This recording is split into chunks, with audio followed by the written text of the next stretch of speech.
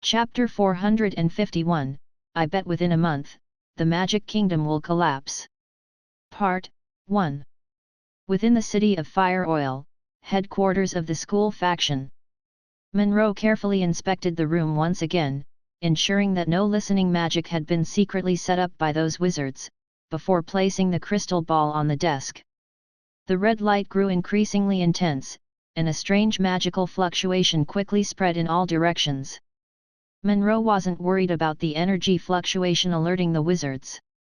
Although the entire city of Fire Oil was enchanted with detection spells, the crystal ball in his hand was essentially a magical device, which was why it passed through the previous search. With wizards carrying various alchemical tools, the council couldn't meticulously inspect each one, nor would they risk causing discontent.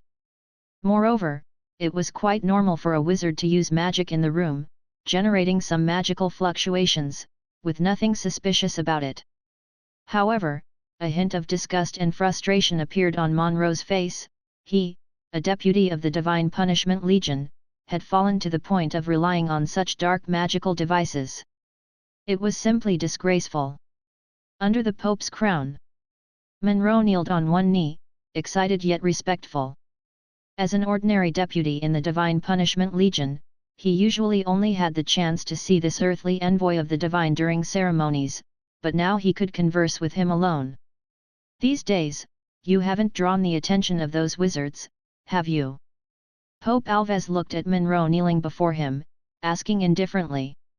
I don't think so, Your Holiness. Monroe hesitated for a moment. Although he had engaged in debates and refutations during his lectures at the Academy over the past week, it was all within normal limits. In fact, due to some overly peculiar remarks by those professors, there were almost always inquiries and challenges in every class. Not more, not less. Monroe estimated that he probably hadn't attracted the wizard's attention yet. At least he hadn't noticed any signs of being followed or monitored when he went out. In that case, how much progress have you made on the task I assigned to you? Alves asked again. I haven't yet found out about the location of Lord Joshua's confinement. The wizards are very vigilant. I suspect only a very few members of the council, or even the speakers, know this information. As for the Star of Magic, his movements are unclear. He should be staying in the city of Fire Oil recently. I've only gathered some information about him. At this point, Monroe felt extremely ashamed. The Pope had placed such a heavy task in his hands out of immense trust, yet he had made no significant progress in a whole week. After successfully infiltrating the city of Fire Oil, the wizards seemed magnanimous, not restricting anyone's freedom, but in reality, they were confined within the Wizards' Academy for easy monitoring. Not to mention they had to waste a lot of time listening to those professors' nonsense. Alves naturally understood the risks of infiltrating enemy territory, so he didn't blame Monroe. Instead, he inquired about the current situation in the city of Fire Oil, then sighed and added. How many of the Lord's people remain under the rule of those wizards? Reluctant to say so, but in a sense, they had indeed been forced to abandon the city of Fire Oil and even the entire kingdom to the control of the wizards, letting them fall into the hands of evil. Perhaps now there were corpses littering the ground, a scene of massacre. But I feel like they're doing quite well? Monroe hesitated for a moment, struggling to find words. In recent days, he had conducted some investigations, intending to expose the superficial prosperity of the city of Fire Oil, but the results surprised him. The wizards not only were willing to hire the labor of the poor for high wages, ensuring their 3 meals a day, but even the temporary recruits from the slums could enjoy tasty white bread for lunch, occasionally with a piece of fish. With the salary of 5 imperial silver coins, they received treatment even better than the elite soldiers of the empire. Monroe recounted everything he had seen and heard, concluding, I believe these wizards are trying to corrupt the piety of the poor towards the Lord with money. This is indeed noteworthy. Alves's expression became extremely serious.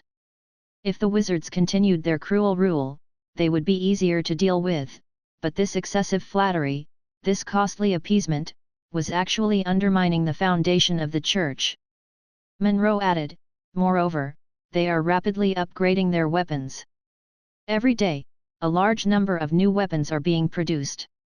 I've also heard that these wizards are building something called a train, which can transport nearly 1,000 tons of goods and a legion of 1,000 soldiers from any corner of the kingdom to the city of Fire Oil in a matter of hours. Upon hearing this, Alvez's face turned extremely grim, realizing immediately the immense threat posed by this thing called a train. This meant that the wizards would possess a terrifying war potential, able to deploy soldiers and supplies from the entire kingdom as reinforcements whenever they needed. Just as Alves was furrowing his brows, contemplating countermeasures, Monroe suddenly spoke up. But in my opinion, it won't be long before the entire kingdom collapses on its own. Oh! Alves looked at Monroe with considerable surprise, wondering why he would suddenly say such a thing. Monroe confidently explained, the wizards are massacring the local nobles on a large scale, but they are not good at governance. They recklessly squander the wealth they plunder, allowing even the poor of the city of Fire Oil to eat meat and white bread and receive extremely high rewards. Yet they do not care about cultivation and production, only greedy for more money. Now large tracts of land in the city of Fire Oil have been abandoned, and I believe the other cities in the eastern part of the kingdom under the wizards' rule are no exception.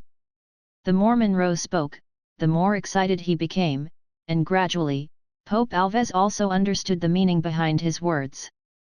The wizards, in order to gain wealth, dragged peasants from the fields into workshops to produce weapons and even more valuable alchemical creations. Such short-sighted measures were undoubtedly a path to destruction. The kingdom can still maintain its dignity because they have tempted traitorous merchants with money, enabling them to buy enough food from the empire. If we cut off this trade route, I dare say that within 3 months at most, the wizards will collapse on their own. Monroe concluded proudly. This is the best news I've heard. Alvez's tightly furrowed brow immediately relaxed, and he looked admiringly at Monroe. Indeed, he was recommended by Gustav, the commander of the Divine Punishment Legion, and he proved himself worthy. Chapter 451, I bet within a month, the Magic Kingdom will collapse. Part 2. The sharp insight and deductive power are simply born for intelligence activities. It was really a waste to just serve as a deputy of the Divine Punishment Legion before. Although Alves trusted Monroe's judgment very much, he still shook his head and pointed out a flaw in the plan. 3 months is too long. I suspect that when the wizards sense something wrong, they will take a desperate gamble, watching the kingdom decay and then launching a massive attack on the empire. He dared not imagine what the wizards would be armed with in 3 months. The kingdom had a population of over 3 million, and even if it was 1 in 15, it could still muster tens of thousands of troops. Each person only needed a week to proficiently handle a firearm and become a qualified soldier, posing a threat to the fully armed Divine Punishment cavalry on the battlefield. Not to mention the wizards' new flying machines, airships, alchemical vehicles, and thunder cannons, railguns, and many other powerful alchemical instruments. Even with the power of the entire empire combined, it might not be able to win this fierce battle. Your Majesty, what do you mean? Monroe hesitantly asked. We might as well accelerate this process. Alves, with wisdom in his grasp and a glint in his eyes, said in a deep voice, I think you should have noticed that the actions of the wizards in the kingdom have already caused dissatisfaction among some people. Monroe's thoughts turned slightly, immediately thinking of the nobles in the kingdom that the Pope referred to.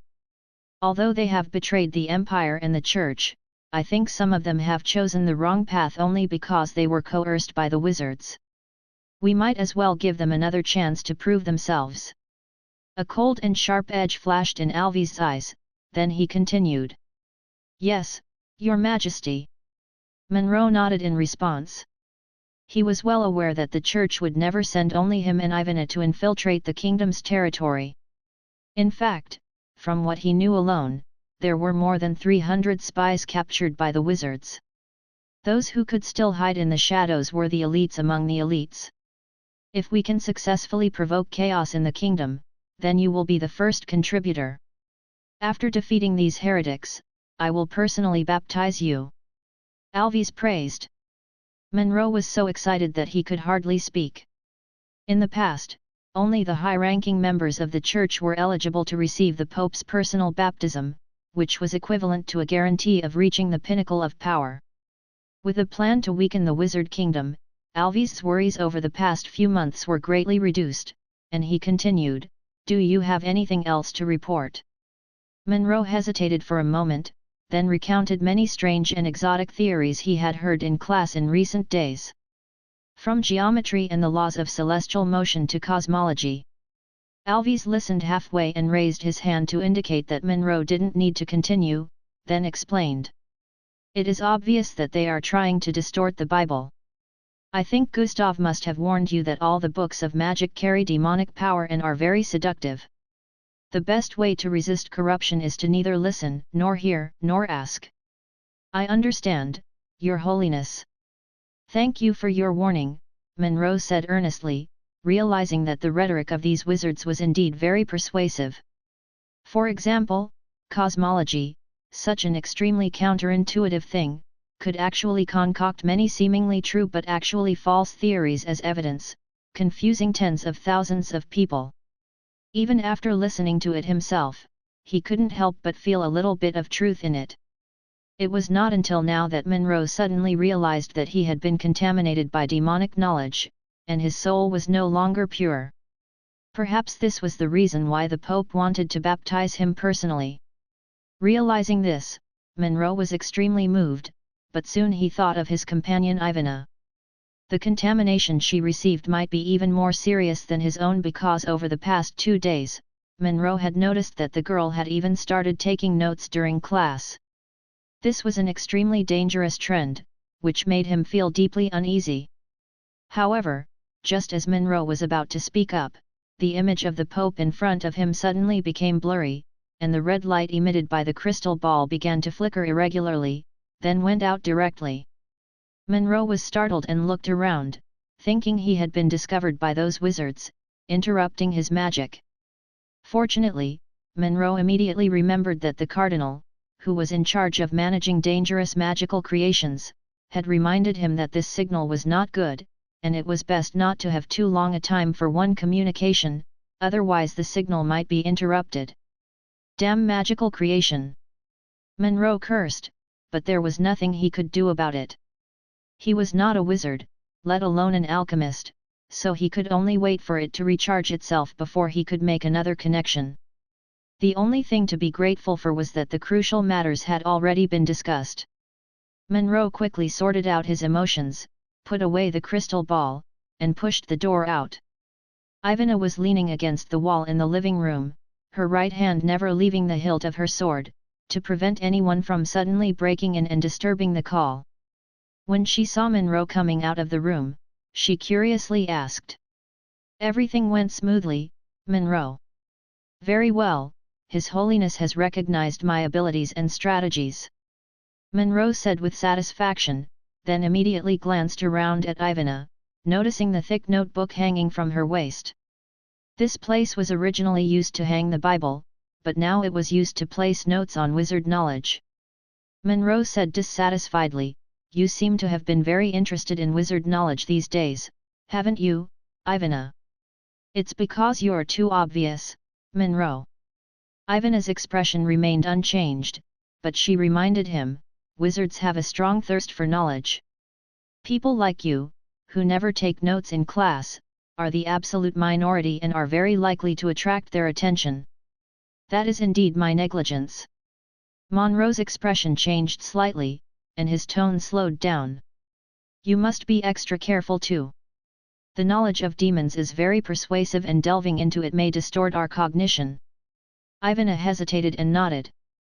"1 more month, we just need to hold on for 1 more month," Monroe confidently said. "According to my plan, coupled with the help of those people, at most 1 month, the vast wizard kingdom will collapse on its own." 1 month?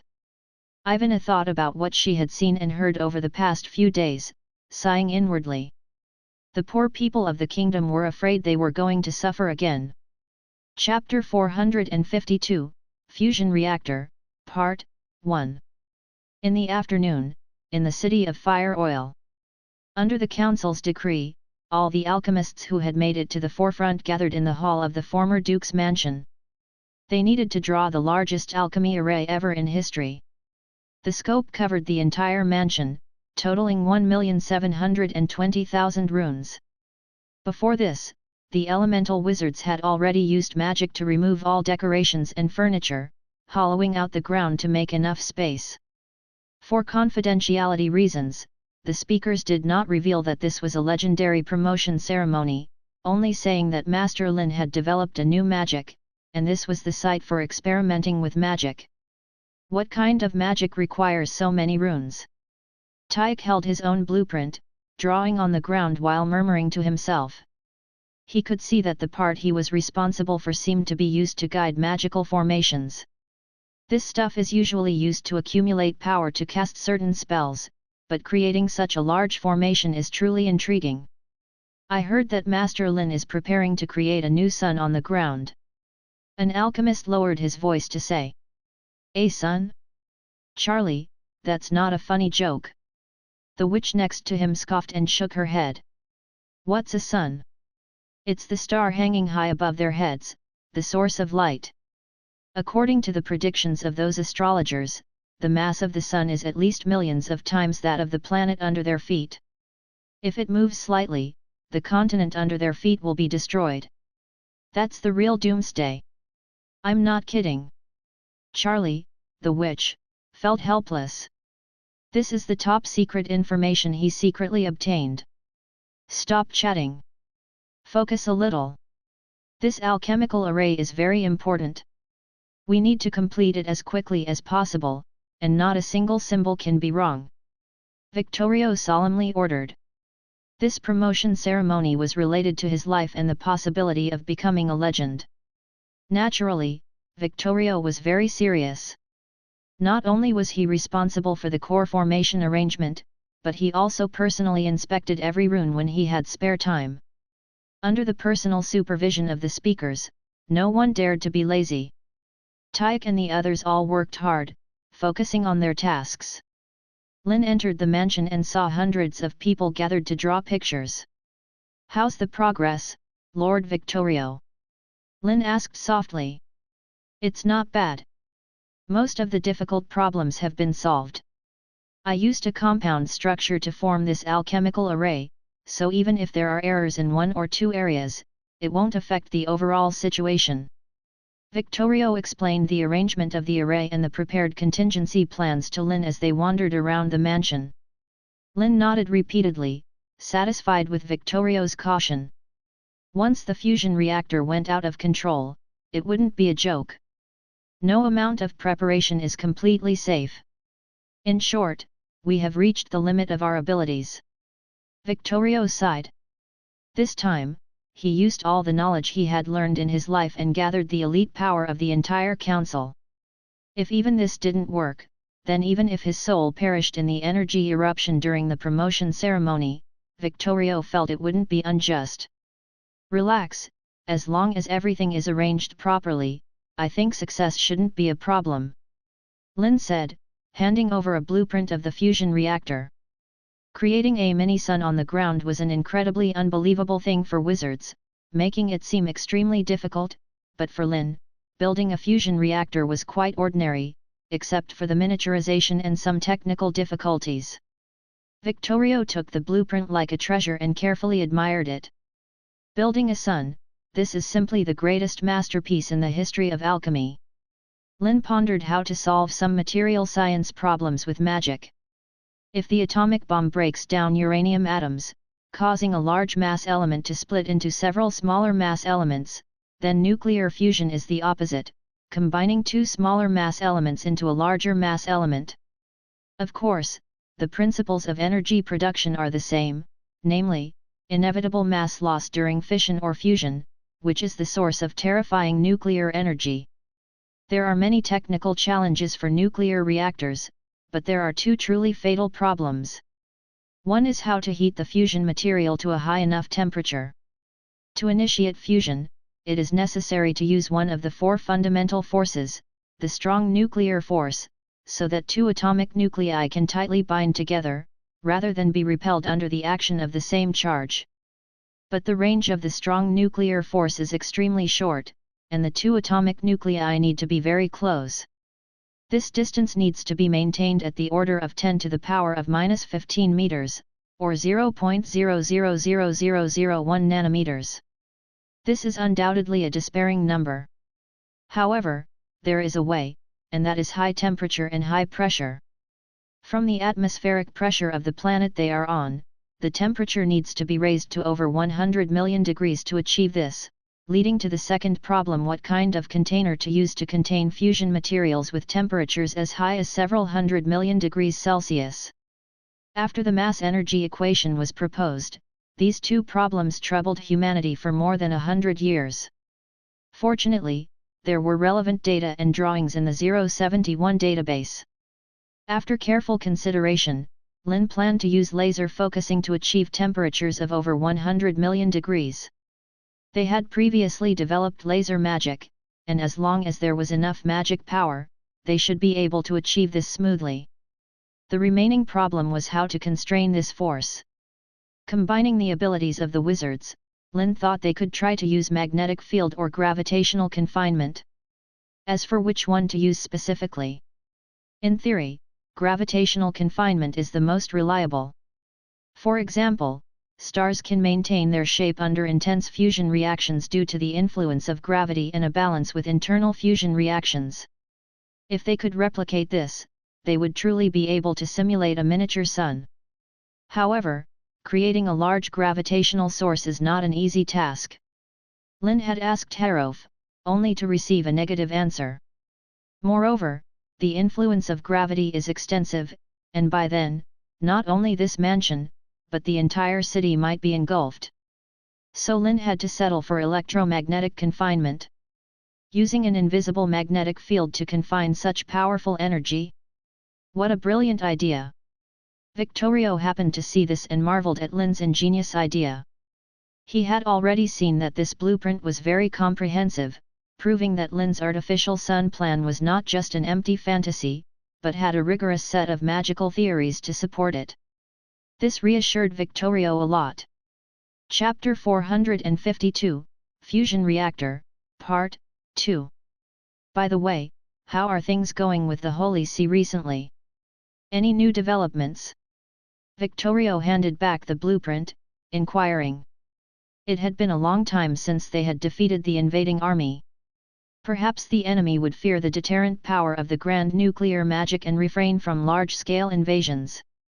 However, Lynn recalled the intelligence received yesterday and explained, according to the scouts' reports, there have been 3 incidents of demonic calamities within the Empire in the past few months.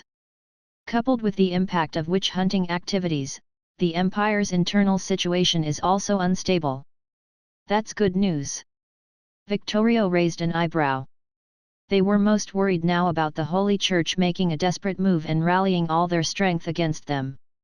Even though the construction of the nuclear reactor and the extraction of heavy hydrogen would take 2 to 3 months each. Without an equivalent force to confront the incarnation of that pseudo-god, they would be forced to resort to using the grand nuclear art, a magic that killed as many enemies as it harmed them. The intense energy waves did not discriminate between friend and foe. The last time, entire swaths of land outside the city were destroyed. This time, it could be the city of Fire Oil or the capital itself. Lynn chuckled. It seemed they had propagated the news of the defeat of the invading army so extensively that all the restless individuals hiding in the shadows had emerged. Although this had triggered large-scale witch-hunting operations, resulting in the deaths of many wizards, it should also keep the Holy See occupied and buy them some time. As for those demons and their followers, Lynn felt no sympathy. These ancient psychic wizards had all been corrupted by the power of belief, losing their sanity. If the Holy See could successfully eliminate these people, it would save them a lot of trouble in the future. That being said, while the two were discussing, a servant entered with a dossier and respectfully interrupted, "Lord Speaker, Master Lynn, it's about the situation in the Empire." Lynn glanced at the pages and furrowed his brow. What's wrong? Victorio asked, puzzled. It's about the demonic calamities. Lynn explained. According to the scouts' reports, there had been 3 incidents of demonic calamities within the Empire, yet strangely, they had caused almost no casualties and had been quickly suppressed, as if the senior leadership of the Holy See had received advance notice and set up ambushes. That's indeed strange, Victorio said, stroking his white beard, pondering what the Holy See might be up to. In addition, there was another piece of information worth noting. The wizards in charge of communication had received a strange electromagnetic wave signal yesterday evening. Due to the rapid transmission speed of electromagnetic waves, they could not confirm the source or decrypt the signal. After careful consideration, they could only use electromagnetic magic to interfere with it. Someone had even developed a way to use electromagnetic waves in magic? Lynn was very curious, but more importantly, he was vigilant, as the most common use of this technique was for transmitting information. 3 days later, in the royal capital, within a luxurious castle, dozens of nobles dressed in extravagant attire and with displeased expressions were gathered for a secret meeting. These damned wizards dare to illegally occupy the eastern territory of the kingdom, wantonly punish and slaughter nobles. Who gave them the right? Count Morton roared hysterically in the castle, earning echoes of agreement from the other nobles. In the year and a half since the wizards had occupied the capital, thanks to the substantial benefits brought by driving out the Holy Church and establishing actual rule, many had changed their attitudes, gradually accepting the status quo of wizards replacing the Holy Church's position. Even the most devout to the faith, like Count Morton, had to admit the wizards' authority over the kingdom after witnessing the shattered image of the gods and hearing the news of the successive defeats of the Crusaders. However, all cooperation was based on both sides abiding by the rules. The rule was that the nobles ruled the mortal world, and the wizards wielded power over the supernatural. But the recent actions of the wizards had instilled deep fear in them. On the way to reclaiming the kingdom's territory and conquering the empire, many nobles had been hanged, their property seized, and their children and servants forced into servitude, doing the same work as the commoners. How could they not be angry and afraid? Where is His Majesty the King? Is he just allowing the entire eastern territory of the kingdom to be seized by the wizards? A viscount incredulously exclaimed. His Majesty? Morton sneered. He's a pseudo-king, just a puppet propped up. He had heard from a guard that the wizards had indeed sent people to consult after occupying the cities. But it was only for consultation. The other party had already completed the task, so what other choice did King Hayter have besides agreeing? The nobles participating in the discussion were increasingly agitated. If it hadn't been for their assistance and cooperation, how could those wizards manage such a vast territory of the kingdom? The entire kingdom would probably have been torn apart by the attacks of the believers and the mob. Now, they were blatantly trying to break their agreement. Today, it might only be the eastern part of the kingdom that suffered, but if those wizards managed to deal with all the opposition, it might be their turn next. Chapter 453, Let those wizards see the wisdom and power of the nobles. Part 1. We can't go on like this anymore. Amidst the arguments and discussions, Count Hurlram slammed the table and stood up, looking at the people present with resentment. I believe it is necessary to take some measures to stop these wizards from acting recklessly within the kingdom. However, Hurlram's impassioned words did not garner cheers from the crowd, instead, they were met with laughter. Measures? What do you intend to do, Count Hurlram? Viscount Wally mocked mercilessly. Gather your guards and knights to the city of Fire Oil for justice. Nowadays, those wizards were truly in the ascendant, defeating the Crusader armies and penetrating into the territory of the Empire. Even if they were unwilling to believe it, they had to face a fact: their power as nobles was simply not enough to shake the wizards' rule, and they couldn't even defeat the kingdom's guards. The fate of Grand Duke Rickman was the best proof of that. 3,000 musketeers, together with those airships, routed tens of thousands of elite troops of the kingdom. In Skew's view, confronting the wizard's head-on was not a wise move. In a sarcastic tone, Hurlrum's face flushed red, and he retorted angrily, "Should we just sit back and watch these minions of evil encroach upon us, turning the entire kingdom into their private property?" At this, the faces of those present changed slightly. Indeed, the lords in the eastern part of the kingdom had made a big mistake by choosing to stand with the empire and the church in uncertain times. But no matter what, the wizards should not be allowed to judge and convict them privately. Moreover, many of the accusations they provided could only be described as outrageous. Since when was it a crime to kill a few errant serfs? And the so-called excessive taxes were nothing but a joke. According to the empire's laws, all subjects were the private property of the lords, and how much they paid in taxes and how they were punished were decided by the local lords themselves. Unless it involved matters of faith, neither the king nor the local church could interfere. By their standards, wouldn't they themselves be subject to judgment? Thinking of this, the nobles in the chamber felt a chill in their hearts. Hurlrum turned to Viscount Wally and, without hesitation, exposed his wound. "Don't think I don't know, Skew, your chief knight defected from his oath and joined the embrace of those wizards a few days ago, didn't he?" The latter's face immediately turned ugly.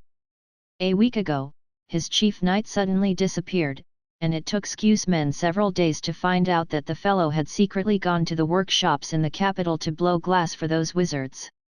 It nearly drove him mad. A knight with a title, actually doing the menial work that only peasants would do, was simply a disgrace to the noble status.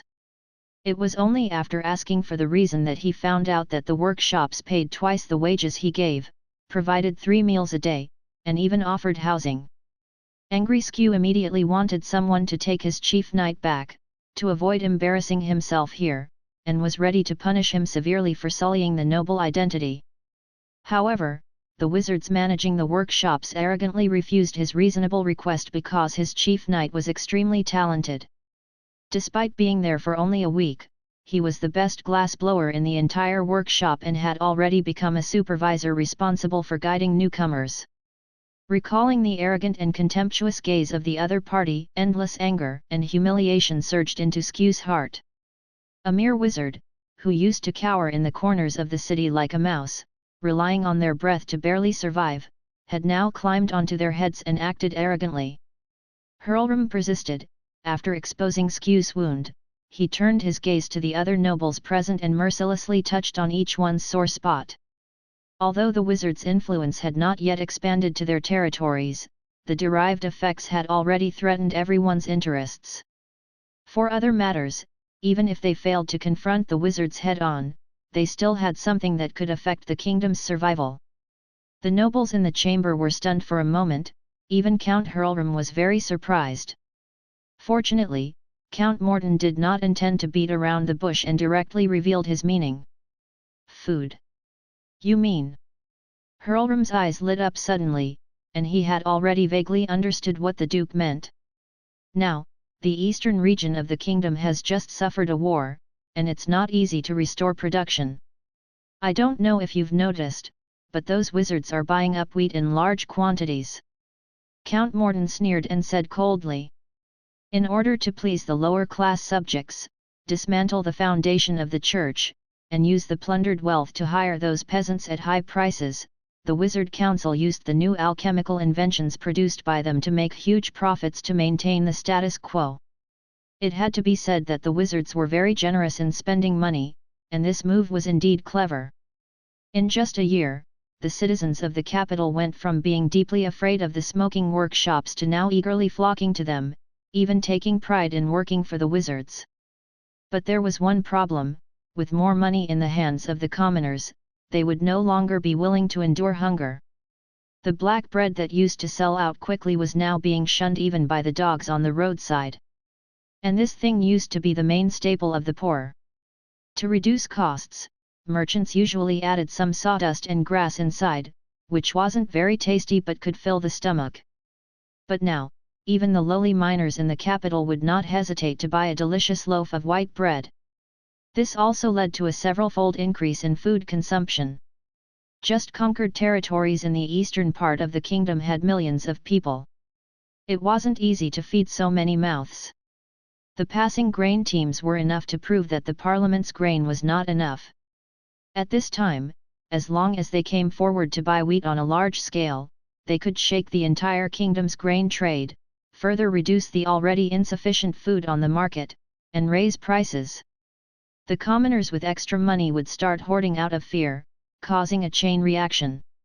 Now, the kingdom under the wizard's rule is like a fortress with a strong appearance but a crumbling interior.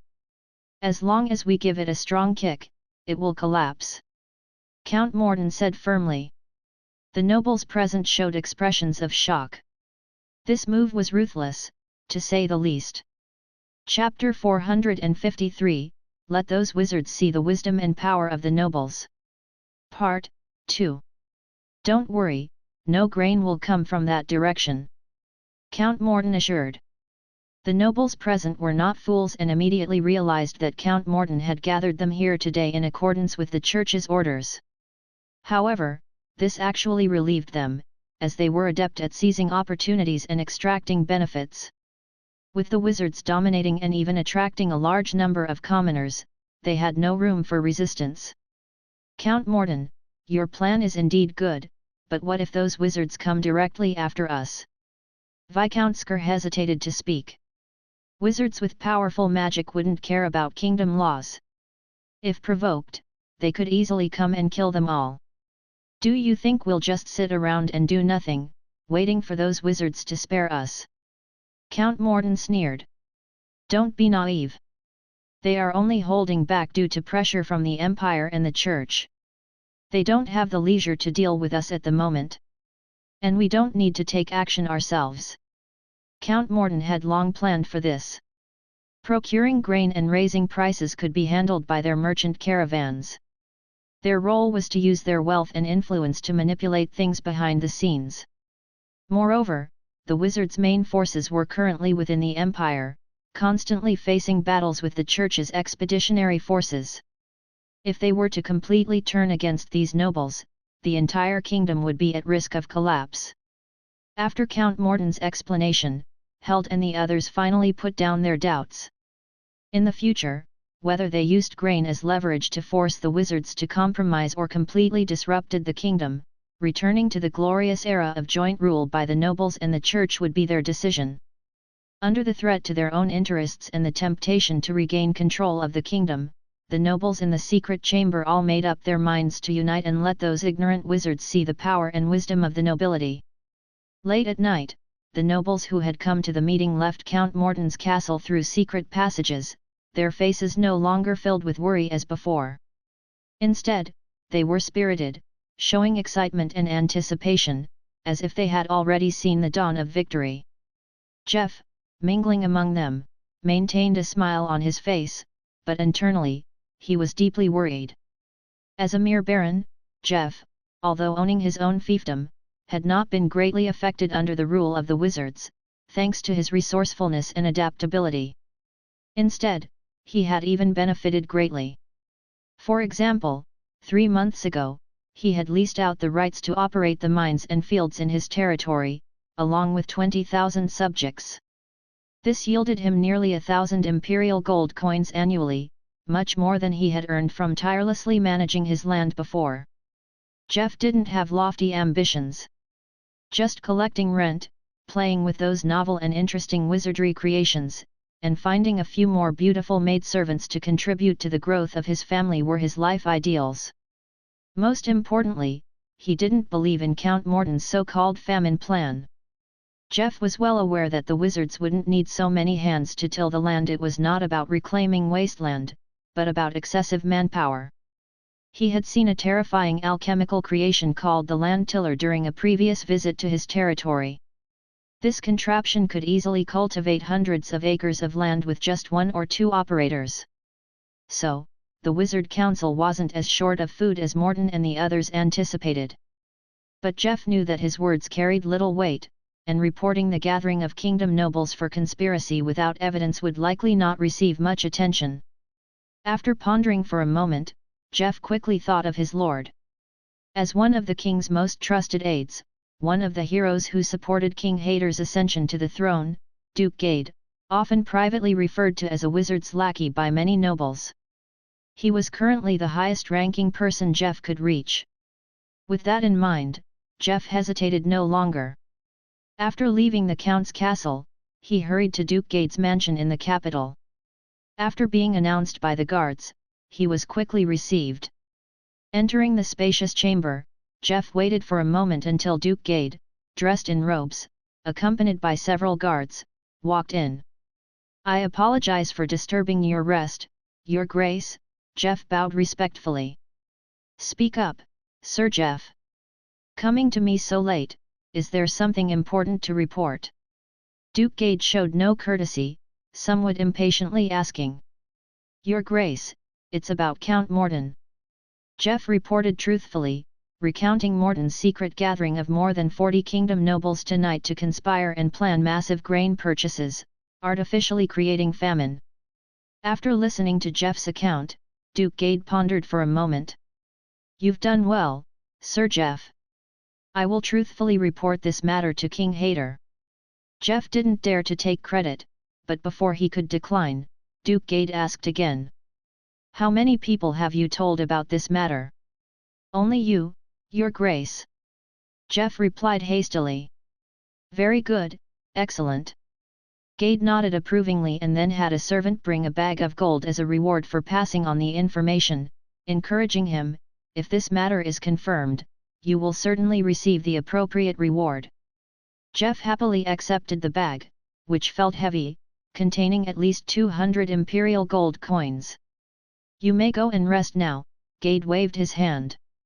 Jeff turned to put away the bag of gold, but for some reason, a faint unease arose in his heart. Until he was about to step out of the room, he suddenly remembered that this duke's demeanor had been too composed, as if he had known this news long before. The unease in Jeff's heart grew stronger.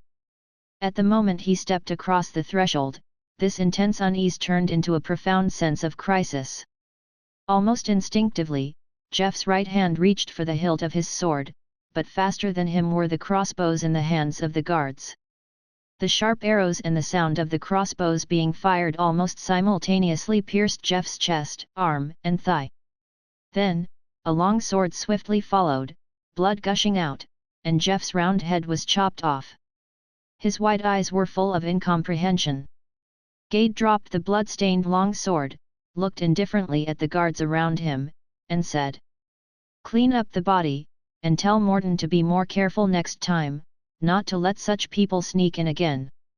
Chapter 454, Lynn, have you ever heard of magic bread? Part 1.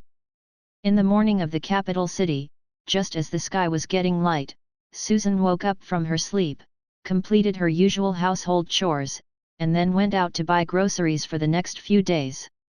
The streets were bustling with activity, with caravans coming and going continuously. Strong camels pulled wooden carts loaded with various goods along the widened cement roads.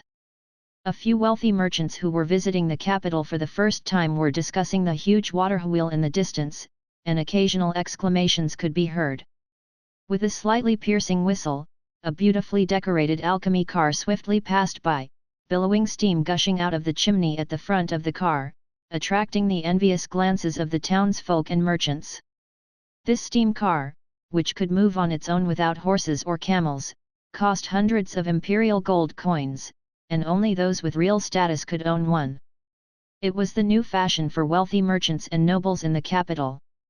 As for the grand wizards, they rode in iron boxes that did not need to spew steam and ran even faster, said to require witchcraft and magic to operate. Susan was thinking when an oval-shaped shadow suddenly fell.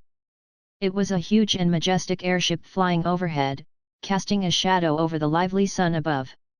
On the street, groups of children were stepping on the shadows cast by the airship, happily chasing and playing. All these bizarre scenes, although Susan saw them every day, still made her somewhat uncomfortable. For the past year, she felt as if she were living in a dream. However, what happened next was unexpected. The wizards did not hold evil human sacrifices or raid their homes for money. Instead, they began repairing houses and roads, and even opened many magic workshops, recruiting workers at high prices for iron smelting, glass making, and firearm production. At first, no one dared to join the workshops, and there were even rumors that the wizards were deceiving them. The magic workshops appeared to be recruiting laborers, but in reality, they were conducting various evil experiments on humans, extracting souls and corrupting bodies into skeletons, which were then thrown into the abyss. But since Bold Hayden joined the wizard's workshop and began living a more prosperous life, even being assigned new housing, such rumors naturally fell apart. Susan was very fortunate that she and her husband were among the first to join the workshop labor. It should be noted that even though the magic workshops expanded several times later on, the number of recruited laborers was still limited. Those poor people who woke up too late could only go to repair roads and mine. Although the wages were not low, it was much harder work than in the workshops. Now, together with her husband, they could earn 20 silver coins a month in the firearms workshop, which was unimaginable just a year ago. Susan also learned for the first time that there was a day off every week. This was simply the paradise described in the Bible, except it was built by the wizards. As Susan was thinking, she soon arrived at the busiest street in the capital.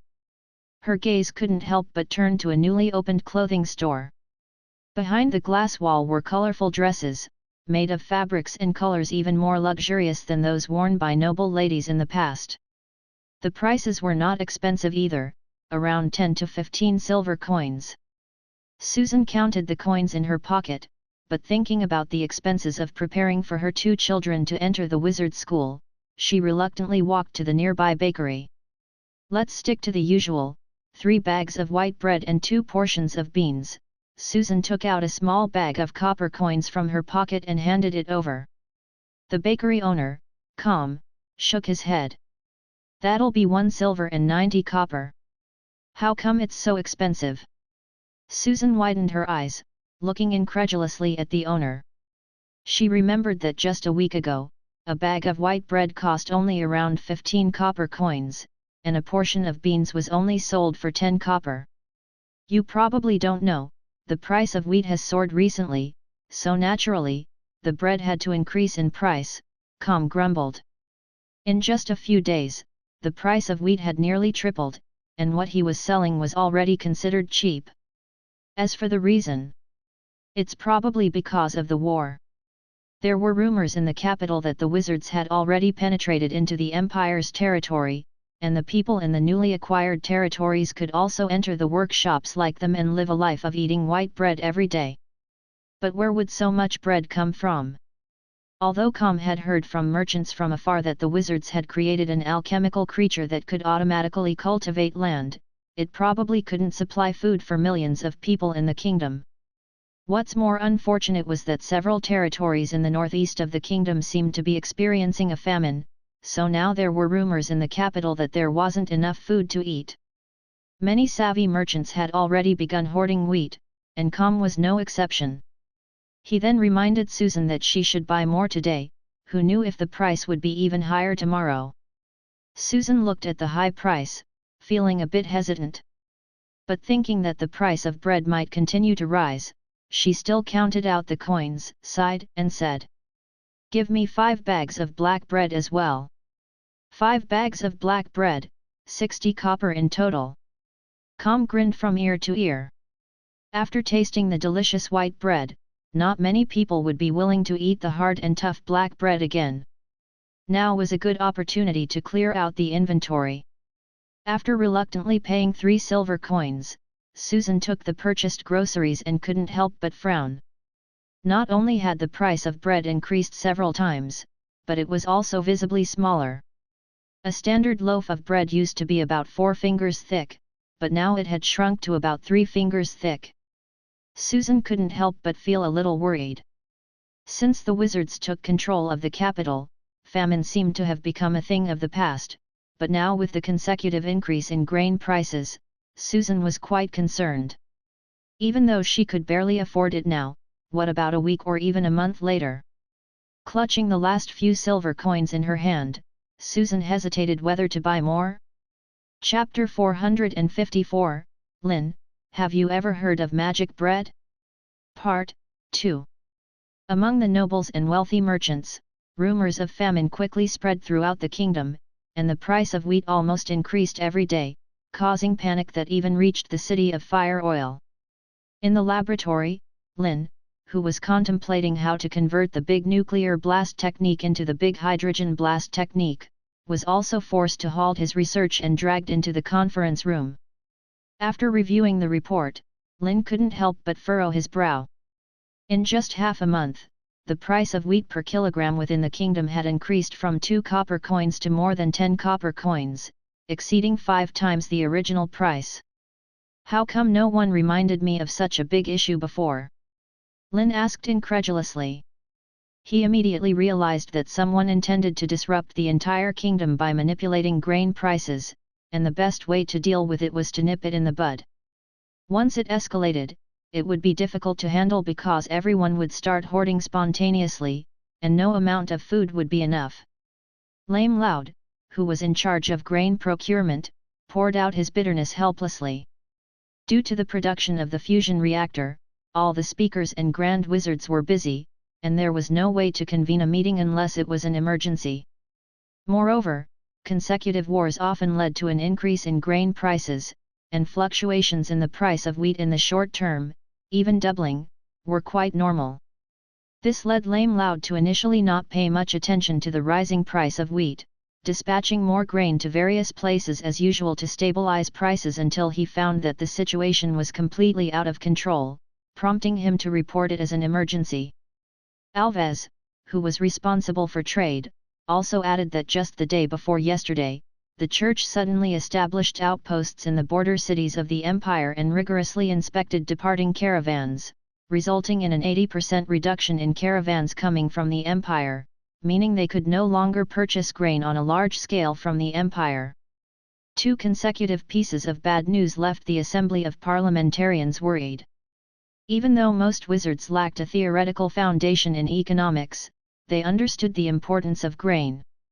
The people could tolerate wearing old and torn clothes, could forego buying novel alchemical inventions, but they could not go without food.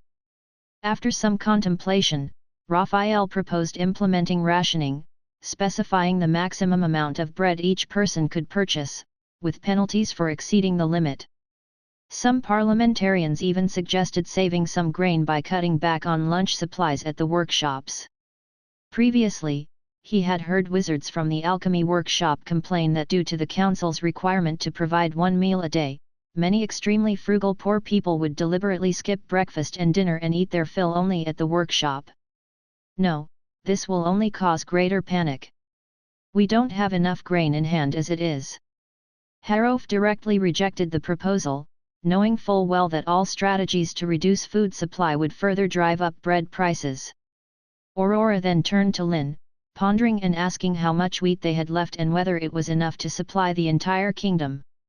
She had received reports earlier that large swathes of farmland in the eastern territories of the kingdom seemed to have been abandoned. It's not abandonment, in fact, I'm planning to consolidate these lands to cultivate some cash crops, Lynn explained.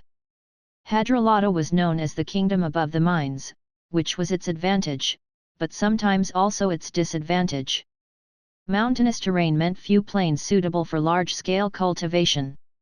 The scattered fields in the kingdom's interior could not make much use of mechanization.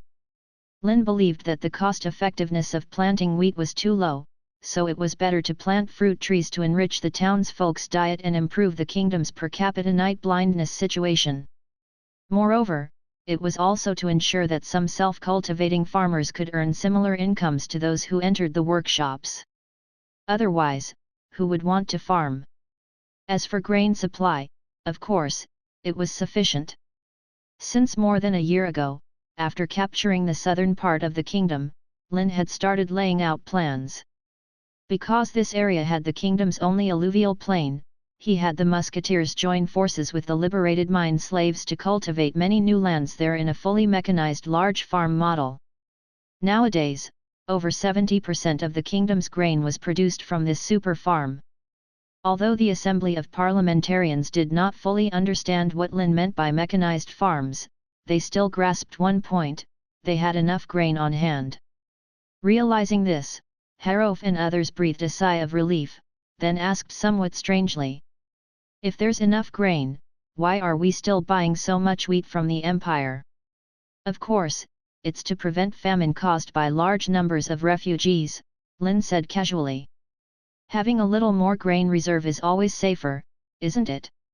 Once they defeated the Holy See, they would have to face tens of millions of paupers from the empire, so it was better to be prepared early than late. Lynn had not expected that his integration of eastern farmland and the large-scale purchase of grain from the empire would lead to a miscalculation by some people, thus triggering a grain war.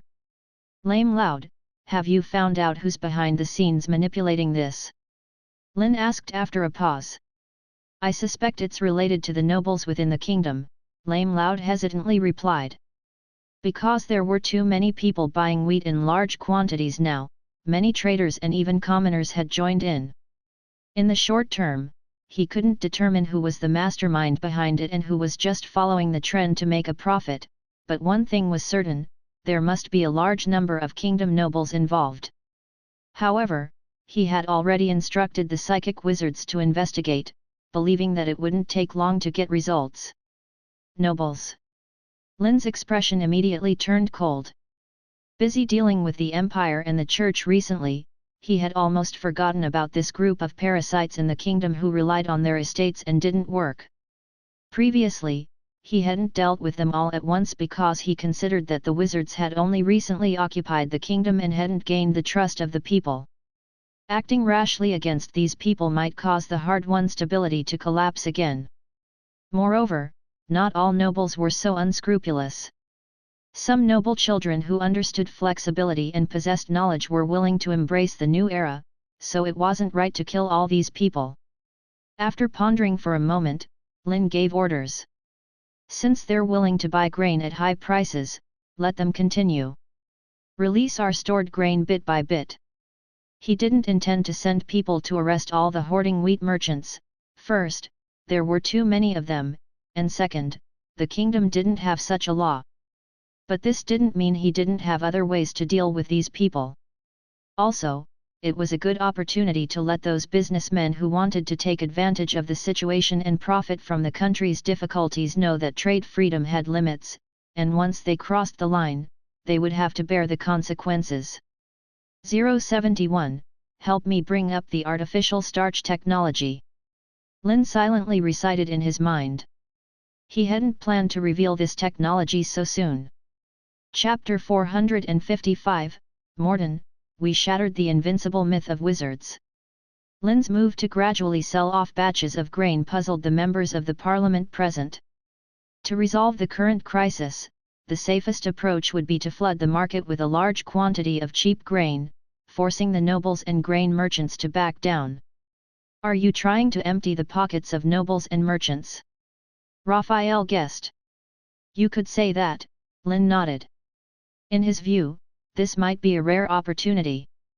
If these people continued to stay quietly on their estates, content with being landlords, he wouldn't have a good reason to clear out these remnants of the old era. But, won't the soaring grain prices affect the stability of the entire kingdom? A parliament member frowned, noting that the price of a loaf of bread had already risen to 5 times its original price. If it rose to 10 times or 20 times, there would definitely be trouble. Don't worry too much about that. As long as we increase the food supply from workshops, mines, and academies from 1 meal to 3 meals a day, it will be enough. Lynn said firmly. The kingdom won't fall into chaos. Now, the vast majority of the kingdom's subjects were already integrated into the urban magical operation system, with the army, railway construction, various workshops, and civilian academies covering over 90% of the population in the eastern, central, and southern territories under the wizards' rule. The remaining nobles and merchants were not under their control, but they also had substantial assets, so they didn't need to worry about them. If workshops ensured 3 meals a day, who would buy wheat and bread? Certainly those who tried to raise grain prices. Raphael suddenly realized this. Lynn's approach was like controlling the intensity of the grain war within a certain range, or even completely disconnecting from ordinary civilians, directly turning it into a direct confrontation between the parliament and nobles and merchants. But do we really have enough food in our hands? Grand Wizard Alad expressed his concern. On one hand, the parliament was responsible for supplying food to the entire kingdom, and on the other hand, it had to provide enough food to compete with those noble merchants. If we rely solely on wheat, it won't be enough. Lynn smiled slightly, then continued, but fortunately, we can use magic to make bread. Making bread with magic? This statement astonished the members of the parliament present. Lynn, this is not the time for jokes. Alad couldn't help but interrupt. Although magic could do many things, even simulate various elements, it could not replace real existing material. Relying on magic to directly solve the food problem was simply absurd. The parliamentarians, however, understood that this star of magic was conducting research on material and energy transformation, so solving the food problem with magic was not entirely impossible. However, according to Lynn's own words, the energy required to transform 1 gram of material was equivalent to a nuclear explosion, so it seemed unlikely that he could feed the 3 million people in the kingdom with it. In any case, I already have a spell model for the art of bread. With at most a week, I can perfect it completely. Lynn said confidently. To meet the requirements of the Star Voyage, the Federation had invested a lot of effort in technologies such as artificial starch synthesis and cell culture meat, and various studies were very mature. It was not too difficult to turn them into magic, and the raw materials were simple and readily available. Seeing Lynn's confidence, Raphael and others looked at each other. Creating food with magic, which completely contradicted common sense, seemed to be something that could be developed with just a little research in the mouth of this star of magic. The members of the parliament were also somewhat speechless. It can only be said that someone's speed in developing new magic was really too fast. For example, the magical transformation equation to legendary promotion, starting from when they captured Judge Joshua, took just over a month, and even found time to create a blueprint for an artificial sundae. Really don't know how his brain works. Harof sighed inwardly, then decisively spoke up. Since you have full confidence in solving the food problem, let's do it this way. On the second day after the meeting ended, under the operation of Laud, the first batch of 15 tons of wheat was sold at a price slightly lower than the market price, 8 copper coins per kilogram, and was sold out in just half an hour. Next came 20 tons, 30 tons, 50 tons, and the price kept rising, eventually settling at 20 copper coins. But even so, the wheat would still be sold out in various cities after being transported, because the current market price of grain was much higher than Laud's selling price. As long as it was resold, it would be a double profit. The kingdom's wealthy merchants and nobles, one by one, went crazy, and many people even put all their savings into it. In just a few days, the price of wheat had increased to 50 copper coins per kilogram, a full 25 times the original price. And the price of a bag of white bread also skyrocketed to 1 silver coin. Even the black bread that dogs wouldn't eat a few days ago cost 40 copper coins. That is to say, a laborer working hard in a magical workshop could only buy a few bags of white bread with a month's salary, barely enough to support themselves. At the same time, in the fortress of the capital, Count Morton raised his wine glass, looking at the nobles who came to attend the secret meeting, and said spiritedly, "Gentlemen, we have now achieved a comprehensive victory. I believe the Wizard Council is now in a panic, right?" Count Held quickly echoed, "Lord Morton's wisdom is unmatched by those wizards who study dark arts. These peasants probably don't even understand what economics is." The other nobles also praised Count Morton's ingenious plan, and some even secretly regretted that they were too cautious. If they had exchanged all their properties for grain earlier, they would have already made tens of times their current wealth. In a flurry of praise and applause, Morton's face beamed with a proud smile, took a sip of the red wine in his glass, and then asked about the current situation of wheat procurement. A nearby attendant replied excitedly, report to Lord Morden, we have spent 70,000 imperial gold coins to purchase enough grain for the entire kingdom for 2 months. In addition, other merchants who followed suit or wanted to make a profit have also been buying grain on a large scale. Even with the most conservative estimate, enough wheat for 3 million people to eat for half a year has been bought out. Very good, excellent. Morden nodded in satisfaction. However, Lord Morden, contrary to what we expected, it seems that the commoners in the capital are not showing signs of unrest, Viscount SK hesitated to say. According to their previous predictions, the poor who could not afford to buy wheat should have been restless long ago. I don't think even if they starve to death, those peasants will dare to stand up against wizards who possess magic. Even if they can't afford white bread, they can still buy a few pieces of black bread mixed with grass to get by, or even gnaw on the bark of trees. They won't rebel. A noble sneered. Yes, but it's better to be careful. We must find a way to make the people in the city panic, and then let the Parliament and the Wizard Council confront each other. Another noble said meaningfully. Morden nodded slightly, showing approval. After the meeting, Viscount SK bowed slightly to Morden and said, Your Excellency, don't worry. I have a plan that can make the entire kingdom tremble with fear. Good, good. Remember, as long as the people are panicked and the Wizard Council and Parliament are in conflict, we nobles will be the biggest winners in the end. Morden said with a smile, clinking glasses with Viscount SK. Of course, as long as we nobles stand together, the commoners' lives and deaths are not worth mentioning. Viscount SK also laughed sinisterly. At that moment, the attendants who were serving on the sidelines felt a chill run down their spines. It seemed that something big was about to happen in the kingdom. Chapter 456, This is the ruthless work of magic and technology, the ultimate secret of the food war, the art of bread making. Part 1.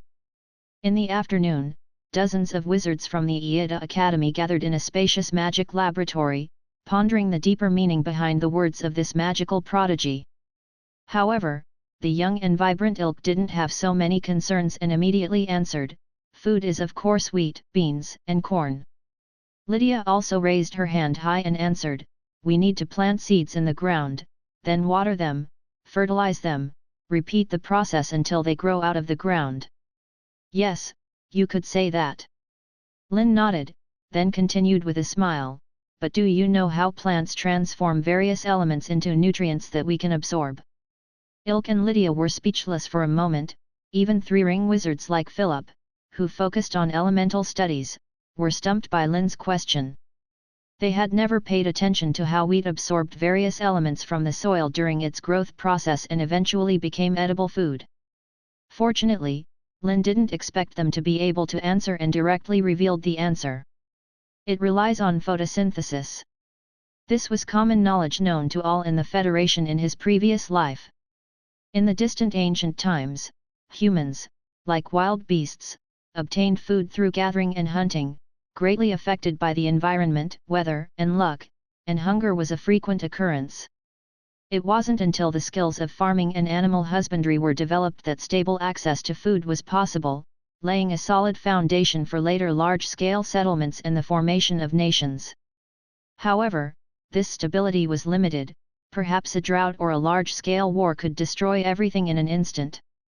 It wasn't until the 21st century that humans, for the first time in a laboratory, synthesized starch directly using carbon dioxide, water, electricity, light, and a special catalyst enzyme. This achievement was undoubtedly revolutionary. It meant that from then on, food production directly broke away from the reliance on land, sunlight, and the environment, and could be produced batch by batch like assembly line work. Efficiency was raised by several levels. It's worth noting that natural photosynthesis in plants involves dozens of extremely complex biochemical reactions, takes months, and the theoretical energy conversion efficiency is very low, about 2%. While artificial starch synthesis only required 11 steps, and the energy conversion rate was raised to 7%. After entering the 22nd century, based on the needs of interstellar navigation and the establishment of nuclear fusion reactors, artificial starch synthesis once again experienced a technological explosion, and the energy utilization rate directly soared to about 20%, reducing the 11 steps to 6. In addition, there were also technologies in the smart brain related to artificial synthesis of wheat flour, cornmeal, and so on. After all, these were just some inorganic synthesis. Although the technical difficulty was higher, it was still fundamentally the same. As Lynn explained the principles of magic, he extended his right hand. The water vapor and carbon dioxide in the air were quickly stripped away, followed by a strong flash of lightning, and various trace elements merged into it under the control of spiritual power. Using the void as a pot, and magic as a spatula, transforming inorganic into organic. Lynn demonstrated his art of making bread in front of dozens of wizards like this. About 15 seconds later, fine powder began to appear in the void, floating and accumulating together, forming a spherical shape. This scene of creation from the void made the wizards from the A.K.A. Academy marvel. Water. Lynn spoke again, and more water vapor was converted into liquid water and poured into the powder. Then, using Mage Hand, he rapidly kneaded the dough. Under pressure, the sphere quickly deformed and twisted, and finally, direct microwave heating technology was used for baking. The originally thin dough immediately expanded under the heat, becoming as thick as 4 fingers, a square bread brick. It took only about 3 minutes and a few seconds. This is my magic bread. Using Mage Hand, Lynn placed the bread brick on the square table. Ilk, Kevin, Philip, and others immediately crowded around, staring at the bread brick on the table, amazed at the magical skill Lynn had demonstrated. Can we eat it? Lydia reached out and touched it, feeling soft, unlike the bread she bought in the market, which was hard enough to be used as a shield and weapon. Of course. Lynn said with a smile. Otherwise, why would he bother making these things? Hearing Lynn's affirmative answer, Lydia immediately tore off a piece and put it in her mouth. How is it? Does it taste okay? Lynn quickly asked. Although he had added many trace elements to enhance its nutrition, it was hard to say how it tasted specifically. Lydia frowned and thought for a long time before finding an adjective. It tastes like a cloud. The girl's evaluation made Philip and others feel extremely curious, so they each took a piece and tasted it, and then understood why Lydia said so. Because this kind of bread was soft to bite into, not hard at all. The texture was even better than white bread, the only drawback was that it didn't have much taste. If you could dip it in some bean paste to eat, it would definitely be a great delicacy. It seems that from now on, we don't have to worry about food anymore. Philip said excitedly. Lynn's art of bread making was really amazing. This meant that in the future, when wizards went on long trips, they didn't need to carry any food anymore. When they were thirsty, they could extract water vapor from the air, and when they were hungry, they could cast a bread-making spell, which was incredibly convenient. I wonder if this counts as third-tier magic, and can apprentices use it? How much magic power does it need to consume? Kevin asked a substantial question again, which was about its universality. This concerned the scope of application of this spell. From the difficulty of casting spells, casting the complete bread-making spell should be considered third-tier magic. Lynn pondered and said. Kevin furrowed his brows slightly. Even if all the 3-tier wizards in the parliament were counted together, it would not be enough to supply the entire kingdom with this spell.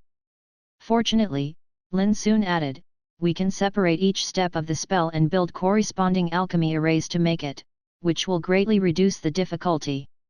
If it's just synthesizing starch, it's even simpler. Chapter 456, This is the ruthless work of magic and technology, the ultimate secret of the food war, the art of bread making. Part 2.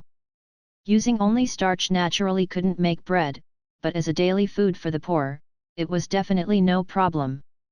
Only carbon dioxide, water, electricity, and magic power were needed. Before the last two were everywhere, the first two needed to use the Parliament's thunderstones and magic stone reserves. But won't this consume too much? Kevin hesitated again and said, the daily food for 3 million people would definitely consume a huge amount of energy. Don't worry, before long, we won't need to worry about energy anymore, Lynn patted Philip's shoulder reassuringly, saying with a smile. They had recently discovered a new magic stone mine, and as for electricity, wasn't there a nuclear fusion reactor about to be completed?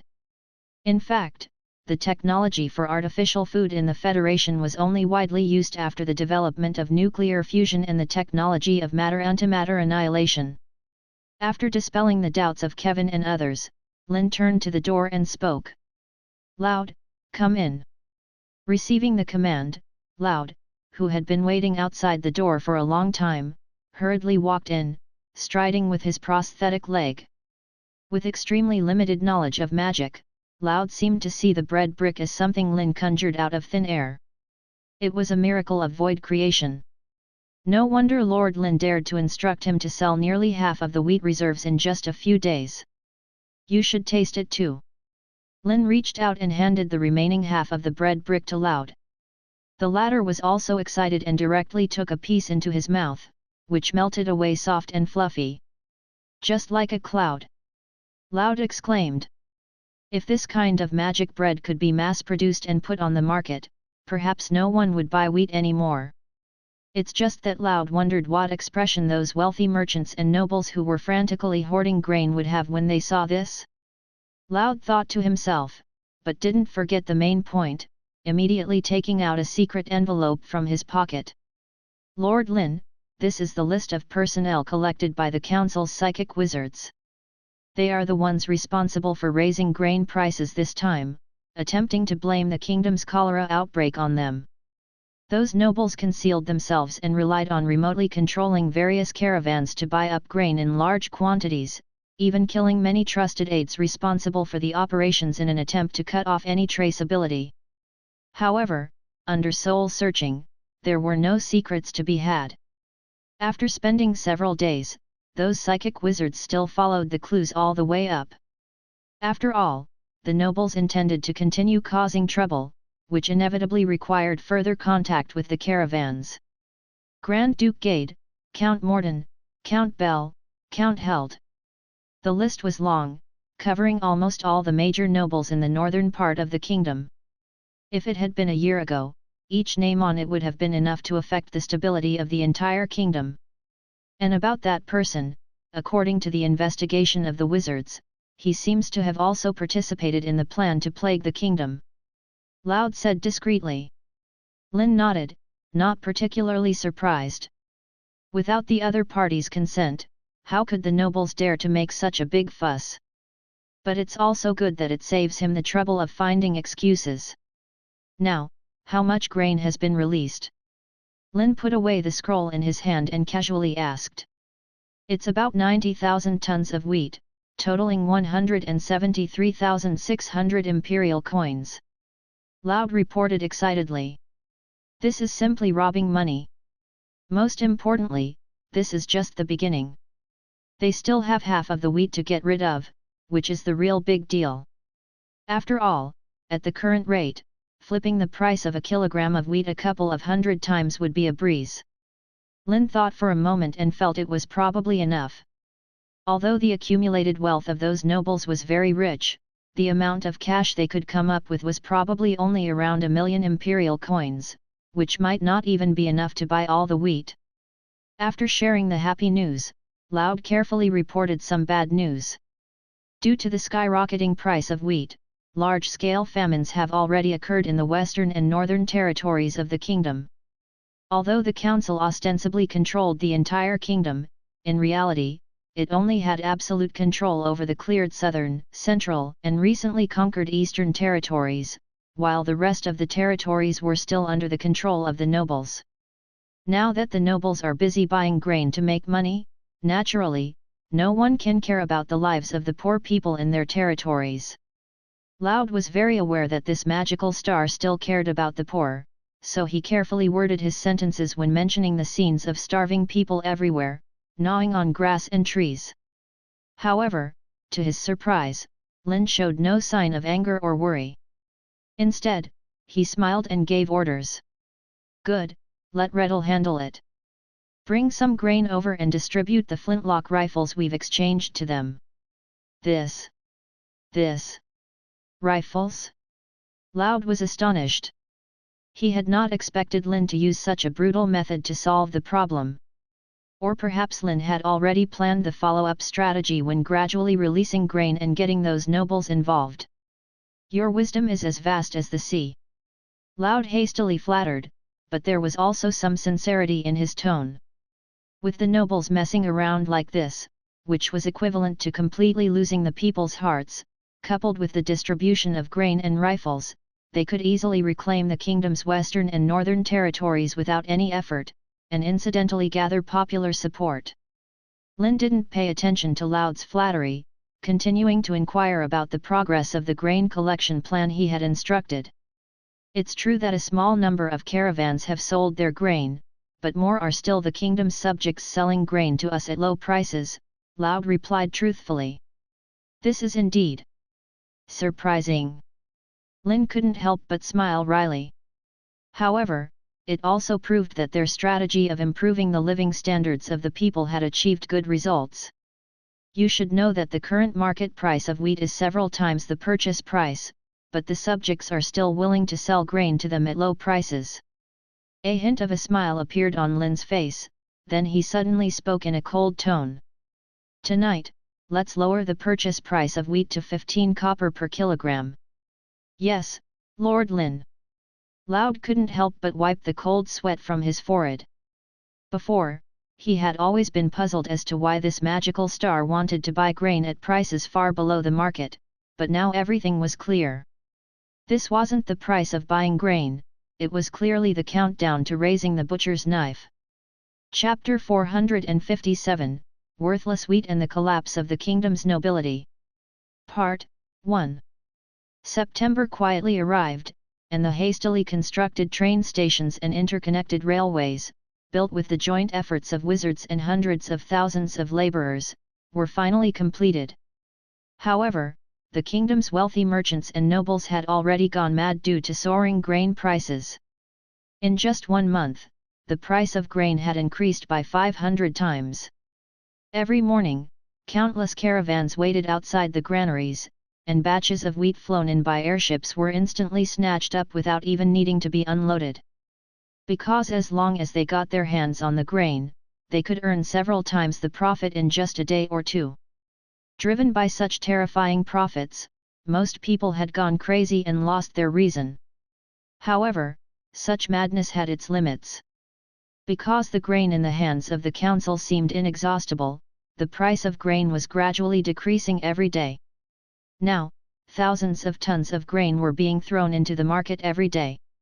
To completely consume this grain, tens of thousands of imperial coins were needed. But their money had long been spent on buying the grain at the previous prices. Some wealthy merchants had even mortgaged all their assets. But everyone knew they had to buy all the grain. Otherwise, if the price of wheat collapsed, their wealth would vanish into thin air.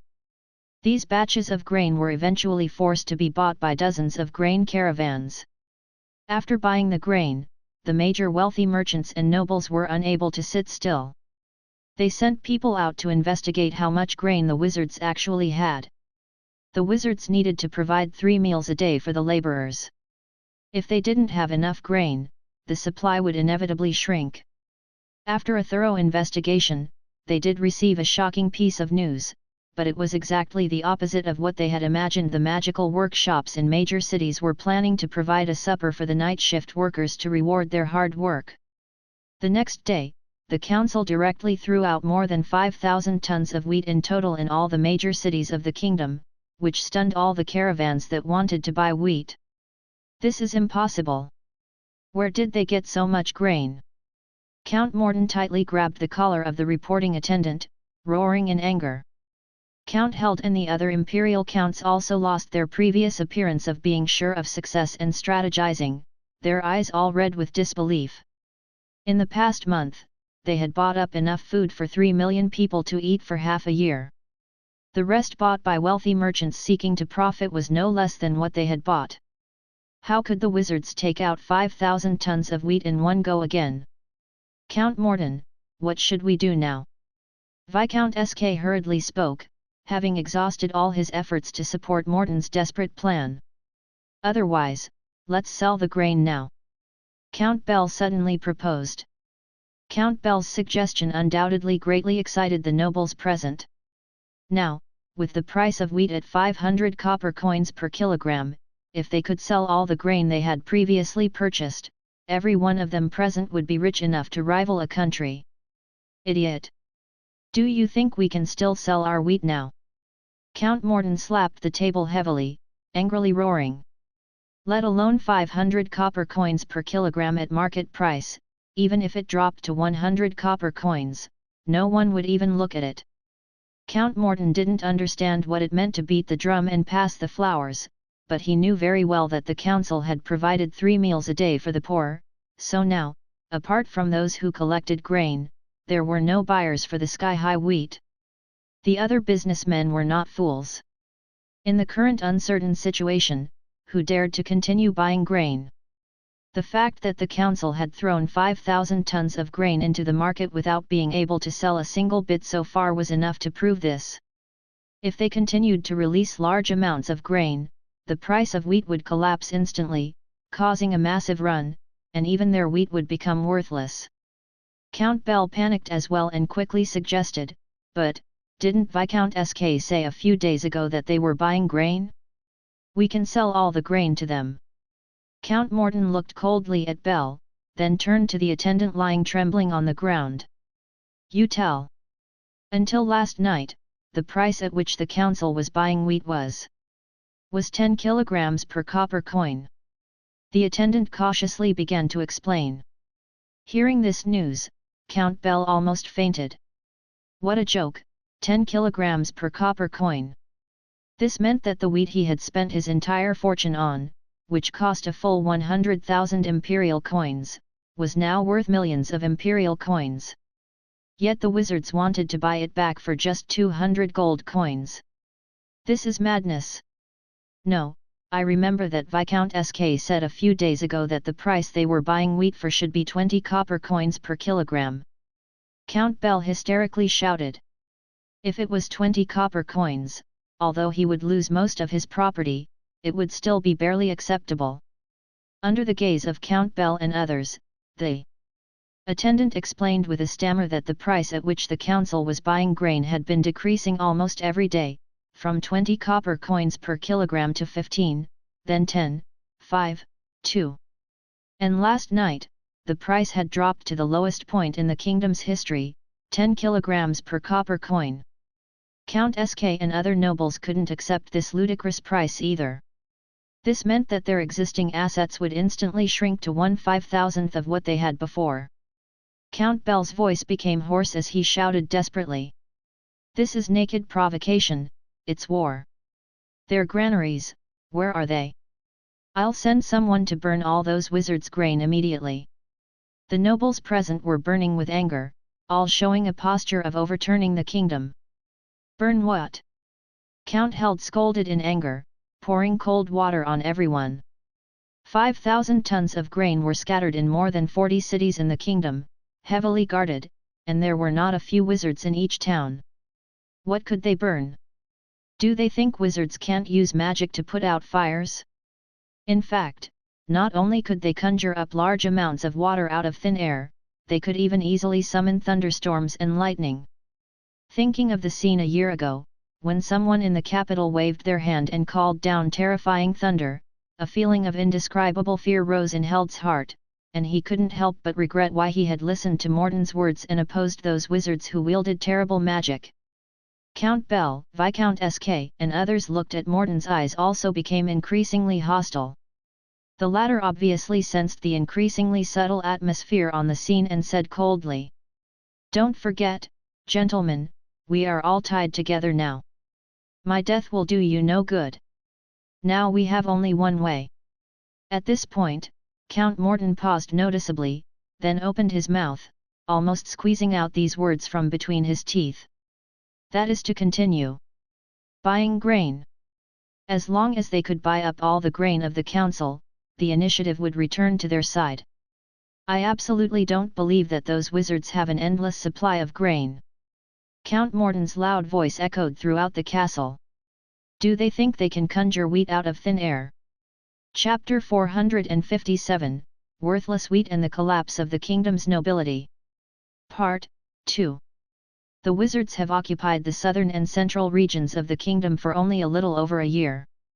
Even if they started cultivating the land from that time, how much food could they produce? Morden firmly believed that these 5,000 tons of wheat must be the council's last inventory, and releasing them all at once now was meant to intimidate them.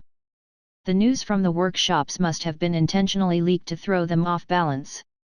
After all, Morden had never heard of any supper, and how could those wizards suddenly show kindness and allow the laborers to have an extra meal in the midst of a food shortage? This must be deliberately misleading them. Under Morden's analysis, Bell and the others clung to this last straw of hope. Whether they wanted to believe it or not, they had to. However, they soon realized another problem. Buying 5,000 tons of grain at the current price would cost a whopping 250,000 imperial gold coins. This was tantamount to their demise. With this realization, Held and the others began to waver.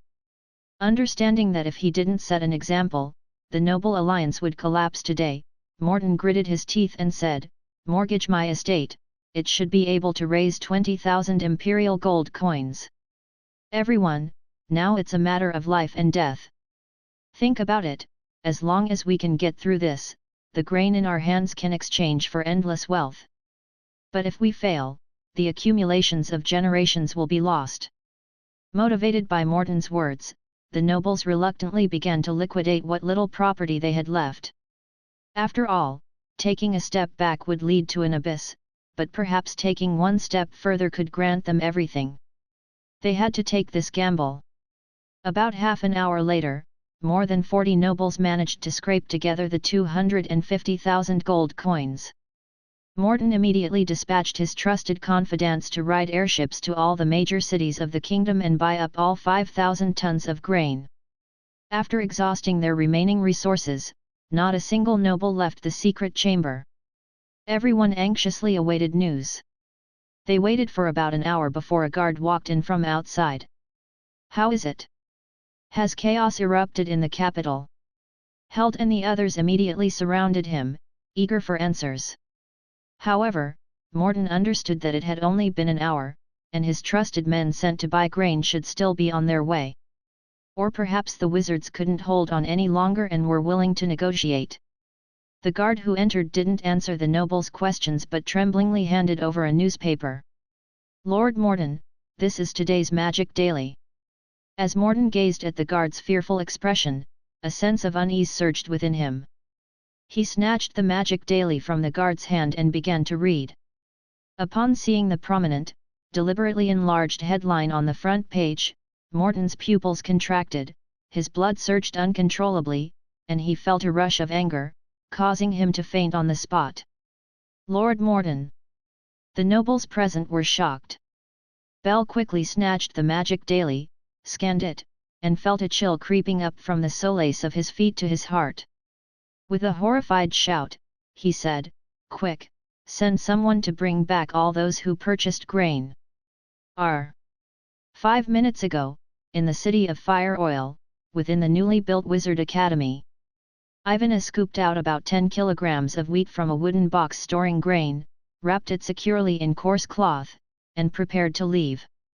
"Are you going to sell wheat at the granary again?" Monroe, who was praying in the living room, suddenly opened his eyes and called out to the girl preparing to leave. "Yes, the wizards lowered the price of grain again yesterday." "I think there might be some deeper meaning to it," Ivan replied casually. "Deeper meaning? It's probably because the council is running out of funds, isn't it?" Monroe sneered. Thanks to Ivan's covered investigations, he also understood the reason why those wizards could hold out in the food war until now. The council was using low prices to buy back the meager stocks of grain from the poor, supporting this food war and maintaining basic dignity.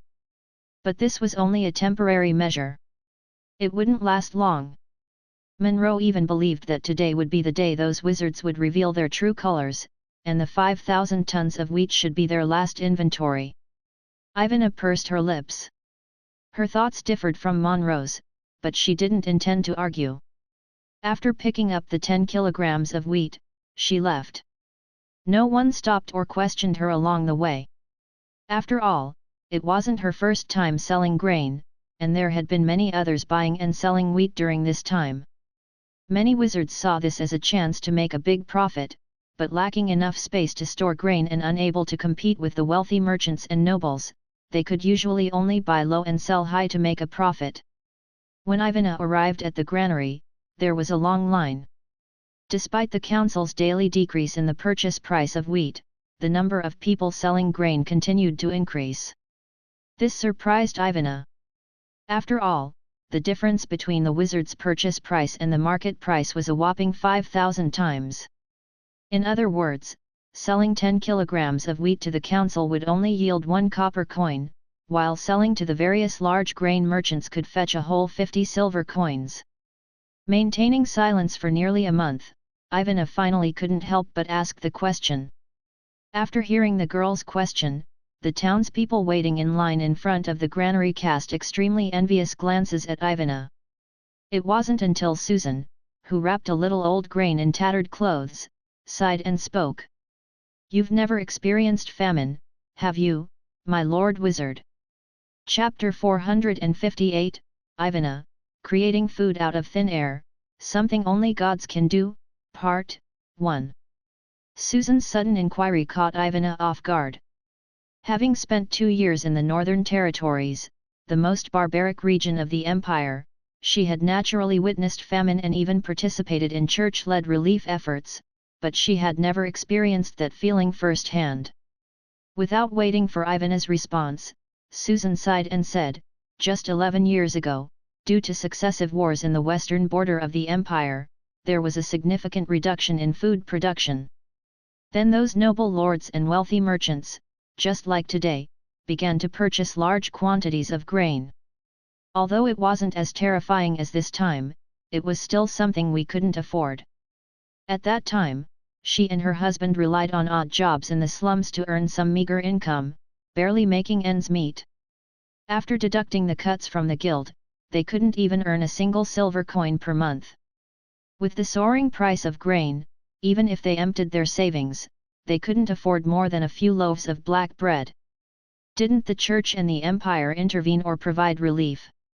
Ivana furrowed her brow, questioning, but soon realized the inadequacy of her words and quickly corrected herself. "I mean, don't those bishops often talk about God's mercy to mankind? How could those high and mighty bishops care about us?" A middle-aged man with dark skin self-deprecatingly shook his head. 11 years ago, the precious resource of fire oil hadn't been discovered, and this city wasn't as important as it is now. It was just an ordinary small city in the Western Territories, and they were the most inconspicuous among the poor within the city. Susan choked up as she spoke, recounting how one of her children, who had just been born at the time, starved to death because she was too weak to produce enough milk. She could only grind grass roots and tree bark into a soup to feed the baby. And as a result, her child couldn't even survive for 2 days. "Grass roots, tree bark. Can they be eaten?" Ivana exclaimed in astonishment. "Most of the grass roots can be eaten, but it depends on the type of tree bark," the middle-aged man muttered. Because of Ivana's identity as a wizard, which garnered considerable favor among the people, coupled with Susan's lamentations and complaints, the 100 or so townspeople gathered around the granary couldn't help but share their own experiences of surviving famine. Some condemned the cold-bloodedness and inaction of the noble lords, some tearfully recounted how their younger siblings were snatched away and eaten alive by a group of starving villagers, and a young man in his 20s even shared how he survived the most difficult days by eating a certain type of yellow soil. Unfortunately, his father didn't make it. If they didn't want to gnaw on tree bark or eat soil, they had to venture deep into the jungle at the risk of their lives to obtain food, but more likely, they would end up as food for some ferocious monsters. Listening to the 100 or so townspeople discuss which tree bark was the best to eat and which grass was non-toxic and filling, Ivana was deeply shaken. As someone born into nobility, she had never imagined that grass, tree leaves, or even dirt could be put into one's mouth as food. Although she had witnessed famine in the northern territories and even witnessed cannibalism, Gustav had told her that these people were corrupted by demonic forces, their souls on the verge of descending into hell, which led them to commit such evil and terrifying acts. Only the wizards would consider whether we can eat our fill. An elderly townsman said, carrying a few grains of wheat, his voice trembling slightly. Ensuring 3 meals a day was a normal welfare for Lynn's laborers, and it could also prevent turmoil in the kingdom, but it was different for the poor. They had never received such attention before. In Susan's view, the wizards who ruled the city of Fire Oil knew that they couldn't afford the soaring wheat prices, so they suddenly announced the provision of 3 meals a day. This kindness made her and her husband immensely grateful. Only those who had experienced famine understood how terrifying it was. They had barely survived the last time. What about this time? So, after discussing with her husband, Susan decided to sell some of their grain to the council. During the previous high grain prices, thanks to reminders from the bakery, they had emptied all their savings and bought hundreds of kilograms of wheat. They had already sold half of it. Half was for her and her husband, and the other half was for their 2 children. Susan originally didn't plan to sell it, but yesterday she suddenly heard that the reason the council kept lowering the purchase price was because the reserve funds were running out, so she took out another portion. With limited ability, she could only do a little. Maybe their share of wheat was in the bread they ate at the workshop. The other townspeople also spoke up about their experiences. Like Susan, they experienced being valued for the first time and realized that there were people who cared about them, the lowest class of peasants. They praised the power of magic and the kindness of the wizards, and because of Ivana's identity as a wizard, many praises were directed at her. Ivana fell silent, each word of praise piercing her heart like a sharp knife, because no one knew better than her that the so-called grain war was Monroe's idea, and the rumor spreading throughout the kingdom was also their doing. If only those nobles weren't here, this place would be just like paradise. Susan couldn't help but say, "Paradise?" Ivana didn't know what expression to make, nor did she expect this term to be used in the territory ruled by the wizards. Just as Ivana hesitated, the tightly closed granary doors finally opened, and Susan and the others immediately surrounded it, eagerly speaking up. "Wizard, what's the price of wheat today? Is the council's grain reserve still sufficient? This is some wheat I've stored myself. It's not much, but please accept it." The 100 or so townspeople gathered around the granary clamored, handing over the wheat they had wrapped in various pieces of cloth, and some even felt that the 3 meals provided by the council were too much. They could actually get by with just 1 meal a day, saving a lot of grain. Amidst the eager anticipation of the crowd, Pearson did not accept the wheat but expressed his apologies. "Thank you for your help, but starting from today, the council has no plans to purchase wheat anymore." "Why? Wizard? Is it because the reserve funds are insufficient?" Susan hurriedly asked. The other townspeople wore worried expressions. "No, it's not as you think." Pearson shook his head with a wry smile, then his face showed a hint of pride. "In fact, Dean Lynn has completely solved the problem of food shortages. From now on, no one needs to worry about famine anymore." Chapter 458, Ivana, Creating Food Out of Thin Air, Something Only Gods Can Do, Part 2. Lynn. The Star of Magic? Ivana was quite surprised. In the city of Fire Oil, she had heard this name countless times. It seemed that all the changes in the magical world could be related to him. Now it was even more exaggerated. This star of magic dared to say that he had completely solved the famine problem. For a while, Ivana couldn't determine whether this was false information released by the council or if it was true. Susan and the others also wore expressions of disbelief. "If you're interested, why don't you go and see for yourselves?" Pearson nodded towards the direction of the train station, teasingly. The trains are running today. Ivana left the granary in a daze, walking towards the cathedral with Susan and others who shared her confusion. It was also the direction of the train station. The place was already packed with people, tens of thousands of citizens gathered in the square in front of the station, tiptoeing and craning their necks to get a glimpse inside. Ivana was equally curious, wanting to go inside and see. Thanks to the wizard badge hanging from her chest, the citizens spontaneously made way for her along the road. They stood over 3 meters tall, stretching 70 meters long, resembling giant serpents coiled within the city. The streamlined bodies made every wizard and townsfolk who saw them for the first time exclaim from the depths of their hearts. What exquisite creations! But what shocked Ivana even more was the mountainous pile of crates inside the train station. Her sharp eyes could clearly see that the unsealed boxes contained nothing but loaves of bread and a pure white powder. Not recognizing starch, Ivana mistook it for wheat flour ground from wheat. The first 10 carriages were already packed to the brim. Laborers in the station were still diligently transporting more crates onto the rear carriages. The wizards actually had so much food. Everything Ivana saw completely exceeded her expectations. The surrounding noisy discussions and exclamations kept ringing in Ivana's ears. Some were astonished by the wizard's new creations, while others were hysterically crying out at the mountainous piles of bread and grain. But more voices were praising the new invention of the Star of Magic, discussing how to use magic to make bread. Ivana furrowed her brow, almost doubting whether she had misheard. Using magic to create bread out of thin air? What a joke! Even the Holy Pope couldn't do this, perhaps only the goddess of the moon could perform such a miraculous feat.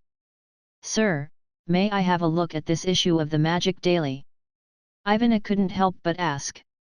The male wizard who was interrupted in his discussion turned his head with some displeasure, but upon seeing the girl's remarkable appearance, he immediately adopted a gentle attitude and generously said, "Of course, it's yours. I've already finished reading it anyway." Thanking him politely, Ivana took a glance and was immediately stunned by the headline. Research and analysis on photosynthesis in plants on the feasibility of bread-making technique. And prominently signed was the Star of Magic, Lynn. As for the thousands of words occupying the entire page below, Ivana couldn't understand them at all, but fortunately, the male wizard beside her kindly explained. The first half of the paper explained how plants undergo photosynthesis, converting various elements into nutrients that can be absorbed by humans, while the latter half discussed how to replicate this process using magic. Perhaps due to confidentiality, specific spell models were not provided, but the importance of 3 things was emphasized. The simplest method to produce food only required water, carbon dioxide, and electricity. Master Lynn truly deserves to be called the Star of Magic. To come up with such a method to solve the food shortage problem, the male wizard praised earnestly. Ivana also didn't expect that the wizards had actually used magic to create food. She had attended chemistry classes and was well aware of what carbon dioxide was. It could be said that every person was a machine capable of mass-producing carbon dioxide, so there was no need to worry about the shortage of raw materials. As for water, it went without saying that the kingdom was not lacking in it. Wizards could also control lightning, which meant that as long as they wanted, they could continuously produce a massive amount of food. The mountainous piles of crates in the station were evidence of this. But the biggest reaction to this was not from Ivana, but from the nobles and merchants who had bought large quantities of food earlier. They either collapsed on the ground in despair or screamed hysterically. Everyone understood that once these trains unloaded the carriages filled with bread to the major cities of the kingdom, the wheat in their hands would instantly become worthless. Even in the best-case scenario, their assets would inevitably shrink by hundreds of times. One wealthy merchant even entertained the idea of blowing up these trains and burning all the piled-up bread. But the presence of 20 airships, 5 fighter jets, and over 50 armored vehicles, with their dark muzzles, was enough to dispel any restless thoughts. The desperate cries of the nobles and merchants did not evoke the slightest sympathy. Instead, they received mocking and disdainful glances, and many townsfolk were even cheering for the name of the Star of Magic, celebrating victory. About 500 meters away, Lynn, who had been the subject of discussion among the crowd, stood on the roof of a house, watching as the huge trains roared off into the distance. The 7 trains carried a total of 6,000 tons of starch and bread, combined with the previous release of 5,000 tons of provisions, enough to be the final straw that broke the camel's back. Inform Loud to begin collecting debts. Lynn ordered. Yes, Dean Lynn. Ilk, who was standing beside him, admired as he spoke, then transmitted the electromagnetic wave signal to begin debt collection. For nearly a month, using over a dozen merchant groups as fronts, the council had lent tens of millions of imperial gold coins to those wealthy merchants and nobles, money that was originally their savings used to buy grain. In the end, the money circled back into their hands, along with the assets, estates, slaves, and even citizens of the other party. Gambling was indeed dangerous. Lynn sighed inwardly.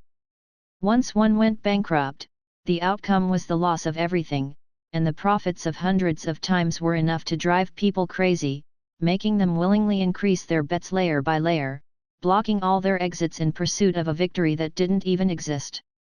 Chapter 459, Why Would You Rebel, Your Majesty? Part 1. In the royal capital of Hadralata, within a luxurious fortress, Count Morton suddenly woke up from his bed, drenched in cold sweat. He had dreamt that the wizards were using magic to produce large quantities of bread, rendering his own wheat worthless. But how could that be possible? Using magic to make bread was simply absurd.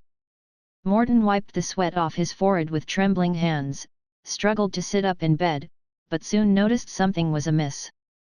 Vax! Vax! Morton continuously shouted the name of the steward, yet received no response. It was only after some time that a knight rushed over. Count Morton, are you awake? Where's Bax? Where did he go? Morton anxiously grabbed the knight's arm and demanded. He left half an hour ago. And took your favorite crystal wine decanter with him. Bax, I raised him for 40 years, how dare he? Morton's mind went blank with anger, almost fainting again. But what chilled him even more was the implication behind it all. Where's today's Magic Daily? Bring me the newspaper. Morton urgently demanded. Also, send someone to the city of Fire Oil immediately, use all means necessary to find out if those wizards still have any food. Despite Morton's reprimands, the knight remained motionless, cautiously speaking. Count Morton, it might not be necessary to confirm any more. An hour ago, the train from the city of Fire Oil had already arrived at the capital. Inside the station, heaps of food had already been unloaded, and some workshops had officially implemented a 4-meal-a-day system. All the evidence indicated that the council did indeed have food, and plenty of it. The entire capital's nobles and merchants were going crazy. Many were desperately trying to sell off their hoarded supplies, but due to the council providing 3 meals a day, no one was willing to buy in large quantities anymore. The price of wheat plummeted from 500 copper coins to 1 copper coin for 5 kilograms, and nobody even glanced at it. Rumors abound that the wizards could turn air into bread, water into wine. Their food was worthless because, from now on, the council would take care of everyone's food and accommodation in the kingdom. Moreover, the trade routes to the empire had been blocked in both directions, and they didn't have enough capacity, nor could they conceal so much food from the council to smuggle it out of the kingdom. Every word from the knight was like a long sword, piercing straight into Morton's chest. He knew he was finished, everything was finished. Gustav, you lied to me. Morton roared in anger, but the commander of the Divine Punishment Legion in his mouth was clearly unable to help him anymore. At that moment, there was suddenly a commotion outside the fortress, followed by intense arguing. Morton's face changed drastically, almost falling off the bed. Before Morton could ask, the knight took the initiative to speak. It should be the debt collectors who have arrived. Morton's anger surged, when did a few lowly merchants have the courage to intrude into a duke's estate? If he couldn't deal with the wizards, could he still not deal with a few wealthy merchants? With rage burning in his heart, Morton drew the sword from the knight's waist and rushed out barefoot in anger. In the front hall of the fortress, dozens of loyal guards were confronting a group of unwelcome guests. The leader looked amiable, around 40 years old, with slightly narrowed eyes and a very rich appearance. "Stanford. Who gave you the guts to trespass into my estate?" Morton entered the front hall with a sword in hand, coldly saying, "Your estate." Stanford's face showed a slight expression of surprise, then he took out a land deed from his arms and said kindly, "Perhaps you're a bit forgetful, Count Morton. This estate is already mine. Of course, you can choose to buy it back for 30,000 gold coins." Stanford said indifferently. Seeing the other party take out the deed directly, Morton choked for a moment, and had to endure his anger to refute, "I remember the deadline on it should be 1 month. This is 30,000 imperial gold coins, Count, you probably can't come up with this money within a month, so to prevent any accidents, I had to come and collect it early." Stanford said apologetically, pointing to the fine print on the contract. "It's clearly stated in the contract." Morton was instantly amused. He had never been insulted like this before. He was the dignified Duke of the Kingdom, yet someone actually thought he couldn't afford a measly 30,000 imperial gold coins. Although he had no savings now, his territory still had plenty of land, mines, slaves, and even subjects.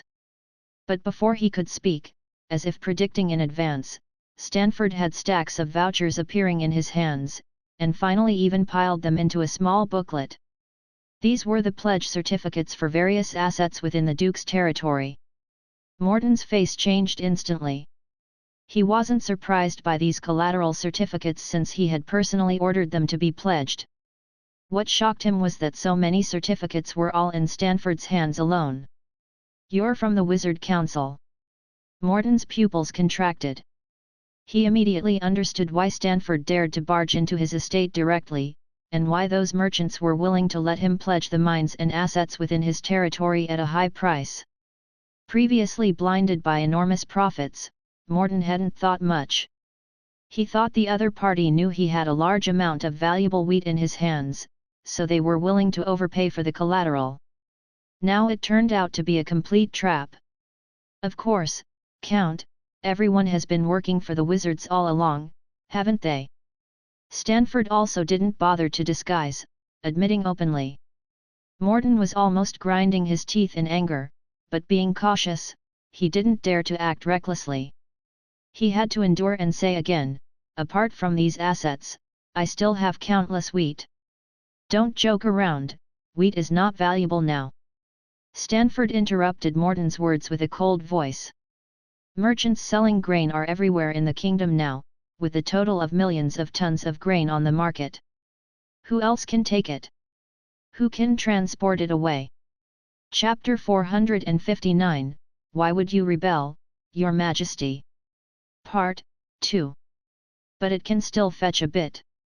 Let's set the price at 1 copper coin for 20 kilograms. Stanford said with a smile. "You have a total of 200,000 tons of grain. According to the current market price, that's 1,000 imperial gold coins." The guards behind him took out money bags and threw them on the ground. "Here they all are. What a load of nonsense." Morton was almost furious on the spot. With just a casual remark from Stanford, he wanted to purchase millions worth of wheat for only 1,000 gold coins. 1 copper coin for 20 kilograms is simply absurd. Even if no one in the market buys grain, he could still turn it into wheat beer, use it as livestock feed, or even sell some of it to the empire to cover the losses. But making enough money from the first two options obviously couldn't be done in a month. There were certainly others with similar ideas as him, and there might even be instances of mutual undercutting. As for selling to the empire, he had to do it in secret. Morton wasn't stupid enough to mention it openly, otherwise, he would once again be accused of treason. Unfortunately, I can't give you those 1,000 gold coins, your lordship." Stanford shook his head, then had the guards take back the 10 money bags, sighing. "You've borrowed 5 million imperial gold coins from various merchant caravans, but even if you sell off all the mortgaged assets, you can only repay 70%. You still owe a lot." The only thing he was grateful for was that although Stanford brought many guards, they didn't seem to carry those alchemical devices called firearms. With his strength, he might be able to keep them all here. With this in mind, Morton suddenly made a gesture, and the guards who had been confronting Stanford and the others immediately rushed forward like wolves. They were all guards raised by the Morton family since childhood, and they had long placed life and death beyond consideration. They wouldn't question the Duke's orders. But faster than their swordplay was the art of drawing guns. The guards behind Stanford, to the shock of the knights and guards present, drew short-barreled firearms from their waists. These more sophisticated and portable firearms had been invented by Lydia a year ago, but usually, only the covert scouts on special missions were qualified to carry them. After all, during infiltration and reconnaissance missions, short-barreled firearms were easy to carry, with excellent concealment and suddenness. Many scouts had honed excellent gun-drawing skills. Among them, the best could complete the actions of drawing the gun, aiming, and firing in 0.1 seconds. The next moment, sharp gunshots echoed in the hall of the fortress. Although more than 10 guards were all wearing fine armor, how could they withstand the penetration of armor-piercing bullets? They didn't even have a chance to resist effectively before they were riddled with holes. Morton was terrified. Even though he was a bloodline knight, he didn't have the confidence to withstand the attacks of so many firearms with his flesh alone. He was soon hit in the arm and thigh by several bullets and collapsed into a pool of blood. "Treat his wounds, don't let him die. I suspect he has betrayed the kingdom. Let's interrogate him when we get back." Stanford put away the firearm in his hand. It was his exquisite marksmanship that had disabled Morton's limbs.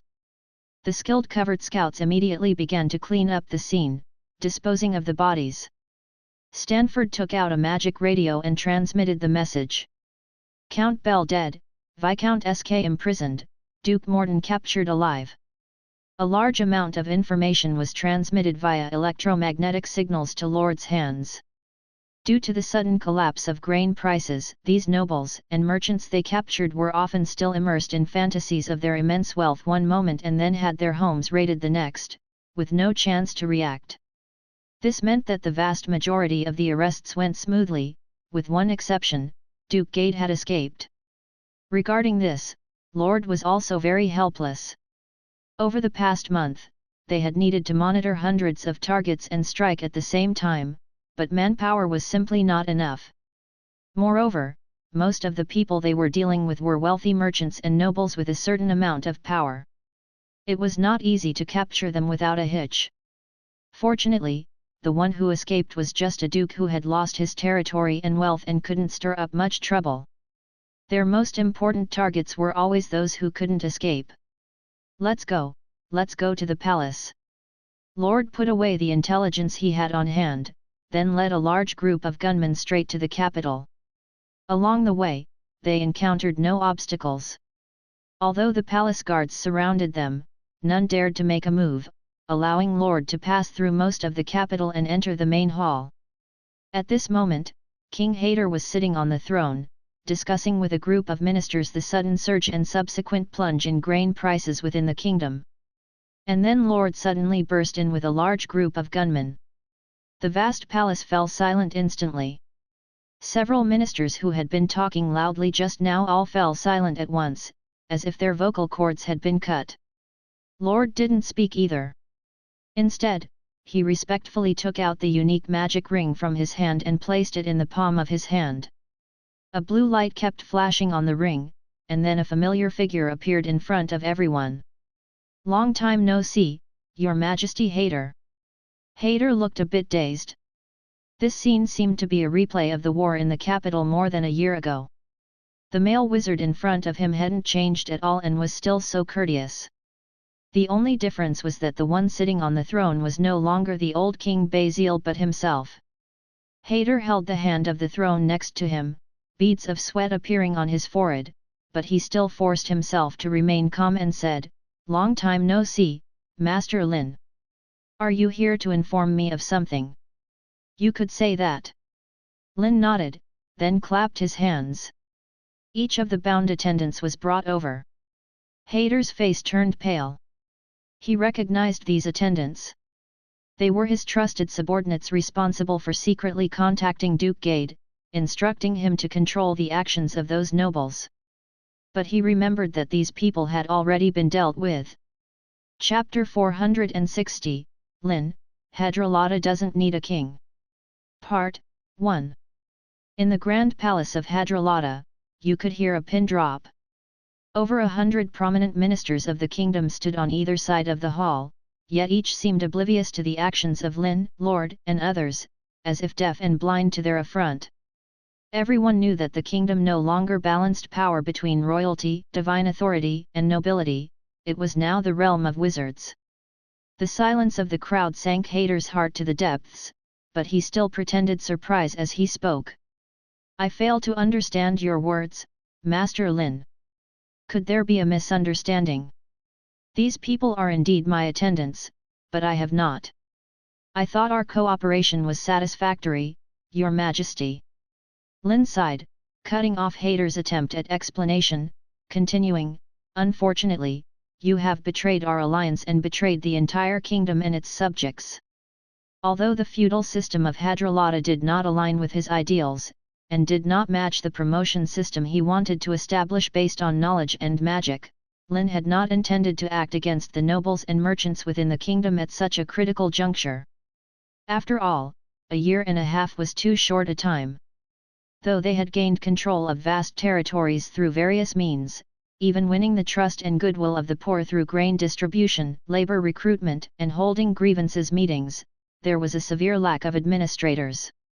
In his plan, the cleansing of the nobles should have been done after the council had cultivated a portion of trustworthy administrators, and after breaking through legendary ranks to gain absolute advantage over the church, only then could it be considered secure enough.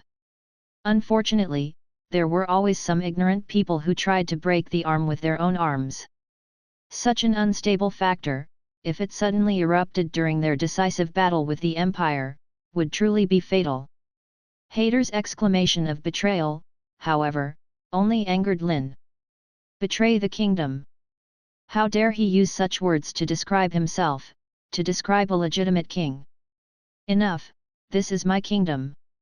Formerly, now, and in the future, it will belong to the Basil family, and I will never allow anyone to take it away. Hayder rose from his throne like an enraged lion, staring fiercely at Lynn in front of him, speaking bitterly. Perhaps realizing that all his explanations were meaningless, Hayder, who had tolerated for so long, completely tore off his disguise, letting out all the anger in his heart. More than a year ago, when he had just ascended to the throne of Hadrolata, Hayder was completely immersed in the excitement of wielding great power. He even thought that without the church's restraint, he would surely be able to realize his ambitions and establish a career no less than his father, King Basil. However, such excitement lasted less than a month.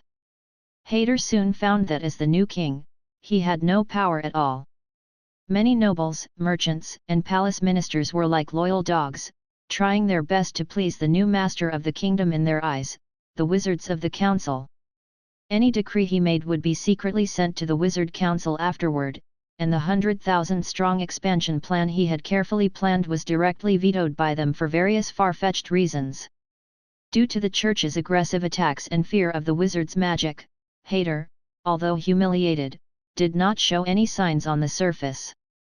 He even comforted himself that after repelling the church's attacks and recapturing the kingdom's territories, the wizards, lacking in managerial ability, would surely need to rely on his strength as king and the nobles to manage the vast kingdom.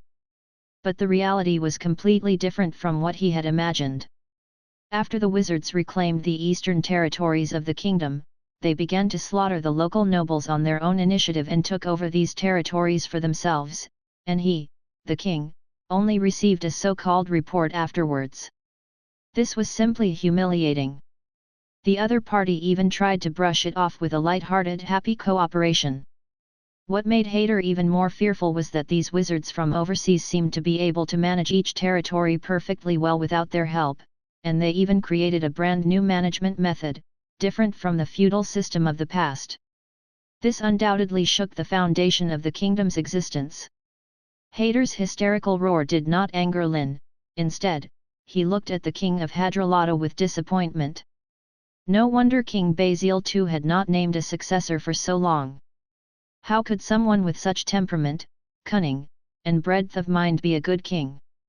Lynn waited for Hayter's angry rebuke to end, then calmly spoke. You're wrong. No territory belongs absolutely to anyone, Hayter. More than a year ago, you just snatched the crown from your father Basil's head, and this so-called throne was only taken from the previous king by your ancestors 100 years ago. Since you are not suitable to bear the heavy responsibility of being a king, there is no need to continue. Lynn stepped forward, indifferently speaking. His indifferent words were like a basin of cold water poured down, extinguishing the courage that had risen in Hayter's heart based on anger. The approaching figure carried a kind of indescribable pressure, causing the air around to condense. How dare you? I am the king of Hadrolata. Hayter's face showed a look of horror, subconsciously about to speak out, but his body seemed to weigh 1,000 pounds, making even opening his mouth a luxury. An inexplicable chill spread from the depths of his spine, and Hayter sat down on the throne in a disheveled manner, only able to watch as the other party's right hand reached towards his head. The moment that hand reached him, Hayter's mind flashed with the dying warning of King Basil, and a strong sense of regret surged up. You were right, father. Hayter regretted deeply why he had cooperated with these evil wizards in the first place, burying the entire kingdom, but it was too late now. Under the suppression of a grand wizard's domain, even as a bloodline knight, he had no resistance at all, and Lynn smoothly placed his hand on his crowned head. Psychotherapy, memory retrieval. Various complex memory fragments surged forth like a tide, displaying the other party's anger, humiliation, and unwillingness to hide anything in front of Lynn. Along with it came a lot of secret information. Gustav. Lynn murmured softly. Chapter 460, Lynn, Hadrolata doesn't need a king. Part 2. He had long suspected that the church would have a hand in the whole affair, but he never imagined that it would be a high-ranking member of the church who infiltrated the kingdom, orchestrating everything from behind the scenes. This also exposed a loophole in the protection system, relying on airship patrols, which could only detect large-scale incursions. If the intruder was solitary and powerful, an adept at disguise, rooting them out would be no easy task. They couldn't possibly cover the entire border area with magic barriers to detect fluctuations in divine spells. Of course, the new king had more on his mind than simply following the orders of the commander of the Divine Punishment Legion, Gustav. In his view, both the church and the wizards stood as obstacles to his authority and needed to be removed. If he could pit the few wizards against the church, both sides would be weakened, and he would regain the ability to govern not only the vast kingdom but possibly the entire empire, thus restoring his power to its zenith. One must admit, the idea was rather ingenious, but unfortunately, the enemy's planning and execution skills were sorely lacking. Hayter thought he was hiding in the shadows, allowing his most trusted Grand Duke Gade to contact Gustav, using Morden and others as pawns. Little did he know that several of his close attendants had long been bought off by them. Lynn slowly withdrew his hand. Such violent memory extraction completely destroyed Hayter's brain. The king of Hadrolata drooled at the corners of his mouth, slumping from the throne, soon falling silent. The palace fell into a deathly silence. No one could have imagined that this young wizard would dare to publicly kill a king, and with such ease, as if squashing an ant. But given Hayter's temperament, that probability was pitifully low. Just as he was contemplating this, an untimely voice suddenly pierced his ears. "Lynn, your majesty!" It was a shrewd royal minister who, after a brief shock, quickly knelt down, loudly proclaiming, "To the uncrowned king of Hadrolata, we offer our sincere respects." Following suit, over 100 royal ministers awakened, kneeling or voicing their celebration for the new king's ascension or expressing their firm stance, even loudly condemning former king Hader's incompetent rule. In just over 10 seconds, the once silent palace hall became lively. "You seem to have misunderstood something," Lynn's voice echoed slowly in the hall, suppressing the noisy flattery. The kneeling ministers looked at each other, not quite understanding the meaning of his words. Could it be that the Wizard Council was planning to support another obedient noble, just like before? While some were pondering, Lynn's words came again. "From today on, the kingdom of Hadrolata will no longer need a so-called king." With these words, the people present showed expressions of shock, unable to comprehend what a kingdom without a king would be like. Wouldn't everything fall into chaos? "Wizard, who will manage the kingdom in the future, and who will appoint?" a trembling royal minister asked. "From now on, all major matters of the kingdom will be decided by the council through voting," Lynn replied casually. "As for the appointment of local administrators, let's have exams." Although the examination system had been criticized in the past, it did provide a relatively fair way for the lower class to advance. At least in this dark world, the examination system could be considered a beacon of hope. During the council's conquest of the southern and central regions of the kingdom, Lynn had already begun to establish civilian schools.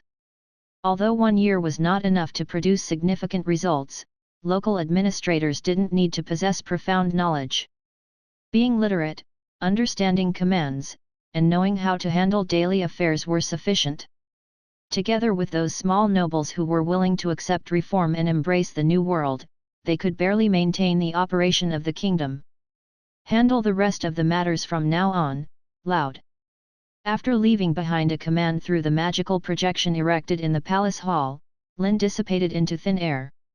Seeing the disappearance of this regicidal plague, the royal ministers in the hall breathed a sigh of relief.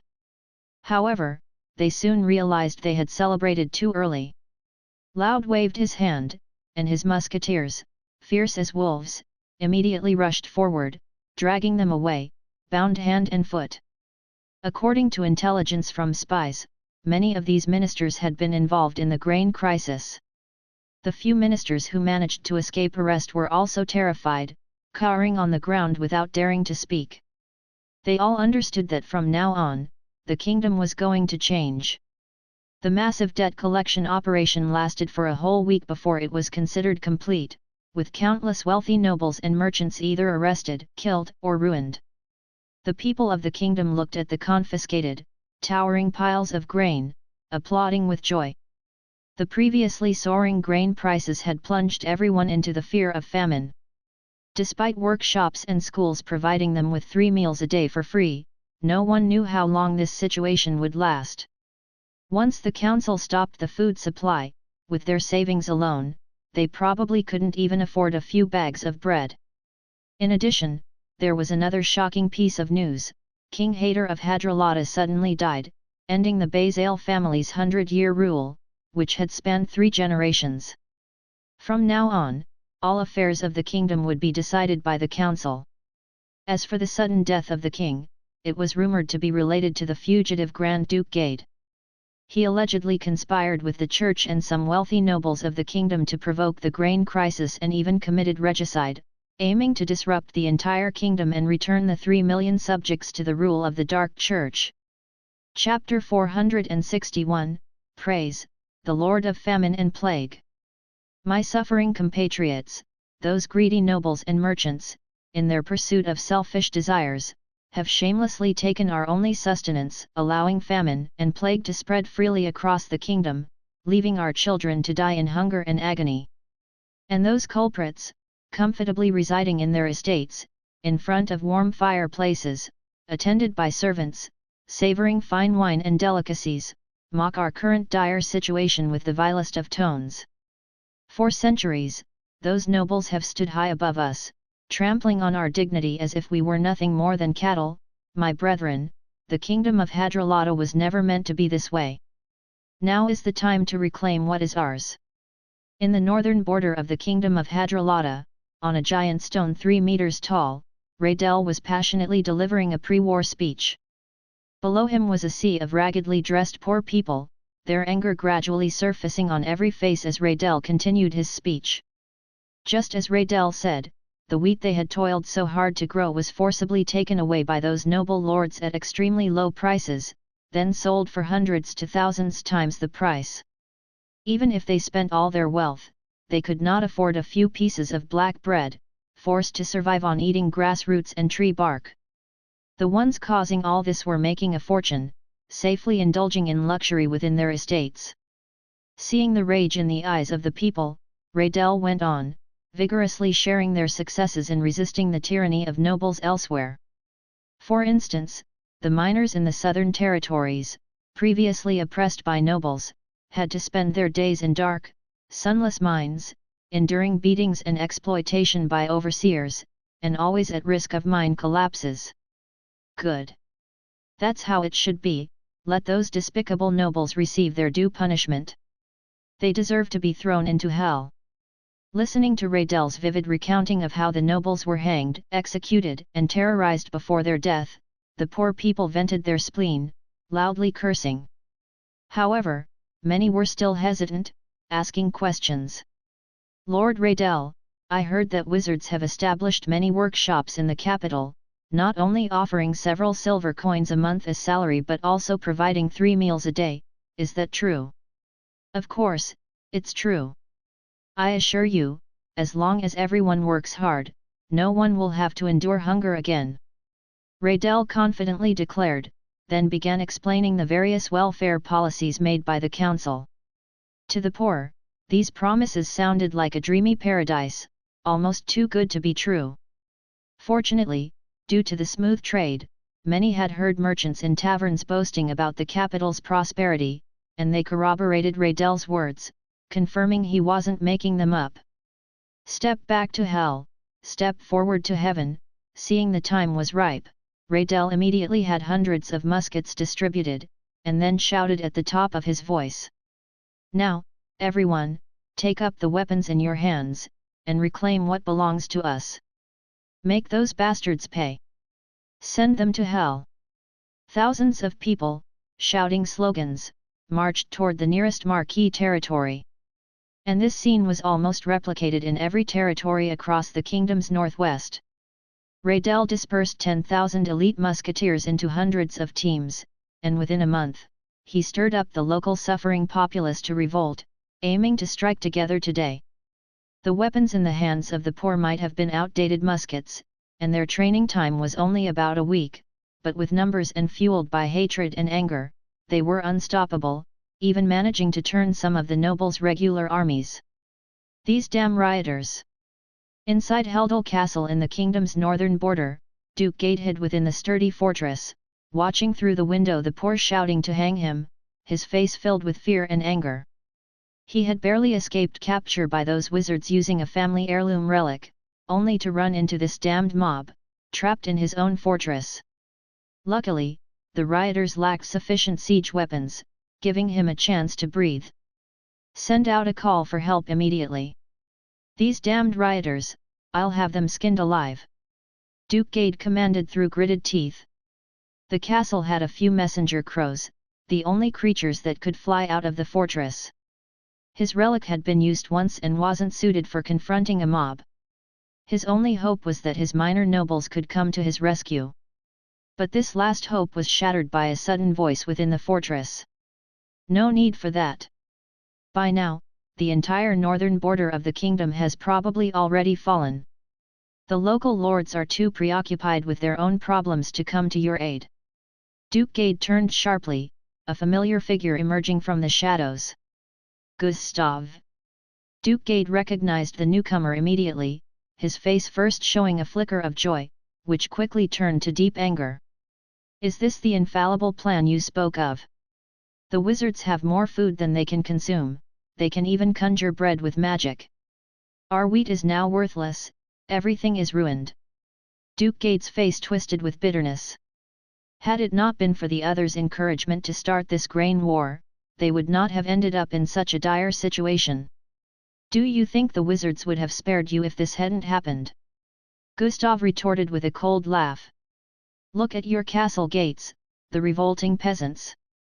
The wizards had long plotted to take your lands. I merely gave you a chance to reclaim what was rightfully yours. Duke Gade glared at Gustav, his anger boiling inside, yet he knew well that he couldn't confront this commander of the Divine Punishment Legion. Suppressing his rage, he inquired about Gustav's intentions. I'm here to save you, Gustav stated calmly. With your current forces, you're hardly a match for those rioters. Duke Gade showed no joy. For someone of Gustav's power, dealing with a mob was effortless, but his choice to sneak into the fortress to meet suggested his intentions were clear. Name your conditions, Duke Gade said solemnly. There are no conditions this time, only a gift. Gustav pulled out an oddly shaped statue. It will grant you new power, enough to reclaim your territory. A statue of a dark god. Duke Gade recoiled, a chill running down his spine. He recognized what it was. And knew all too well how terrifying it was. This was no gift, but a sacrifice. Duke Gade immediately drew the family's holy relic, and a strong divine light appeared within the fortress. To his surprise, the relic did not attack Gustav. Gustav looked mockingly at Duke Gade. The relic had been given by the church a century ago, and yet Duke Gade thought to use it against him, which was utterly preposterous. Serve your final purpose. Gustav advanced, the statue's hand piercing directly through Duke Gade's chest. No blood flowed, Gustav's hand seemed to pass through an illusory barrier, placing the statue inside the other's heart. The next moment, a multitude of voices invaded Duke Gade's mind. Praise, the Lord of famine and plague. You bring calamity to the world, punishing all who disrespect the gods, dragging the mortal realm into hell. Lord, punish your enemies with plague. The continuous, high-pitched prayers and those dreadful, evil memories incessantly battered Duke Gade's will, his face contorting, his body trembling and collapsing in agony, enduring intense pain both mentally and physically. Had he not been a blood knight, he might have collapsed under the first wave of mental assault. This was precisely why Gustav had come, as ordinary humans' bodies lacked the capacity to bear a dark god's power even if it was just a statue bearing a fragment of that demonic strength. The servants in the room knelt, trembling, not daring to raise their eyes. Gustav listened to the others' wails, unmoved. Since the wizards had long planned and incited the rebellion, these nobles had lost their value. News of the peasants' victorious rebellion against noble tyranny quickly spread back to the city of Fire Oil through various channels. Excellent, very good. With this, the entire kingdom is now under the council's rule, without exception. Harof exclaimed happily. This was their second year stepping out of the wizard's land, and the achievements far exceeded their expectations. Not only had they successfully established a foothold on this continent, but they had also penetrated the empire's borders. This is indeed a momentous victory worth celebrating, but now is not the time to relax, Victorio reminded. Though they had removed the kingdom's largest internal instability in one fell swoop, capturing and imprisoning so many nobles and confiscating their wealth, even with sufficient justification, caused no small amount of panic. Additionally, the lack of administrative personnel inevitably led to a period of governance chaos in the kingdom. Master Lynn, I heard you're devising a new method to select grassroots managers en masse to govern the entire kingdom. Do you have any leads? Aurora inquired curiously. Since the council began ruling the kingdom, they had been pondering how to govern this vast territory. There were two main voices within the council. One advocated cooperation with the nobility, managing through feudal allocation as before, with nobles handling secular affairs and wizards managing the mystical and supernatural. This path was clearly untenable, as they followed the route of the commoners to dissolve the church's faith, clashing severely with the nobles' interests. The other was direct governance by wizards, as was done in the wizards' lands. However, In Lynn's view, this was just another form of wizard feudalism. Its essence was for a school led by a grand wizard to directly manage a city. This might be slightly better than the empire's hereditary nobility, since ascending to this level meant being sufficiently competent. However, it had its drawbacks, as being powerful and intelligent did not necessarily mean being skilled in management. In fact, many grand wizards hardly focused on managing territories, leaving it to the lower-ranked wizards in their schools, resulting in inconsistent quality. Not to mention the kingdom had so many cities, and including the empire, even more, relying solely on wizards was simply unmanageable. Lynn didn't hold back, quickly explaining his planned examination selection system. The council members were familiar with examinations for selection, as the promotion of official wizards in the wizards' lands was assessed through tests. Lynn had further optimized this system during his time in A.K.A. Harbor, so they had some understanding. Based on performance for selection, prioritizing the best candidates? Then what exactly should the exams cover? Victorio pondered. Firstly, literature. If a manager can't even read, how can they understand the orders we issue? Lynn explained one by one. Then, mathematics. The application range of computational ability is broad and essential. Finally, we'll test on profession-related content, like agricultural managers, who must understand climate, cultivation, and the operation of various alchemical instruments.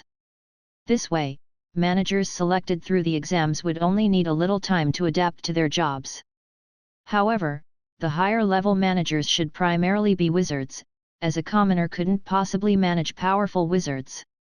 Lynn was clear about this, so the solution was to select wizards skilled in management for these roles.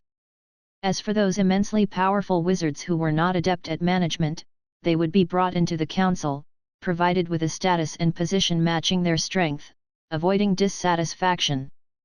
Moreover, all managers would have only administrative authority, such as local lords lacking the right to form and command armies, with appointments and replacements made by the council, thoroughly abolishing the hereditary system. Lynn briefly outlined his ideas, incorporating inspection and whistleblowing systems, almost as if he were presenting a code of laws. Chapter 462, The solution to nuclear radiation is to drop a bigger hydrogen bomb. Lynn Maxwell spoke earnestly about his idea. He did not blindly push the concept of equality for all in this different world. After all, with the world being so varied, many situations did not correspond, and rashly applying a certain system might not yield the desired effect. Moreover, this world possessed powerful individuals known as wizards, with some capable of confronting an entire army single-handedly.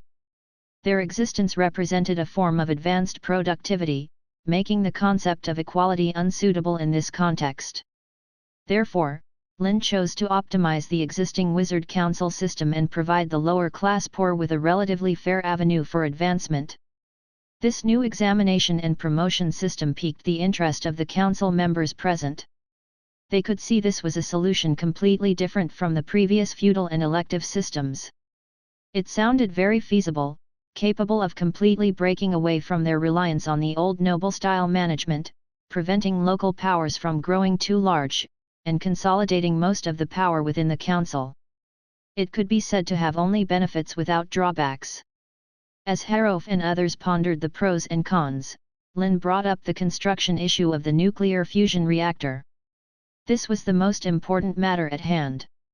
Although the council had previously redirected some thunder wizards to tackle the artificial starch solution for the noble-induced food crisis, the overall progress had not been significantly affected thanks to the tireless efforts of many alchemists. There were even signs of finishing ahead of schedule. We must strengthen our defenses during this time, to prevent any accidents. Harof said solemnly. A mishap with the fusion reactor during activation could lead to unimaginable consequences. Lynn nodded. He had considered building this device outside the city, so any unforeseen accidents would minimize the damage. But to undertake this epoch-making nuclear fusion project, they mobilized all of the council's resources, with daily personnel and resource movements being too frequent. especially the massive water resource transportation and consumption, which would be difficult to conceal from the church's spies anywhere. The opposition might not know what they were doing but would surely try to stop it by all means, possibly igniting a new war. Even within the city of Fire Oil, the council had to continuously release false information, such as transporting materials in large quantities for city expansion and bringing in large amounts of water due to radiation pollution. The construction activities across the city also somewhat camouflaged the reactor's construction. At least until someone ascends as a true legendary wizard, they tried to avoid conflict with the church, making secrecy a top priority. You don't need to worry too much. The nuclear fusion reactor I designed is relatively stable, and with the emergency plans prepared in advance, even the most severe damage would be contained within a manageable range, Lynn reassured them. One advantage of a magic civilization over a technological one is the relatively easier control of such terrifying energy through gravity and magnetic fields. Moreover, the fusion reactor was built underground on a large noble estate, located on the outskirts of the city. The underground facilities were constructed to nuclear bunker standards, minimizing any accident-induced damage. In fact, the main reason nuclear accidents are so feared is due to the radiation issue associated with older nuclear fission reactors. Explosion aside, even a leak could affect land within a radius of several kilometers, causing severe consequences. However, the fusion reactor uses clean hydrogen fuel, eliminating such concerns. Even so, we need to be vigilant. After expending so much manpower and resources, we cannot afford any mistakes, Harof stated, not relaxing even after Lynn's explanation, revealing a piece of secret intelligence. According to spies within the Empire, the Church seemed to be mobilizing forces for a new round of attacks, not ruling out the possibility of probing attacks. They might want to take advantage of our internal strife, Aurora speculated. The Church's shadow was behind the noble-triggered food war, and launching a large-scale attack was not impossible. Although the Council had perfectly resolved this conflict, clearing out these parasites inevitably involved a significant portion of the Council's forces. Now, only less than 20,000 people remained to guard the city of Fire Oil. This was thanks to Lynn's initiative of sparking a large-scale uprising among the poor. Otherwise, recapturing all territories in the western and northern borders in a short time would require nearly all of the Council's main forces. Additionally, maintaining the railways required manpower to prevent sabotage that could lead to tragic accidents. Unknowingly, their available forces had become increasingly limited. The Church's frequent probes probably indicate they have become suspicious, Victorio said with a frown. It had been over 2 months since they defeated the Empire's expeditionary force, and the lack of aggressive moves would indeed arouse suspicion. Why not teach them a lesson they'll never forget? Lynn proposed proactively. Harof and others were shocked. They understood teach them a lesson meant using nuclear magic again. Do you plan to directly attack the Holy City? Aurora asked with interest. That would definitely leave a deep impression on the bishops. Lynn rolled his eyes. Blowing up the land of faith would lead the Church to fight them to the death. An avatar sent by Ella could hang them up and beat them. It's better to be cautious. Where do you intend to use it, then? Aurora asked curiously. Dropping it on other cities in the Empire wouldn't have a good effect and would harm many poor people. It wouldn't be right to just pick an empty place and bomb it, would it? Lynn shook his head, amused. Weren't those elemental wizards always worried about how to eliminate radiation? This time, we can solve it all at once. What's the most efficient way to deal with the spread of nuclear radiation? Of course, it's to drop a bigger hydrogen bomb on the site, thoroughly purifying it. After a 10-day purification operation, the roller coaster-like fluctuating food prices gradually stabilized. The Council finally began to buy back the surplus wheat in the market, pricing it at 1 copper per kilogram, only half of the price before the food war. But at least it gave some grain merchants a way to survive without going bankrupt. Most importantly, selling the grain directly to the council was more profitable for the merchants than risking smuggling it to the empire. The surplus wheat was then used in newly established workshops to make spirits and malt sugar, enriching the common people's diet, making everyone happy. However, sorrow and joy are relative, usually transferring from one person's face to another's. Naturally, Monroe bore the pain for the kingdom's people. A few days ago, watching the skyrocketing grain prices, Monroe eagerly anticipated his extermination plan to plunge the entire kingdom into famine and chaos, becoming the church's greatest hero in eradicating the wizards and reclaiming the kingdom. However, heaven and hell are but a moment apart. The wizards seemed to have an endless supply of food, throwing out hundreds of thousands of tons within a month without showing any signs of strain. They even upgraded the workshop's meal provisions from 3 to 4 times a day. It seemed like a deliberate mockery of the food war Monroe had instigated. Monroe was full of confusion and disbelief until Ivan Apedral brought back a copy of the Magic Daily, revealing that the wizards had been using magic to make bread all along.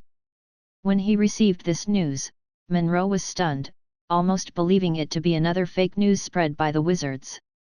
The idea of magically creating food out of thin air sounded implausible, but the mountains of goods transported by trains couldn't lie. The massive amounts of wheat previously released by the wizards were real. Despite his reluctance to believe, Monroe had to admit that the wizards might truly have a way to magically produce edible food. It was said the council was considering popularizing this bread conjuring spell, allowing all official wizards to learn it in the future. Monroe spent several days in endless anxiety and panic, finally waiting for the day when the communication crystal orb was fully charged. Although he was well aware of the severe punishment awaiting him, driven by his devout faith, Monroe hesitated not a bit to initiate the communication, recounting the events in detail. The more Monroe spoke, the more agitated he became, eventually breaking down in tears, accusing the wizards of cunning and deceit, and the absurd bread conjuring spell. To sum up, it was a message of the enemy is cunning, equipped with cheats, truly an injustice not of war. Gazing at Monroe, kneeling and weeping, Pope Alves was filled with rage but found no outlet for his anger.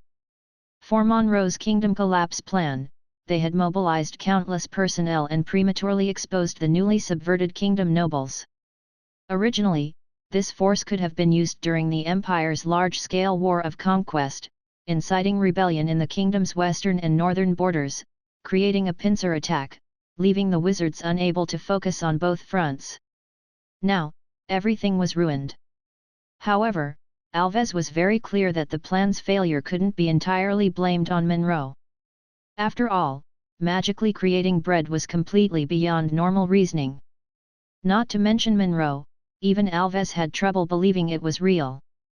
But whether from the city of fire oil or spies throughout the kingdom, all returned with confirmed messages. Many people witnessed trains loaded with boxes of wheat flour and bread entering various cities of the kingdom. Some even purchased a few pieces of the so-called magic bread, which was indeed very special, softer and tastier than regular bread, a rare delicacy if accompanied by a plate of bean sauce. Considering this, Alves refrained from expressing his anger too hastily. Overly punishing an undercover agent executing a covered mission was not a wise move. Alves quickly moved on from the topic, instead inquiring about other intelligence, such as the detention location of Chief Justice Joshua. I haven't found the exact location yet, but I'm sure Chief Justice Joshua is being held in the city of Fire Oil. The council has concentrated most of its forces here, they wouldn't dare transfer the Chief Justice to another location. Monroe hurriedly relayed the intelligence he had gathered these days. In the city of Fire Oil, there were several suspicious locations with very tight security. He suspected Joshua was being held in one of them. But this information alone was obviously not enough to satisfy Pope Alves, nor could it compensate for the loss of the important chess piece of the kingdom's nobility. Monroe bit his lip, deciding to take a bigger gamble to prove his worth. "Pope, Your Holiness, I've discovered an important piece of intelligence. I wasn't sure until now, but I'm confident it's true." "Go ahead," Alves mustered a trace of interest. Monroe spoke confidently. Over the past month, I've interacted with a dozen council wizards, learning quite a bit about the Star of Magic's deeds. A few years ago, he and another witch named Johnny arrived at A.K.A. from the port town by boat, merely a third-tier wizard after the council's assessment. A third-tier wizard capable of killing thousands of elite guards, destroying half a port city. Alves couldn't help but interrupt Monroe's words. Rumor has it, he used a special powder that can cause explosions, which the wizards are now applying to airships, Monroe quickly explained. Alves nodded, acknowledging he had indeed received intelligence about the wizards' airships being able to drop vast amounts of hellfire from the bottom, making sense. Furthermore, I've investigated that the Star of Magic only broke through to become a Grand Wizard a year ago. Every wizard in the council is clear about this, their descriptions have no discrepancies, definitely not fabricated. Monroe asserted confidently. Meaning, the Star of Magic, now just a fourth-tier Grand Wizard, how could he possibly possess magic terrifying enough to obliterate a mountain in an instant, turning tens of kilometers around into a post-apocalyptic wasteland? That must be a natural disaster. The wizards might have only guided and utilized this force, otherwise, if a fourth-tier Grand Wizard could wield such magic, the entire empire would have been flattened by the council long ago. Chapter 463, Monroe, I'm really not a spy sent by the wizards. Under Monroe's continuous explanations, Pope Alves nodded in agreement, acknowledging that such powerful destruction, comparable to a natural disaster, was beyond even his own capabilities, let alone achievable by a mere Grand Wizard. However, attributing it to a natural disaster didn't completely make sense either. Inside the Empire, common natural disasters could generally be classified into earthquakes, thunderstorms, hurricanes, droughts, floods, and meteorite falls. The first few clearly didn't match the situation, only the scene of a meteorite fall bore some resemblance. But he had inquired with those Empire soldiers who had fled back. It was night at the time. If there were meteorites falling from the sky, they should have been exceptionally visible. I suspect this might have been caused by an underground volcanic eruption. Monroe speculated.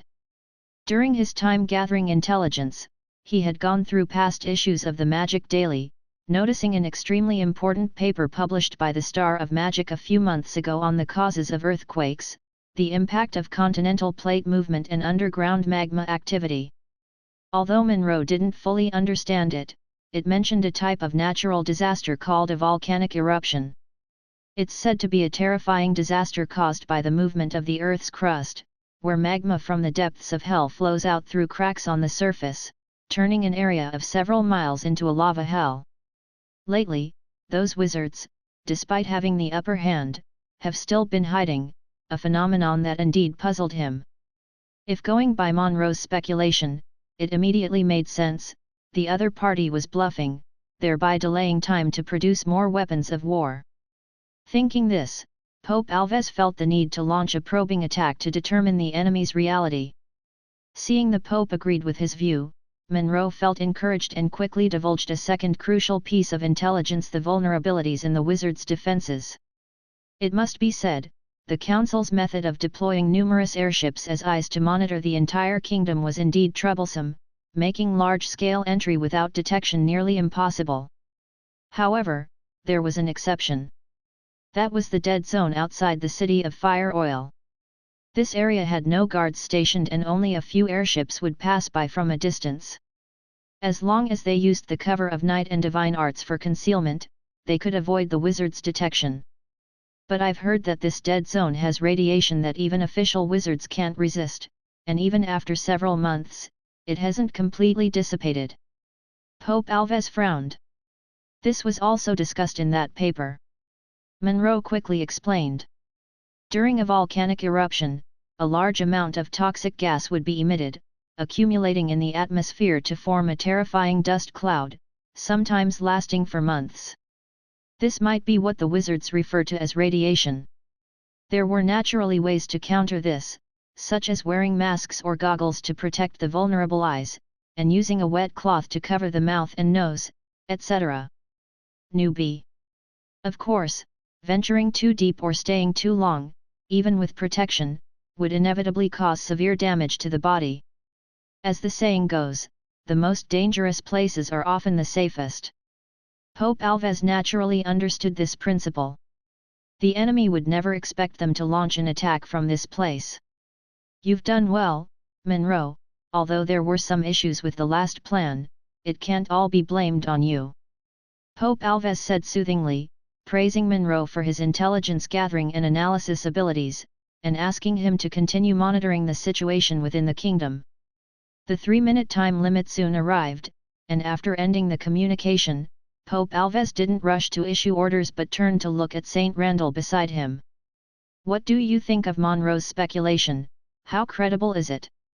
I don't think those wizards are capable of casting such powerful magic, Saint Randall said definitively, but such a significant matter, even with a sliver of possibility, needs consideration. Otherwise, a misjudgment could have unthinkable consequences. So, after a pause, Randall continued, hasn't the Holy Maiden directly faced this so-called great nuclear magic? She should know best. Naturally, the fastest, most accurate method would be to ask. Pope Alves fell silent for a while without responding. Or is the Holy Maiden not currently in the Holy City? Randall immediately realized this, his face showing a hint of dissatisfaction. Such important news had not been shared with him by Alves, and he let the incarnation of the Lord leave the protection of the Holy City. Knowing that the Lord had just changed its vessel of consciousness, it's hard to say how much power it could wield. The Holy Maiden has her own plans, not something you and I can interfere with. We just need to do what we're supposed to do, and that's enough. Alves said indifferently, stopping Randall from continuing to inquire, and quickly made a decisive statement. Instruct them to use the fastest divine transmission to let Tysus, stationed at the Empire's border, lead a team to probe whether those wizards are indeed bluffing. Randall opened his mouth as if wanting to say something but eventually nodded. I understand. On the other side, in the city of Fire Oil, at the Wizard Academy's faction residence, Monroe, who had just ended the communication, walked out of the room looking somewhat exhausted. Outside, Ivan Pedral, just like last time, leaned against the pristine wall, watching out for Monroe but focusing on the magic daily in front of her. Upon seeing Monroe emerge, she put down the newspaper and inquired whether the Pope had issued any new orders. Monroe hesitated. In fact, he was somewhat dissatisfied with his partner Ivan's performance lately, who had begun to research the wizard's experiments, attempting to replicate the free fall and pendulum experiments done by the Star of Magic to verify their authenticity. This was a highly dangerous signal. Delving into the wizard's knowledge wasn't an interesting affair, one could easily be misled by forbidden knowledge. However, Monroe and Ivana weren't in a superior-subordinate relationship, and Monroe had no way to forcibly command the girl to abandon these unrealistic thoughts. Moreover, within the academy, he still relied on Ivana's expertise in forbidden areas to complete those annoying coursework assignments. Monroe sighed inwardly but ultimately decided to trust his partner. After all, she was recommended by Lord Gustav. Her initiative to sell grain to the council had indeed unearthed some useful information, so he succinctly shared the contents of the recent discussion. Upon hearing Monroe mention that the wizard's so-called great nuclear magic might only be due to underground magma movement causing a volcanic eruption, and the Star of Magic was merely bluffing to buy more time for military preparations, Ivana's expression suddenly became very strange. What's wrong? Monroe, noticing the change in the girl's expression, couldn't help frowning and asked. Ivana handed over the newspaper. This is today's Magic Daily, delivered by a fairy just a minute ago. Monroe, suppressing his unease, took the Magic Daily and glanced over it. Ivana explained at this moment, those wizards haven't launched a large-scale counterattack in over 2 months because they were improving the great nuclear magic. Now, it's said to be completed, with its power increased by about 8 times compared to before, and it also eliminates the radiation problem caused by the great nuclear magic. Monroe had just seen the report on the Magic Daily about the Star of Magic's improvement of nuclear magic when Ivan's words shocked him. How much? The power increased by 8 times. Monroe's mind went blank, and then he couldn't help saying, absurd. This must be a rumor spread by those wizards to intimidate us. Although he hadn't witnessed the power of nuclear magic firsthand, just seeing the aftermath that created the dead zone gave him a glimpse of its potential, unquestionably powerful beyond imagination. And now you're telling me its power can increase by 8 times. They have no need to lie, because the wizard who developed this magic, the Star of Magic, is planning to publicly experiment with this magic tonight, and also clear the radiation in that dead zone. The time is tonight, Ivan said solemnly. The council had no need to tell a lie that would be debunked in a few hours. Monroe's complexion suddenly changed. Was his speculation wrong, and those wizards really capable of casting magic so terrifying it could destroy cities and countries? Wait. Monroe suddenly realized a more serious problem. Urgently grabbing Ivan's shoulders, his eyes reddened as he questioned, "You just said those wizards are planning to experiment with this magic tonight, and it's in that dead zone." "Correct." Ivan nodded, puzzled by Monroe's sudden excitement. Before she could ask, Monroe had already dashed back into the room, rummaging for the communication crystal orb. "Hurry! Hurry! Connect me!" Monroe's face was fraught with anxiety, grasping and even shaking the communicator in his hand. Not knowing how to charge the device, given his complete ignorance of alchemy and electromagnetism, he could only pour all his magical power into the crystal orb in desperation. Before heading to the city of Fire Oil as an infiltrator, Lord Gustav had injected them with demonic power through a strange potion, allowing them to pass the wizard's inspections. Only after completing their mission could they undergo a baptismal ceremony to completely remove the demonic power. As continuous magical power was infused, the crystal orb trembled slightly, and a look of joy appeared on Monroe's face, prompting him to increase his effort. About 3 minutes later, the crystal orb, forcibly infused with a massive amount of magical power, finally exploded. While Monroe fell into endless despair, the streets of the city of Fire Oil were already crowded with people eager to see the spectacle. "Have you heard? The wizards are planning to pull down the sun from the sky, just like they did over 2 months ago." A short, chubby man excitedly began. A knowledgeable merchant beside him scoffed, "That's Master Lynn's magic, called the Great Nuclear Magic, and it has nothing to do with the sun up there. It is the sun. My grandfather saw Master Lynn fly up to the sky and bring down the scorching sun from the heavens." A young boy adamantly corrected. "That's absurd. Where does the sun come from at night?" The merchant was immediately amused.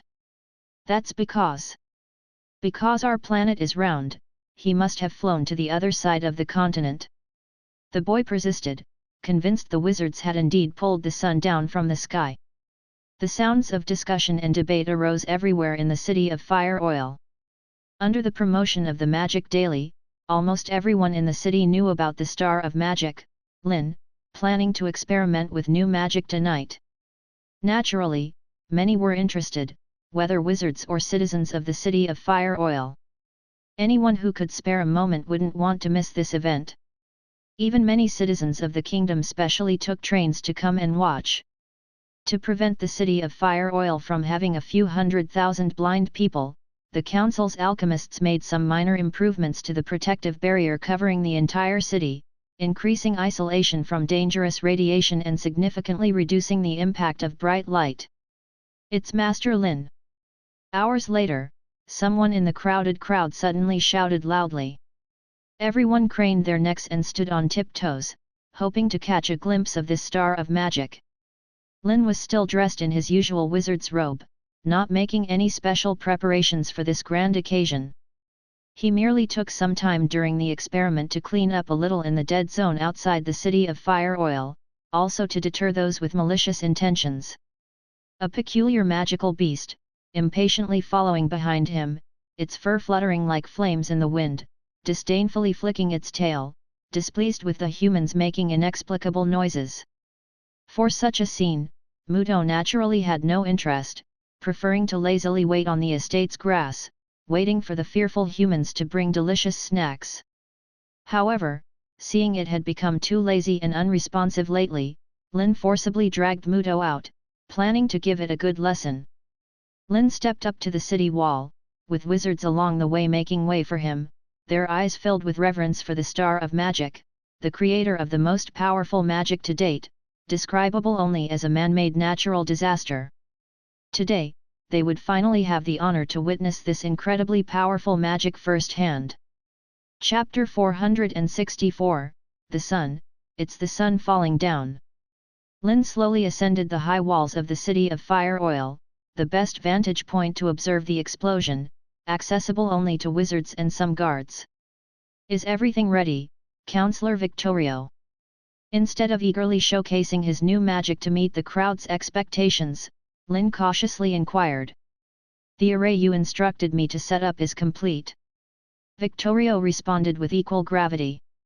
That's good. Lynn nodded. Though hydrogen bombs differ from nuclear bombs, lacking a so-called critical point, theoretically, even a gram of heavy hydrogen could be detonated. However, before breaking through to legendary status, he obviously couldn't control it at will. This time's hydrogen explosion technique utilized an ancient and simplistic method using an atomic bomb as a detonator for the hydrogen bomb. This meant the yield of the hydrogen explosion couldn't be too low, roughly equivalent to the power of 300,000 tons of TNT, 15 times that of the previous atomic bomb. Even by the most optimistic estimates, the radius of destruction would exceed 20 kilometers. Meaning, without restrictions, the entire City of Fire Oil would be engulfed by the massive energy wave. Therefore, he had Victorio set up an alchemical array at the predicted detonation point's center, to confine the nuclear explosion's force, or rather, artificially limit the spread of the energy wave, allowing the majority of the hydrogen explosion's power to be released at the core. This also pertained to Lynn's conception of a new way to utilize the hydrogen explosion technique. If the experiment were successful, perhaps next time they wouldn't need to use such a mutually destructive method to kill the enemy. As he pondered, Lynn slowly rose into the sky under the watchful eyes of thousands. Kingdom citizens speculated below, some thought the Star of Magic was about to fly to the sky to pull down the sun, others believed Lynn was summoning meteorites to fall, the only force capable of creating a terrifying dead zone. Several counselors and a dozen grand wizards focused intently, ready to stop the terrible energy aftermath in the worst-case scenario. The most leisurely being on the scene. Oh, no, the energy creature was Muto, unconcerned with the humans' antics. After ascending the city tower, it found the best and most spacious spot to lie down. Yolande and others seated silently, recognizing Lynn's pet rumored to crunch on several extremely hard and dangerous radioactive elements like beans.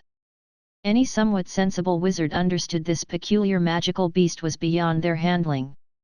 In a short delay, Lynn had already flown 100 meters high, this time opting not to use the clone explosion method but preparing for a direct launch. Lynn spread his arms, his domain as a grand wizard instantly expanding to 100 meters around him.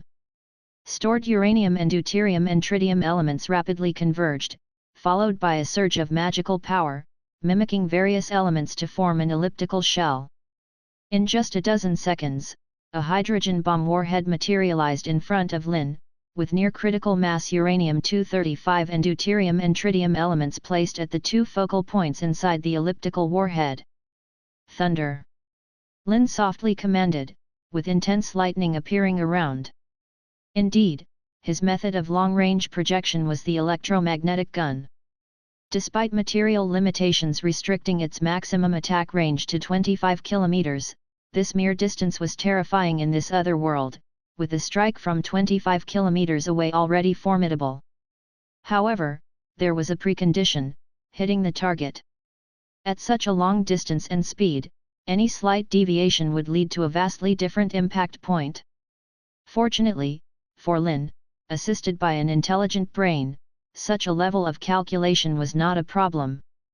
With everything ready, Lynn raised his right hand to snap his fingers, and the hydrogen bomb turned into a dazzling streak under a piercing sonic boom, heading towards the core of the dead zone, the crater caused by the previous nuclear explosion. Traveling at Mach 25, or 7,000 meters per second. Under the gaze of City of Fire Oil's citizens, the streak of light appeared and vanished from their sight almost instantly, followed only then by the deafening sonic boom. Only a few grand wizards could barely see it, but such speed already exceeded their reaction limits.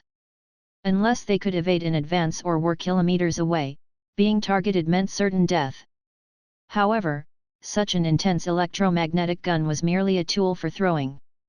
At 25 times the speed of sound, the originally silver-lustrous hydrogen bomb warhead turned a reddish color. In just 2 seconds, the outer heat-insulating layer rapidly dissolved, and the core of the dead zone was already within reach. The stored uranium-235 was detonated first. Thousands of neutrons began to strike the radioactive uranium, shattering it, then in a chain reaction, producing more neutrons, continuously repeating this process. Within a fraction of a millisecond of fission occurring, before the explosion rose, light had already emerged. A massive amount of high-energy rays produced in the collision spread in all directions, then touched the sturdy reflection layer. According to the laws of ellipses, any ray emitted from a focus, after reflecting off an ellipsoidal surface, will converge on the other focus. And the other focus contained the fusion fuel. An even more terrifying force emerged within the nuclear explosion, swallowing the light from fission, then exploding out with strength 10 times greater. 10 minutes earlier, at the Empire's border, Tysus led 20,000 Empire soldiers quietly on their way, using divine arts for concealment to bypass a valley, then cautiously and fearfully stepped into this dead zone. Hurry! Keep up, we're approaching the dead zone, everyone, put on your protective gear, and move through here as quickly as possible. Tysus's voice, boosted by divine arts, echoed in everyone's ears. In fact, there was no need for his reminder, every Empire soldier was on high alert. Beneath their feet was cracked barren soil, with remnants of destruction all around, charred giant tree trunks lying in the blood-stained mud, indicating what must have been a dense forest before its annihilation, now flattened. The closer they got, the more apprehensive the Empire guards became. Inside the dead zone, devoid of everything, even debris was unfindable, as if entering a desert, but they weren't stepping on sand, but shards of glass gleaming under the setting sun's afterglow. Within minutes, signs of morale collapse appeared among the troops. Rumors about this dead zone had spread throughout the Empire for the past 2 months. Some rumors suggested wizards had opened a gate to hell right in the center of the dead zone, while others believed wizards had pulled down stars from the sky. Tysus's heart drummed, but he maintained a forced calm. Don't be afraid, according to our spies, this is a natural disaster called a volcanic eruption, not magic from those wizards. The protection cast upon you can withstand all evil, remember, God is with us. Tysus spoke with uplifting tones, not just to comfort the soldiers but also to bolster his own confidence and morale. Moreover, as Monroe said, upon entering the dead zone, he didn't feel the slightest discomfort on his body, nor did he see any guards or patrolling airships. Everything was going so smoothly, just by passing through here, they could bypass the wizards' defenses, enter the kingdom for raids, forcing those wizards to divide their forces for reinforcement, creating a favorable situation for the Empire's grand offensive. As Tysus fantasized, a paladin beside him suddenly spoke. Lord Tysus, it looks like a shooting star. Tysus looked up in surprise but saw nothing. The paladin hurriedly added, it was too fast, just appeared in my sight. Tysus didn't question his words, feeling a vague unease that continued to grow, and the horse beneath him began to neigh restlessly. In the distance, as the sun's afterglow slowly set on the horizon, another, larger sun rose before them. All onlookers were shocked at the unbelievable scene before them. This sun was so vast, so magnificent, indescribable by any words, its intense light instantly filled their entire field of vision. The divine arts protecting everyone's eyes were instantly torn apart. An empire guard was blinded in that instant, but he no longer felt pain, screaming in horror, "The sun, it's the sun falling down!" Tysus felt a chill rush from his feet to his head. No! No, this isn't the sun, this is the wizard's magic of destruction. Retreat, run! Tysus's shouts, desperate, then without hesitation, spurred his horse into a frenzied escape back the way they came. The neatly arranged 20,000 Empire troops instantly became disarrayed. At the moment the sun rose, those looking up at the sky became blind, running about in panic. Countless soldiers were knocked down and trampled to death by their comrades. Screams and cries filled the air, blood permeating the entire dead zone. But no one cared for the dead anymore, everyone ran for their lives. Yet, no matter how fast they ran, they couldn't outpace the nuclear blast wave. 5 kilometers away, the first engulfed by the light were those knocked down and trampled by comrades. The process was painless. In less than a tenth of a second, their bodies were vaporized by the high temperature, then torn apart by the high-energy shockwave. Tysus, whipping his horse furiously, his mount's hooves almost creating afterimages under divine enhancement, felt death creeping closer, his back feeling nothing, probably already roasted. Monroe! I swear! Tysus cursed Monroe, the church's spy, with the vilest words. Is this the natural disaster you mentioned? Tysus, nearly thrown off his horse by rage, believed more in a complete trap than incorrect intelligence. Monroe must have betrayed the church, the great lord, plotting with those evil wizards to lead himself and the Empire's tens of thousands of elites to their doom. Like Tysus, other paladins also raced against death, then one by one, were swallowed by the terrifying light. Faster! Just a bit faster! Tysus, with a crazed expression, continued to beat his mount. The valley they entered from ahead, meaning he was leaving the dead zone. Suddenly, his horse neighed in pain, its body twisted and fell due to the endless run, Tysus tumbling to the ground in shock. Monroe! Before being completely engulfed by the nuclear blast wave, Tysus's angry shout traveled kilometers, only to be drowned out by the explosion's earth-shattering noise. The intense light covered everything, erasing over 20,000 Empire troops in the hydrogen bomb's wake, without causing a ripple. After everything settled, on the outskirts of the hydrogen bomb zone, a charred horse was moved aside with difficulty. The Divine Punishment Army's lieutenant, Miller, bloodied, his hands burned red by the scorching ground, his brain trembling from the shockwave. Dead, all dead. Miller sat on the ground, mouth agape, staring at the surroundings, utterly broken and despairing. Tens of thousands vanished before his eyes, surviving only because he was at the back of the formation, fleeing at the first sign of trouble. No one could muster the will to resist after witnessing a sun rise before them. With a safety distance far beyond others, protected by divine shields and his horse as a meat shield, Miller barely hung on to life. But it was only temporary. Terrified, Miller felt even the wind's breeze prickling, swirling in his lungs like blades. Now wasn't the time to mourn his superior and many colleagues. Without hesitation, Miller crawled and ran towards the holy city. He must bring back the news. The church's spy, Monroe, had been corrupted by the wizards. He betrayed the Lord's faith, leading the Empire's troops into the wizard's trap, causing tens of thousands of Empire troops to be utterly destroyed. Chapter 465, Who came up with the idea of crossing the nuclear blast zone in flesh?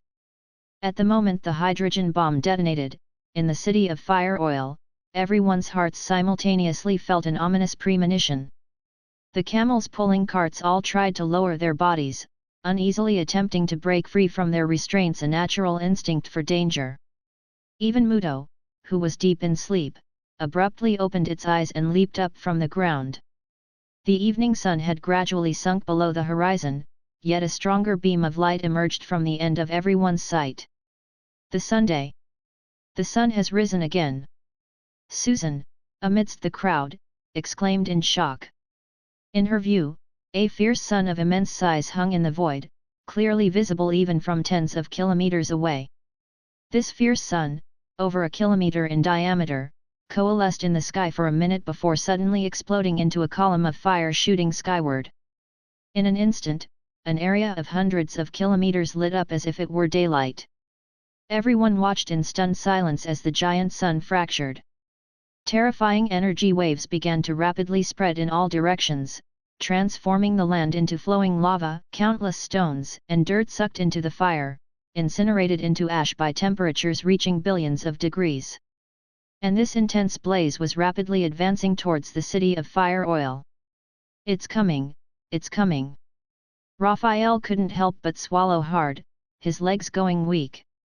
If not for the presence of several counselors and the casting master Lynn, he might have already run away. Lynn, however, was not so nervous. Seeing the column of fire, he knew the experiment was a success. The alchemical array they had set up had managed to suppress the power of the hydrogen explosion to some extent, confining it for about a minute. This minute was precisely when the explosion was most violent and the energy wave spread the fastest. As Lynn had anticipated, the energy wave, initially propagating at supersonic speed, began to slow rapidly after crossing 10 kilometers. By the time it reached their visible range, the energy had been reduced to a millionth of its original strength, colliding with the magical barrier protecting the city of fire oil. Ripples continuously danced on the invisible magical barrier, which only held for 3 seconds before bursting open. The several grand wizards present turned pale, wanting to intervene against the aftermath, but seeing no movement from the counselors, they dropped the idea. In that moment, a fierce gale swept over the city, the ground beneath them started shaking violently, yet it was just a minor aftershock, causing no damage but snapping the citizens of the city of fire oil out of the spectacle of the giant sun and fire pillar. Several merchants collapsed on the ground, scared to the point of wetting themselves, and none of the citizens laughed at them.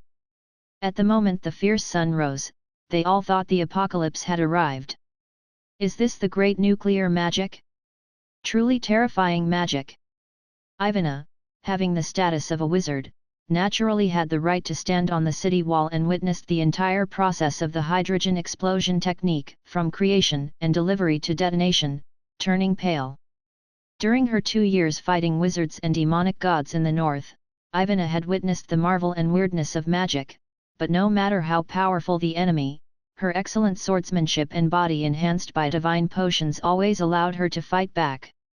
Even against demonic gods, Ivana knew she couldn't win but felt no fear. However, witnessing the power of the hydrogen explosion shattered this notion. Ivana realized her proud swordsmanship was meaningless against such force. Beside her, Monroe was ashen-faced. He had come with the last shred of hope to watch, wishing to expose the lies of the wizards. But there it was before him, the so-called great nuclear magic demonstrated by the messenger of apocalypse, Lynn, even more powerful than before, its aftermath directly reaching the city of fire oil. His only hope now was that the smugglers sent by Pope Alves hadn't yet stepped into the dead zone, otherwise, the information he provided would become their death warrant. Due to the urgency, Monroe couldn't even notify the spies within the city to relay the message back to the Holy City. Other Empire spies, wealthy merchants, and nobles with ulterior motives were also trembling with fear. Terrifying, truly terrifying. Magic could be so powerful. Although they had witnessed the horrors of the dead zone and heard countless terrifying rumors, nothing could prepare them for the shock of facing such power directly. Maybe our plan for revenge should be cancelled?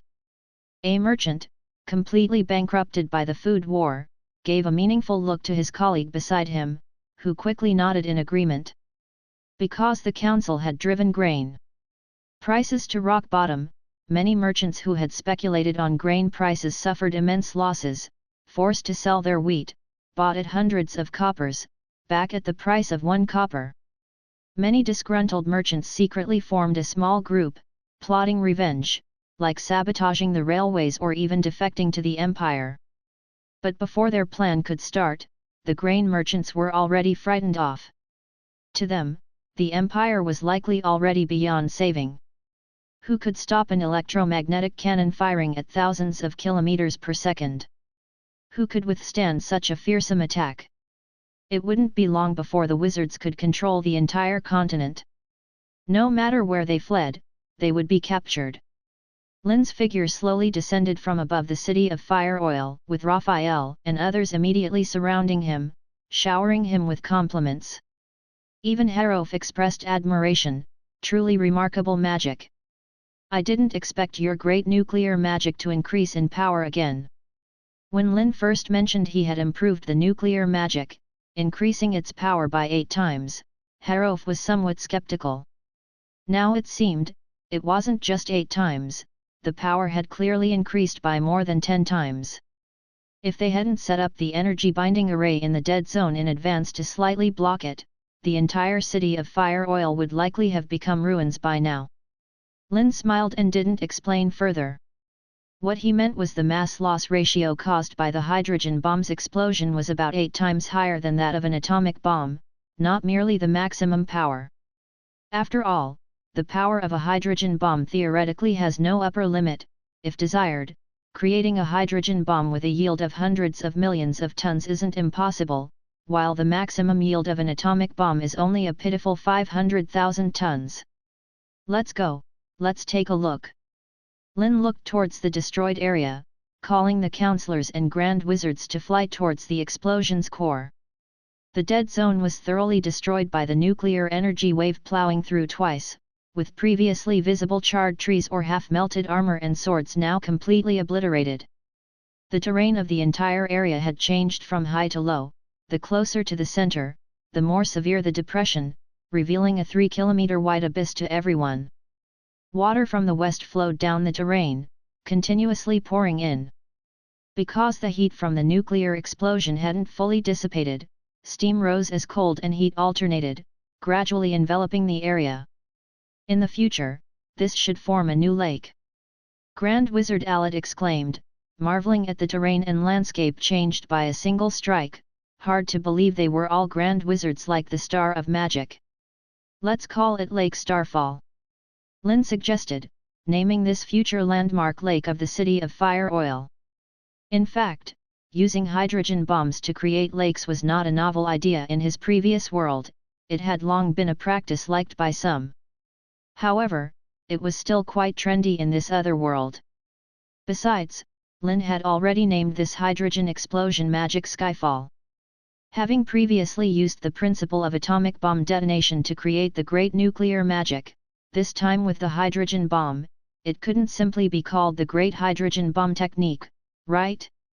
It seemed a bit too revealing. Although the fusion reaction used isotopes of hydrogen, deuterium, and tritium, it was better to be cautious. Let's measure it, see how much radiation is in the air now. Lynn turned to Raphael, reminding him. Raphael remembered the main task and quickly took out a disc-shaped alchemical device.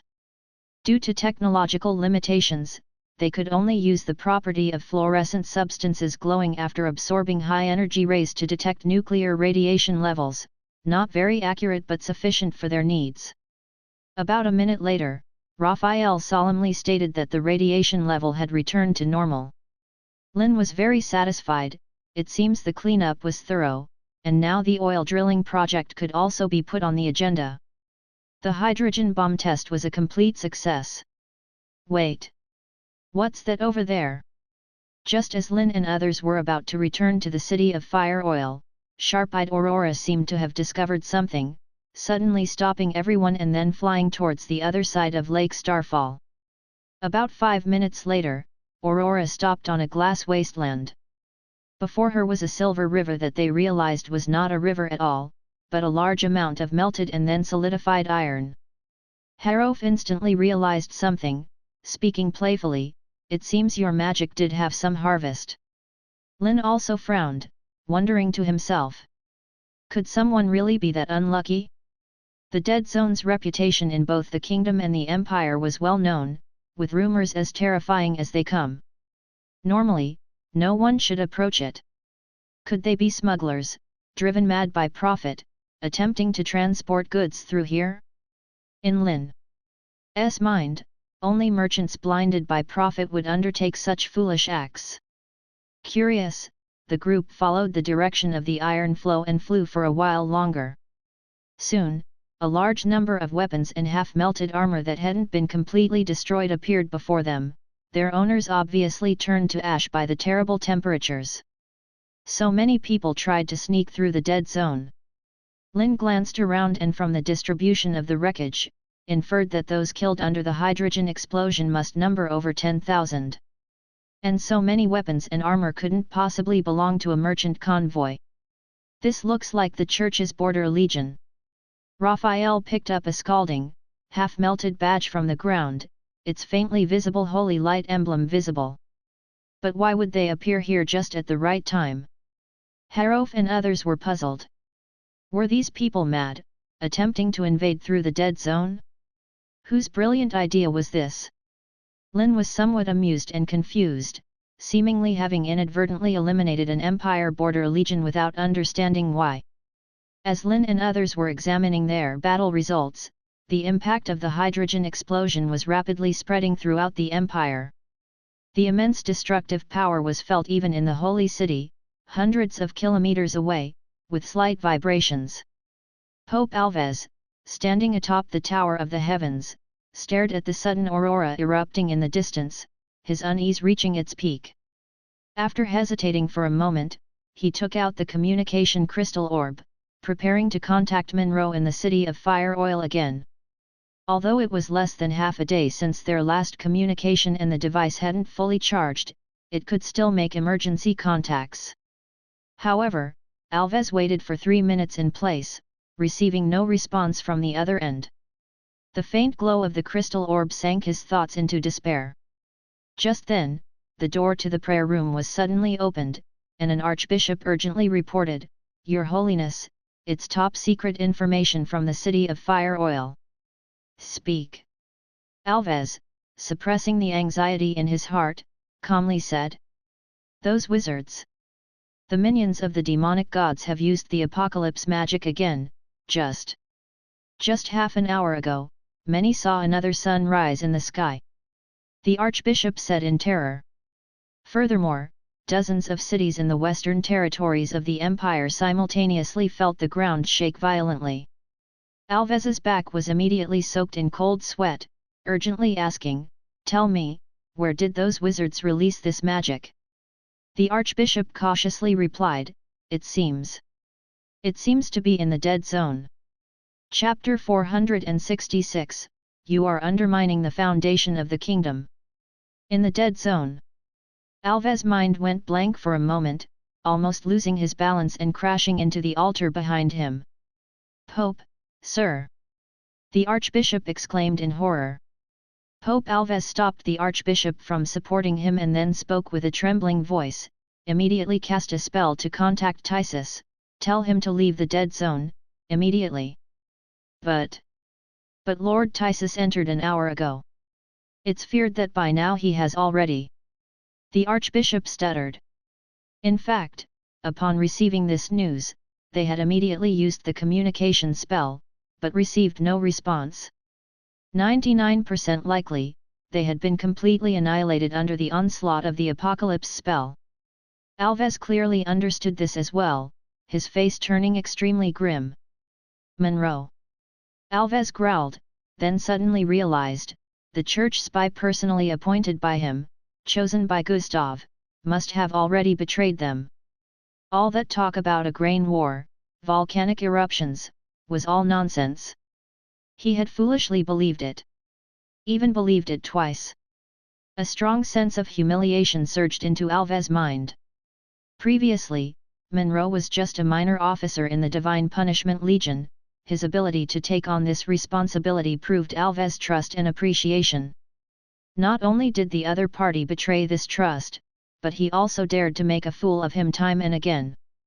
Alves' chest heaved with barely controlled rage, his eyes full of anger and murderous intent.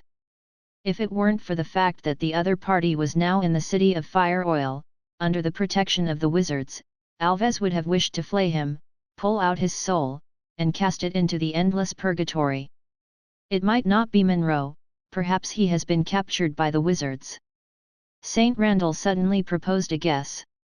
According to Gustav's recommendation, Monroe was a warrior of firm faith, a devout believer, who shouldn't have been turned so quickly within just 2 months. It might also be possible that their spies sent there were captured by those wizards, and the images seen before could have been faked. The shape-shifting wizards' disguise abilities were not weak. Using shape-shifting magic to take on Monroe's appearance and deceive their perception from hundreds of miles away was not impossible. However, Alves sneered, he had sent numerous spies into the city of Fire Oil, who reported back to him about the internal situation every week.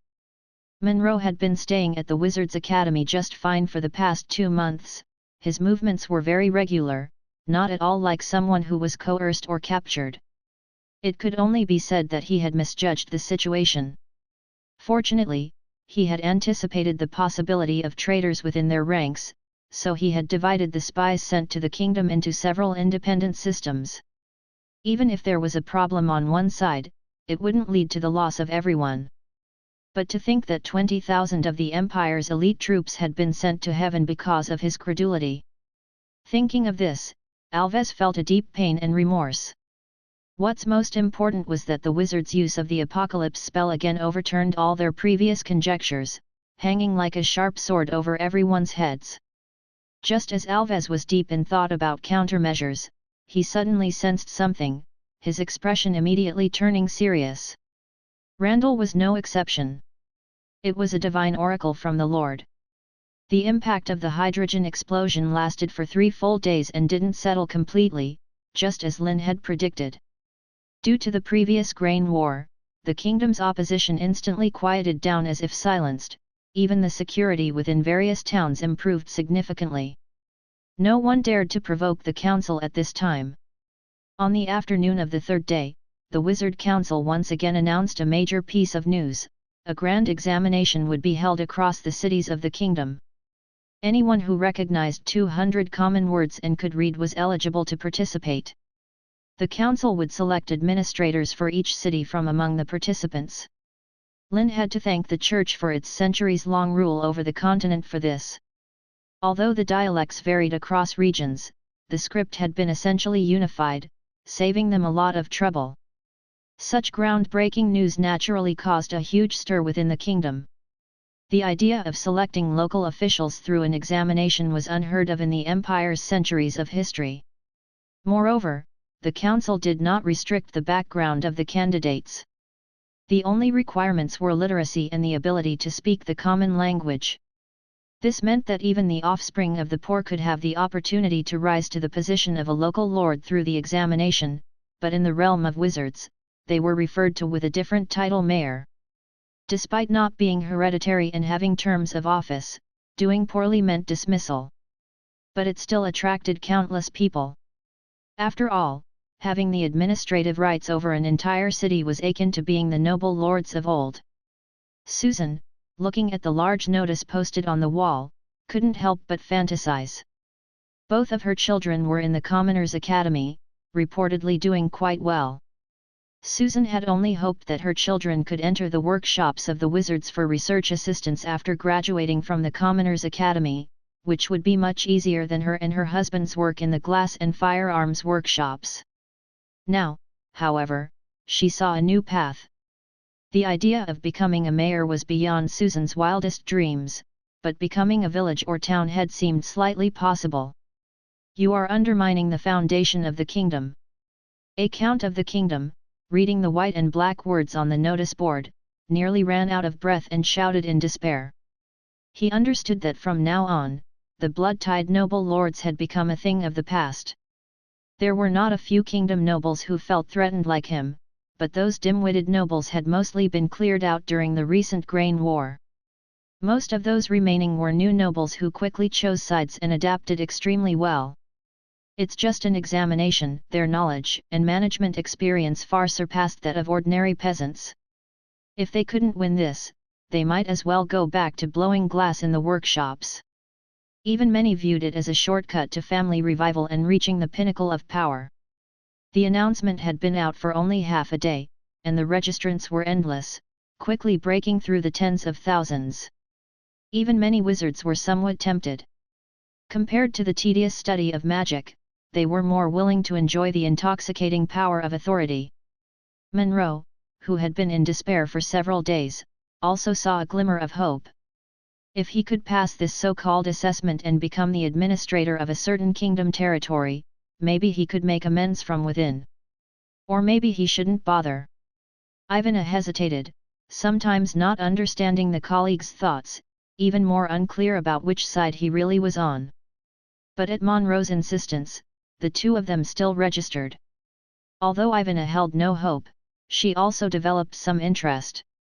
The examination was set for September 1st, just when the nuclear fusion reactor was to be completed. Lynn wanted to divert everyone's attention with the examination, especially since the reactor's startup was the most dangerous time. A moment of inattention could send the whole city to heaven. Of course, the importance of this selection examination went without saying, involving the transition between old and new orders, not to be taken lightly. Lynn had to take some time to select some appropriate public exam questions from the intelligence database as the examination content.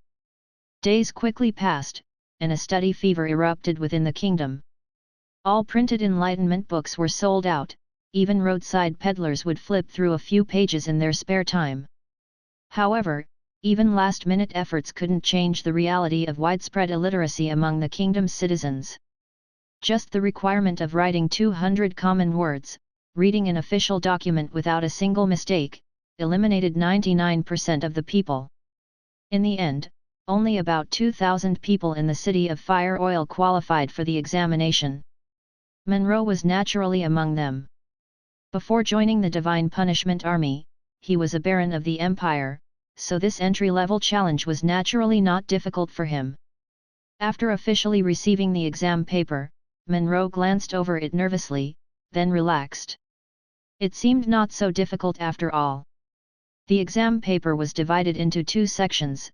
The front mostly tested basic arithmetic and understanding of official documents, while the back contained practical problems. For example, this question. Da Chun is a devout pseudo-god believer, refusing to cooperate with thought reform, showing strong resistance. If you were the local official in charge of this territory, how would you properly handle this situation?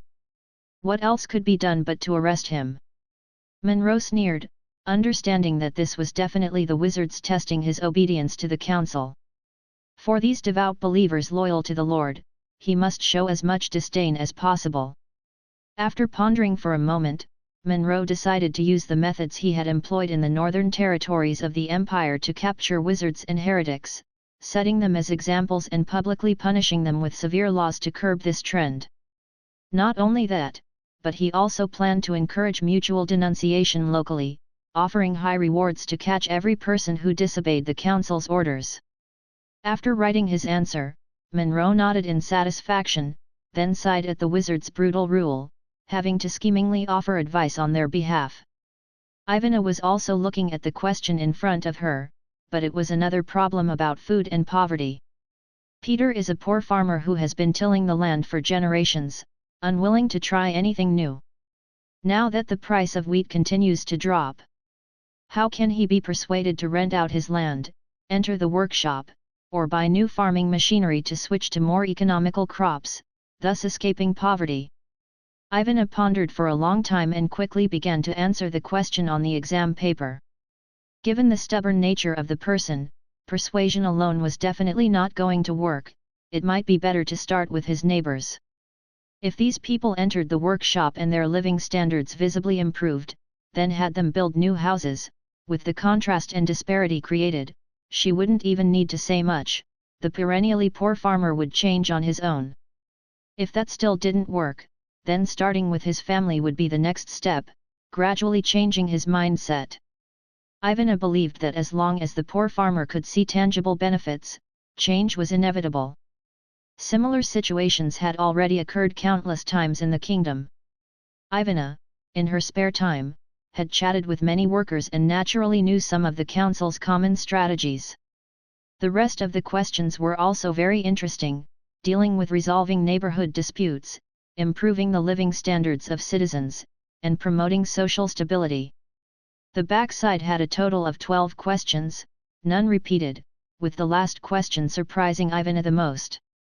It was about a conflict between wizards and peasants, where, as an official, she had to choose between strictly punishing the wizard according to the law or letting the peasants swallow their grievances to dissolve the conflict.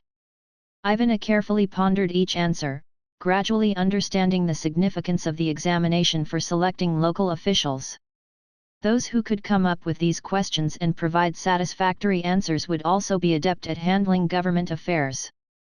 The examination lasted a total of 3 hours, every minute and second precious. These tricky questions were difficult even for some experienced nobles with extensive management experience to answer perfectly. The most important thing was that they had to guess what basis the council had for setting the questions and what kind of answers they wanted. Time's up, collect the papers. Alad, acting as a temporary examiner, glanced at the magic hourglass and spoke indifferently. As his voice fell, the domain quietly activated, and all the exam papers in everyone's hands flew towards him. The examination hall immediately filled with wails. 3 hours were simply too short. The basic questions at the beginning were manageable, requiring only literacy in arithmetic, which didn't take long to complete. However, the practical questions at the back were not so easy. Many spent half an hour just thinking about one question, and writing the conclusion on the exam paper also took several minutes. Seeing the examination hall filled with wails, Monroe felt even more confident, grateful that his writing speed was relatively fast, having finished everything in the last minute. Quiet down, everyone. There's one last test to be conducted. After Alad collected all the papers, his gaze paused on Ivana and others, then he spoke again. All official wizards, come with me. The rest of you stay here. Someone will be responsible for giving you your questions. Upon hearing this, the dozen or so wizards present all stood up, showing a sense of self-satisfaction, not surprised at all. With their status as wizards, how could they take the same exam as these peasants and minor nobles? Some special treatment was only natural. The remaining peasants had long been accustomed to this inequality, and although a few nobles had complaints, they dared not express them openly, as the kingdom was now under the rule of wizards. Lord Alad, what is our examination? Assessing wizard levels. A wizard asked after they left the room, ingratiatingly. He speculated that the council might assign positions based on their wizard levels. He had also inquired in advance that there were no grand wizards participating in this examination in the city of Fire Oil, meaning, as a third circle wizard, he had a good chance of being appointed as a lord. Alad glanced at him and didn't respond, leading a few into a room before taking out 5 exquisitely designed rings from his pocket. These are your exam papers, put them on. You 5, come first. Alad casually pointed out a few, including Monroe and Ivana. Chapter 467, This is not just a peasant's life, but the majesty of the law. Looking at the rings in Alad's hands, the few wizards present were somewhat puzzled, but still took them as instructed. Ivana, following Alad's instructions, placed the ring on her ring finger. After infusing a small amount of magic to activate it, her consciousness seemed to plunge into an endless deep sea. In a daze, Ivana felt as if she had forgotten something, then heard a series of calls. Officer! Officer! Ivana abruptly opened her eyes, surrounded by 7 or 8 plainly dressed peasants, looking at her with faces full of surprise. Officer, you're awake! The one who spoke was an elderly farmer. Officer! Ivana hesitated for a moment, her mind still a bit muddled, but quickly remembered that she had been selected by the council and had become an officer for the eastern territories of the kingdom. Today was her first day on the job, patrolling the territory with the townspeople and then volunteering to help everyone with farming. Probably too exhausted, she had fainted. Strange, her physical condition shouldn't allow for such. The first week, Ivana did not rashly do anything but spent her time interacting with the townspeople, understanding the current situation of the village. Like the rest of the reclaimed territories of the kingdom, everything here reeked of conservatism and decay. The local lord, who often oppressed the peasants, had been hanged on a crooked tree at the city's entrance a week ago, leaving behind a group of illiterate farmers, who knew nothing but farming and hunting, in stark contrast to the vibrant and ever-changing city of Fire Oil. Moreover, a significant number of locals devoutly worshipped Allah, and after centuries of church propaganda, the people were very wary of wizards. This was even after the musketeer troops had dealt with the local oppressive nobility, employing methods like land redistribution and striking against the wealthy. Her task was to dissolve these peasants' faith and lift them from the old era of hunger and lack of clothing. Ivana felt the heavy responsibility on her shoulders, and her first action was to stop all cultivation of wheat.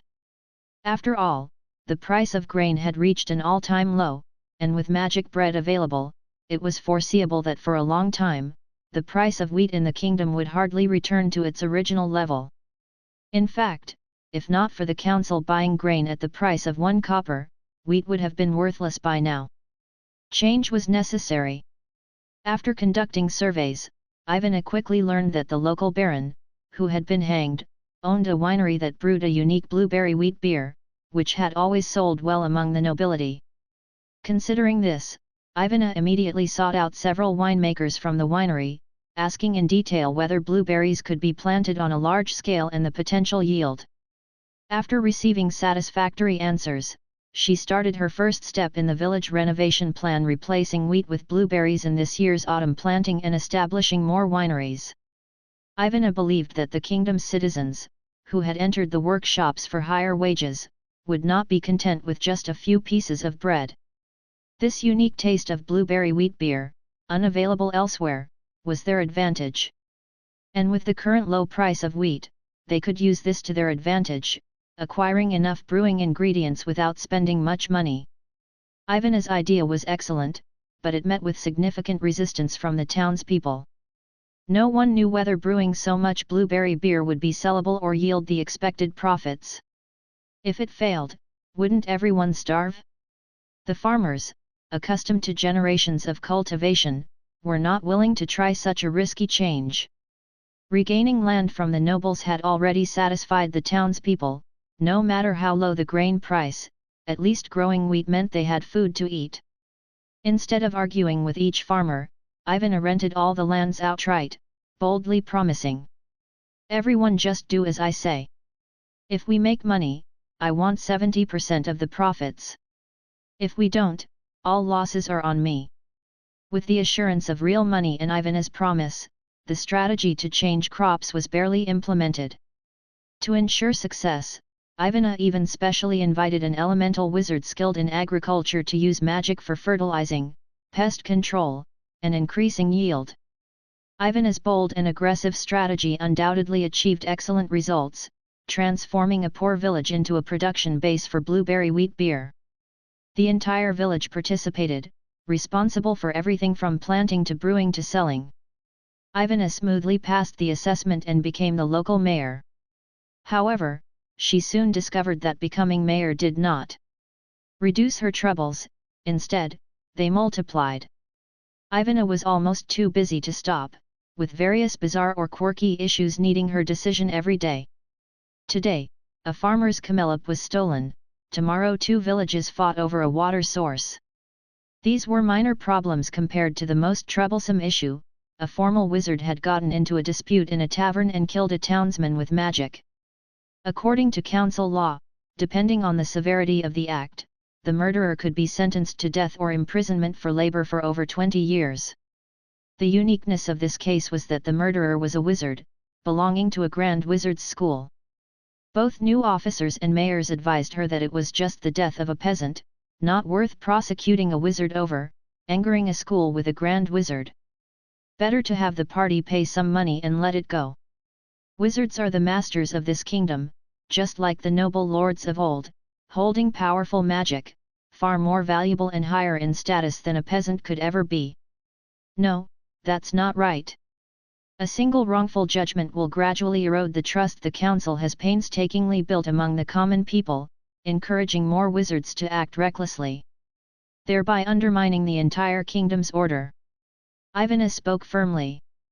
This was not just a matter of whether a peasant or a wizard's life was more valuable, more important, but also about whether the majesty of the kingdom's laws was upheld.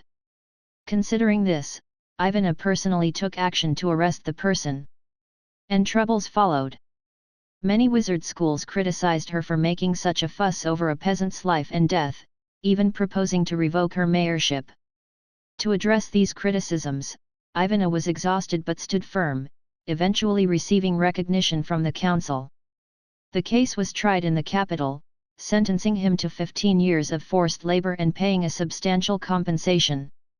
Although Ivana felt the sentence was too light, she understood that demanding a life for a life was unlikely, but at least a substantial compensation could save a family. With these achievements, Ivana quickly rose to become the mayor of Steel City. Then her incompetent and long-lost brother came seeking help, begging her to pull strings in this year's officer examination to ensure his selection. Ivana looked at the familiar yet strange face, lost in thought. Where did this brother come from? Meanwhile, outside the examination hall, all the papers had been sent to the conference room for evaluation and grading by 8 grand wizards. The basic questions were manageable, with standard answers, just requiring consideration of right and wrong. The application questions were different, with no fixed answers. They had to assess whether the decision was effective, highly subjective, with endless discussions about various strategies. For example, one grand wizard greatly appreciated Monroe's paper, his decisive and merciless approach, not quite suitable for an officer but excellent for an investigator. Naturally, the most debated was about the punishment for a wizard killing a peasant, with the 8 grand wizards almost split. Training a formal wizard consumes significant resources, requiring selection from citizens with magical talent, then years of study and consuming the source of magic, with less than a 40% chance of advancement. Not to mention, relying on magic, a wizard is equivalent to dozens of laborers and combatants, far more important than a peasant in every aspect, let alone worth a life for a life. The kingdom is a kingdom of wizards. How can we judge a wizard for a peasant's death? According to the standards of wizard lands, a fine of 20 should suffice. Grand Wizard Sanchez scoffed. He believed that as an officer of the kingdom, one must understand this point. Those who made judgments, even harsh ones against wizards, must carefully consider their capabilities. Why don't you take a look at this paper?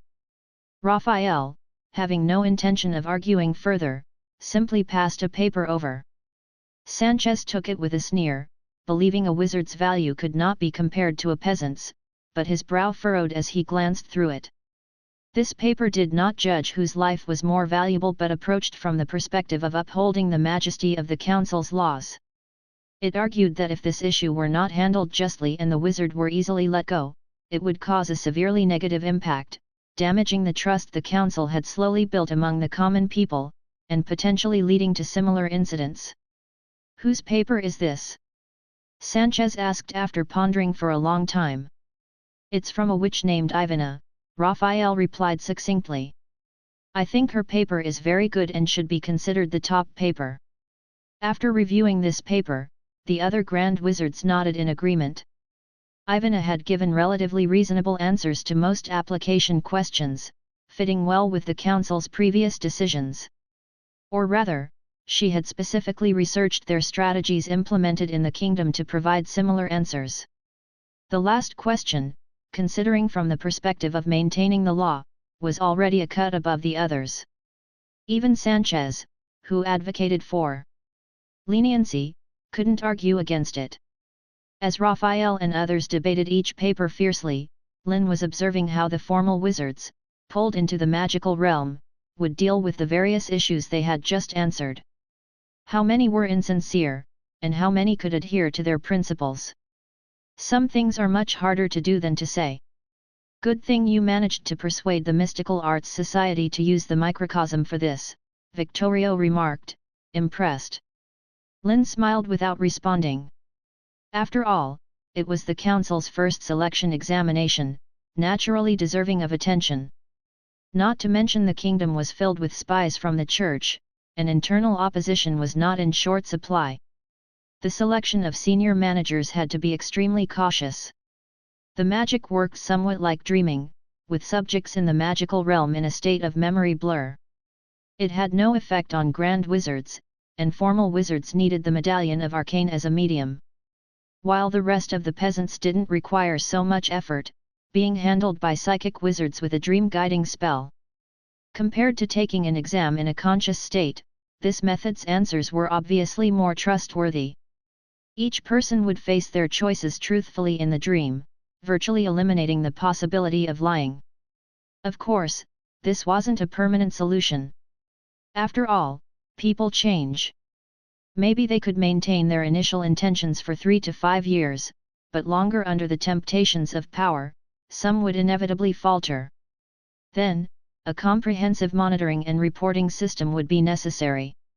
No matter what, Lynn had done his best in this election examination, even secretly adding some ingredients to expand the brain's computing network, leading to an unexpected discovery. Among the 17 wizards participating in the examination, one was particularly special, Monroe. The brain couldn't decode his mental fluctuations, surprising Lynn, knowing even Harof, Victorio, and others couldn't resist the brain's psychic decoding, while Monroe was just a formal wizard. Was it some unique artifact, or was someone providing him some protection? Lynn's mind filled with information about Monroe.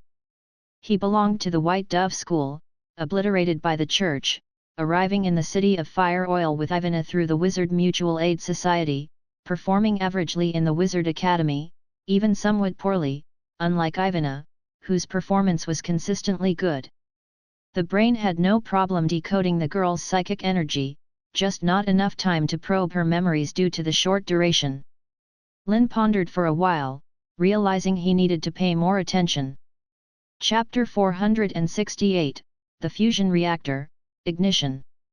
In the afternoon, at the temporary examination hall within the Wizard Academy, as the magic was dispelled, Ivana and others appeared disoriented, breaking free from the magical realm.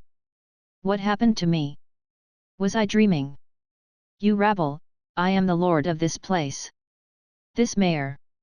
Better not be one. The reality constructed within the magical realm was so vivid that many were still lost in the scenarios created even after the magic had dissipated, coming back to their senses only as their memories gradually returned. The expressions of the 5 people present varied, but they quickly realized that everything they had just experienced was part of the exam, scenarios they had answered on their papers. However, compared to sitting and devising strategies on paper, practicing them was evidently much more difficult. Some remained stuck at the initial small town, their superficial management skills turning the whole territory into a land of disgruntled citizens, while others climbed high in position but couldn't resist the pleas of relatives, repeatedly engaging in nepotism and manipulation, ending up imprisoned. Managing a territory is really troublesome, better to continue focusing on magic. Sighed a wizard, clearly aware of his own outcome. The others' faces also looked rather grim. Ladies and gentlemen, your examination is now over, please go back and wait for the results. Grand Wizard Alad waved his hand and then called the next group of people to come and put on the rings. Fortunately, it was just a test, and they didn't take the opportunity to interrogate him within the spell, otherwise, the consequences would have been unpredictable. Ivana, following Monroe out of the examination hall, was still pondering over the experiences within the magical realm. Don't worry too much, Ivana. This test was not easy. There probably wasn't a single person who passed perfectly. We might still have a chance. Monroe reassured her. Monroe had to admit that the wizard's examination design was very good. Trying to cover all bases was not an easy task, and the traps were numerous. One careless step could lead to failure. Fortunately, having experienced many years in the Northern Territories, managing a mere village was naturally done with stability, successfully identifying every opposer hidden among the villagers, and resolving several potential peasant uprisings. Such performance should certainly be considered superior, right? This kingdom-wide selection exam, as Lynn had anticipated, attracted everyone's attention. Whether it was wizards, citizens, nobles, or merchants passing through, all were discussing how many people would pass the council's assessment and who would become the new lord of the city of Fire Oil. Meanwhile, Lynn himself and several councillors had quietly moved to the underground of the Duke's estate. After nearly 3 months of expansion and refurbishment, the estate's underground had been completely hollowed out, forming an area of about 100 acres. Hundreds of robust columns stood around supporting this vast underground space, with the space resembling an altar in the deep, enveloped by a series of mithril rings extending outwards. Each ring was engraved with dense alchemical runes. Victorio proudly explained to Lynn the operating principle of the fusion reactor. The diagrams previously provided were filled with intricate and complex apparatuses that the council's alchemists couldn't possibly produce. However, they managed to replicate the effects of these devices with magic and alchemy. If it's suitable, I believe we can initiate it tonight. Victorio spoke seriously. Lynn nodded in agreement. Since Victorio was so confident, it was better to start sooner rather than later. Harof and Aurora also looked forward to it. Perhaps tonight they could complete the legendary ascension ceremony. Together, they approached the giant altar, where Tyek and others who had been working tirelessly on the fusion reactor gathered around. Master Lynn, Lords of the Council, can you now tell us what this thing is actually for? Tyek asked curiously. To build this underground space, the Council had used an uncountable amount of manpower and resources. They even drained a large lake to extract 2 new elements from the water, a first in history. It's simple. We're using magic to create a sun to provide us with an endless source of energy. Lynn said with a smile. Create a sun. Tyek was momentarily stunned, almost thinking the star of magic was joking with him. Although there were rumors in the kingdom that someone's new magic involved pulling down the sun from the sky, any wizard with some astronomical knowledge understood that was impossible. The sun above their heads was millions of times larger than the land beneath their feet. Bringing that down would mean the end for everyone. Or are you planning to experiment with your new magic here? Tyek immediately thought of this possibility. It could be. Said that.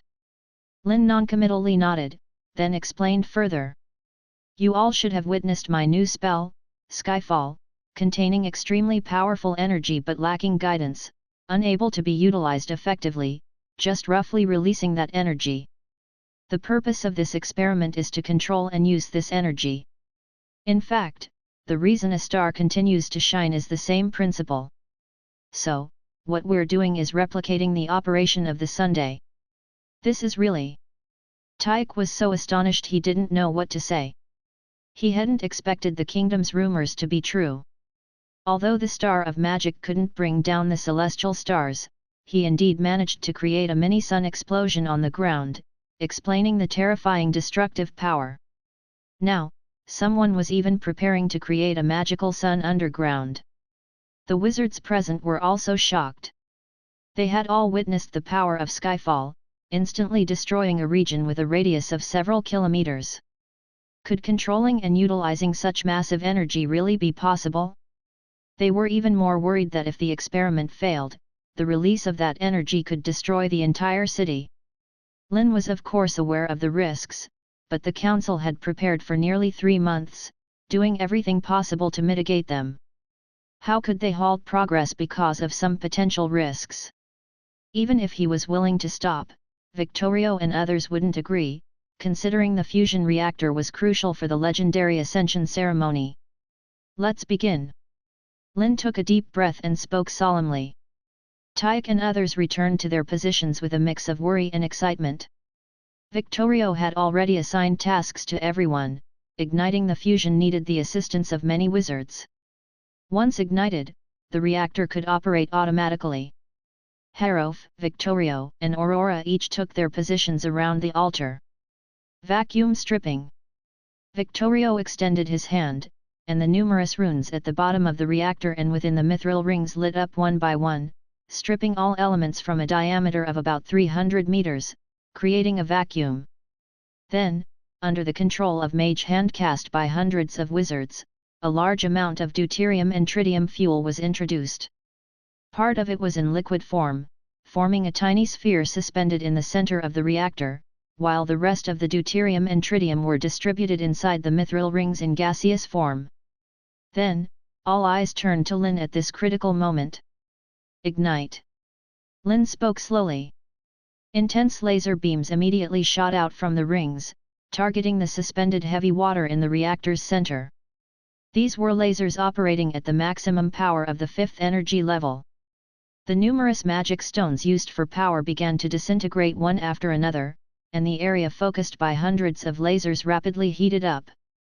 10,000 degrees, 50,000 degrees, 100,000 degrees, 1 million degrees, 10 million degrees. Within just 2 to 3 seconds, the internal temperature had already surpassed the threshold. The deuterium and tritium elements had turned into fierce plasma under such terrifying high temperatures and were then tightly confined in an even smaller area by a strong magnetic field. High temperature and high pressure are the most crucial factors for initiating fusion. Quickly, perhaps in an instant, a light more intense than the laser beams flashed at the reactor's core, instantly illuminating the entire underground space. Even though Lynn and others had set up protective magic and were prepared to face the intense light, they couldn't help but squint. The temperature in the entire underground space rose sharply, quickly reaching levels unbearable for ordinary people, and this was only a fraction of the energy leaked under the confinement of the strong magnetic field. The boundless firelight instantly broke through the confinement of the strong magnetic field, erupting from the core of the reactor. There was no oxygen in the vacuum, yet the flames still burned because this was plasma fire, energy transformed from matter. The surrounding mithril rings dissolved in 0.1 seconds, and the whole space seemed to boil. "We're going to die! We're going to die! We're going to die!" Tyke was suddenly filled with dread, his instinctual fear of death occupying his entire mind, his face full of horror. In this underground space, they had no chance to escape. Just as the plasma fire was about to extend beyond the reactor, it suddenly began to swirl like water into a vortex, spiraling and moving upward, eventually forming a giant fire tornado several hundred meters in diameter, spectacularly. Only then did Tyke realize, although the mithril rings had dissolved, the alchemical runes still floated in the void, forming a unique protective circle that guided the flow of the flames. The alchemist's hands and feet were trembling slightly, their backs soaked with sweat. "Is it force field magic?" Lynn turned to look at Victorio, noticing some clues. "Correct, thankfully we had a backup plan. I didn't expect the burst of energy at the moment of fusion to break through the magnetic field I set up." Victorio was also a bit shaken. If the energy had erupted, they wouldn't have been sure they could withstand it. As he spoke, Victorio changed several hand signs, increasing the power of the magnetic field confinement. The massive fire tornado slowly dissipated, revealing an even more spectacular sight. The core of the reactor was a constantly moving, spinning plasma sphere, emitting tremendous light and heat at all times. It was like a sun bound in place. All the wizards present were mesmerized by the scene before them. Tyke exclaimed, "If we told others we trapped a sun beneath the city of fire oil, no one would believe it. This is definitely the greatest monument in the history of magic," an alchemist said excitedly. Harof, gazing at the star-like shining fusion core, suddenly had a realization. No wonder, when he was in the microcosm, meeting with legends from the Mystical Arts Society, he felt like he was facing a star. It turns out they had already revealed the path to legendary ascension to him, but it was only today that he finally understood. Among all present, Victorio was the most excited. The construction of this magical fusion reactor had been a labor of love, and he hadn't slept well for months, relying entirely on stamina potions to maintain his condition. This was how he completed this miraculous masterpiece in less than 3 months. Of course, Aurora and Harof also contributed significantly. For example, the laser beams emitted by the rings were Aurora's work, while the backup force field magic was Harof's masterpiece. This fusion reactor could truly be said to be a collective effort of wisdom and strength. Lynn also slightly curved his lips. The establishment of the fusion reactor meant they had preliminarily mastered galactic-level power, the power of stars. Although the energy it contained was as insignificant as a speck of dust compared to a real star, it was undeniable that their operating principles were no different. As for how to use the reactor's energy, initially, it's usually through the method of boiling water, converting water to steam and then using steam power for electricity generation. But with the convenience of magic, there's no need for such hassle. Direct conversion through the photoelectric effect or magnetohydrodynamic generation, even directly using the plasma itself as energy, the brain contains many complete technologies. Over the past few months, Lynn hadn't been idle, working to magic some of these technologies. Chapter 469, The Body of Magic and Energy, the Ceremony of Ascending to Legend. The so-called nuclear fusion refers to the process where two lighter nuclei combine to form a heavier nucleus, an opposite reaction to fission. For instance, the magic fusion reactor they constructed operates by creating a high-temperature, high-pressure environment, allowing the hydrogen isotopes deuterium and tritium to combine, fusing into helium. Theoretically, as long as there is a sufficiently strong high-temperature and high-pressure environment, fusion could continue according to the periodic table of elements, though even the Sun's core, with its intense heat and pressure, can only fuse elements up to iron. Heavier and denser elements typically originate from cosmic phenomena like supernova explosions and binary star mergers. Around the reactor, the intense laser beams gradually dimmed. After the fusion process started, there was no longer a need for such means to heat up, as the high temperature it produced was enough to sustain the fusion reaction. A continuous stream of energy flowed from the core, absorbed by the energy storage runes spread throughout the underground space under the action and guidance of transformation arrays. Now, can we prepare for that ceremony?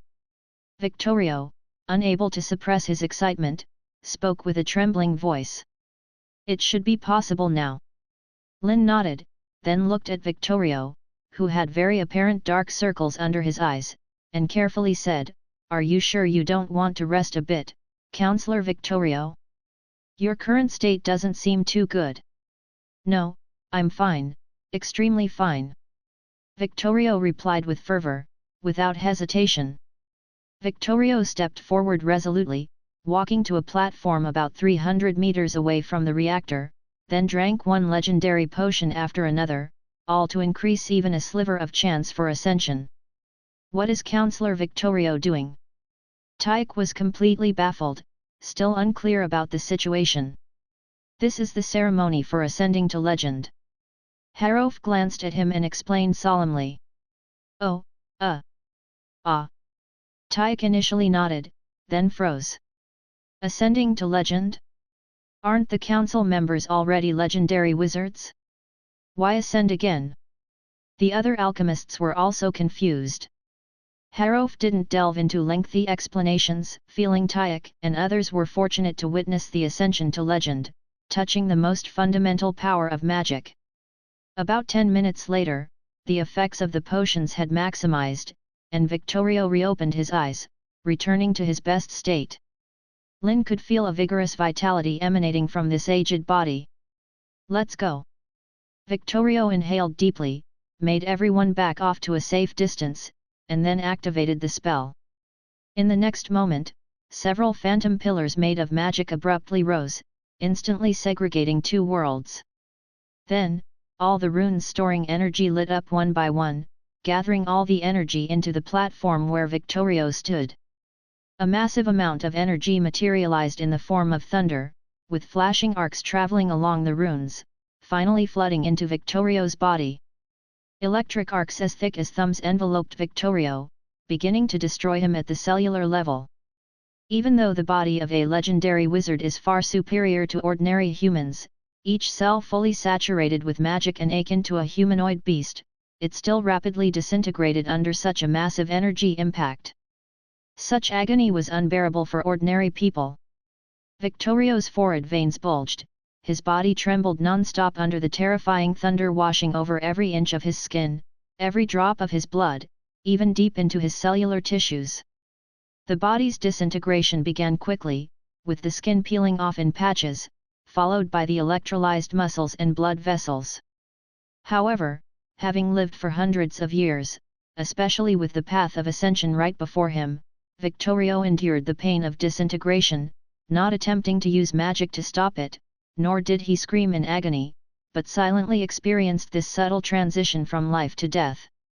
Under Tyke and others' horrified gazes, Victorio's body was enveloped in fierce electric arcs, layer by layer peeled away, with flying body tissues turning to ashes before hitting the ground. In just 30 seconds, Victorio had completely vanished from their sight. He was dead. From a biological standpoint, it was indeed so, but the soul of a grand wizard could exist temporarily even without a body, and in the swirling thunderous light, a cerulean phantom flickered in and out of visibility. Condense. After the body was completely destroyed, Victorio finally spoke. A vast amount of magic was instantly drawn out. For this ceremony, he had prepared a total of 100,000 magic stones, all the savings of the council. On the platform, the density of magical power surged rapidly, and under Victorio's calculations far surpassing that of a 6th-level Grand Wizard, the vast magic quickly infused into the soul, methodically transforming into various human elements. Creating a mimicry of the body out of magic is not a simple task. The human body comprises dozens of elements, with oxygen, carbon, hydrogen, and nitrogen being the most critical. There are approximately 9 essential minerals, making up 99% of the body's composition, besides many trace elements. Fortunately, Victorio had already recorded all data about his body and developed a spell named Shape, Shell Reformation, allowing the formation of flesh, bones, and organs to quietly take shape within seconds. Did it succeed? Aurora, who had been closely watching the ascension ceremony, murmured softly to herself. However, the next moment, the newly formed body was overwhelmed and torn apart by the violent thunderous force, just as fragile as paper under the impact of such powerful energy. Victorio, evidently, wasn't ready to give up. He increased the mobilization of magic, regeneration, and destruction happening almost simultaneously, endlessly cycling. This terrifying scene made Tyke and others shudder with fear, sensing that the counselor's soul was becoming dimmer by the moment. The soul is inherently fragile, even at the Grand Wizard level, it can't exist indefinitely without a body, especially when placed under violent energy impacts. Should we slow down the energy input? Aurora voiced her concern, suggesting perhaps they should wait until Victorio finished constructing the magic body. No, there's no need for that, nor can we afford to, Lynn shook his head. Thunder and water are the essence of life's origin. The input power was meticulously calculated, anything less wouldn't suffice to fill the constructed elements with energy. He was too impatient, it should have been done step by step, Harof sighed. As an observer, Harof could see some of the issues. Victorio wanted to construct the entire body at once before infusing it with energy. But it was clear that wasn't working, it would be better to do it step by step, from the inside out. This is the downside of being the first to ascend, encountering unknown obstacles throughout the process. A single misstep could waste precious energy and time. And Victorio had less than 5 minutes left. This was the duration a 6th-level Grand Wizard's soul could endure under intense energy impacts. Exceeding this limit could cause severe damage or even total annihilation. In fact, the situation was somewhat worse than anticipated because Victorio used a significant amount of computational power to construct the magic body, rapidly deteriorating the state of his soul. Thankfully, Victorio soon realized he couldn't construct the entire body under such energy impacts with his capabilities alone. Moments later, a heart slowly emerged at the center of the soul, pulsing quickly and rhythmically, but it wasn't blood it was pumping, it was energy. Then, blood vessels connecting to the heart and the skeletal structure in front of the chest appeared. The intense current, seemingly trying to destroy the soul again, but this time the growth and repair speed far exceeded the rate of disintegration. Similar to how Anthony improved his sensitivity to electricity through physical trials, the current, after passing through the soul, weakened, with the remaining electricity being imbued with soul power, suitable for integration into the magic body. Try increasing the power a bit, Lynn suggested thoughtfully. Increase power. The alchemists present trembled at the thought, some even wondering if Lynn intended to harm the counselor. Harof, however, nodded, directing his hand towards the fusion reactor.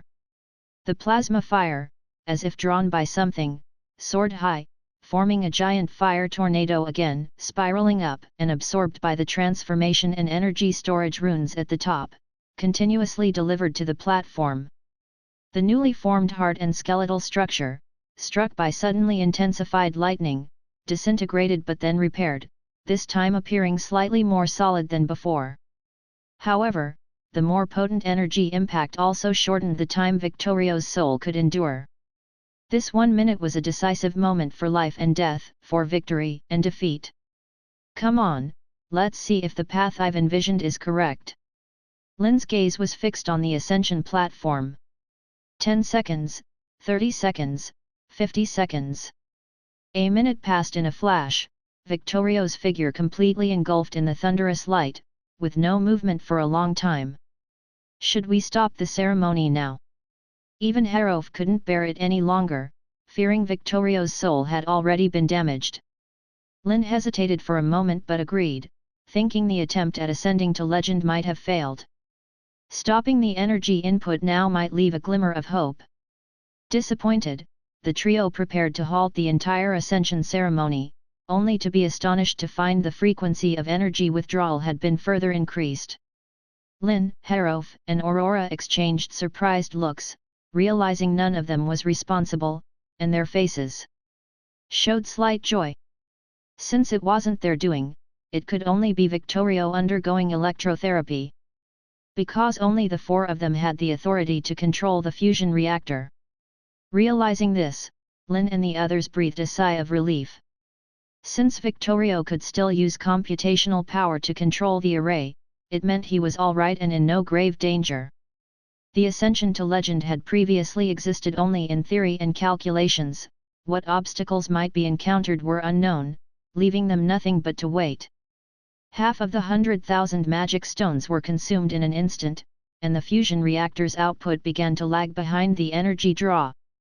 Just as Lynn began to worry about whether the energy reserves were sufficient, the platform's pervasive lightning finally dissipated. No, dissipated isn't quite the right word, more accurately, all were absorbed in.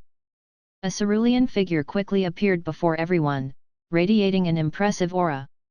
Victorio stepped out, his energy-materialized body becoming more substantial with each step, and by the time he truly emerged from the platform, he had fully reverted to his previous flesh and blood form, his aura becoming incredibly subdued, indistinguishable from an ordinary person.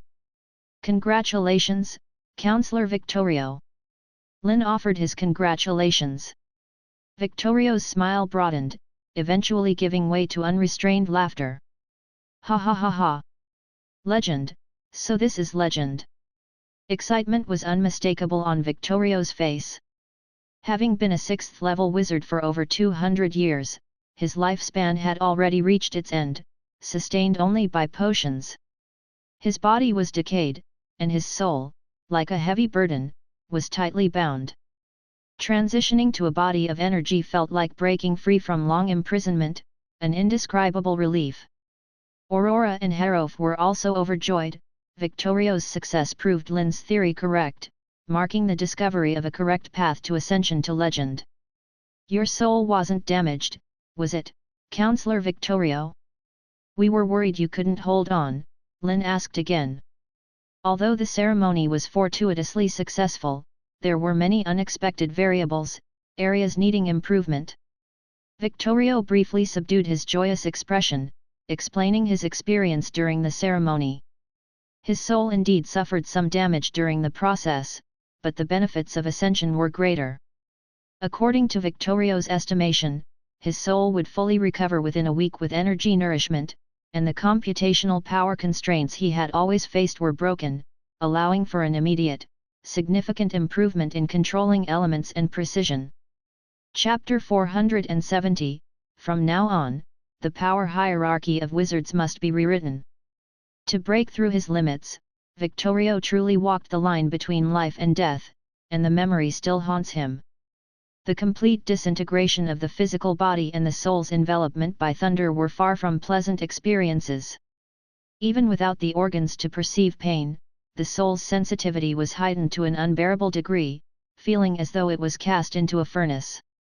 His will was being eroded, a sensation far more terrifying than death itself. Victorio shared his harrowing experience during the Ascension ceremony, highlighting several issues encountered, particularly the need to adjust the frequency of energy input and output. Their initial calculations were off, failing to account for the energy loss as electricity passed through the soul. If there's one thing crucial to ascension, it's energy, computational power, and willpower, Victorio mused thoughtfully. Building a body of energy is a meticulous task. Victorio had developed a spell called Shell Reformation, hoping for a one-step completion. Yet, it couldn't withstand the onslaught of powerful energy tides, forcing him to endure the agony of his soul being eroded while he painstakingly constructed his body bit by bit using his computational power. The process was mentally exhausting, and had he been even 10 seconds late, his soul would have completely disintegrated. The final moments were endured purely through his sheer determination to ascend.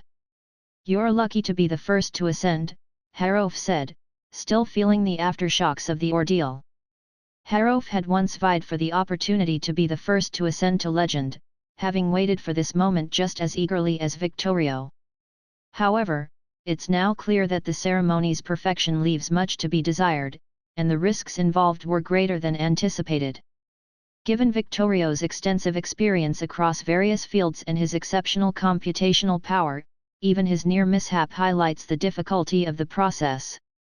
Harof doubted he could think to use soul power to adapt electricity for magical compatibility or divide his computational power to control arrays and adjust energy transfer efficiency like Victorio did. Energy could be supplied by magic stones and the fusion reactor, and when it came to willpower, Lynn felt no less capable than anyone else. As for computational power, although currently only a 5th-level Grand Wizard, far from reaching the pinnacle of this realm, with the support of the magical network, his computational power could even surpass that of ordinary 6th-level wizards. However, Lynn quickly dismissed the thought, considering the soul's strength as a significant factor, and decided against taking any unnecessary risks. Amidst this congenial atmosphere, Tyack, unable to contain his curiosity any longer, asked, "Counselor Victorio, what exactly happened?" "I heard from Counselor Harof that this was an ascension ceremony to legend." The alchemists present were equally bewildered, overwhelmed by the evening's surprises, from the mini-sun suspended in the underground space to Victorio's death and rebirth in a peculiar manner, which was beyond everyone's comprehension. Victorio, seeing the puzzled looks, explained with a smile, "What do you think legend is?" "Obviously, an existence that surpasses a grand wizard," an alchemist responded without hesitation. "According to the Council's classification, wizards can be divided into 4 major realms: apprentice, formal wizard, grand wizard, and legendary wizard, with the latter representing the pinnacle of wizardry.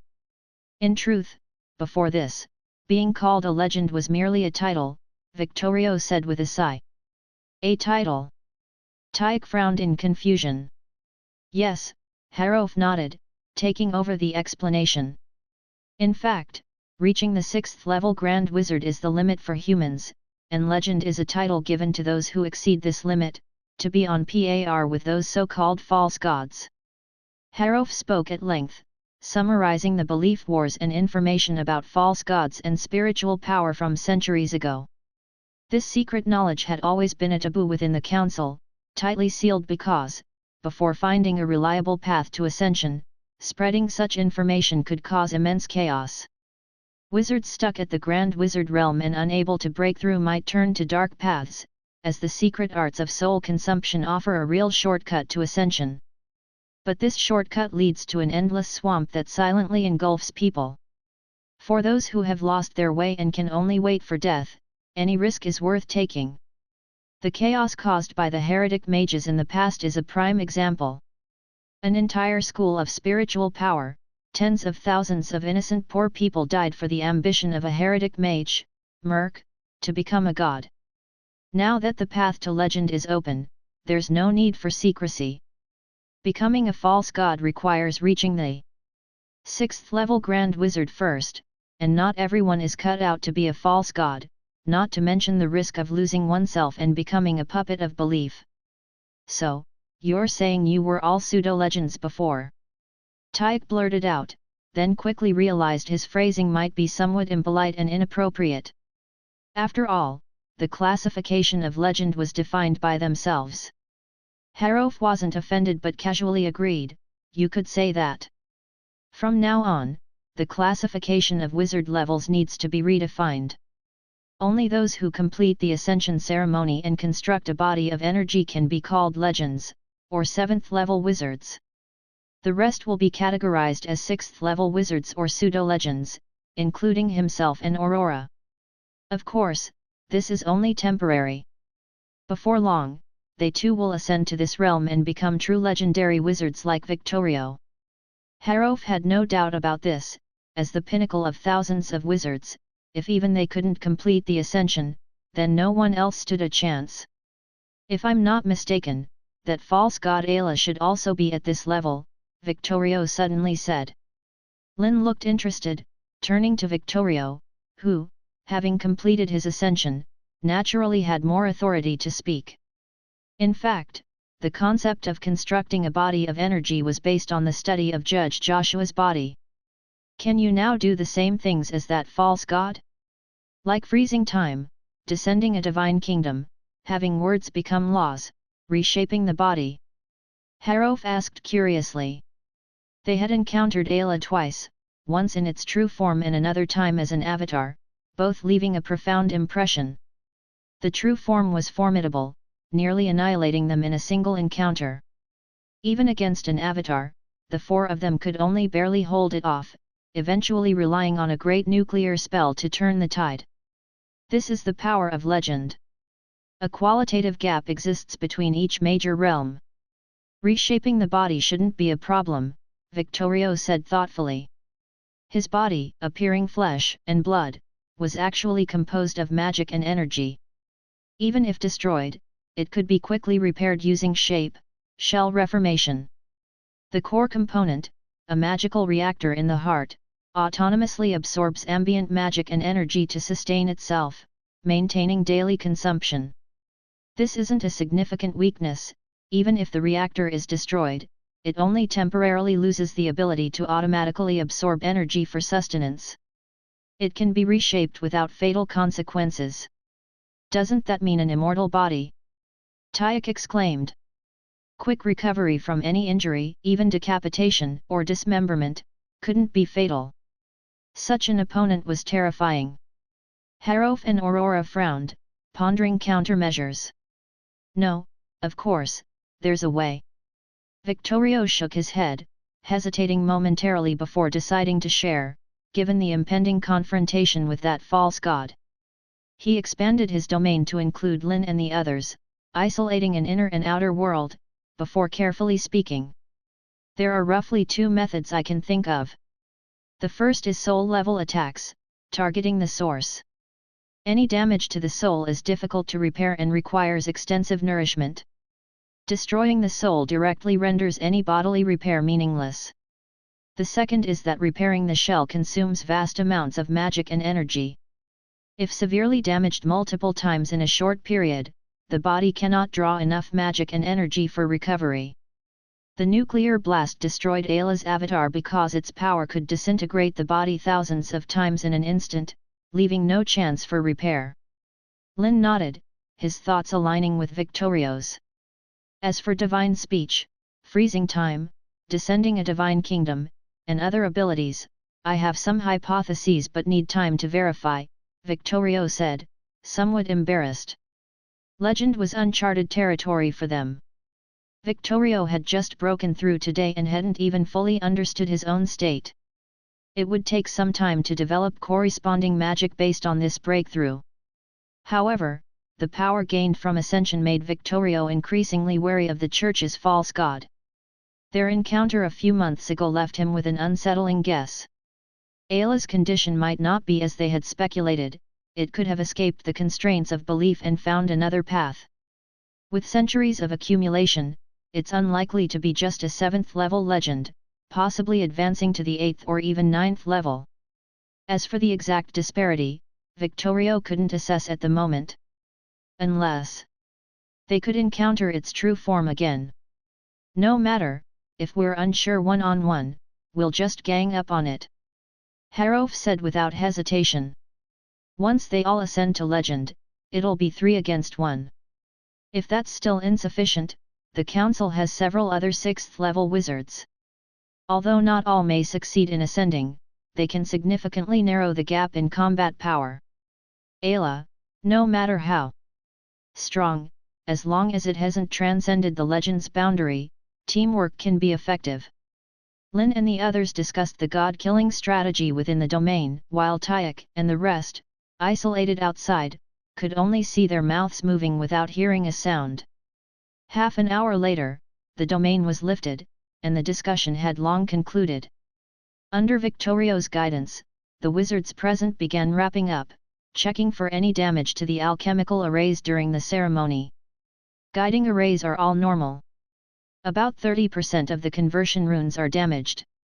The reactor's surface shows signs of melting, it's recommended to reinforce it with magic. With the efforts of hundreds of alchemists, all data were quickly compiled. Thanks to Lynn's foresight during the array's creation, damaged runes didn't affect the overall structure and could be easily repaired. What truly pained the counselors was the consumption of 60% of their magic stone reserves. These were all the council's remaining reserves. Fortunately, they had recently discovered a new magic stone mine, or else they'd be worrying about securing magic power now. Should the remaining 40,000 magic stones be enough for one more person to ascend? Aurora speculated. Harof also considered this, as the ceremony had used up 60,000 magic stones, but that was due to Victorio's first-time ascension and unnecessary magic consumption. If they could adjust the energy transfer to be more efficient, even a slight increase in ascension probability would be worthwhile. Chapter 471, The Long-Awaited Saintess and the Strange Occurrences in the City of Fire Oil. In the evening, within the Wizard Academy of the City of Fire Oil, Philip was eloquently discussing the 7th element on the periodic table nitrogen to the apprentices and official wizards below. As the most abundant element in the atmosphere and one of the first elements that apprentices come into contact with, nitrogen had not received much attention from wizards in the past. After all, it's difficult for nitrogen to react magically with other common elements, and many schools of thought considered it to be a useless element. However, this was clearly just a lack of deep research on nitrogen by some people. For instance, in Master Lynn's research and analysis on plant photosynthesis, it was mentioned that nitrogen is one of the essential nutrients for plant growth. Rumor has it that the cardinals of the Church possess a special divine technique called rain of nature, which can significantly increase food production. The principle most likely involves using nitrogen as a fertilizer, with effects far surpassing those of magical growth spells developed by some elemental schools by over 60%. This sufficiently demonstrates that the Church's understanding and application of nitrogen have far exceeded theirs, and now is the time for them to catch up vigorously. But Professor Philip, didn't Master Lynn develop a way to make bread with magic? Why do we still need to develop magic that increases crop yields? A curious apprentice asked. Magic bread is indeed real, but we can't always eat bread, can we? It's good to change our diet. Philip replied with a smile. Moreover, the characteristic of nitrogen not easily reacting with other elements can also be reversed, using it as a protective, filler element. For example, the magical lamps that illuminate the night sky throughout the City of Fire Oil contain a large amount of nitrogen gas.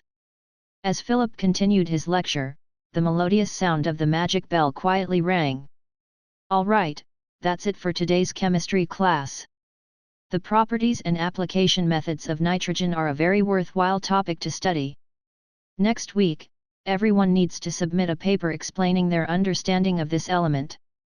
Whoever can develop a new spell from this will be rewarded with 100 credits, Professor Philip said with lingering enthusiasm. The wizards below were very excited.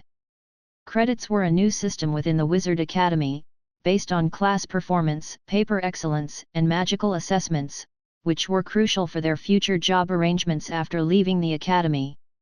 If one could earn more than 1,000 credits within a school year, they could get a recommendation from the professors, enter the Magic Research Institute after graduation, and even gain the appreciation of the Grand Wizards, becoming a core member of the council. The fastest way to earn credits was naturally to develop new magic or propose innovative magical theories.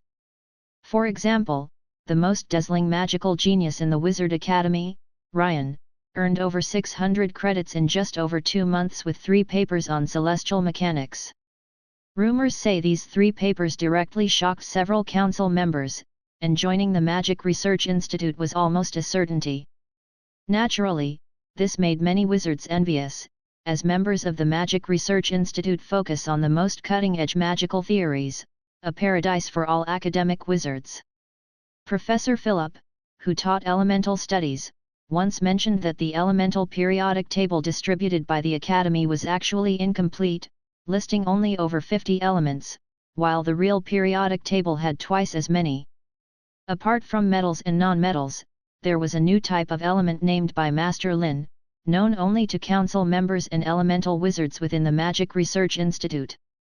The students chatted and left the classroom, with the universally acknowledged magical genius Ryan receiving a lot of attention, clearly destined to be the next star of magic. "Have you got any ideas for the paper on nitrogen elements, Ryan?" a tall and thin male wizard asked with a headache. This element wasn't very suitable for casting spells, and focusing on plant growth enhancement from Philip's lecture would make standing out nearly impossible. After all, others had already attempted this, possessing relatively complete magical theories, making it hard to exceed this framework in just a week. No wizard wanted their hard research to fade into obscurity. If anyone had the capability to forge a new path, it would naturally be the magical genius Ryan. Facing everyone's expectant gaze, Ryan smiled. "Sort of, I've already got some ideas about a spell involving nitrogen elements." "So soon?" The wizards present were astounded, still pondering which direction to start their research from, while Ryan had already begun developing new magic. "Actually, the direction has already been pointed out by the Star of Magic. I'm merely expanding on Master Lynn's research," Ryan humbly said, but his face was filled with pride. "You're really something. At this rate, you'll leave the academy and join the Magic Research Institute in no more than 2 months, said the male wizard enviously. The other wizards also complimented him continuously, while also indirectly probing about the new magic Ryan was developing. Facing everyone's flattery and praise, Ryan's smile never faded, but he did not reveal anything. After reaching the students' quarters, he apologetically spoke. "I've already made other arrangements today, please go back first." Those unable to get any clues could only leave reluctantly, planning to reread the paper on plant photosynthesis to perhaps find a new perspective. As for Ryan's whereabouts, many were well aware that the magical genius had recently fallen for a strikingly beautiful witch, even to the point of obsession. But this was a natural human emotion, and no one intended to spoil the magical genius's interest. After saying goodbye to his admirers, Ryan straightened his robe and, with a smile on his face, entered the school's premises, gently knocking on the door of a house. About 3 seconds later, the door opened on its own, and a clear voice followed. "Come in." Ryan's smile grew wider, filled with excitement as he stepped inside, somewhat surprised by what he saw. Instead of the elegance he expected, the place resembled a large magic laboratory. All around were various strange alchemical instruments. Most noticeable was the iron ball hanging in the center of the living room, swinging in a constant cycle. As he entered, a wooden sign marked with scales was just knocked to the ground, making a clack sound. Additionally, Ryan saw mirrors and torsion balances on the experimental table, along with several differently sized spheres revolving under magical force. Is this Master Lynn's pendulum and mirror reflection experiment? And the celestial motion model? Ryan recognized them instantly, then laughed and said, "Aren't all these in the Wizard Academy's exhibition room, Cynthia?" The room was filled with very famous magical experiments. To allow new students to admire the greatness of magic and for the convenience of daily teaching, every Wizard Academy in the kingdom had complete experimental models in their exhibition rooms. Every wizard visiting the exhibition room for the first time would invariably marvel at the ingenuity of the Star of Magic, who managed to demonstrate the complex problems of gravity and celestial bodies so simply. Therefore, if one wanted to study related theoretical experiments, the exhibition room was undoubtedly the best choice, where professors could explain the detailed process. But I prefer to verify the process myself. Cynthia, the girl, said casually. She didn't even turn to look at Ryan, who entered, but focused on the experimental table, her slender fingers holding a cube-shaped oddity. Her words made Ryan pause, then quickly said, "You're right, no amount of listening to others compares to experimenting oneself. Besides, you missed today's element class, which is a pity. Nitrogen has a wide range of applications and is not a useless element. It plays a crucial role in shaping and biological fields." Ryan, knowing the girl's interest in magic, eloquently summarized today's lecture by Philip, especially mentioning the professor's offer of 100 credits for developing a new spell.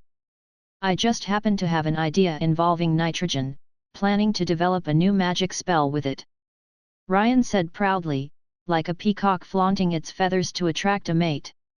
"Oh!" Cynthia finally stopped her work, turned her head with interest to look at Ryan, her violet eyes seemingly capable of stirring one's soul. Ryan wanted to keep her in suspense, but under her expectant gaze, he couldn't help but speak.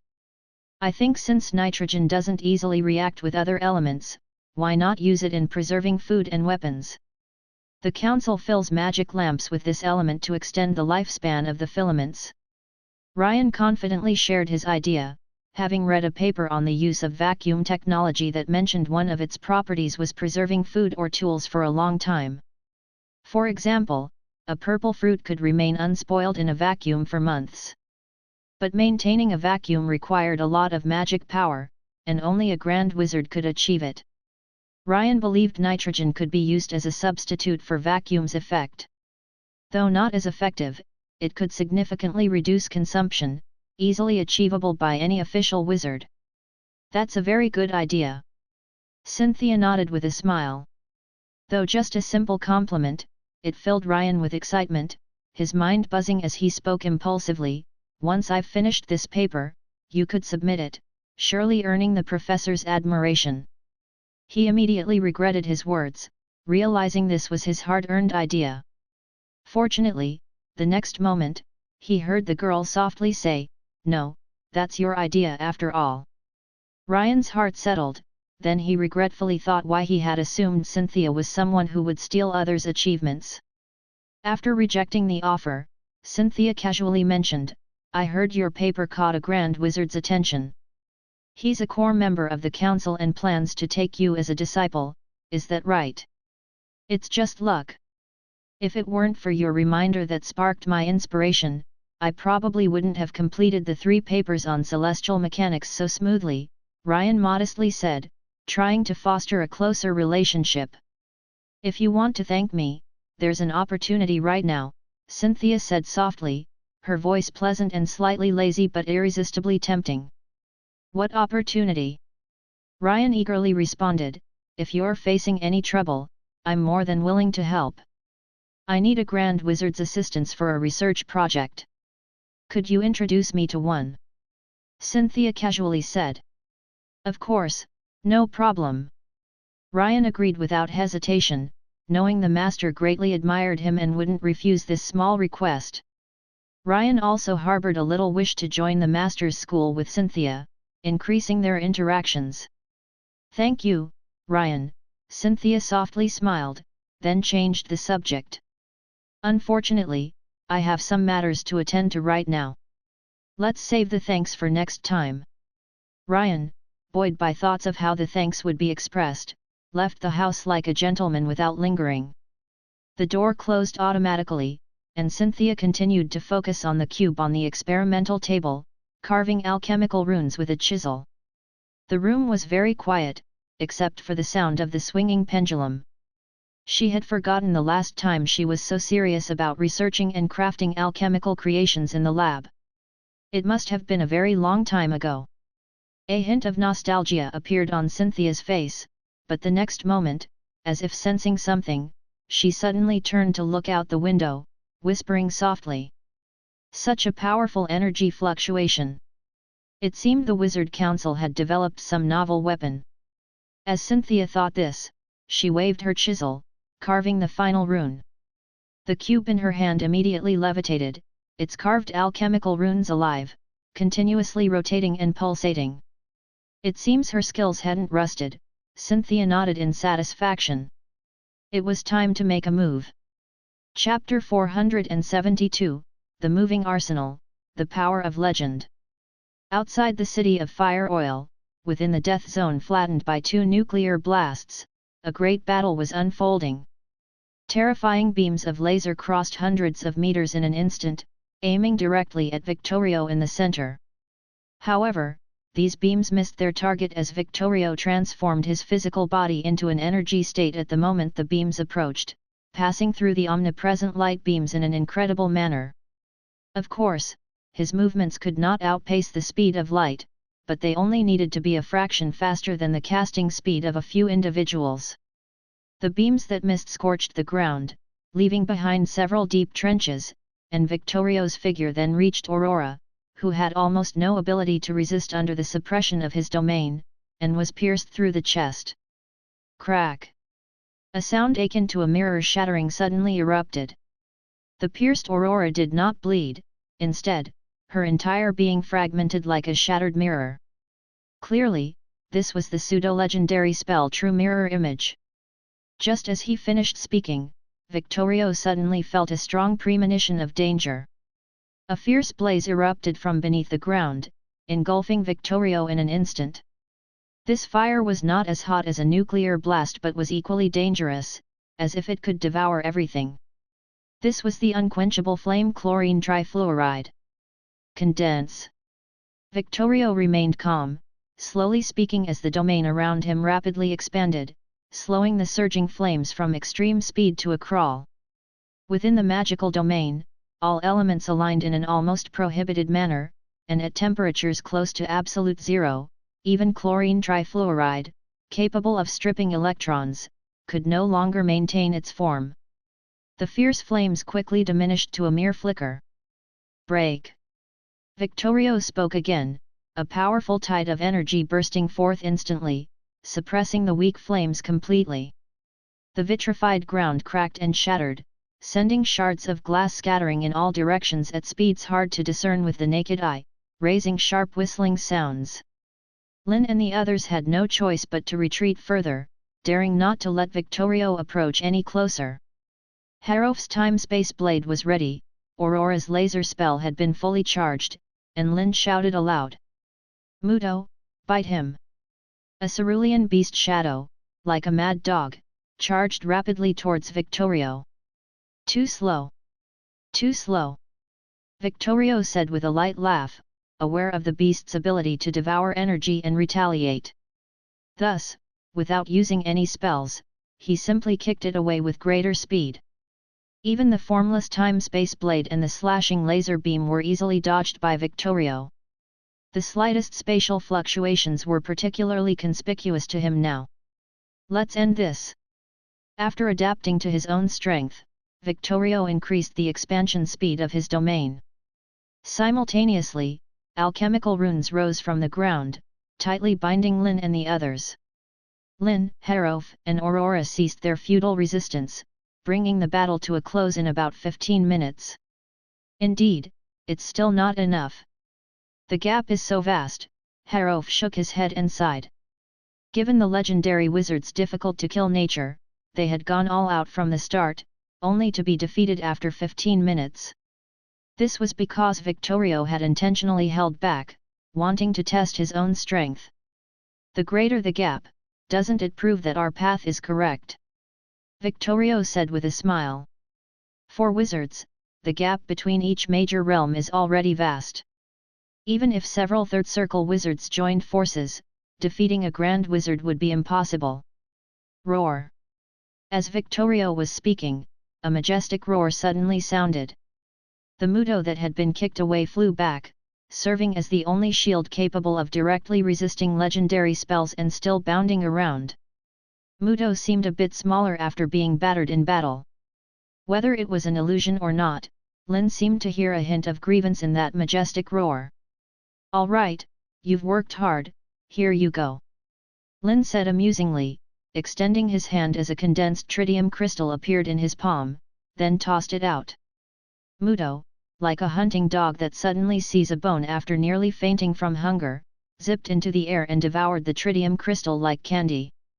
"Come on, spin around," Lynn subconsciously added, flipping his hand to produce another tritium crystal.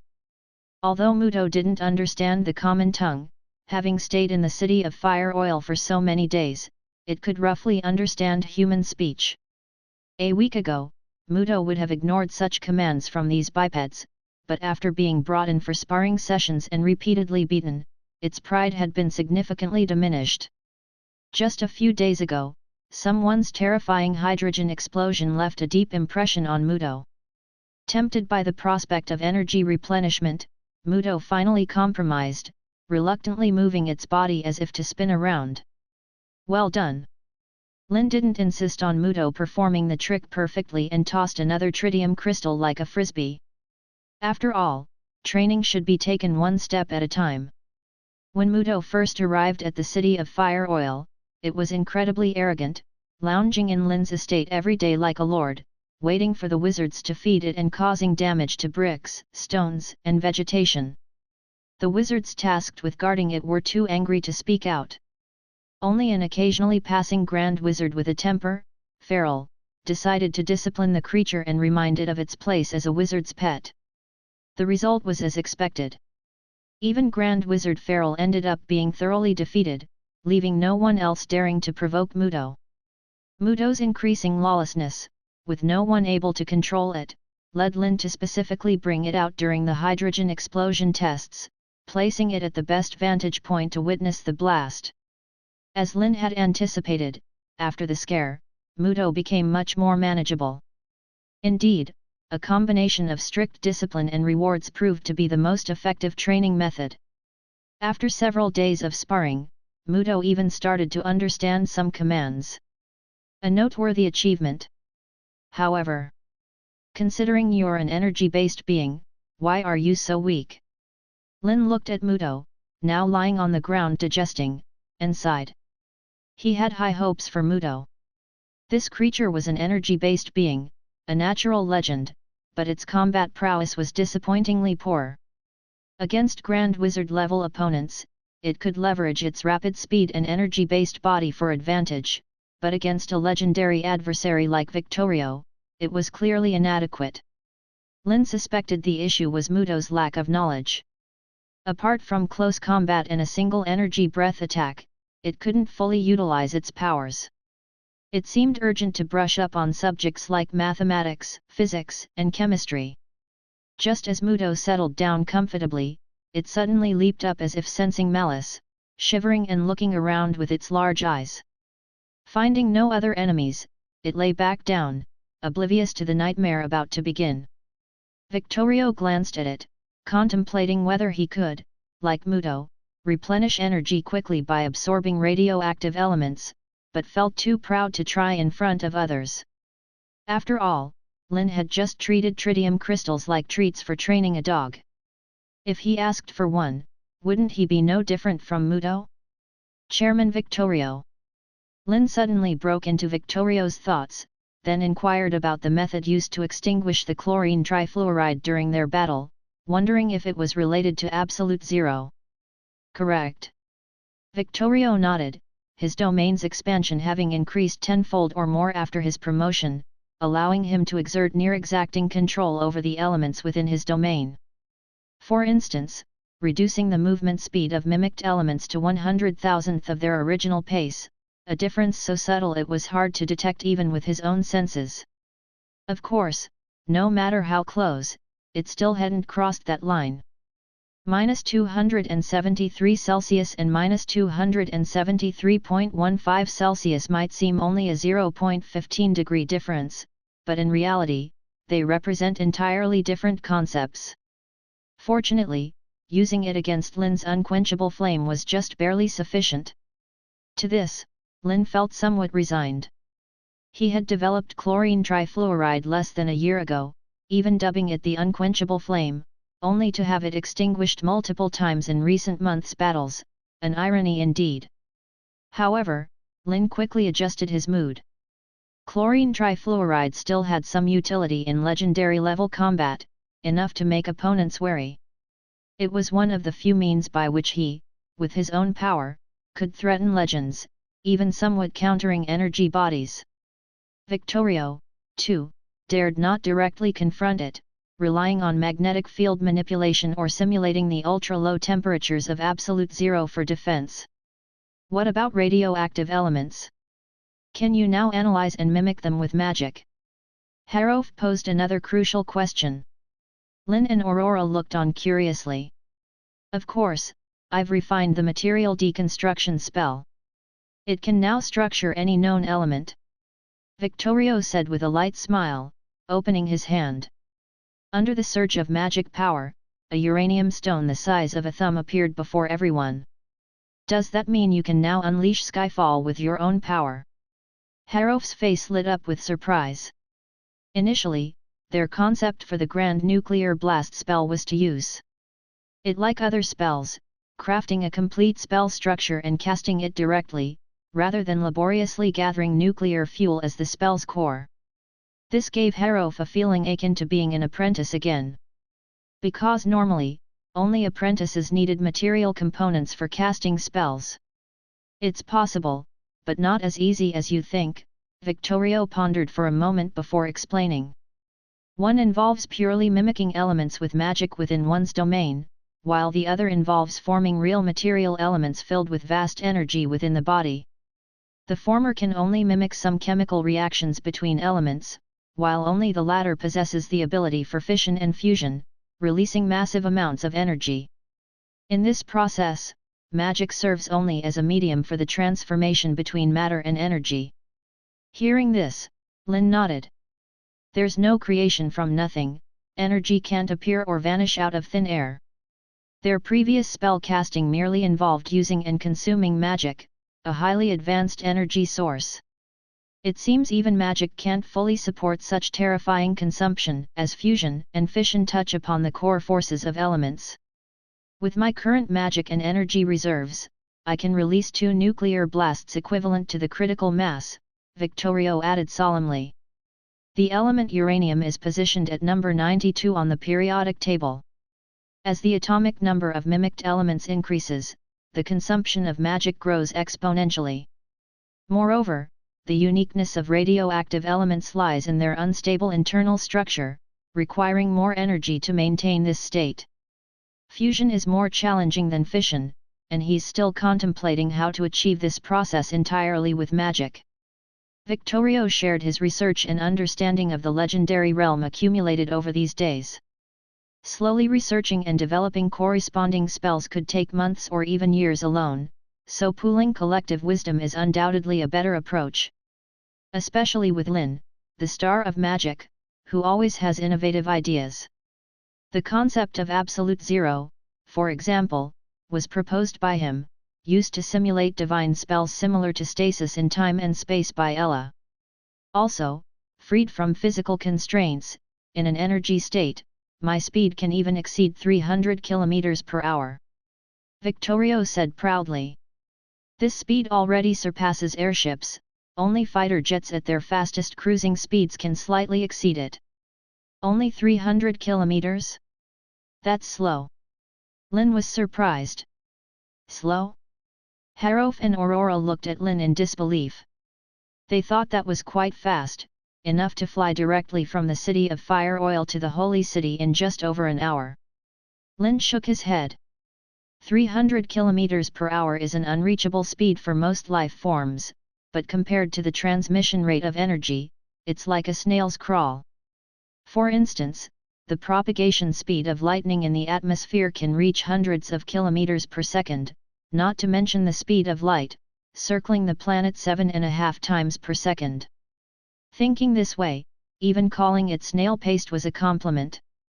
Chapter 473, The Mysteries of Faith and the Chaos in the North. How can a person possibly be as fast as light or electricity?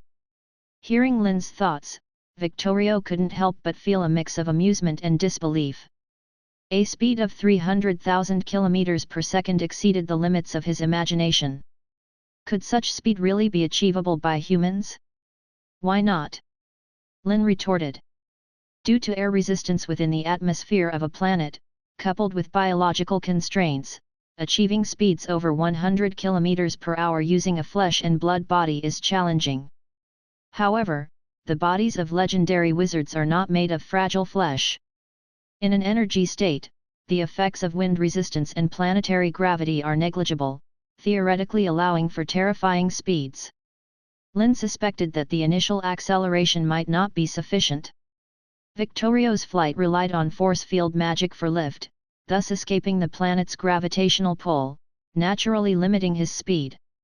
Or perhaps something else was hindering their ability to reach maximum velocity, such as their soul, magic power, or even an internal fear. Lynn, not yet a legendary wizard, couldn't be sure and pondered aloud, let's set a smaller goal first, like doubling the speed of sound. Harof and others were familiar with the concept of sonic speed, having already discovered this limit. This means they could travel from the kingdom's easternmost to the westernmost border in less than an hour. Victorio couldn't even begin to imagine flying that fast. As they were contemplating, a slowly descending airship interrupted their discussion. Lynn and the others knew well that no one would dare disturb them at this time without urgent cause. The airship soon landed before them, carrying Raphael, who was on duty for the council's affairs this week. "Is there some urgent matter, Master Raphael?" Harof inquired. "Gentlemen of the council, we have just received an urgent report transmitted via electromagnetic waves." Raphael wasted no words, handing over a decrypted message to Harof. Harof took it, scanning briefly before frowning deeply. "What's wrong, Harof?" Aurora asked, puzzled. "Is there some movement from the Empire?" "It's about the northern border of the kingdom. See for yourselves." Harof passed the message to the others. Written by Raydel himself, the dispatch reported that chaos in the name of a dark god had erupted in the recently reclaimed northern border, leaving an entire city slaughtered, resulting in tens of thousands of casualties. With their limited manpower in the northern border, they were utterly incapable of stopping this disaster from spreading. "The Lord of Famine and Plague."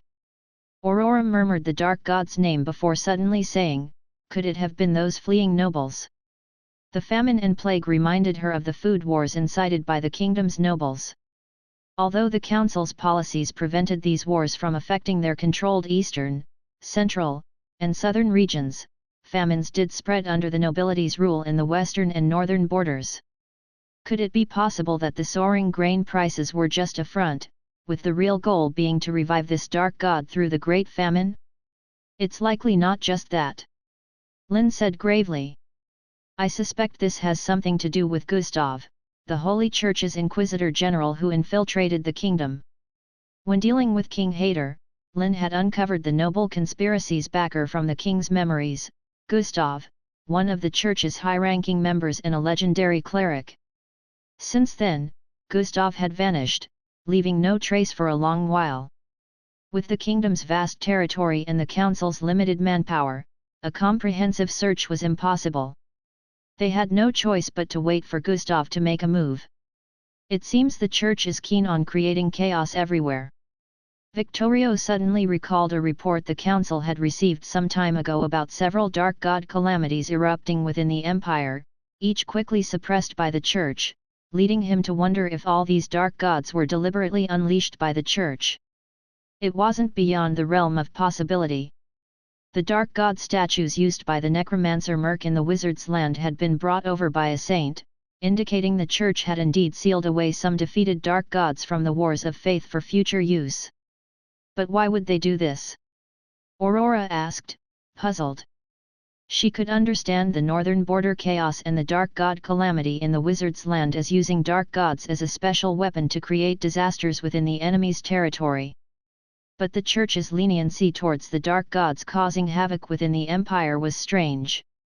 Perhaps the church aims to deepen faith. Lynn speculated. Faith has been a constant throughout human history, its mechanics thoroughly analyzed by psychologists. Generally, the more chaotic and impoverished a place, the easier it is to strengthen a sect. After all, the impoverished lower classes, owning nothing, often subjected to oppression and injustice, sometimes coupled with physical ailments, can only place all their hopes in God. And the quickest way to catalyze faith is to create a major disaster. When everyone is in despair, quelling the calamity in the name of God, especially if accompanied by miracles, naturally garners a large number of devout followers. Hence, the doctrine of apocalypse is a common tactic used in religious propaganda. Because there is an apocalypse, there is a greater need for devout faith in God to avoid disaster. However, now is not the time to ponder why the church would unleash numerous dark gods. The chaos in the northern border must be addressed as soon as possible. The sooner, the better. Each renowned dark god possesses legendary level strength. If allowed to conduct mass sacrifices to fully regain their former power, they would become exceedingly difficult to deal with. Let me go. Victorio volunteered eagerly. Since breaking through to the legendary realm, Victorio had been itching for a chance to fully demonstrate his abilities. Fighting with Lynn and others, he had been holding back, frustrated by not being able to go all out. Now, he finally saw an opportunity to test his strength without reservations. Not to mention, with the church and empire eyeing them covetously, the chaos in the north might well be a strategy to divide their forces. The best solution was for him to head to the northern border alone, working with Raydell and others to swiftly resolve the unrest. With my speed, it would take only an hour and a half from the city of Fire Oil to the northern border. If all goes well, the issue could be resolved in a day, and I could be back by tomorrow evening. Victorio said nonchalantly. Don't be too careless, this could be a trap designed to lure us there. Harof warned seriously. Heading to the northern border meant facing not just the dark god Calamity but also the lurking Gustav, potentially facing two legendary level opponents. No matter, it's just an incompletely revived dark god and a pseudo-legend at best. Victorio scoffed. The souls of 10,000 people were insufficient to restore a dark god to its peak condition, and an enemy with a confused consciousness shouldn't be too challenging. As for the church's legendary clerics, though they too possessed energy bodies, Victorio's recent in-depth study of the judge revealed a strange state, with all power derived from the false god Ella. From their experience, Gustav could likely only exhibit legendary level power when invoking the kingdom of God and using holy words. To some extent, he was merely a pseudo-legend. Facing such opponents, even with a revived dark god, Victorio remained fully confident in his ability to defeat them. Although Lynn and others felt Victorio might be overconfident, they also understood it was indeed the best plan. This way, the city of Fire Oil could conserve most of its strength for deterring the Empire and the Church. Most importantly, Victorio's solo mission would be highly secretive, swift, and possibly resolved before the Church even realized, allowing them to react. Just be careful, so we don't have to come and rescue you later. Aurora teased. Ha ha ha, how could that happen? Victorio laughed heartily, then, without further delay, his energy-formed body transformed into a streak of light and soared into the sky. Lynn shook his head, remembering that Victorio was always cautious. After breaking through to Legendary, it seemed he had become somewhat impulsive. Could it be the influence of human hormones? Without an aging body, had his mindset also reverted to youthfulness?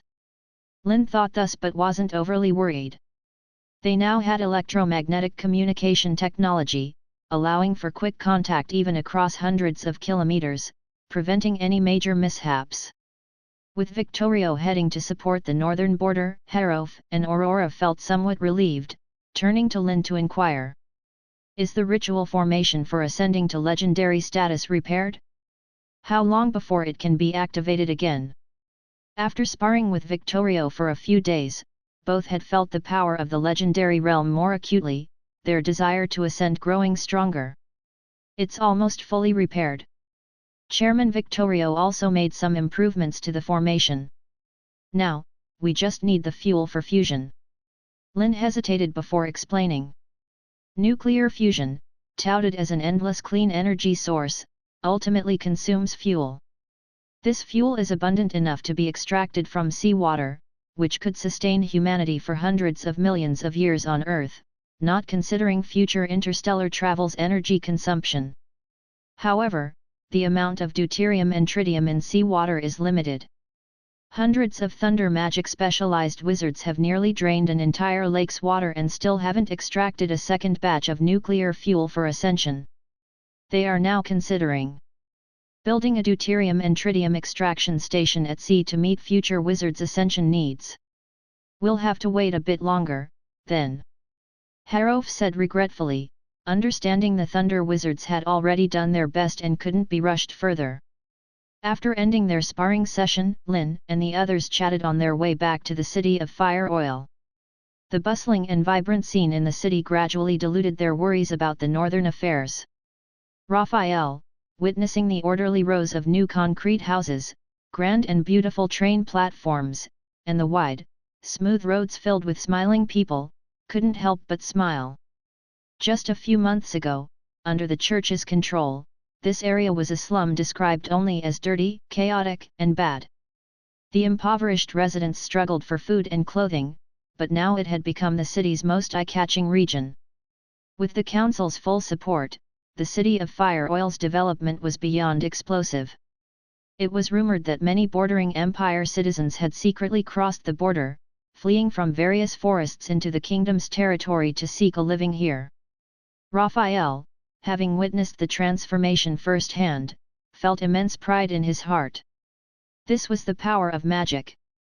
Lynn, with his exceptionally keen hearing, listened to the town's residents gossip and discuss in their leisure time, with the recent civil service exam being a hot topic. 2,000 people participated in the city, aiming to select over 200 entry-level managers. The odds of 1 in 10 were not low, meaning even those who didn't perform exceptionally in the exams had a chance to be selected. Lynn was somewhat surprised to find many people discussing the dark god calamity that erupted in the northern border. Had news from the northern border reached the city of Fire Oil so quickly?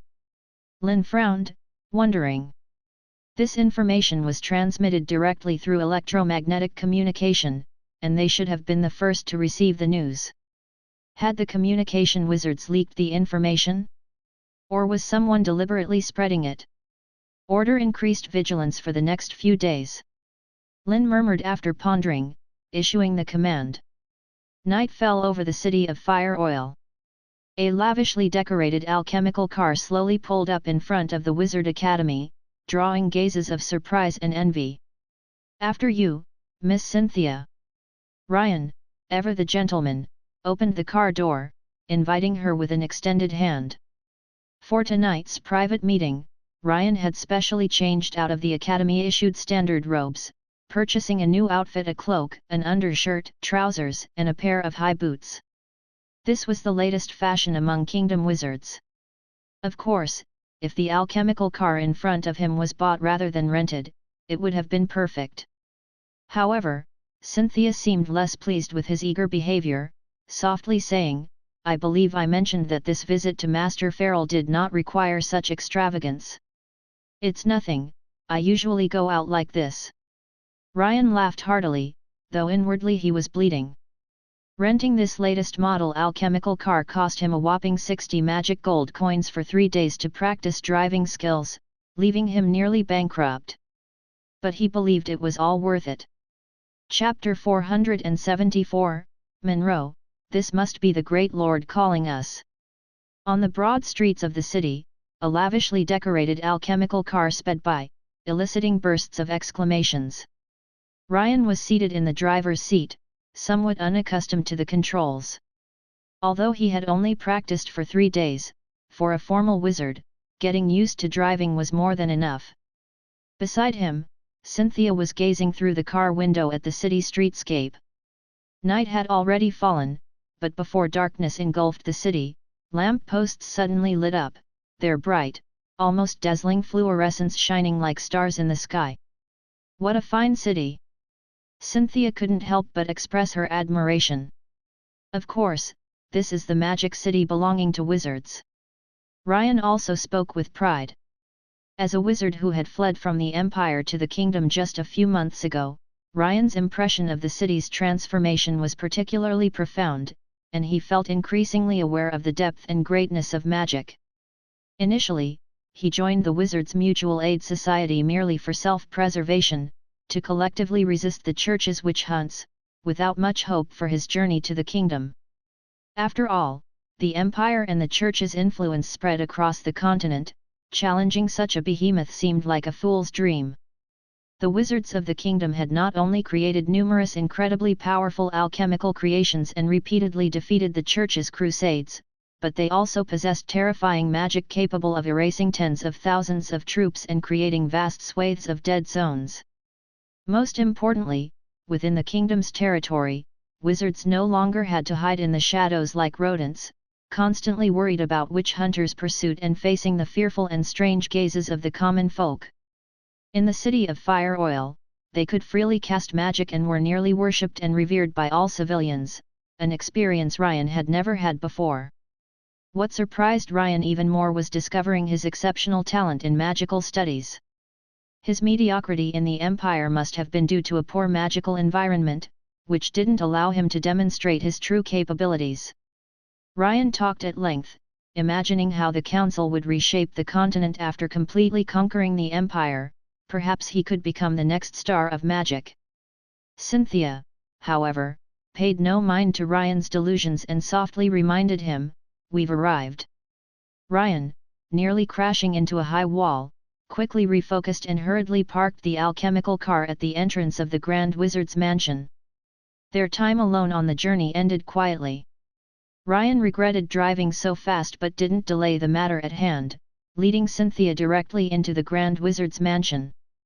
Farrell was an advocate of minimalism, evident from the mansion's decor and layout. If not mentioned, no one would guess it belonged to a Grand Wizard.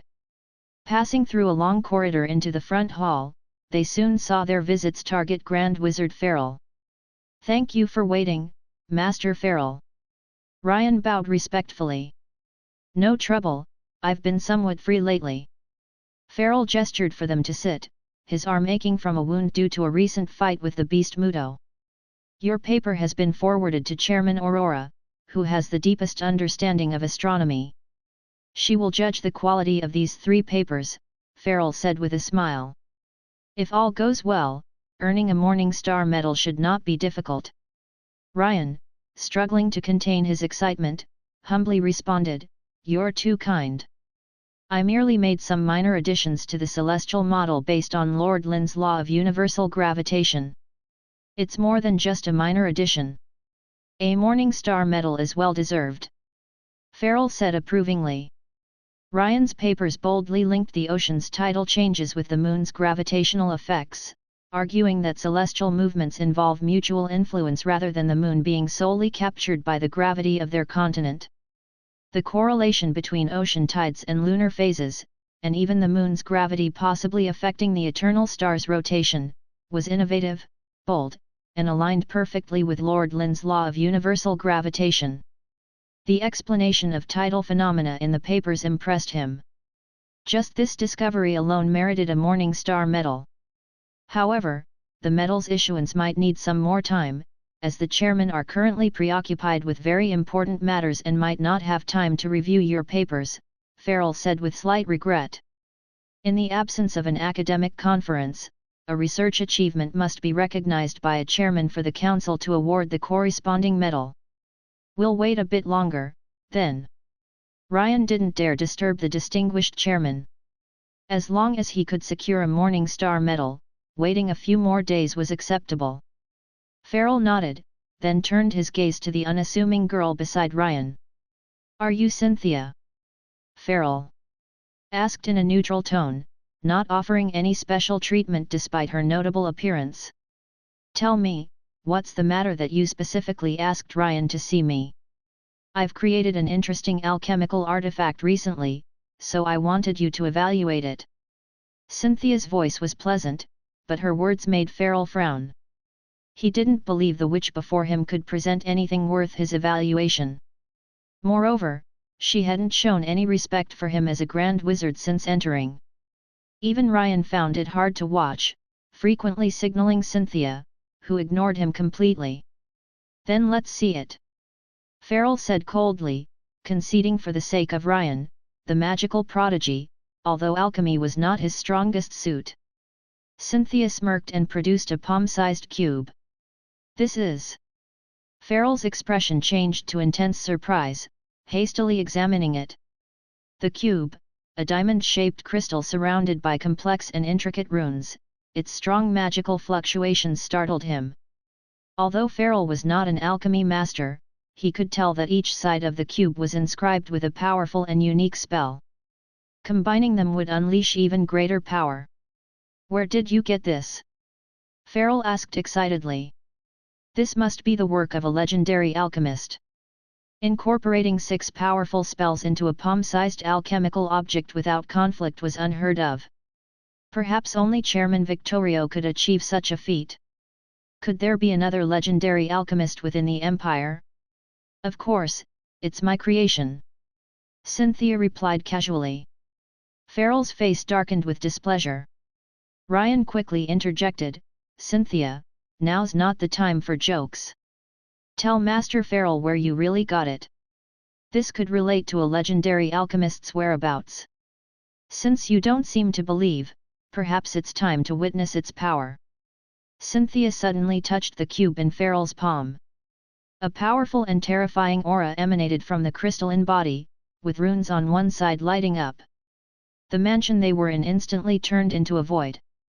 Farrell realized something was wrong when the cube activated, but countless magical threads emerged from another side, binding the unprepared him tightly. "Who exactly are you?" Farrell's expression turned extremely grim. The girl before him was surely not just a formal wizard. What shocked him more was his suppressed domain. Those magic threads, like writhing maggots, penetrated his body, devouring his flesh, magic power, and even his soul.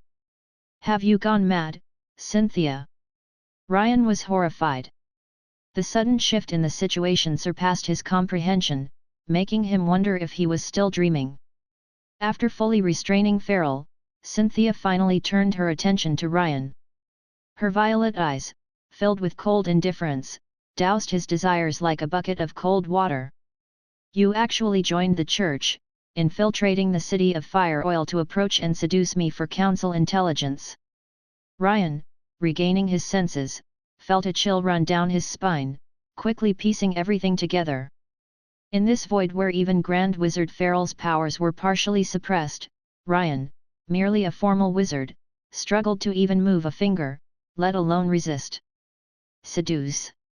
Cynthia's brow furrowed slightly before her icy tone cut through. "You think you're worthy?" Ryan's pupils contracted, but before he could respond, the air around him seemed to turn into blades. In the next moment, his confusion, reluctance, and dreams were shredded by the rampaging elements, eventually consumed by the ignited stars. Cynthia's expression returned to normal, as if she had just casually crushed an ant. Ryan's speculation was mere idle fantasy. She came to the city of Fire Oil to investigate the cause of a previous incarnation's death but didn't expect Ryan to so eagerly attach himself to her. A tool delivered to her doorstep, Cynthia naturally wouldn't refuse to use it. Compared to the innocent Ryan, who could withstand council scrutiny, he was more suitable to be displayed openly. As for his so-called magical genius, it was a result of her using enlightenment magic to forcefully imbue him with some astronomical knowledge and inspiration. Otherwise, how could he suddenly produce papers capable of alarming the council? In the moments it took to deal with Ryan, Farrell, bound by magical threads, had been drained into a desiccated corpse. Given the Grand Wizard's strong soul, Farrell retained some consciousness, only intensifying his torment. He could only watch helplessly as Cynthia approached, his heart filled with fear, anger, and despair. Soul retrieval. Cynthia stepped forward, placing one hand on Farrell's head and the other on the cube. As the spell activated, fragments of memories emerged in her mind. As a Grand Wizard and a core member of the Council, Farrell knew much. For instance, wizards had recently discovered many new elements and were using electromagnetic waves for communication. Also, the chairmen were busy with a very important matter: mobilizing almost all of the Council's resources. Unfortunately, Farrell's alchemy skills were not outstanding among Grand Wizards, so he was assigned other tasks and didn't participate. After a thorough search, Cynthia quickly found what she sought: Judge Joshua's imprisonment location. In the Council's headquarters, typically guarded by a Grand Wizard, Farrell had secretly served as a guardian for a time. With sufficient information, Cynthia completely extracted Farrell's soul. The process was smooth, without interruption. After all, using alchemy to cast spells didn't involve divine magic, thus evading the citywide detection barrier. And intense magical fluctuations were normal in a Grand Wizard's mansion, whether for magical experiments or creating various devices. After silently dealing with the mansion's servants and guards, Cynthia left Farrell's mansion alone.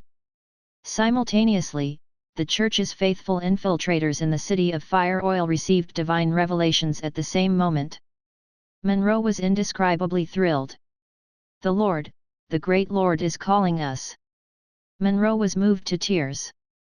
Despite 2 misjudgments leading to significant losses for the Church in the kingdom, he still received divine guidance. This was redemption in despair. The great Lord had not forsaken him. At that moment, Monroe's feelings of regret and guilt transformed into a strong sense of mission. He must act to repay this trust, no matter the cost. As Monroe was caught up in fervor, Ivana beside him showed a hint of worry, faintly recalling the evening news of the dark god calamity erupting in the northern border. How coincidental! Chapter 475, The Cracked Electromagnetic Communication and the Supreme Command. Deep into the night, in the City of Fire Oil, Monroe and Ivana Pedral, following divine inspiration, secretly arrived at the courtyard of a civilian residence, ready to coordinate with the actions under the Holy Maiden's decree to rescue Lord Joshua and to internally sabotage this city of magic. Like them, spies from the church had already gathered here, totaling 115. Cynthia. Monroe recognized the Holy Maiden at a glance. Inside the Wizard Academy, he had seen Cynthia several times but never imagined that she would be the church's newly appointed Holy Maiden. "Ladies and gentlemen, we have now reached the Empire's most critical moment." Cynthia's voice was not loud, but it accurately reached every person present.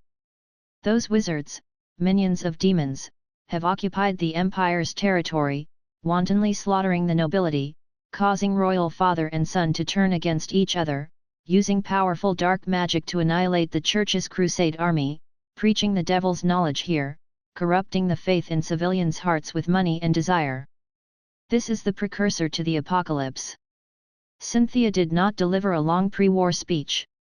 After boosting morale, she assigned tasks to everyone. It was to create chaos in various places across the City of Fire Oil, a simple yet extremely dangerous task. Monroe and others were very aware that most of the Wizard Council's power was concentrated within the City of Fire Oil, leaving them with slim chances of survival. However, from the moment they were summoned to the kingdom, everyone had already prepared for sacrifice. Death was not to be feared but a return to the Lord's kingdom, where one enjoys eternal peace and glory. Cynthia's gaze swept over everyone, finally resting on Monroe. He was the only fanatic among them, and his strength was not to be underestimated. Take this, I need you to do something else. Cynthia stretched out her hand, and a diamond-shaped cube detached from her palm and fell into Monroe's. Monroe, flattered, firmly accepted the radiant crystal, saying, "Thank you for your trust, holy maiden. I will fulfill your command with my life." Cynthia slightly opened her lips, explained the method to use the crystal and the task, then let everyone start their mission. The gathered 100+ people immediately dispersed. Cynthia's form began to flow like water, the elements composing her body were disassembled and recombined, eventually transforming into Farrell's appearance. This was not merely a disguise, she could also draw upon the soul power of others to mimic Farrell's magical fluctuations. To some extent, she was now Farrell. Cynthia adjusted for a moment, then lifted her finger and transmitted several electromagnetic wave communications. "It's an urgent electromagnetic communication. The Empire's legions are invading the kingdom from the west and south, numbering around 50,000, and the steel city of Wilsur. They say the Church's army suddenly appeared beneath the city. How is that possible? The Church's army has crossed the airship surveillance and appeared within the kingdom." The continuous electromagnetic signals shocked the several male wizards responsible for communication reception. In an instant, it seemed as though all the kingdom's border cities were under attack. Even the steel city of Wilsur, located at the heart of the kingdom's eastern territory, reported an assault by the Church's army. "What should we do now?" Pearson, who had just become a communicator, panicked a bit. He was well aware that the city of Fire Oil had only a little over 30,000 troops, and according to the reports, the Empire's invading legion might number over 300,000, spread across the entire kingdom's border. They simply couldn't provide support everywhere. "Quickly report to the Lords of the Council." An experienced communicator immediately reacted, but before they could send someone for communication, a voice came through. "Don't panic, it seems our magical communication has been cracked." The wizards turned around and saw Lynn entering the room, exclaiming with surprise, "Master Lynn! Professor Lynn!" Seeing the arrival of the Star of Magic, Pearson and others couldn't help but breathe a sigh of relief. Although the crisis was not yet averted, they still felt immensely reassured. Master Lynn's new magic, Skyfall, they had all witnessed it. No matter how many enemies attacked, they would be meaningless under such terrifying power. "Why are you so sure?" Aurora's figure slowly emerged from the side. With such a high frequency of electromagnetic signals, being in the city of Fire Oil, she and Harof of course sensed it and rushed over to confirm. "Because of the timing," Lynn stated confidently. "The speed of electromagnetic wave propagation is equivalent to the speed of light, but due to the range of transmission, they relayed communications through airships as base stations. This would cause a sequence issue.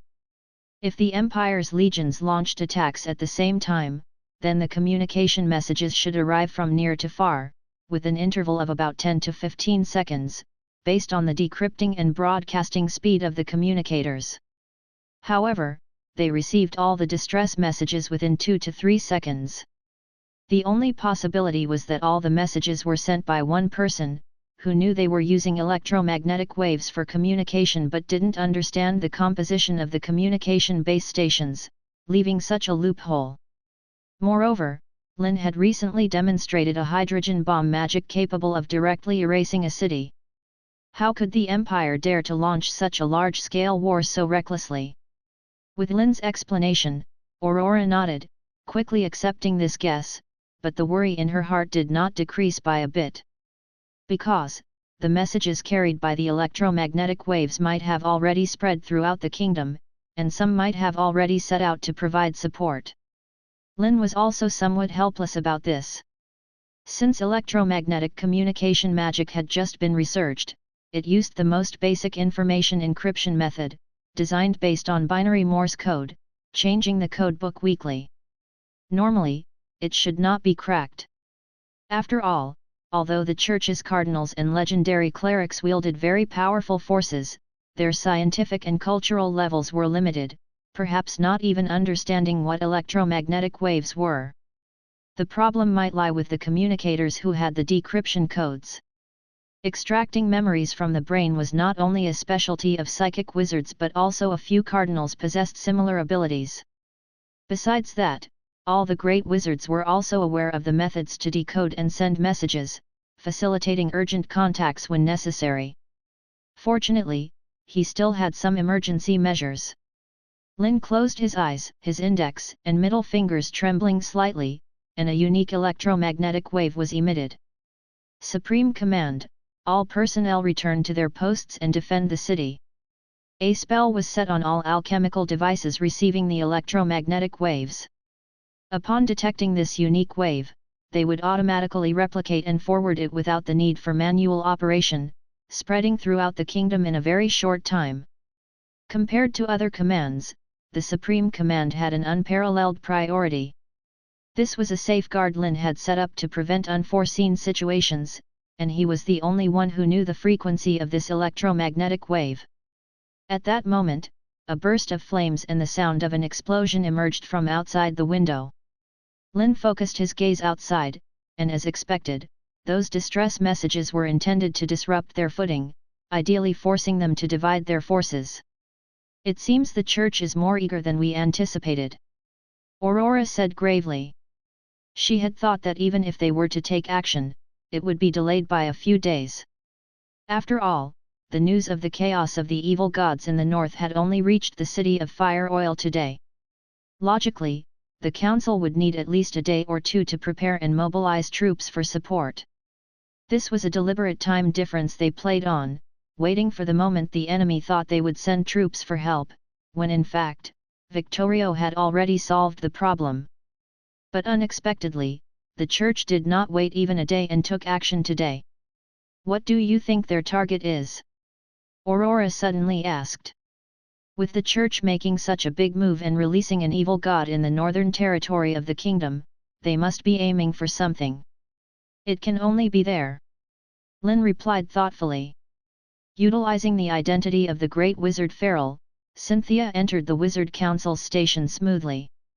Joshua's detention location was set up in a secret, spacious basement, with the entrance inside an ordinary storage room. This storage room, originally built by the lord of the city of Fire Oil to keep his treasures, had now become a prison. If it weren't for the information extracted from Feral's memories, it would be hard to imagine that a secret chamber existed here. The male wizard guarding the place bowed hurriedly upon seeing Cynthia. Lord Feral, what brings you here? We just heard explosions within the city. Has something happened? It's those Imperial spies causing disturbances inside the city, Cynthia explained in Feral's usual tone. Chairman Victorio sent me to help defend, to prevent those church personnel from rescuing the church's judge during the chaos. Cynthia's reason did not raise any suspicions, and since Feral had previously served as the jailer for a few days, after verifying her identity, she was allowed to enter the basement. Who is in charge of guarding here today? Cynthia asked. Master Sanchez. He should be in the lab right now. You can wait a moment, we've already sent someone to notify him, the male wizard replied succinctly. The basement was very spacious. Considering that it wasn't feasible to have a great wizard stay here doing nothing for several days, a magic laboratory was specially expanded. During the conversation, a heavy steel door appeared in front of them. There's no need to wait for him anymore. Cynthia stopped, suddenly spoke, and then raised her hand.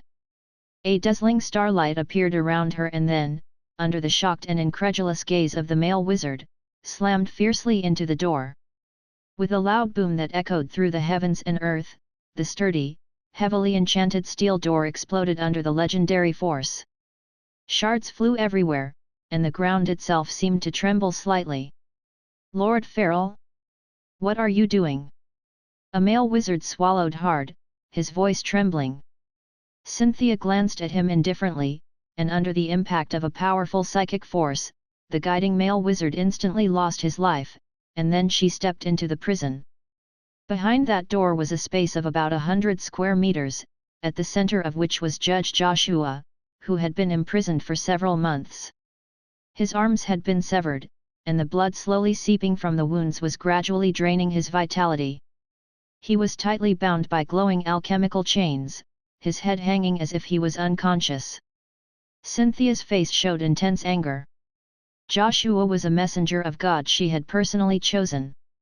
After the ritual, he was, to some extent, a part of her power, yet he was treated so by those wizards. Joshua seemed to sense something, slowly lifted his head, and opened his eyes. Although Cynthia entered in the guise of feral, possessing a part of divine power, he immediately recognized the person before him as the embodiment of the Lord. However, there was not a trace of joy on Joshua's face. Instead, there was an urgent tone in his voice as he warned. "Leave this place quickly, my lord. This is a trap." Before Joshua could finish his sentence, fierce, unquenchable flames burst from his body and the cracks in the floor tiles beneath him. At the same time, the walls around the prison cracked open, and crisscrossing laser beams sliced through the air, forming a large net that encompassed the entire prison. There was no angle of escape or space to hide. The surging flames and laser beams instantly engulfed Cynthia. Harof and Aurora, who had just arrived at the prison, saw the rapid burst of light from within and turned in confusion to Lynn standing beside them. "Someone triggered the trap," Lynn said with a grave expression. After researching the magic and energy of the body and finding the path to ascension to legend, this church judge naturally lost his value. The reason he was still kept was due to the Empire's spies captured recently who seemed to be investigating Joshua's detention location. He and Victorio discussed and thought they could utilize this, setting the prison as a trap with Joshua as the bait. Even the great wizard assigned to guard did not have the privilege to cross this door unless Victorio personally led someone inside, otherwise, they had to enjoy the special gift they had prepared. Chapter 476, Go All Out, Battle Against the Avatar of God Again. The furious, undying flames surged within the secret chamber, separating Lynn and the others from the intersecting laser beams. "What's going on?" Sanchez hurried over at this moment. Lynn glanced at Sanchez and then recounted the information he had gathered from the guards about someone impersonating Futties and breaking into the prison. Sanchez was quite embarrassed. His magical research was at a crucial moment until he heard the violent noise of the steel door being shattered, which made him rush out. Lynn did not blame Sanchez. Ever since Victorio had become a legend and turned this place into a trap, the prison's defenses had become strict externally but lax internally, allowing someone to easily enter under Futties' identity. Moreover, the fact that the intruder could silently kill Futties meant that killing a great wizard probably wouldn't be a problem either. To some extent, Sanchez had also narrowly escaped a disaster. For a moment, the surging undying flames in the secret chamber showed signs of subsiding. What made everyone slightly uneasy was the quiet inside the prison, with no screams of pain, only the roaring sound of flames burning. "Are they dead?" Harof asked with a heavy expression. It must be said, the church has blazed new trails in psychic and magical studies, with no one knowing how many unique divine arts they truly possessed. Although they had already killed Edwil and captured Judge Joshua, killing 2 legendary clerics in the process, the church still openly had 4 legends. Lynn thought that the one impersonating Futties was probably Gustav, considering that the latter had infiltrated the kingdom long ago. Just then, the raging undying flames in the prison suddenly vanished without a trace, replaced by a bone-chilling, ice-cold frost. Both the laser beams emitters and the ground's bricks froze in an instant, and the steel door melted by the flames turned into a piece of lava ice sculpture. Even the smallest elements in the air were frozen in place. That power, seemingly capable of freezing time and space, rapidly spread outwards. Lynn's complexion changed drastically as he quickly retreated, guessing who the newcomer was. Only that person could survive under such a trap and cast a spell that could be described as absolute zero. However, Lynn quickly noticed that as the freezing area expanded, its power weakened. When it expanded 100 meters away from the prison, the temperature had already risen to around -200 degrees Celsius. Ordinary people couldn't survive in such terrifyingly low temperatures, but for a great wizard, by utilizing their domain for resistance, they could barely endure. After the surging undying flames were extinguished, the interior of the prison quickly appeared before everyone's eyes. Or perhaps the prison had already disappeared, the interior had turned into an ice cave, with deep cuts from the lasers clearly visible on the ground and walls. Cynthia, forced to dispel her divine art disguise, looked eerie. Her body was sliced into dozens of segments by the fine laser beams, yet not a drop of blood flowed out, as if she was glued together. As for Judge Joshua, he had already been consumed by the undying flames. Even with Cynthia's power, she couldn't save him in time, only to watch Joshua's body being devoured completely. Because the spell that ignited the flames was cunningly set inside Joshua's body, and his energy form was the best nourishment. Indeed, it's the avatar of that false god. This is going to be difficult. Aurora's expression was solemn, her tone even more so to the extreme. Harof's expression was also ugly, showing no contempt despite having defeated the former saintess last time. Both were clear about how lucky their previous victory was. More importantly, they were now within the city of Fire Oil, where the council had gathered 70% of its core forces. Unless it was absolutely necessary, it was impossible to use Skyfall within the city. It would kill everyone, including themselves. You all deserve to die. Stepping into the trap and witnessing the death of the Apostle Joshua right in front of her, Saintess Cynthia was now enraged to the extreme. Projection Divine Realm Domain. A grand hymn suddenly resonated within the spacious underground space, and the projection of the divine realm instantly broke through the floor tiles, with green grass leaves piercing through.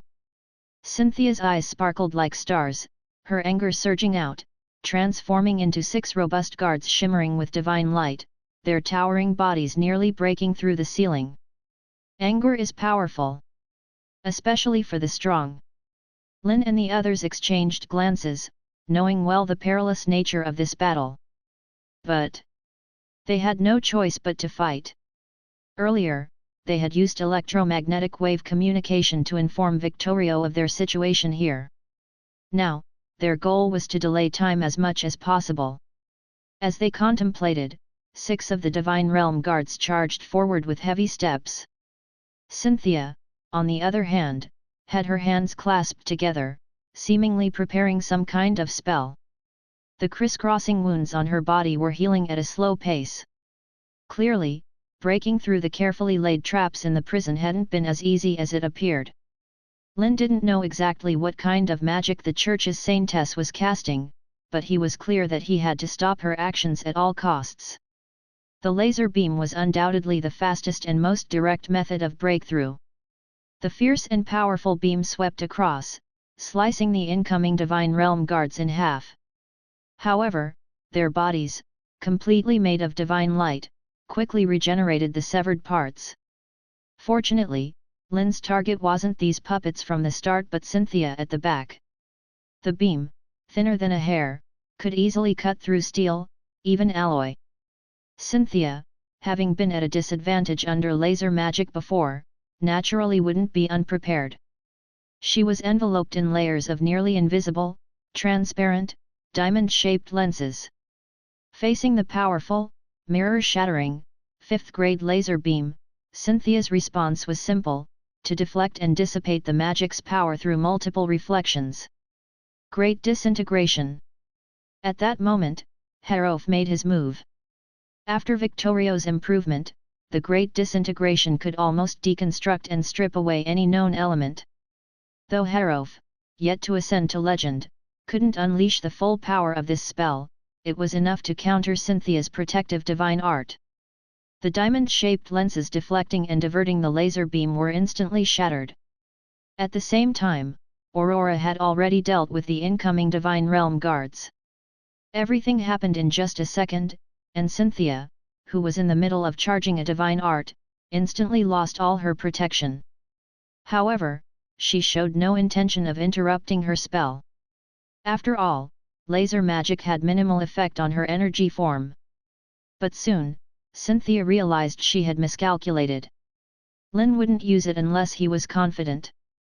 The hair-thin beam shot directly into Cynthia's shoulder and then suddenly spread out dramatically, its coverage expanding 1,000-fold, like a flashlight being turned on, expanding from a thin line to a beam dozens of centimeters in diameter. Cynthia's shoulder, arm, and even half of her face were evaporated in the suddenly expanding beam, interrupting the spell she was charging. Just before the beam expanded to her lips, the girl spoke out. Words of the dead hell's echo. A low, eerie sound that seemed capable of resonating with the soul echoed throughout the underground space. The enclosed environment significantly amplified the spell's power.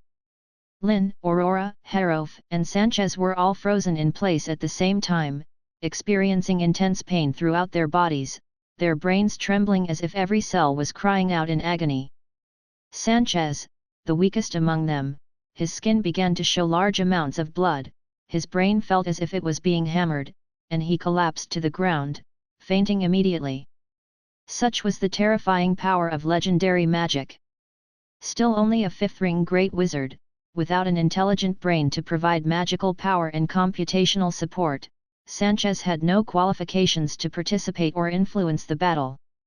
The destroyed remnants on the ground quickly gathered together, forming a taller, larger divine realm guard.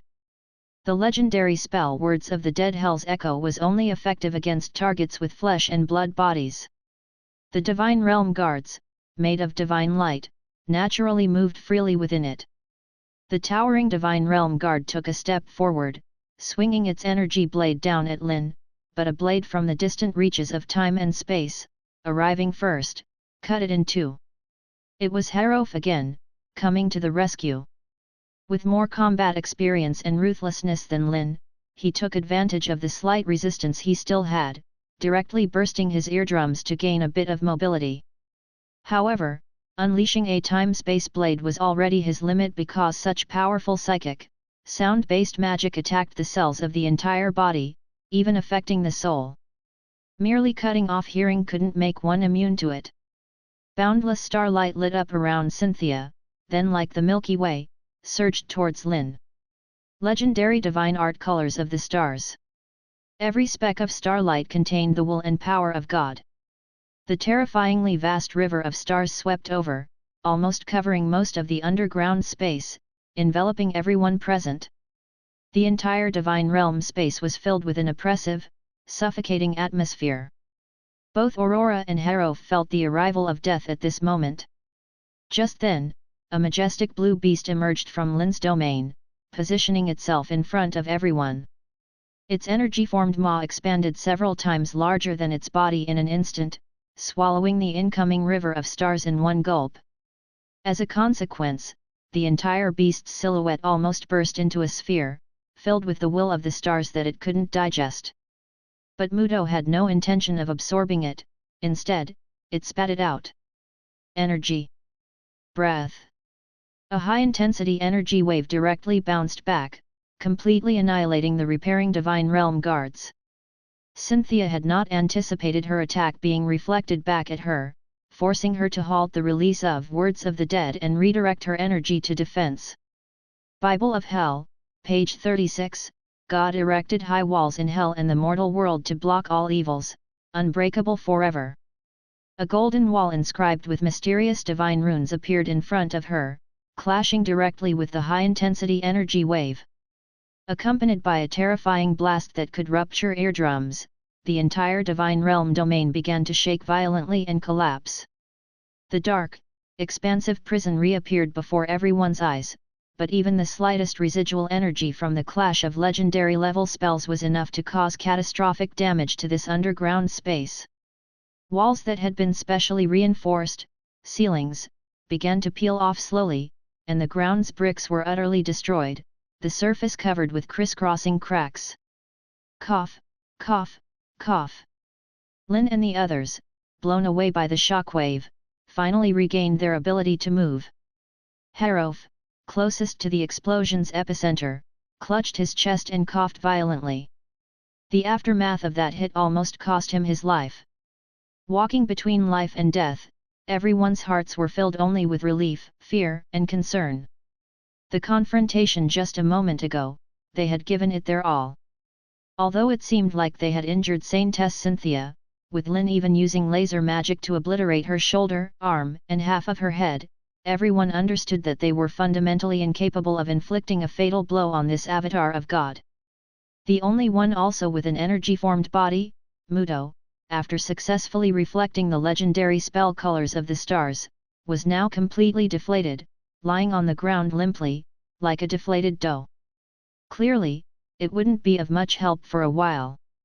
If this continued, not to mention waiting for Victorio's support, they probably wouldn't last a few more minutes if Cynthia cast Words of the Dead again.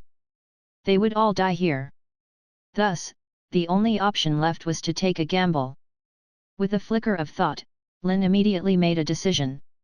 He then leaped high, dodging the incoming starlight, channeling all the remaining magical power in his body into the palm of his hand, forming a massive fireball, which he then smashed down with a thunderous crash. Another intense roar erupted, the ground already shattered beneath his feet exploded open.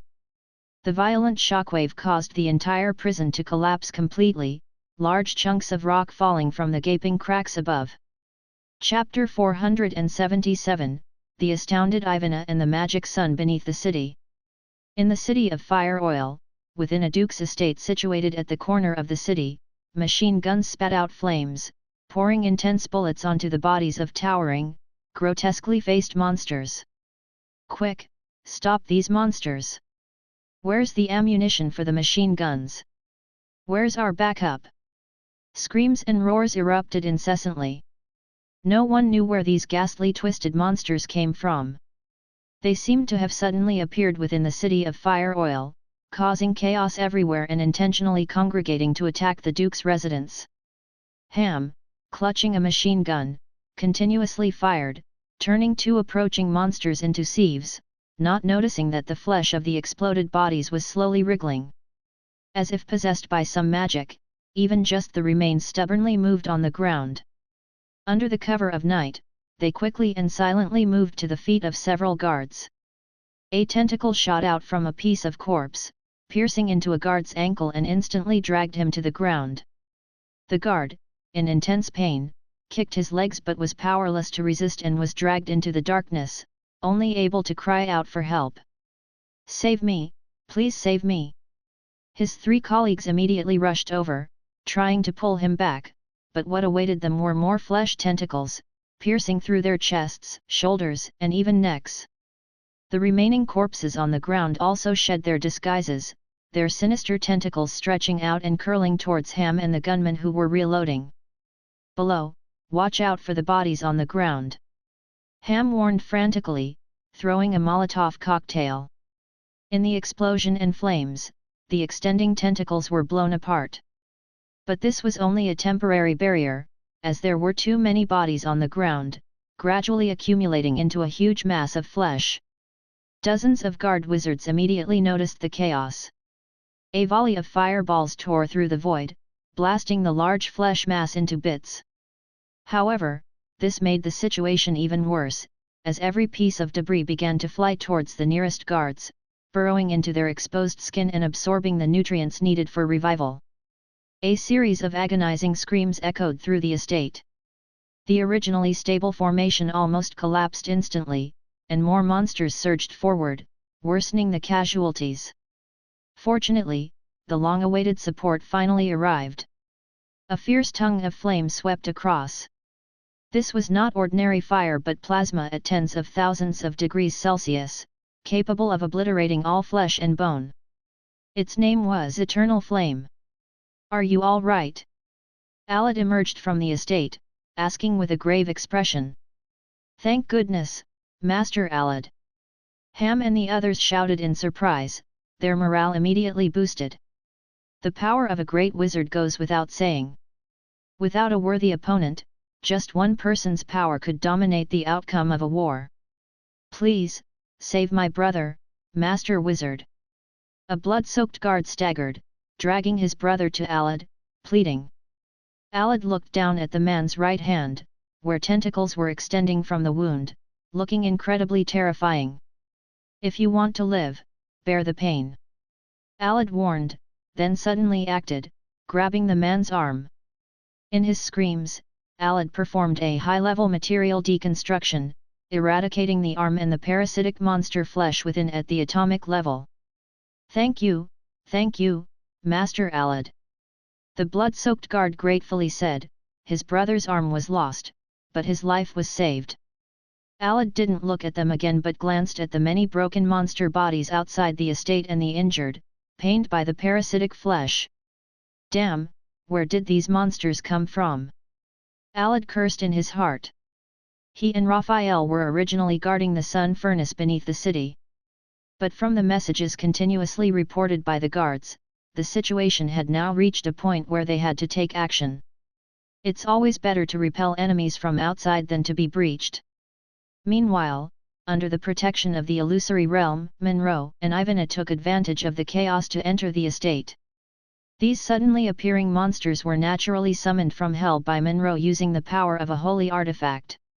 It's undeniable, this holy artifact is incredibly powerful, with 6 faces representing 6 divine arts: illusory realm, life stripping, hell summoning, memory retrieval, indestructible shield, and holy strike.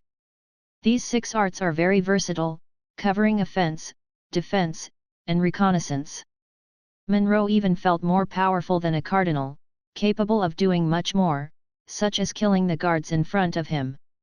Monroe turned his head, aiming the cube at Alad, who was cleaning up the monster corpses. Eliminating this great wizard would instantly collapse the defense line. Are you going to waste your power here? Ivana suddenly spoke up, interrupting him. Monroe paused, surprised at his colleague's interruption. Now was the best time to strike. The guards were all focused on the monsters, and within the illusory realm, he had a perfect, utterly hidden opportunity to act. Eliminating Great Wizard Alad could instantly crush the morale of the guards, allowing the monsters to breach deep into the estate. As for what lay beneath, Monroe didn't know, but it was the mission entrusted to him by Saint Lucia. It had to be completed. Ivana spoke up to explain. Most of the Wizard Council's power is concentrated within the city of Fire Oil. We've merely caught them off guard, using the lives of our comrades to delay their support. But even so, it won't be long before those wizards mobilize more forces to aid. No. What I mean is, they've already arrived. Ivana suddenly looked up, pointing at the sky. Monroe looked up in the direction Ivana was pointing. In the vast night sky, something seemed to be moving fast. It was a fleet of airships, numerous in number. Though unclear from a distance, Monroe immediately realized this, and his mood, which had been fairly good, was completely ruined. He knew each airship carried that strange hellfire, very effective against the monster's powerful regenerative abilities. Besides, the wizards coming to aid were surely elite forces. That meant even if he killed Alad and broke through here, the monsters he summoned would be quickly cleared out. The monsters you summoned have already drawn out most of the guards underground. Now is the best time to infiltrate. Ivana spoke again, reminding him. Perhaps you're right. Monroe reluctantly nodded, putting away the holy artifact and accepting the girl's advice, sparing the guards and quickly stepping into the estate. Ivana looked back at the guards still resisting and clearing the monsters, as well as the distant fires. Before tonight, this city was filled with peace and tranquility, unlike any major city within the empire. Here, every civilian had a job, they weren't hungry or cold. Here, wizards built high-rises and expanded roads, filling the entire city with vitality. Here, the administration wasn't hereditary but elected through exams, in which civilians, nobles, and wizards could all participate. This city was so different in so many ways. Ivana faintly remembered Lord Gustav telling her, the reason the empire keeps expanding, the reason for its greatness, was to build heaven on earth. But wizards were the opposite, intending to turn the world into hell. This was why they hunted wizards. But this time, they were the ones who broke the city's peace. Ivana was lost in thought. In the northern territories of the empire, the wizards she had seen were all mad and pathological. But in the few months in the city of Fire Oil, what she saw was completely contrary to the teachings she had received. If this was all a disguise, then those wizards were too good at pretending. Ivana's gaze moved to the deeper parts of the estate, the most strictly guarded part of the city of Fire Oil. If there was any so-called truth, it must be hidden here. Let me see then, the reality beneath the illusion. Thinking this, Ivana turned her head back, stepping alongside Monroe toward the deeper castle within the estate. Under the protection of the holy artifact's domain, the guards inside the estate couldn't see them at all. In fact, not just visually, but also auditory and olfactory senses couldn't detect the two within the domain, an effect of the illusory realm. Even so, Monroe was very cautious because no one knew what kind of detection magic those wizards might possess. Just entering the foyer, the two were shocked by the sight before them. The entire castle's underground was hollow, revealing a spiraling path leading to an unknown destination. The more they followed the path downwards, the more Monroe and Ivana were shocked by the massive scale of the construction. They even doubted whether the wizards had hollowed out the entire city below. They might be preparing to open a gateway to hell here. Monroe speculated. Ivana pursed her lips, reluctant to believe Monroe's guess, but besides that, she couldn't think of any other reason to hollow out the entire city. In silence, the two delved deeper, and this place was indeed a magnificent underground city, fully equipped. Two giant excavators worked non-stop, expanding the underground space, followed by elemental wizards responsible for reinforcement. Workers came and went, many worried about the unrest in the city of Fire Oil, and some discussed the construction of this underground city. Monroe and Ivana pricked up their ears, carefully maintaining distance while eavesdropping for information. But the more they listened, the more puzzled their expressions became. The topics discussed by these wizards seemed to revolve around the sun. Monroe even heard a witch boasting to a companion that she had seen Lynn Maxwell and the counselors create a sun with magic and bind it underground to provide energy for the entire city. What a joke, that's absurd. Create a sun with magic and bind it. How do you bind it? With a rope. A mocking expression appeared on Monroe's face. The council must be using such absurd words to deceive those stationed here, surely to cover up something unsightly. Monroe was more convinced of his initial speculation, or perhaps the wizard's statement was a metaphor. They were preparing to cast a powerful magic underground that could destroy everything, thus utterly obliterating the city. Ivana was also bewildered, but she quickly abandoned those chaotic thoughts. Regardless of what the wizards were hiding, she would soon see it for herself. By the way, how should this holy artifact in your hand be used? The girl suddenly turned to Monroe, asking. Monroe gripped the cube tightly, wary. What do you want to do? These past few months, you've submitted incorrect intelligence twice, causing significant losses to the church. Ivana slowly said. Honestly, I can't trust your judgment, and I don't know why Saint Lucia entrusted you with this important mission. Of course, because of my unquestionable devotion to the Lord. Monroe was annoyed but couldn't refute the girl's words, as his consecutive misjudgments had indeed caused disastrous consequences. But Monroe's face showed a hint of hesitation. He always had a bit of wariness towards this colleague, as Ivana's enthusiasm for learning about wizardry made him very uneasy. If you have an accident, who will complete the mission? Seeing Monroe's hesitation, Ivana questioned again. Monroe frowned, though he didn't think he would have an accident, he indeed needed to consider this possibility. Thinking this, Monroe couldn't help but smile bitterly. Compared to Ivana, who occasionally provided cover for him at the academy and had learned some wizard knowledge, he, who had transmitted incorrect intelligence twice, seemed more like a traitor, right? All right, if I die, it's up to you to take over the mission. Monroe sighed, quickly making a decision and explaining to the girl. Ivana listened attentively. Controlling the holy artifact wasn't difficult, it only required saying a specific command and injecting magic power.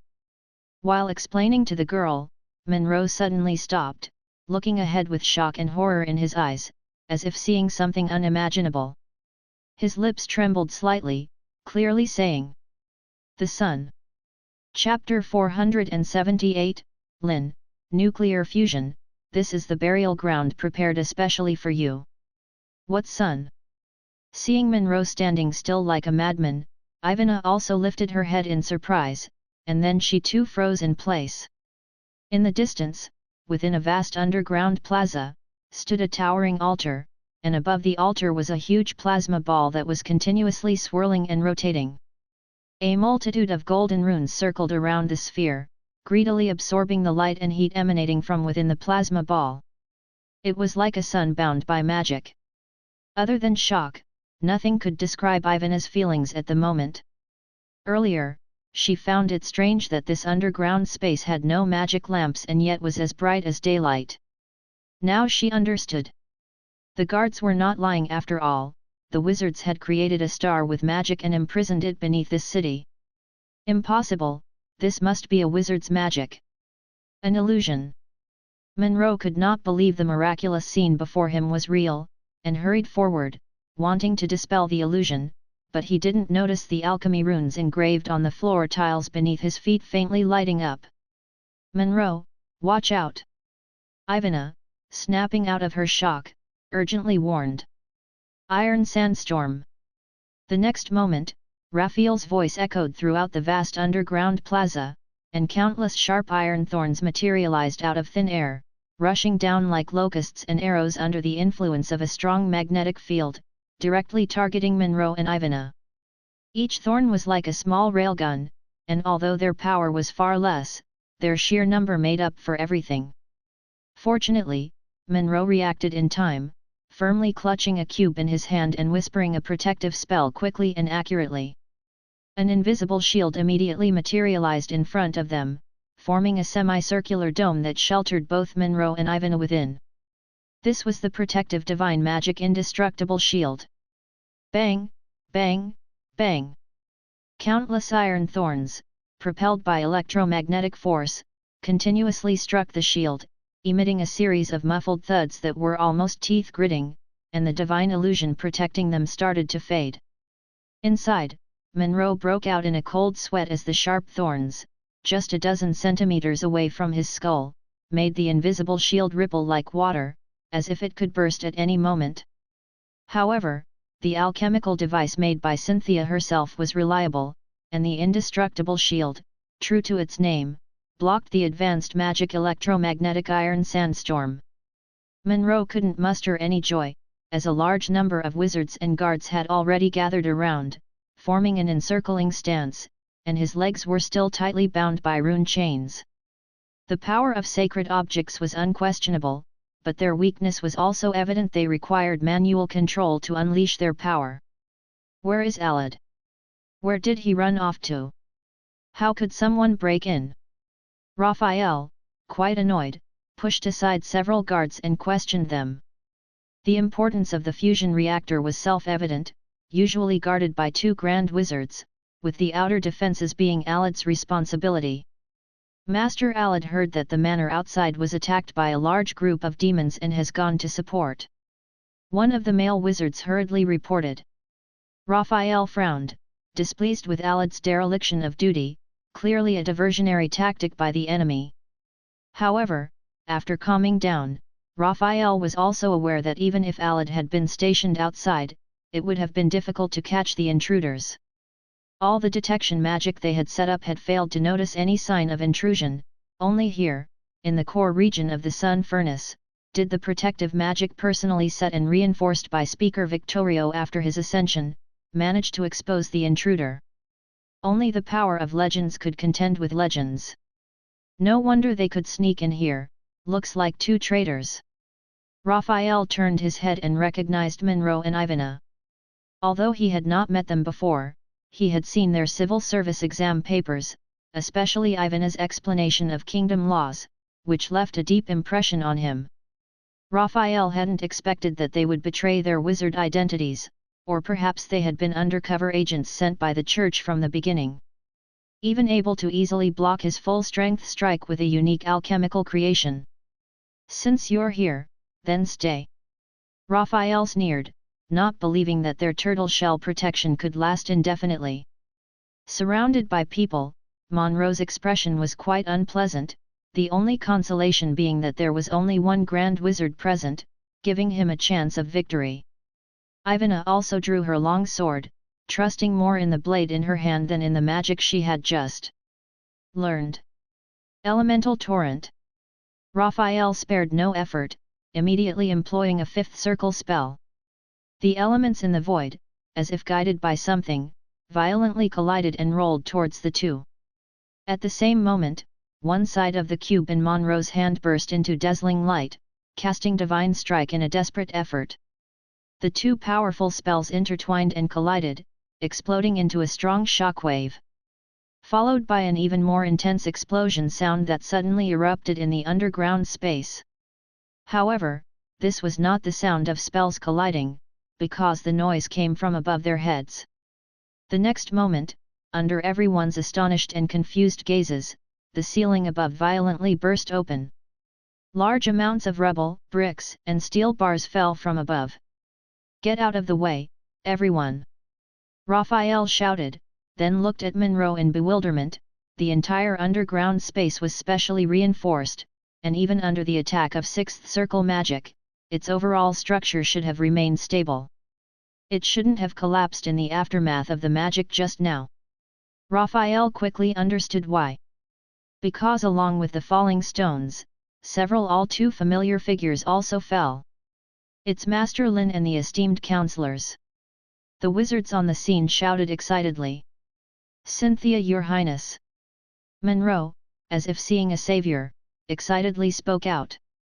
However, they soon realized that the few people who had fallen, looked only miserable, whether it was Harof, Aurora, or Lynn, all had unavoidably suffered heavy injuries in the aftermath of the legendary spell collision. Of course, Cynthia was no better off, with half of her face, scattered by the light beam, not yet fully healed, with a massive amount of energy being transformed into flesh and blood to continuously repair the wound, looking particularly horrifying. In fact, it wasn't just Raphael and others who were dumbfounded. Harof and Aurora were also shocked by Lynn's sudden action of breaking through the underground layer. They all knew what was beneath the city of fire oil, but didn't understand why Lynn wanted to lead the enemy here. Cynthia, also among those who fell, was undoubtedly the most shocked. The mini-sun hanging in the air was too dazzling to ignore, its immense energy making her feel intense unease. It also stirred the deepest fear in her heart. Months ago, just like today, she fell into a trap set by the wizards during the pursuit, and the scene before her now was a vivid reenactment of that experience. At this moment, while everyone was distracted, surprised, and confused, Lynn had already quickly taken the center of the magic array, raising his hand to activate the fusion reactor, declaring in an undeniable tone. "Accept your judgment, Ayla. This is the burial ground specially prepared for you." As his words fell, the plasma ball suspended in midair suddenly contracted inward under the influence of a strong magnetic field, and then dozens of terrifying laser beams shot out from the sky, the ground, and the walls around, bombarding the mini-sun within the floating reactor. Or rather, the helium element inside, formed by the fusion of tritium and deuterium in a plasma state. Originally, under the constraint of a strong magnetic field, the volume of the plasma state had shrunk to 1/3 of its size, but it suddenly expanded violently again, its intense high temperature seeming to split the void, and the instant burst of bright light obscured the vision of everyone present. Ripple after ripple spread from top to bottom, the powerful energy wave visibly expanding outwards at a speed visible to the naked eye, quickly activating all the arrays covering the entire underground space. Wall of size. Cynthia didn't hesitate to activate the strongest protective magic this body could muster. A golden wall, glowing with divine light, stood horizontally within this underground space. Yet even so, Cynthia still felt insecure, ceaselessly enhancing herself with various powerful divine protections. Having witnessed the power of a hydrogen bomb, she dared not underestimate the power of the giant sun above. Hundreds of thousands of energy storage runes were filled within just 3 seconds, then a massive amount of light and heat energy was simultaneously released, but the target was not Cynthia, but Lynn at the center of the magic array. Almost within a second, Lynn's body was disintegrated and decayed under the rush of energy. The group of wizards, blinded by the bright light and tearing up, were dumbfounded. Did Master Lynn just commit suicide? Monroe and Ivana were also stunned, unclear about the situation. Only those alchemists who had witnessed Victorio's ascension to legend could vaguely guess what Lynn was doing. Harof and Aurora also widened their eyes. They could certainly see Lynn's intention. The power of the Saintess was too strong, unable to use Skyfall within the City of Fire Oil, so they had to use legend to counter legend. But where did this ascension energy come from? Wasn't it said that tritium and deuterium elements were already running out? Could it be that someone secretly hoarded a large amount of nuclear fuel, planning to ascend to legend first in private, but where could such a vast amount of tritium and deuterium be hidden? Harof didn't know that the fusion occurring this time was not of hydrogen isotopes, but of helium elements produced by their fusion. First, hydrogen was fused into helium, then through extremely high pressure and temperatures in the billions, 3 helium nuclei were combined into one carbon nucleus, a process of secondary nuclear fusion that occurs within stars. Long before Victorio's ascension ceremony, Lynn had already noticed this new energy source gradually accumulating inside the fusion furnace, but due to the difficulty and risks of secondary fusion, he hadn't easily spoken out. Now, however, it had come to a point where they had no choice but to go all out. With words and the fusion reactor as a threat, Lynn successfully bought time to activate the ascension ceremony. A continuous stream of energy was extracted from the raging plasma state, and if not for Victorio reinforcing the core array after ascending to legend, the guiding runes would have exploded long ago. Lynn's body had completely disappeared from the platform, leaving only a soul at the boundary between illusion and reality, receiving the tidal wave of energy emerging from all directions, shaping reconstruction of the shell. At the moment his body was completely destroyed, Lynn activated this magic, drawing a massive amount of magical power from tens of thousands of magic crystals placed beneath the ground. A heart slowly appeared in the void, followed by interconnected blood vessels. With Victorio's experience in ascending, Lynn naturally wouldn't take a detour again, very clear about the order of constructing the body. However, under the baptism of the terrifying energy tide, the process was not that easy. Completing this ceremony required soul permeation, energy integration, and magical shaping, all three indispensable. This required an immense and precise computing power. And the soul strength of a fifth circle Grand Wizard, as well as the presence of powerful enemies, wouldn't allow him to slowly complete the ascension. Lynn could only rely on the support of the magical network's computing power, multitasking, orderly, and rapidly constructing a body of magic and energy. A series of winding rune chains rose from the ground, enveloping Lynn and the entire core array within, a formation specially laid out by Victorio. Without this legendary level of protection, he wouldn't have dared to complete the ascension ceremony in public. When Cynthia realized she had been played, it was already several seconds later. Unlike Monroe and Ivana, she naturally could see this was a different method of ascension to legend than the psychic ceremony. And the opponent was ascending right in front of her, a blatant provocation. Cynthia's eyes flickered with unspeakable rage, her entire body bursting with intense starlight, directly merging into the starlight and shooting towards the center of the platform, intending to disrupt the ascension ceremony. "Stop her!" Harof shouted with all his might, well aware that their only chance of victory was to hold out until someone successfully ascended. The wizards present reacted in unison, bombarding Cynthia with magic, attempting to directly bring her down. Chapter 479, Breaking the Sound Barrier with Flesh, Only Legends Can Contend with Legends. Flame Explosion, Chain Lightning, Ice Blade. A torrent of low-tier magics fell like a downpour, but the quantity-over-quality approach was clearly infeasible here. There was an insurmountable gap between legends and grand wizards, not to mention these ordinary wizards. Cynthia moved across the platform like a storm, leaving after images in everyone's view. Merely relying on her unusually swift energy conversion, she had already evaded over 90% of the spells. For the rest, Cynthia didn't even bother to dodge, they were dispersed by the elements within her domain before even reaching her. Fortunately, Harof never counted on these wizards for significant help, only hoping to slightly distract Cynthia. Taking advantage of the distance, Aurora had already positioned herself in front of the Ascension Array, with palm-sized crystals floating in the void, then shooting towards the streaking light that was Cynthia. Such an obvious attack obviously couldn't hit Cynthia, who was moving at high speeds. Thunder net!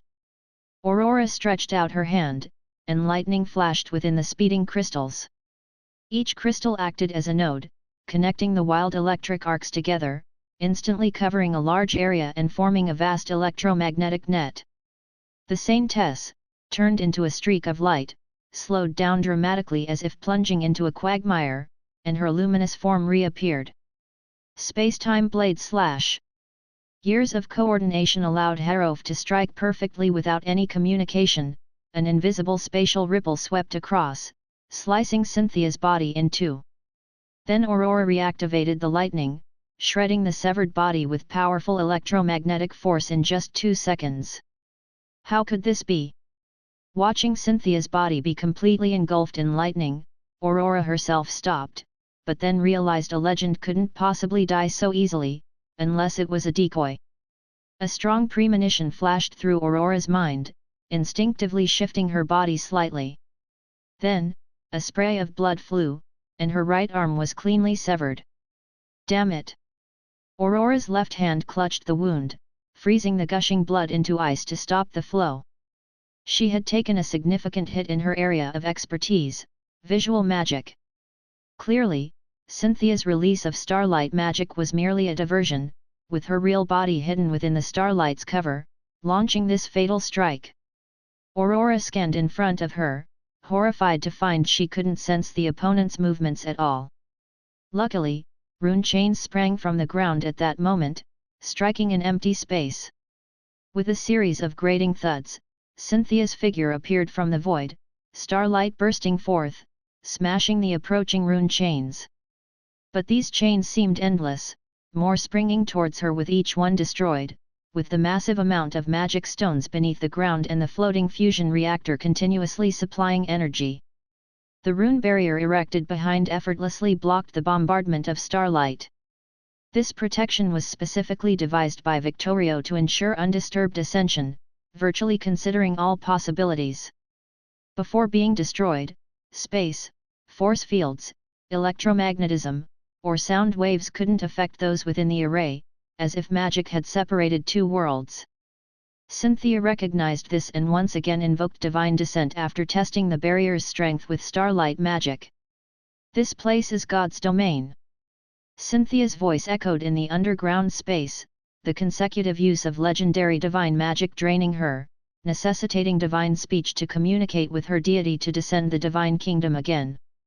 Instantly, the entire underground domain was encompassed within the divine kingdom, except for the sun furnace protected by the legendary array. Cynthia spread her hands, and elements tainted by divine magic within the vast space immediately converged, forming a giant hand, fiercely clenching towards the half-closed rune barrier like an eggshell. Think again. Harrow forcefully activated force field magic, attempting to pull Cynthia down from mid-air. As the battle intensified, Monroe, bound by rune chains and unable to move, harbored thoughts, gripping the cube in his hand, preparing to unleash the most powerful legendary divine magic stored within the relic eradication light.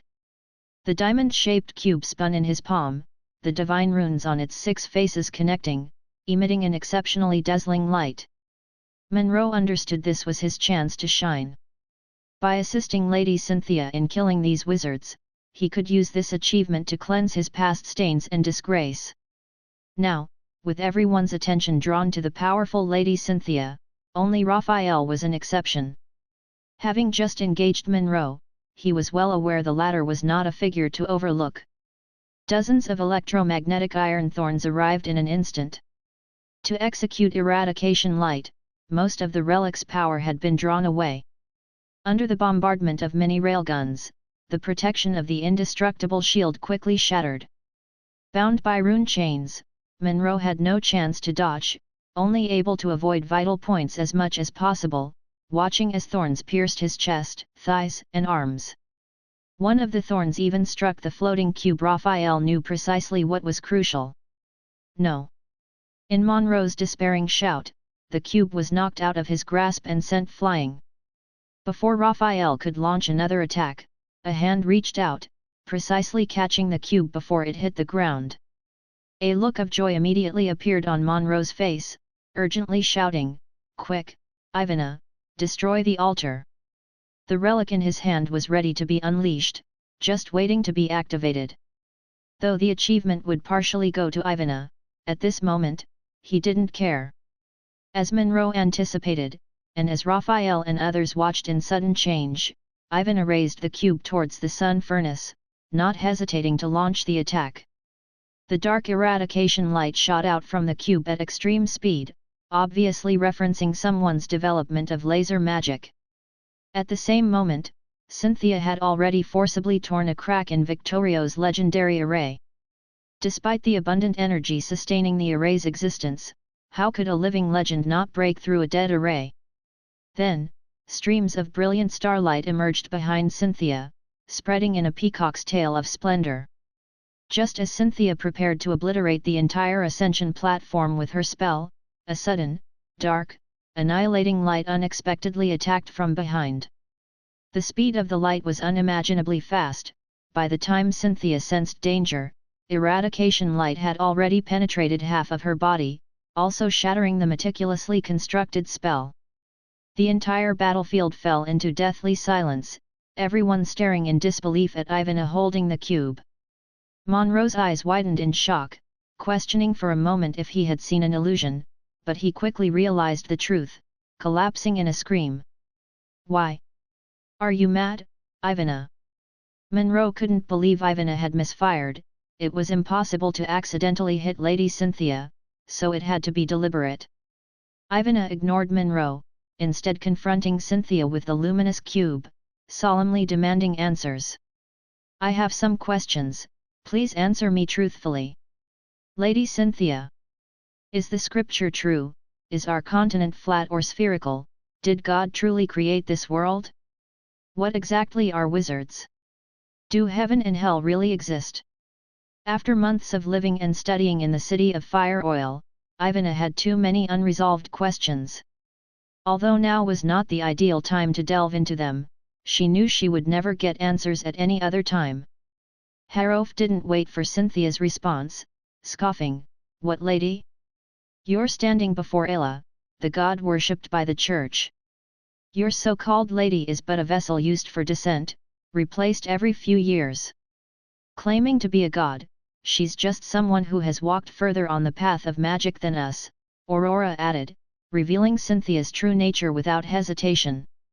She didn't know why Ivana suddenly attacked the lady, but the cube in her hands held the power to influence the battle. Their words left Ivana stunned, and even Monroe, looking devastated, was frozen in place. The lady before them was the moon goddess Ayla?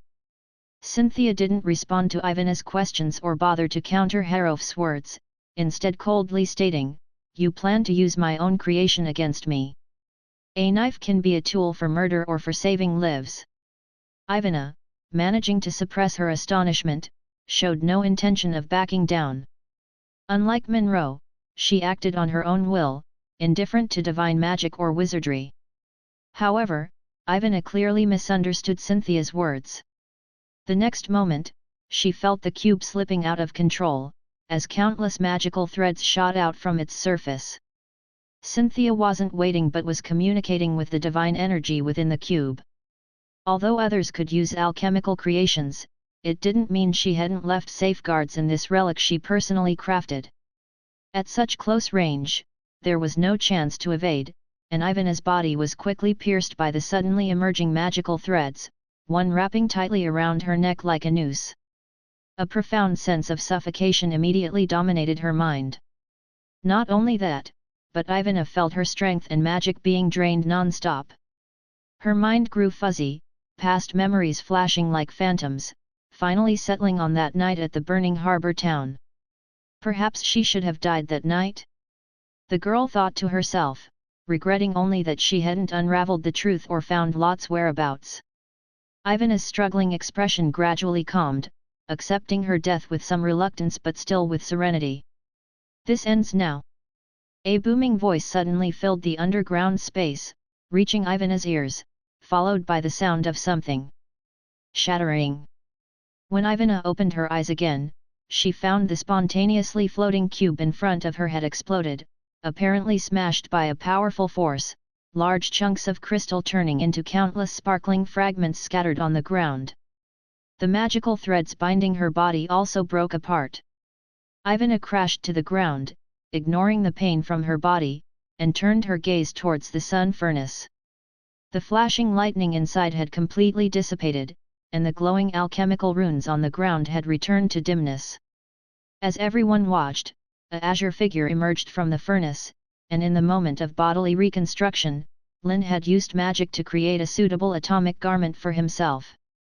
After all, his robe couldn't withstand such intense energy wash, having been destroyed along with his body. He wasn't in the habit of fighting without clothes. Lynn surveyed the underground space, now a projection of the Divine Kingdom. The severed Aurora, the heavily injured Harof, and the formal wizards suppressed by the divine domain unable to move, all came into his view. He realized he had made some miscalculations. Lynn thought that with Harof and Aurora's interference, plus Victorio's alchemical array, he could barely hold out until his ascension was successful. After all, the smart brain had recorded every step of constructing a body of magic and energy. Lynn was confident he could complete it within a minute. Yet, he underestimated Cynthia's power. Her elemental hand, empowered by the Divine Kingdom, was capable of tearing through Victorio's protective array. Seeing Lynn emerge from the fusion furnace, Harof was overjoyed, understanding that the tide of battle had turned. However, he still cautiously asked, "Are you sure?" Although both he and Aurora were heavily injured, they still had some fighting power. "Leave it to me, your magic probably can't inflict fatal damage on her." Lynn reassured them, then turned to Cynthia, who had regained her form, and coldly spoke again. "Just in time, I have a spell I've been wanting to experiment with." The moment his words fell, Lynn moved, the intense sonic boom created by his extreme speed pushing everything away from him. The Mach cone, usually seen only around supersonic jets, now appeared around his energy body. With merely his flesh, Lynn broke the sound barrier, directly punching the suspended Cynthia and sending her flying. Chapter 480, The Power to Pierce the Atmosphere. The End. Atomic Breath. Breaking the sound barrier with his physical body was a concept Lynn had entertained before.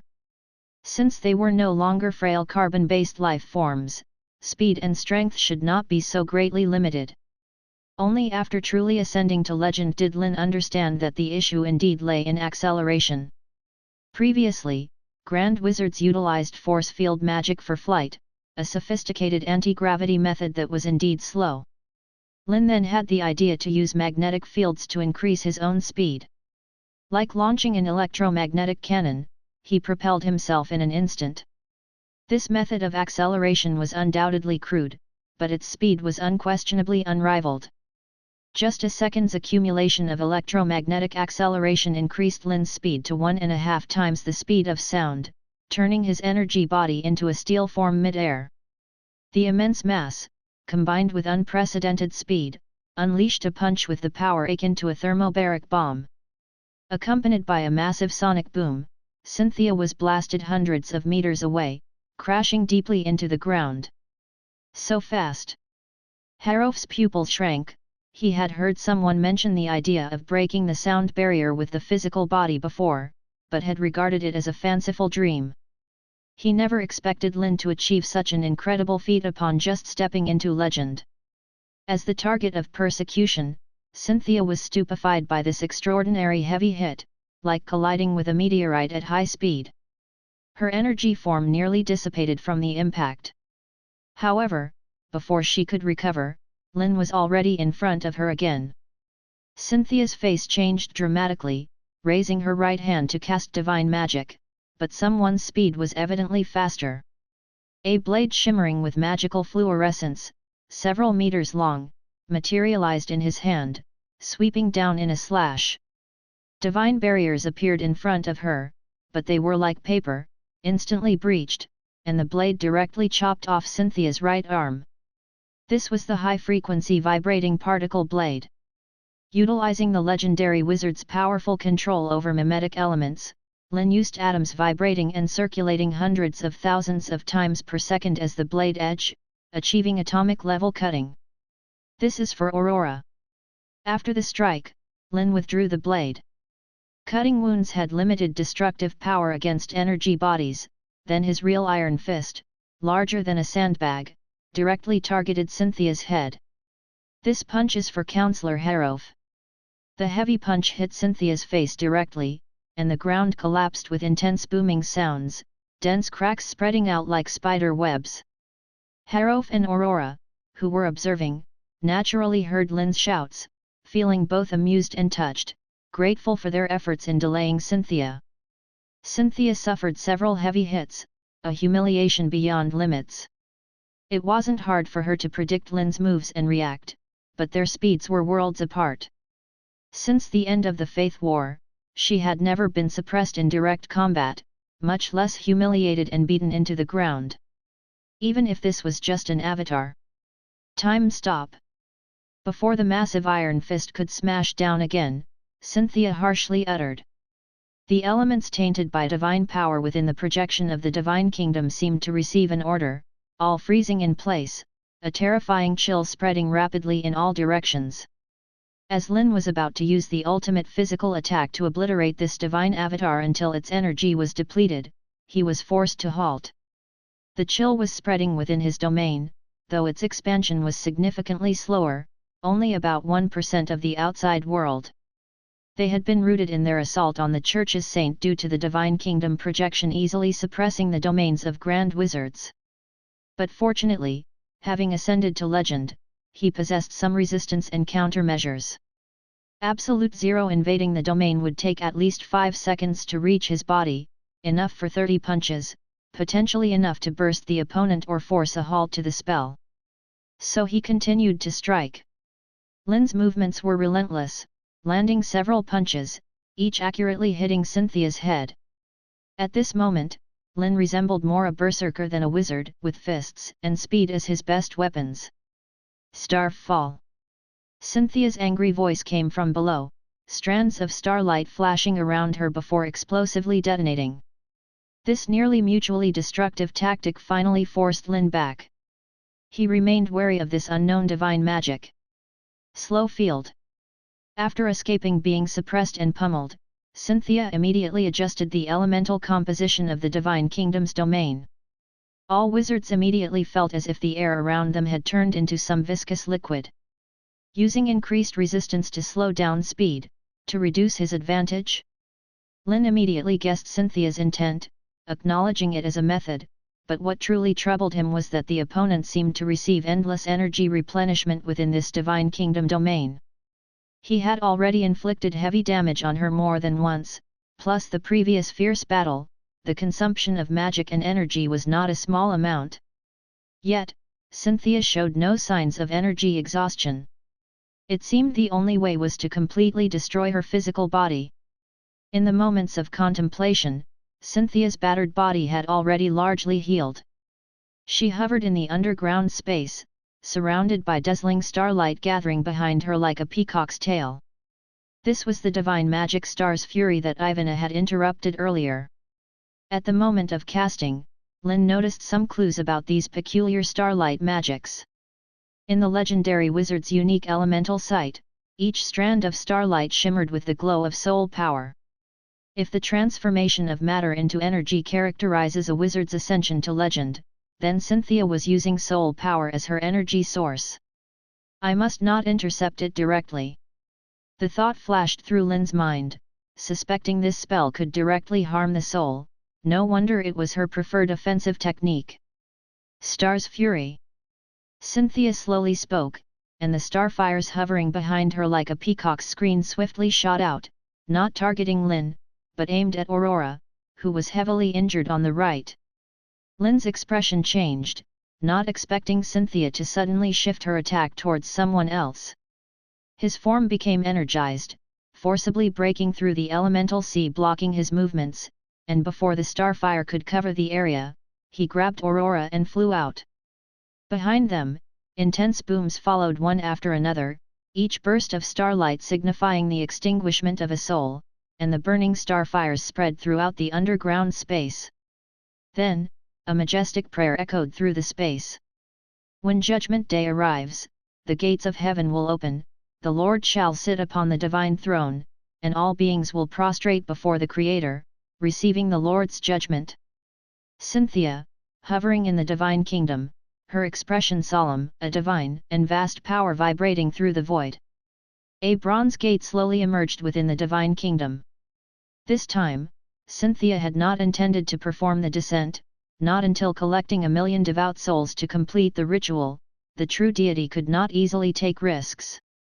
According to her prediction, tonight's battle would either end in her slaughtering these wizards or the opponents deploying Skyfall within the city, exchanging this avatar for the Council's elite forces. But Cynthia hadn't expected these wizards to have mastered the method of ascending to legend and even defeated this avatar in direct combat. This posed a substantial threat to her, infuriated to the extreme after being brutally beaten. Now, only one thought remained in her mind: to completely eliminate these wizards. It's the descent. Aurora, hardly having time to thank Lynn for his assistance, looked in horror at the bronze gate, vividly remembering the scene a few months ago when they were nearly annihilated by a mere finger of Ayla's true form. Lynn's gaze also became grave. Although he had ascended to legend, he had no intention of confronting the Church's pseudo-god, with hundreds of years of faith accumulation and unfathomable strength, at this time. If Victorio were here and Harof and Aurora had also completed their ascension, combining the strength of several Seventh Circle wizards might give them a fighting chance. Then let's try this. Lynn extended his hand, uranium elements emerging in his palm, initially scattered but then converging into a solid sphere. As a legendary wizard, he, like Victorio, possessed the ability to mimic and analyze all elements. Most importantly, after venting his frustration, Lynn abruptly remembered, he was a mage, not a warrior. What does he plan to do? Use a massive nuclear spell here. Harof, just recovering from the shock of the descent, looked towards Lynn, a chill running down his spine. Harof was well aware that if such power were unleashed in this underground space, everyone present would die. Lynn ignored the thoughts of others, focusing all his attention on the uranium elements in his palms, nearing the critical point, the space held by his hands showing visible ripples. The terror of nuclear magic was indescribable, and even having ascended to legend, Lynn had no confidence in surviving at the center of a nuclear blast. However, not being able to resist directly didn't mean he couldn't utilize this force. The key lay in guidance, such as through warp space and strong magnetic fields, directing the nuclear explosion's energy in one direction. Much like how they constrained the fusion reactor before, only with more than tenfold the difficulty. At this moment, Cynthia also sensed the incoming danger, but being engaged in guiding the descent, she couldn't spare the effort to interrupt Lynn's spell, only speeding up her own casting. The previously ethereal bronze gate had become incredibly solid, fully emerging from the void, the door slightly ajar, and the Divine Kingdom projection becoming more potent than before. Harof and Aurora, among others, felt their domains completely suppressed, with Raphael and the rest unable to move. Even Lynn was not an exception, his domain nearly compressed to half its original size. Fortunately, Lynn's preparation had also reached its peak, all the energy and magic absorbed during the ascension ceremony transformed into more uranium-235. At the critical point, a heart-stopping bright light suddenly emerged at the center of his hands. The next moment, under the watchful eyes of all, stray fire streams, terrifying energy waves, and temperatures of billions of degrees exploded simultaneously. I call it the end atomic breath. Lynn slowly spoke, just the stray energy causing his hands to vaporize, losing half of his body. But fortunately, the spell restraining the nuclear explosion had formed. Under the combined effect of warp space and magnetic fields, the unimaginable nuclear energy wave, centered in front of Lynn, surged, rotated, and burst out in a conical shape. The high-density energy wave, at the moment of activation, was less than 50 centimeters in diameter, but by the time it approached the Bronze Gate, it had expanded into a massive column over 100 meters in diameter, colliding with the mythical Bronze Gate. Under the terrifying radiation energy wave and countless neutrons traveling at 20,000 kilometers per second, the force field around the Bronze Gate was instantly breached. A series of intense, eardrum-shattering booms echoed through the underground space. The ancient Bronze Gate and Cynthia behind it were engulfed in the scorching fire stream at the same time. A pain that reached the soul surged through her brain, Cynthia acutely aware her body was disintegrating at the microscopic level, with invisible neutrons continuously penetrating the energy body, scattering the elements that constructed her form. In the last millisecond, Cynthia only had time to firmly engrave Lynn's image in her memory, ensuring this piece of information wouldn't be forgotten. Then the avatar was annihilated under the high-density energy column. After obliterating the Bronze Gate and Cynthia, the massive energy column didn't stop, directly piercing through the underground, erasing the entire castle above, then continuously expanding and stretching, piercing the atmosphere towards the night sky. The furthest point of the light column even exceeded 3 kilometers in diameter, looking from afar like an inverted giant light cone, a staircase to heaven. Alad, who had just dealt with the demon beasts, also sensed this powerful energy, turning his head to see the light cone bursting from the ground, seemingly piercing heaven and earth, standing dumbfounded. In fact, not just him, people across the kingdom and half the empire saw the energy column roaring into the stratosphere, and amidst shock and panic, countless devotees excitedly knelt on the ground, chanting the name of the moon goddess. The Lord, it must be the great Lord's descent. Chapter 481, The Great Lady has fallen again. Lord, your power dims the stars, outshining even the sun in the sky. Please dispel the apocalypse and punish the minions of the evil gods. Within the holy city, countless believers who witnessed the miracle shouted loudly, firmly believing that it must be the great moon goddess punishing evil. However, atop the tower of the heavens, Pope Alves, who also watched this scene, had an ugly expression and grew increasingly uneasy. This was because this was not any divine magic he was familiar with. What's more important is that the divine power within him had gradually quieted down. Issue the order, halt the attack on the kingdom. And, immediately select a new holy maiden.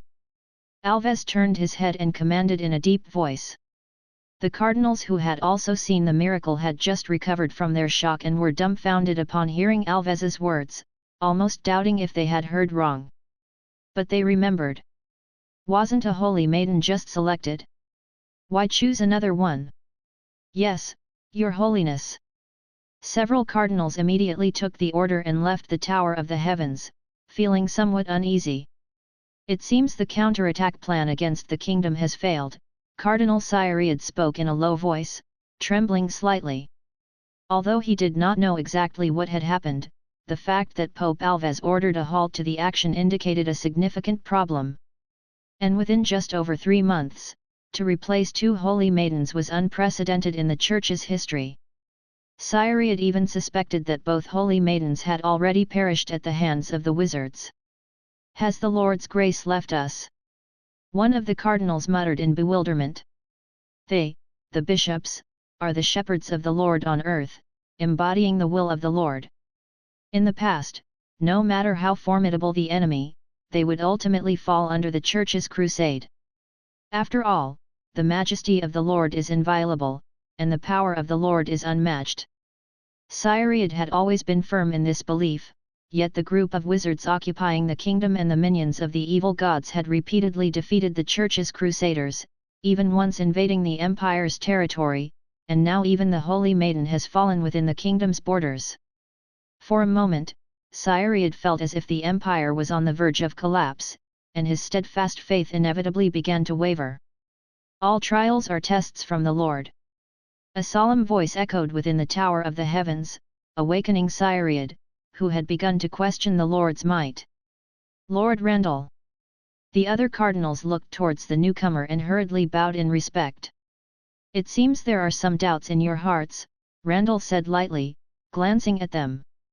Lord, I wish to know why the great and merciful Lord does not bestow his grace to stop those minions of the evil gods from ravaging the Empire and slaughtering the Lord's people. Cyriad asked with great confusion. It is because we all bear sin, Cyriad. Randall said mournfully. The desires and darkness in the hearts of every imperial citizen allow the evil forces to grow continually, ultimately bringing about the apocalypse. This is the Lord's punishment for our sins. Hearing this, Cyriad and the others were ashamed. Although they were the most devout followers of the Lord and strictly adhered to the doctrines, they sometimes couldn't help but harbor some evil thoughts. The coming of the apocalypse was a responsibility they all shared. Randall paused, then continued, of course, the Lord is merciful. As long as we sincerely repent and pray, the darkness will eventually dissipate, and the Lord's glory will, as before, shine upon the earth, bringing life and hope. May the merciful Lord soon bestow his grace to dispel the disaster of the apocalypse, may the Lord's glory endure forever. The confusion in Cyriad and the others' hearts instantly vanished, and they prayed devoutly. All right, go bring the new Holy Maiden now. Randall waved his hand, and after a few cardinals respectfully left the Tower of the Heavens, he turned to look out the window at the beam of light that seemed to pierce through heaven and earth. After solidifying for several minutes, the terrifying radiative energy wave finally reached its limit and dissipated at a speed visible to the naked eye. Such terrifying power! Randall's expression was extremely solemn. Unlike Cyriad and the other ignorant bishops, he knew exactly what this meant. The incarnation of the Lord on earth had lost. Again. If previously one could argue that the wizards used some underhanded tactics, this time all excuses seemed feeble and powerless. Randall had to admit that the Wizard Council's power far exceeded his expectations. According to reports from Imperial spies, the Council was recently preparing for war, mass-producing various new weapons. He had a premonition that it wouldn't be long before the kingdom launched a large-scale attack. Has it come to the final moment? Randall murmured to himself. Over the past few months, he had been causing panic and unrest throughout the Empire, then performing miracles to quell them. But even so, there was still a significant gap from the 1 million devout followers. No. Randall suddenly thought that if they were included, it might just be enough. In the city of Fire Oil, beside the fusion furnace, Harof was completely immersed in shock and awe, even the usually listless Muto was staring wide-eyed. Because this spell resembled its energy breath, only the power was worlds apart. As everyone was dumbfounded for a moment, Lynn slowly descended from mid-air. His hands, evaporated by the energy aftermath, were slowly regenerating, and his chest and shoulders also bore marks of high-temperature burns. He looked quite wretched, but no one dared to underestimate him. Just under their gaze, Lynn had blasted the powerful Church Holy Maiden, whom even several counselors had despaired against, into nothingness with one strike. The terrifying power made many of the guards, servants, and even wizards wet their pants. At the moment the spell was activated, it was as if the Grim Reaper had swung down his scythe. A giant hole hundreds of meters in diameter had appeared in the ceiling overhead. Looking up, one could clearly see the stars twinkling in the night sky and the bright moon. But they remembered that there should have been a majestic fortress above them, now directly erased. You really do always come up with some incredibly powerful magic. Harof didn't know what to say anymore, looking at Lynn with admiration. When Victorio ascended to legend, he spent quite some time getting accustomed to this power. Aside from advancing his most proficient alchemy, he hadn't developed any legendary level spells. And Lynn, while still a great wizard, had come up with the grand nuclear spell and proposed the idea of a solar furnace.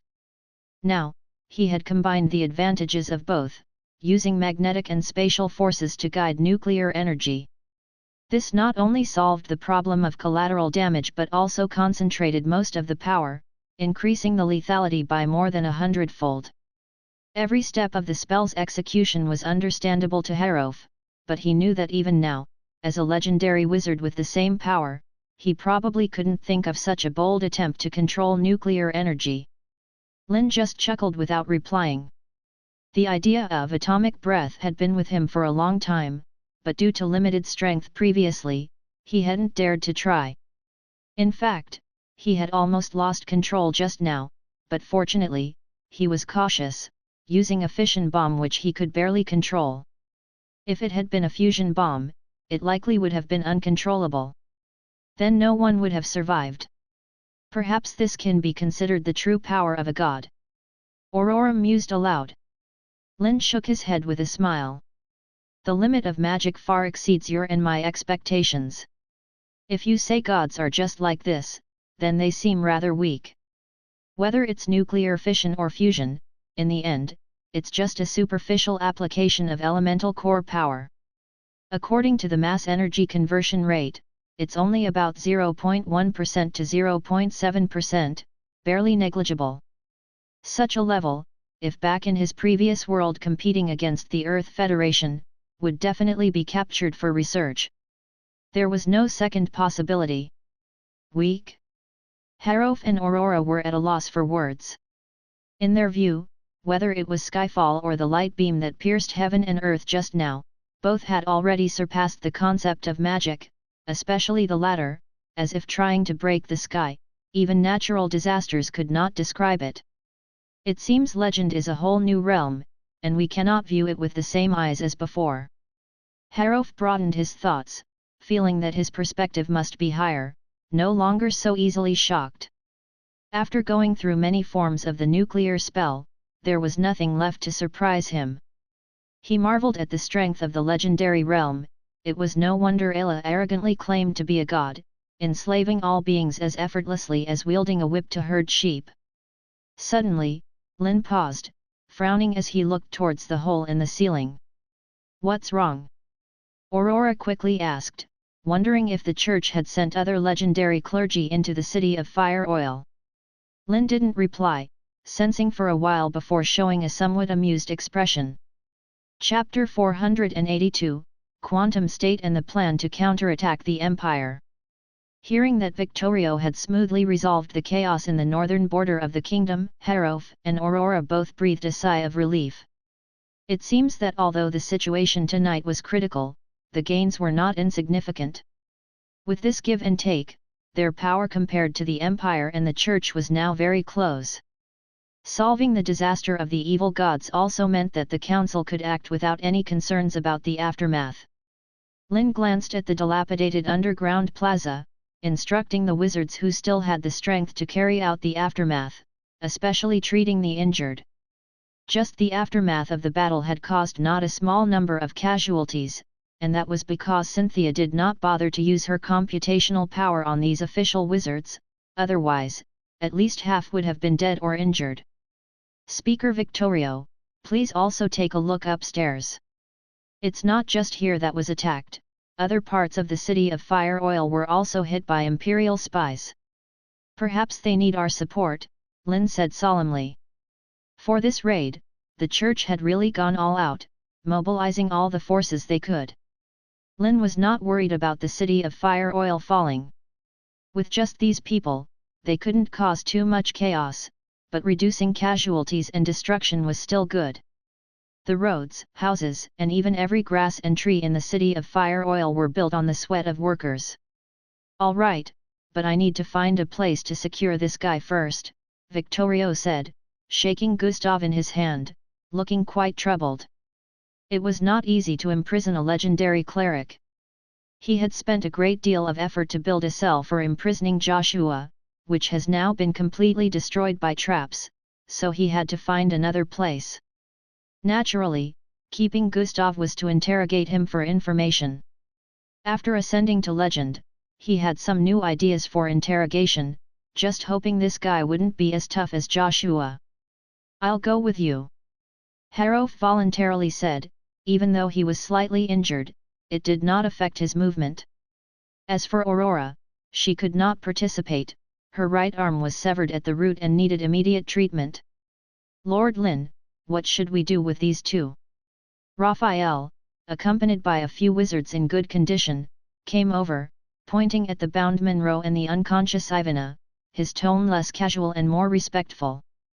Now that Lynn had become a legendary wizard, his status was naturally incomparable to before.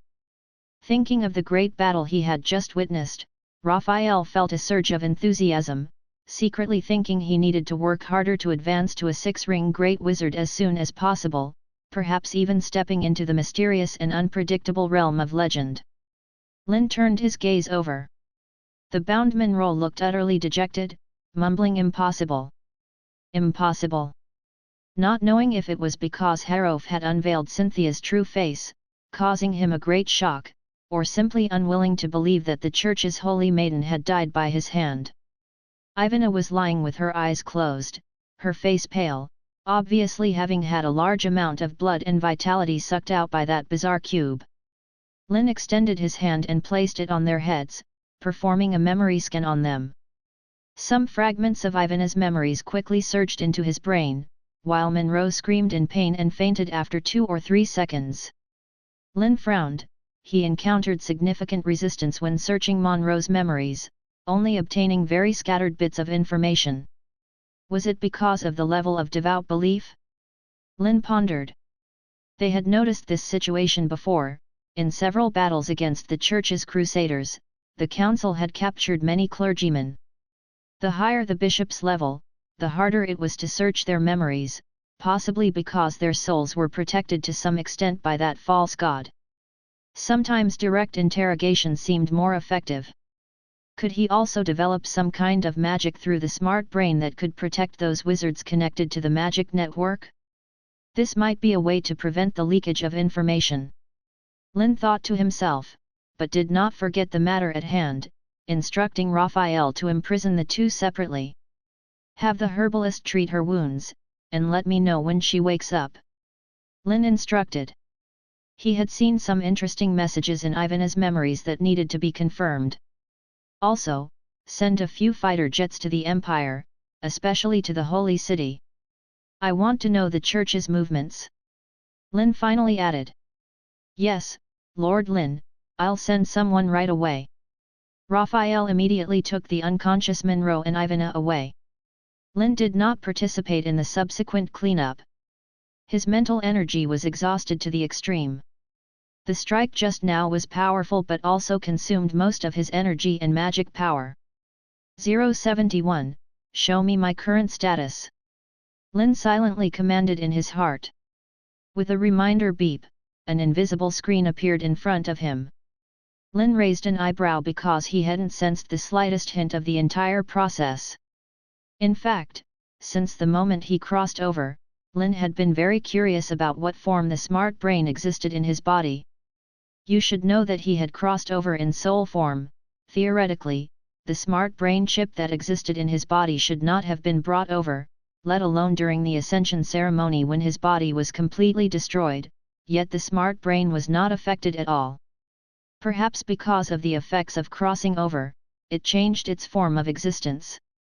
And the only thing that could escape the detection of a legendary wizard, Lynn could only think of quantum state.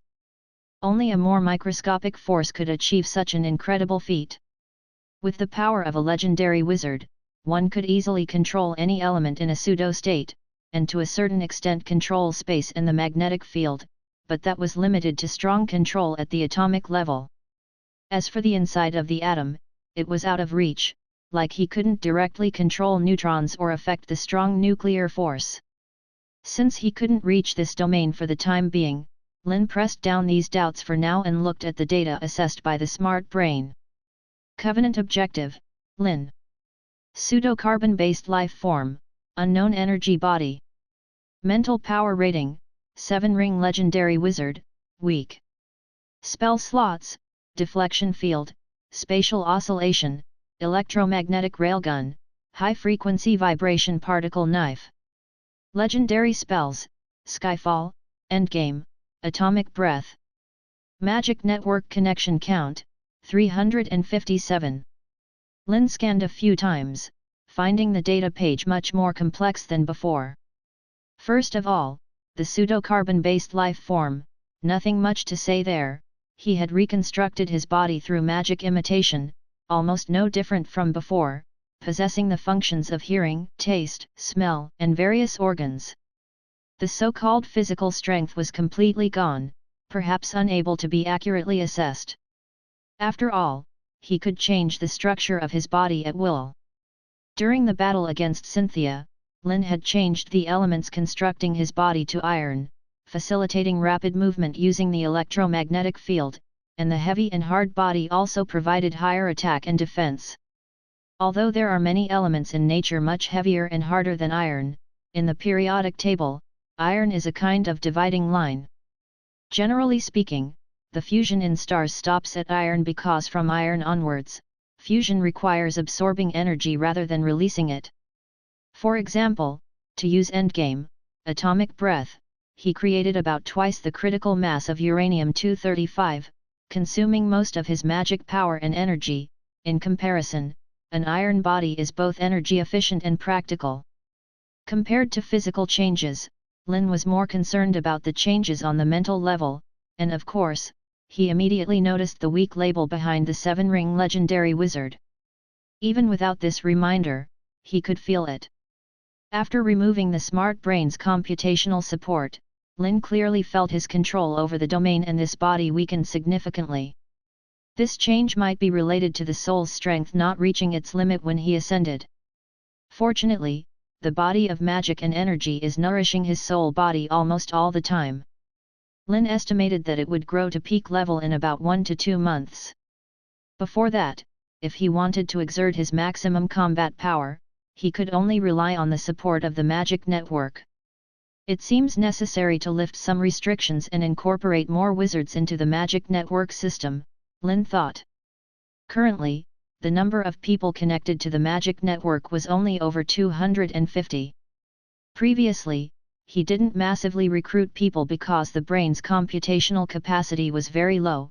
The computational power of over 200 official wizards plus a few great wizards had already exceeded this limit. If all were called upon, it would lead to brain pain, even facing the risk of brain death. Now, this concern is gone. He can unreservedly draw on all the computational power in the magic network without any more headaches. Because he simply didn't have something like a brain, his entire body was essentially a mass of magic and energy, just existing in the form of a mimicked body. Lynn figured that next time the limit to computational power might be the soul's capacity to endure. When the first light of dawn fell on the city of Fire Oil, all the chaos had already settled. For the townspeople, this was an exceptionally unforgettable night. Months of peace and development had made many people forget about war and chaos, and last night, the deepest fears in their hearts surged forth again. To calm the townspeople's panic, the council quickly dispatched people to widely publicize that they had once again thwarted the church's conspiracy, and the giant light pillar that rose to the sky last night was a new magic developed by the Star of Magic, Lord Lynn. With just one strike, it obliterated the invading Holy Maiden of the Church and a large number of elite church forces. It's rumored that even the Holy Maiden Cynthia, who attempted to use divine descent, was sent back by this powerful magic. In fact, even before the council's propaganda, discussions about the giant light pillar had already spread among the civilians. The phenomenon was simply too massive, shooting straight out from the ground and seemingly piercing the sky, visible to anyone. Such a miraculous scene completely overturned their understanding of the world, describable only as a divine miracle. Upon hearing that this was a new magic developed by Master Lynn, many linked it with the equally shocking magic, Skyfall, previously demonstrated.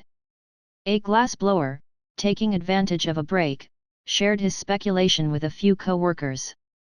He believed that Master Lynn must have used this spell to bring down the sun from the sky, which then exploded upon hitting the ground, creating that land of death. That doesn't seem right, does it? A tall, thin female worker couldn't help but counter. She had seen the sun rise from the horizon that morning on her way to the workshop. That's because you don't know. I heard from the fishermen that the sun sinks into the sea every night, extinguishing, and then rises again from the other side the next day. It's like wheat, growing crop after crop. The man confidently stated. The surrounding workers were puzzled, unable to understand why the sun would be compared to wheat. They were about to continue the discussion when they saw a wizard, stationed at the workshop, walking towards them. They immediately shut their mouths and hurried back to work. Being able to work in the workshop was quite rare, the salary and benefits were good, and there were plenty of people outside wanting to squeeze in. They didn't want to get kicked out for slacking off. The passing wizard had heard their discussion and smirked mockingly. Although the council had taken over the city of Fire Oil and implemented policies to replace theology with magic science, educating the basics, the magical knowledge level of the civilians remained pitifully low after several months. How could they understand the greatness of magic? He didn't understand why Lord Lynn insisted on opening a public academy, teaching those without magical talents about the workings of the world, seeing it as a total waste of resources. In his view, these civilians were only capable of simple tasks like glass blowing and loading ammunition, without the mental capacity to comprehend anything more profound. Around 9 in the morning, all the fighter jets dispatched for reconnaissance had returned, bringing with them a critical piece of intelligence. Upon receiving the council's notification, Lynn immediately rushed to the yet-to-be-repaired meeting place. After ascending to legend, they also needed to consider how to counterattack the Empire and destroy the Church. Once everyone had arrived, the pilots hurriedly reported their findings. According to their reconnaissance, the Holy City was now enveloped by an invisible force, making it difficult to approach or even see the interior clearly. Perhaps it's the projection of a divine realm descended, Harof speculated, well aware that the Holy City was the foundation of the Church, certainly gathering its most powerful forces. A divine realm covering the entire Holy City likely meant the false god's avatar had personally intervened. Chapter 483, The War Plan of the Apocalypse Empire. Harof's words stirred a flurry of discussion among those present, as they speculated about the current situation of the Holy City. Ever since the wizards took over the kingdom, the council had not stopped planting spies within the empire. Thanks to the powerful disguising abilities of the shape-shifting school of wizards, even though the church's priests and bishops were constantly hunting spellcasters, they managed to establish a firm footing in various key cities, bringing in many critical pieces of intelligence. But the Holy City was an exception. It was protected by powerful divine magic, capable not only of detecting magical reactions but also accessible only to the followers of that false god, making its defenses highly secure. It must be said, in this regard, the Church had quite an advantage over them, or rather, it was easier for the opposition to detect. According to Lynn's speculation, the so-called divine magic energy should be a type of special magic, marked with the false god's imprint. As for the evaluation of faith, he hadn't fully understood it, but if it was similar to the magical network, detecting it wouldn't be difficult, such as his ability to easily sense which wizard had a mental connection with the magical network. However, for the council to capture the Church's spies was not so easy.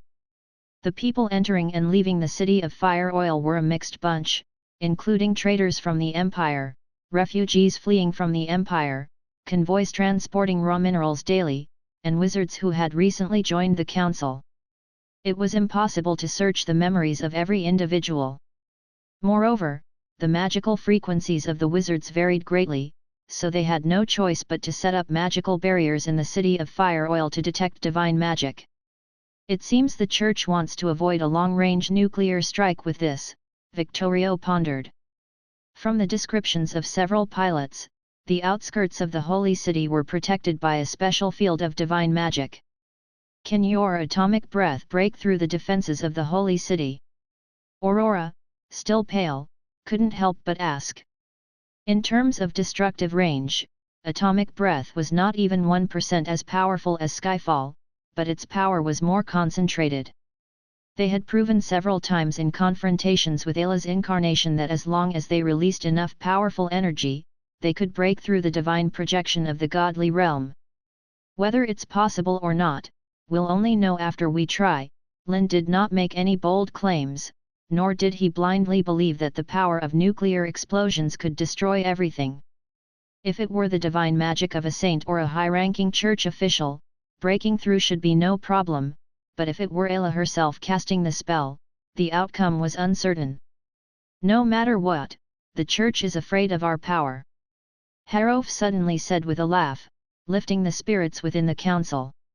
In the past, it was always the church organizing expeditions to attack the magical kingdom.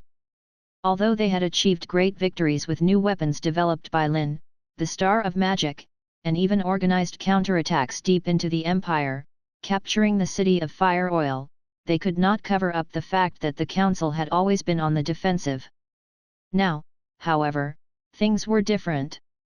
Reports from pilots and spies from various places showed that the Empire had begun to consolidate its forces, and the Church's core strength was hiding inside the shell of the Holy City, which clearly indicated their fear. The roles of attack and defense were reversing today. Since that place is protected by the false god, we might as well start with the Empire's other major cities first, to disintegrate the Church's faith. Alad took the initiative to propose, quickly gaining the approval of many council members. Some radical wizards even suggested using large-scale nuclear magic to cleanse the Empire's major cities in retaliation for their attacks on the city of Fire Oil. Do you know how many people live under the Church's rule? The Empire has a total of 30 ducal territories, over 80 count territories, and more than 100 cities with populations exceeding 10,000, not to mention countless villages and towns. To bloodwash the entire empire with just the council's power is simply impossible. Lynn directly rejected the proposal for a nuclear strike against the empire. This was somewhat unrealistic. In the past few months, they had only accumulated about 200 kilograms of uranium-235, which translated into the capability for 13 critical mass nuclear explosions using their aircraft. As for tritium and deuterium, which were needed as energy sources for ascending to legend, they could not be used casually. If it were any ancient dynasty, being hit by 13 nuclear explosions would lead directly to collapse, but the Church would not surrender. This only further proved the bishop's propaganda that wizards were the messengers of the apocalypse. Don't forget that the Church once willingly released a demon god within the empire, Lynn reminded them. The more apocalyptic and panicked the situation, the more steadfast some people's faith became. After all, in the face of unstoppable power, all ordinary folk could do was pray for divine salvation. Not to mention, this would also invite hatred. The reputation of wizards within the empire had already been tarnished beyond repair by the Church's propaganda. Lynn had no intention of ruling through fear. In his view, it was better to use these resources to deal with that false god. As long as Ayla died, the entire divine magic system built around her would collapse. Speaking of which, Lynn suddenly changed the topic. However, Master Alad does have a point. We can indeed try to dissolve the Empire's citizens' faith in their hearts, weakening the false god's power. How do you plan to do it? Harof asked thoughtfully. The Church had ruled the Empire for hundreds of years, and shaking the foundation of Ayla's faith in a short time was not an easy task. The council had also spent several months and tangible benefits to change the views of the vast majority of the poor in the kingdom. They couldn't possibly wait another few months. Do you remember the traders from the Empire who used to come and go to the city of Fire Oil? Lynn countered. Are you planning to start with them? Harof couldn't help raising an eyebrow. Exactly. Lynn nodded. The traders who had come to do business with them in the city of Fire Oil were all far-sighted, had weak faith, and were empire merchants craving wealth. Previously, under his deliberate laxity, the goods of the city of Fire Oil were left with a substantial profit margin, allowing every merchant convoy to easily earn thousands of empire gold coins through this route. Now that the church had cut off this highly profitable route, one could imagine the dissatisfaction accumulated in the hearts of the empire's merchants. Lynn was well aware that for the merchant class, matters of country, faith, ethnicity, customs, and even life safety were secondary to the prospect of tenfold profits. Whoever prevented them from making money was considered the mortal enemy of the merchant class. With a little operation, these people would be the first blade to pierce into the empire. Besides, we can also use the new fighters to drop leaflets over all the major cities of the empire, pointing out the errors in the holy scriptures and exposing the true face of the church. Lynn spoke confidently. Since the church wanted to deepen the empire's citizens' faith, they would do the opposite and destroy it. This should effectively weaken the false god's power. Lynn was still very wary of Ayla's original form. The thought of the church's centuries of accumulation was terrifying, and the storage of spiritual power was probably an astronomical figure. It's just unknown why she always acts through incarnations. Lynn found this very strange. Whether it was Edwil or Saint Cynthia, they relied on divine descent spells to summon the false god Ayla. Why didn't the false god herself come over and fight them? Probably because she fears your magic, Harof speculated. Using replaceable incarnations to probe their depths, acquiring information on magic spells, and looking for countermeasures was an excellent strategy. You should know that before Lynn could ascend to legend and unleash endgame, atomic breath, the power of a nuclear explosion was uncontrollable, a kind of magic that could easily lead to mutual destruction with the enemy.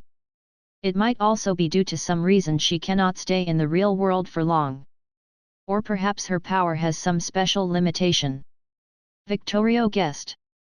The church had also performed several divine descents in history, each time very briefly, and each requiring the sacrifice of a legendary cleric.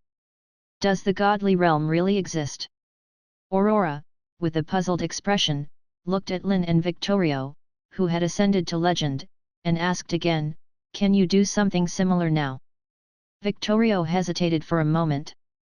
"Perhaps. If I let go of my restraints, I could expand my domain very large, at least covering a third of the city of Fire Oil. However, as the domain's range expanded, control precision would decrease significantly. I think Ayla's godly realm is not just a simple domain," Lynn pondered and shared his opinion. The development of corresponding spells must also be prioritized, otherwise, they could easily be at a disadvantage during battles. It seems they had quite a few things to do in the near future. Harof and Aurora must ascend to legend as soon as possible, this is the current urgent matter. Dissolving Ayla's faith must also be done simultaneously. In addition, preparations for the counterattack against the Empire must begin. When they strike, they must hit the holy city with the force of thunder. This is about the spell models for Skyfall and Endgame, Atomic Breath. Take a look when you have time, Lynn said, handing over 3 scrolls filled with formulas and models to Harof, Aurora, and Victorio. This was not the time for secrecy. Every increase in their combat power gave them a better chance of defeating Ayla. Moreover, Harof and the others were well aware that tritium, deuterium, and uranium could be used as nuclear fuels. With some time to ponder, it was inevitable that they could replicate it. It was impossible to keep it hidden forever, so it was better to be generous. In the meeting room, Alad, Raphael, and a group of senior wizards looked on enviously. Who wouldn't want to learn such a city-destroying powerful magic? After Harof glanced through the models, he solemnly stored them away, then cleared his throat and spoke again. Besides the war against the Empire and the Church, I've gathered you here today to announce another important matter. Starting today, the Council will appoint a new speaker. That is our star of magic, Lord Lynn. Upon hearing this, everyone turned their heads and looked over, none showing surprise. In terms of strength, Lynn had ascended to a legendary wizard and had defeated the false gods' incarnations twice before. In terms of achievements, the wizards were able to step out of the islands and establish a new magical kingdom on this continent, largely due to Lynn's tremendous contributions. Thus, the subsequent vote was merely a formality. With unanimous approval from over 100 council members, whether they supported him from the bottom of their hearts or not, no one dared to oppose this star of magic. The addition of a new speaker, such a momentous occasion, traditionally required a grand celebration according to council customs. However, with the war against the Empire looming, it was not feasible to waste a day or two at this critical juncture, so the celebration had to be postponed until after the victory party. Lynn naturally had no objections, he was not one to place great importance on formalities. After announcing this significant news, today's Wizard Council meeting came to an end. The meeting room buzzed even more lively as the council members gathered around Lynn, the newly appointed speaker, offering endless praise and adulation. "Congratulations, Lord Lynn. No, I should address you as speaker now," Raphael said, feeling quite moved. He remembered the first time he met the Star of Magic. Lynn was just a formal wizard who had recently arrived at A.K.A. harbor, famous for proposing the law of free fall. Now, in the blink of an eye, he had become a high-ranking legendary wizard, one of the council's speakers. Lynn responded with a smile. "Master Raphael, aren't you also close to ascending to a six-ring wizard? Perhaps it won't be long before you become the next speaker." "Haha, I hope everything goes well." Raphael's smile widened. In last night's battle, his mental power had been honed under the suppression of the godly realm, and he felt close to ascending, surprised that Lynn had noticed. As they exchanged compliments, a servant came in and whispered a message into Lynn's ear. Ivan Apedral had shown signs of waking up. Lynn's expression became serious, and he lost the mood for further idle chat. After saying goodbye to everyone, he followed the servant to where Ivan Apedral was being held. In the city of Fire Oil, inside a solitary confinement room, a pale-faced Ivan Apedral lay on the hard stone bed, her eyes closed, and her brows constantly furrowed, as if she were experiencing a nightmare. All her past memories flooded back, finally freezing in her mind on that blindingly bright column of light piercing the sky. Such intense light! With that sigh, Ivan Apedral slowly opened her eyes, surprised to find herself still alive. She remembered being backfired by the holy artifact, almost stepping into the realm of death. Ivana had no extravagant hopes that the wizards would save her. Just as she was pondering, a voice suddenly rang out beside her ear. "You're finally awake."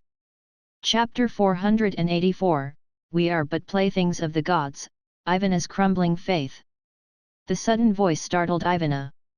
The girl quickly turned her head to see a wizard, who looked to be in his 20s, leaning against the wall next to the stone bed. "Star of Magic! Lynn!" Ivana recognized him at a glance. Over the past few months, within the Wizard Academy in the city of Fire Oil, Ivana had heard much about the legendary deeds of the other party. In fact, investigating this Star of Magic was one of the tasks assigned to her by Gustav. However, because Lynn held a high position within the Wizard Council, she and Monroe had no chance to approach him. It was not until last night that they officially met this Star of Magic for the first time. Perhaps it was an illusion, but Ivana felt a sense of familiarity with the male wizard in front of her, maybe because his hair color was somewhat similar to that of her brother, Lot. With this thought, Lynn next to her nodded and spoke. "Yes, it's me. Speaking of which, I'm a bit curious. You and Monroe are supposed to be undercover agents sent by the Holy Church to the city of Fire Oil, right? Then why did you attack the Holy Church's Saintess Cynthia last night?" Lynn continued to inquire. Although he had already learned a part of the information from the girl's mind, he still wanted to hear what she thought. "That's a good question."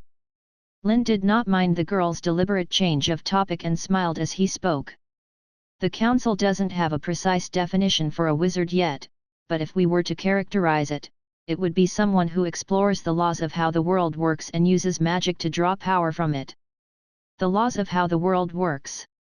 Ivana murmured to herself.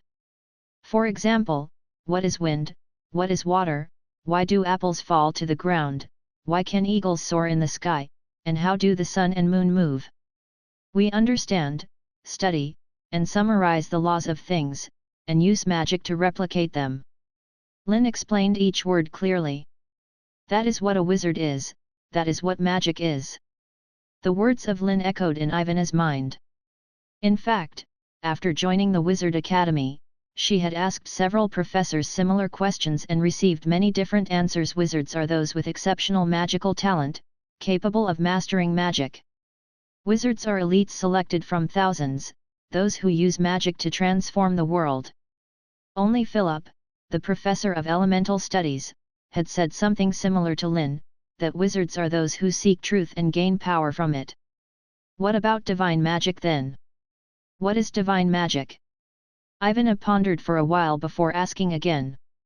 In a sense, divine magic is a special kind of magic.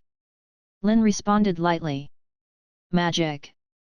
Ivana paused noticeably, then frowned.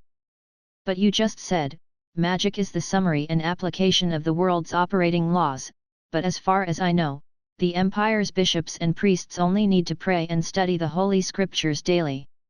Like the kingdom, the empire's major cities also have academies, but they do not require the study of chemistry, physics, elements, or magical potions. Instead, the most basic literacy, arithmetic, and most importantly, prayer rituals and understanding of the holy scriptures are taught. That's what makes it special. Lynn smiled and did not elaborate further. Instead, he stepped forward, placed his hand on Ivana's head, and whispered, "Don't resist."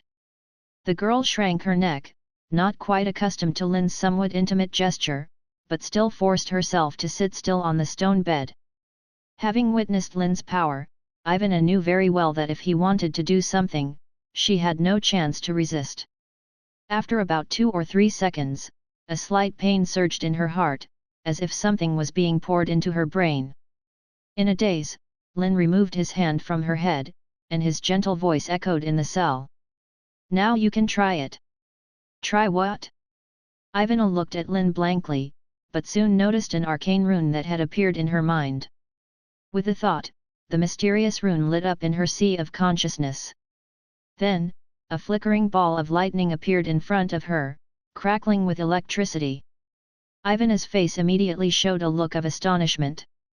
She knew about thunder magic, a very dangerous and powerful form of magic.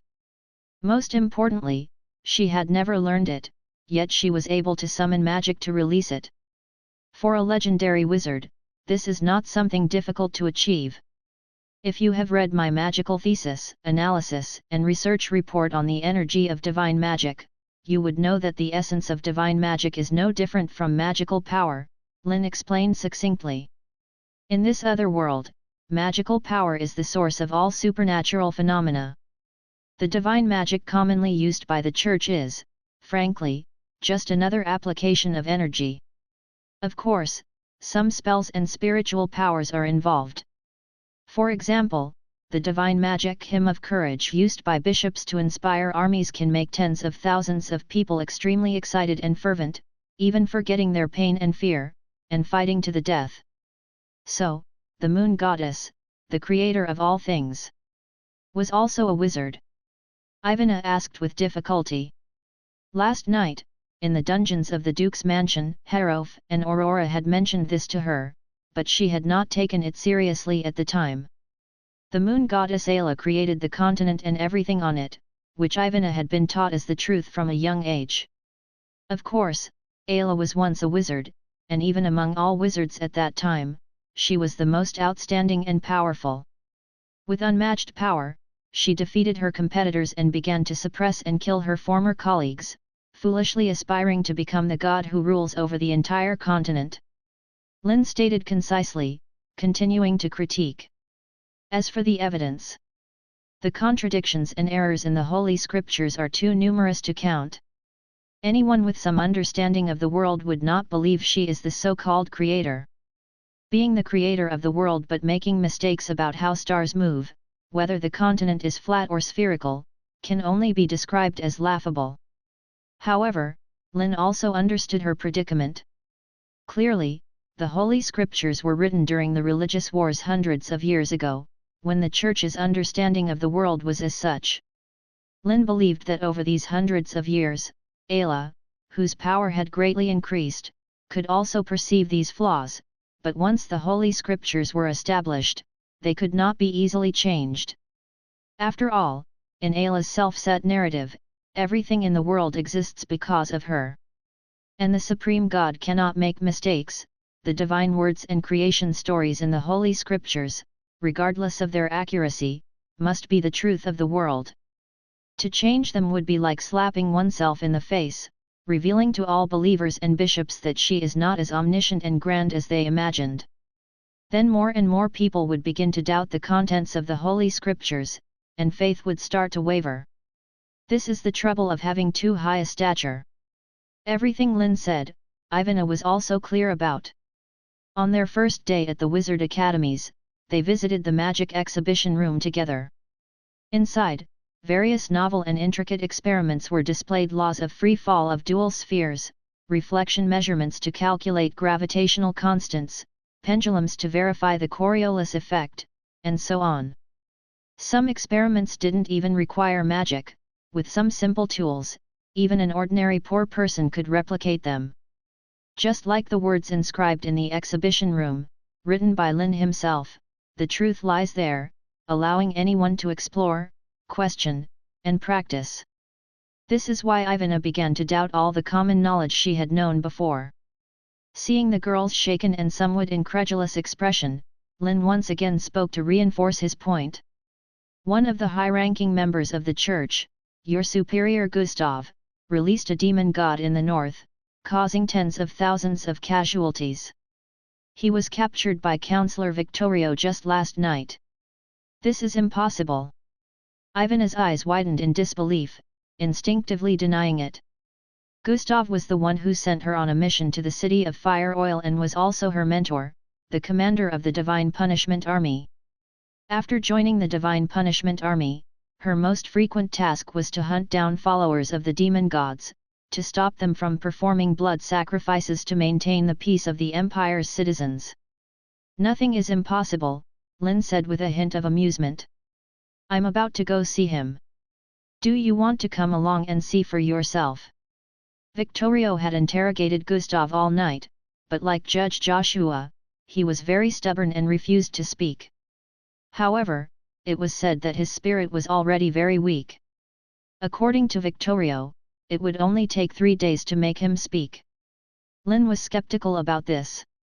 Those chosen as high-ranking members of the Church are usually fanatics or even saints, expecting them to betray seemed unrealistic. However, Victorio was very confident.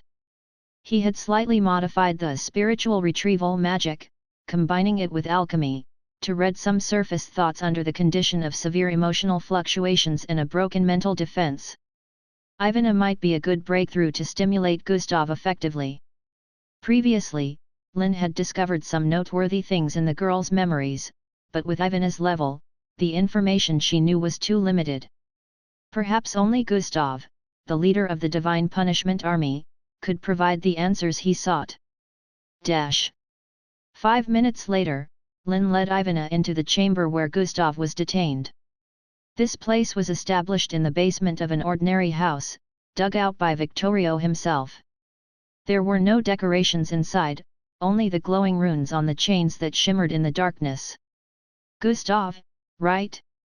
I'm Lynn, also known as the Apocalypse Messenger in your terms. I suppose this is our first meeting. Lynn casually strolled in the dim chamber, his voice slightly raised and echoing inside. Gustav, who was spiritually depleted, slowly lifted his head, but he did not look at Lynn. Instead, he fixed his gaze on the girl standing behind, his eyes suddenly sharp as blades. A.K.A did not dodge or show fear. Instead, she stepped forward, standing in front of Gustav. Their eyes met, and Gustav's expression turned to one of angry disappointment, looking at the girl with a disdainful gaze. I was wrong about you, A.K.A. I had intended to promote you as my deputy before this, to receive the baptism of the Great Lord, but you dared to betray the Church, betray our Great Lord. The night before, during the interrogation, Victorio used the defeat and death of the new Saintess to provoke and affect Gustav's emotions. Gustav had learned some of the details from this. If it weren't for Ivan's sudden betrayal, allowing Lynn to advance on the spot, perhaps the avatar of the Lord would have already dealt with these accursed wizards. This was undoubtedly his mistake. His misjudgment led to a slight deviation, causing the church to lose everything. Gustav was filled with endless regret, and his spirit showed severe fluctuations, with the runes binding him emitting a brighter glow. "It was you who betrayed us, Lord Gustav."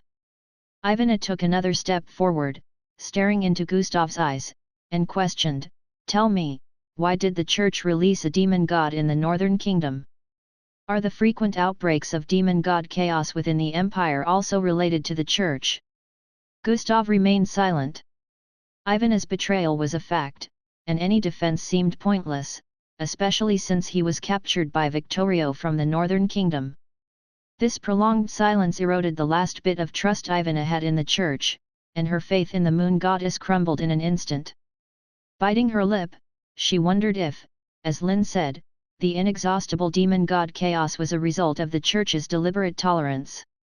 What was the point of the divine punishment army's ideology and persistence, the countless comrades who fought valiantly against evil, risking their lives? Were their sacrifices merely entertainment for Ayla, tools to solidify and catalyze faith? Ivana voiced all her doubts, her questions echoing continuously in the chamber. She wanted to know, with Gustav knowing the entire truth and directing the divine punishment army, what was his mindset in orchestrating this ludicrous drama. Of course, it was worth it. Every sacrifice was not in vain. Gustav finally spoke, his face showing a mix of pity and fanaticism. "They will all merge into the Lord's kingdom, becoming part of the Lord. Soon, the kingdom of heaven will descend upon the earth. At that time, all suffering and sin will vanish." Chapter 485, The old world turns people into ghosts, the new world turns ghosts into people. Gustav's words filled Ivana with an incomparable rage, sending a chill through her heart. What does it mean to become part of the Lord? Lynn also pondered this question, even more amazed by Gustav's faithful tone. Joshua had said something similar before. It seems that the Church has been ruling the continent for hundreds of years with a certain purpose in mind. The false god Ayla must be preparing to do something related to faith, and it has reached a crucial moment.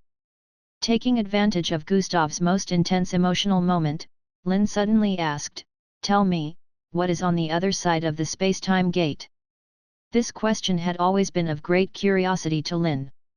Why were there several space-time gates distributed on this planet, where did they lead to, and were they naturally formed or man-made? Lynn could only think of something like the Einstein-Rosen bridge. The Wizard Council had once sent a team to explore it, using many magical probes, but they disappeared without a trace, with no one returning. In Ivana's memory, some of the elite members of the Divine Punishment Legion had entered one, but she did not know the outcome. Although it was unlikely that he would tell. Lynn was prepared for Gustav to remain silent, but to his surprise, Gustav spoke up. "It is the origin of all sins." Gustav's words were sharp, with a hint of tremble in his tone. Lynn frowned slightly, his mind racing with countless possibilities, before he questioned again, "What does that mean?" Gustav did not answer, as Ivana's appearance had calmed his emotions. He bowed his head again, remaining silent as if he were dead.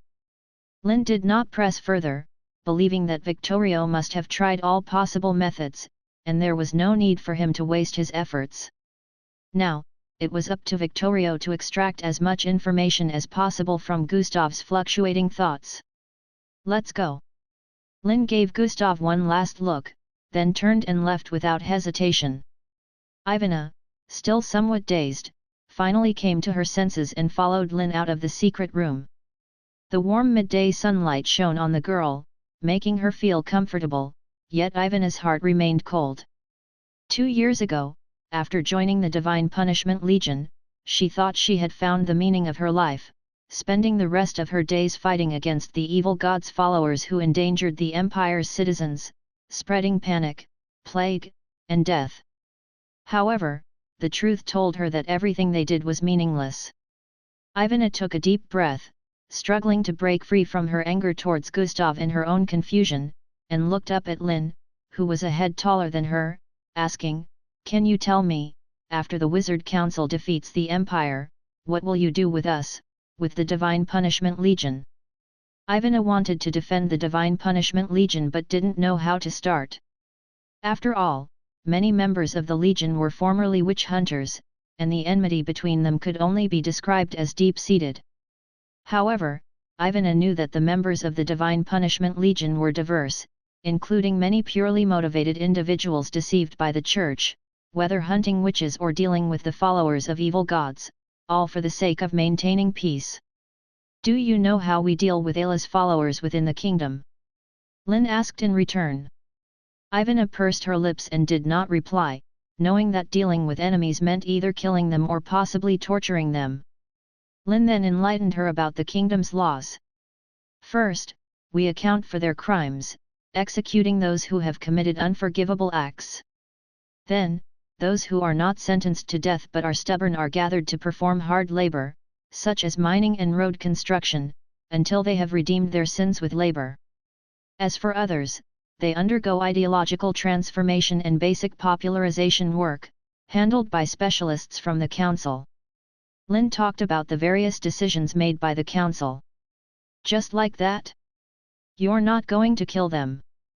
Ivana asked in astonishment. "How to kill?" Lynn glanced at the girl. Under the Church's centuries-long rule, faith had taken root in everyone's heart, with the number of shallow believers possibly reaching nearly 10 million, and ordinary believers numbering in the millions. The council could not and did not need to kill everyone. Apart from the fanatical believers who needed to be dealt with directly, most people could be transformed to break free from the Church's rule. At least within the kingdom, they had already achieved certain results, proving that this approach was viable. The council's wizards responsible for this task even discovered a peculiar phenomenon: the impoverished believers who had their faith shattered suddenly displayed intense hatred towards the Church. Initially, the council suspected this was an act of pretense, but after searching their memories, it seemed to be their genuine thoughts, leaving the psychically gifted wizards puzzled. Only Lynn understood this as the zeal of betrayal. The deeper one's faith was, the more intense their hatred towards the Church and their admiration for magic studies would be once their beliefs were shaken or destroyed. This formed the psychological basis of the transformation plan. Furthermore, Lynn was curious about the impact on their god if those devout believers deeply connected with Ayla were to turn against them. "Also, I once heard a saying," Lynn suddenly spoke. "What saying?" Ivana asked, puzzled. "The old world turns people into ghosts, the new world turns ghosts into people," Lynn said earnestly. The brown-haired girl was stunned, softly murmuring these words.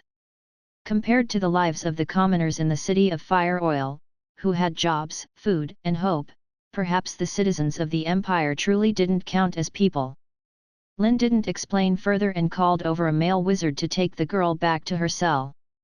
This was house arrest, as well as a few days for Ivana to reflect.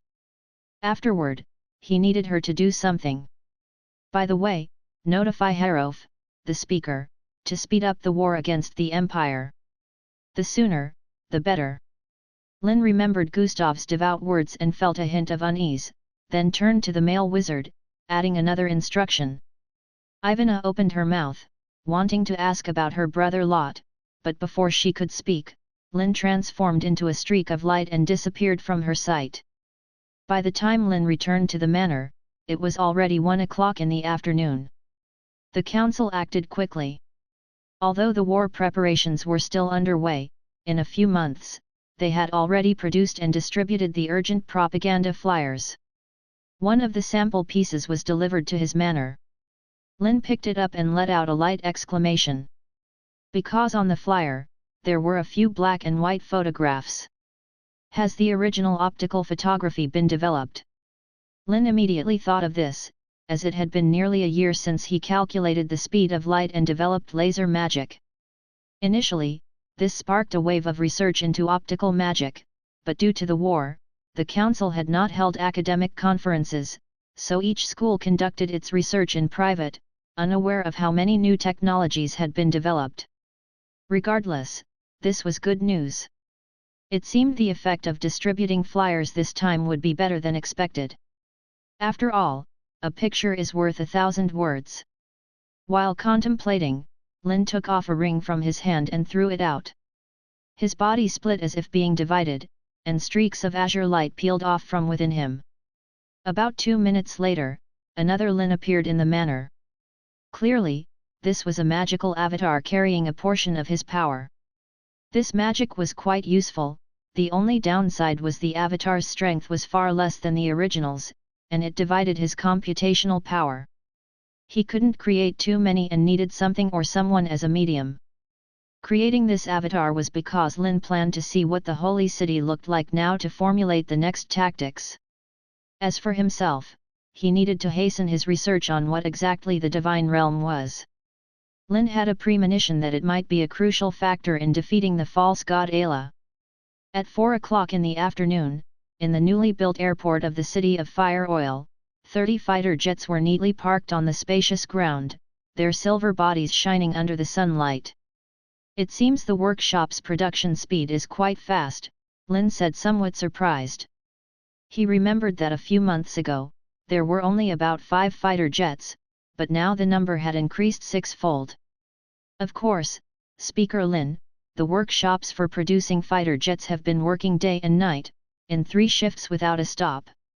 It's just a pity that we still don't have enough manpower, Yulin sighed. The craftsmanship of fighter jets is very complex, not something that can be learned by just hiring a few people for a bit of training.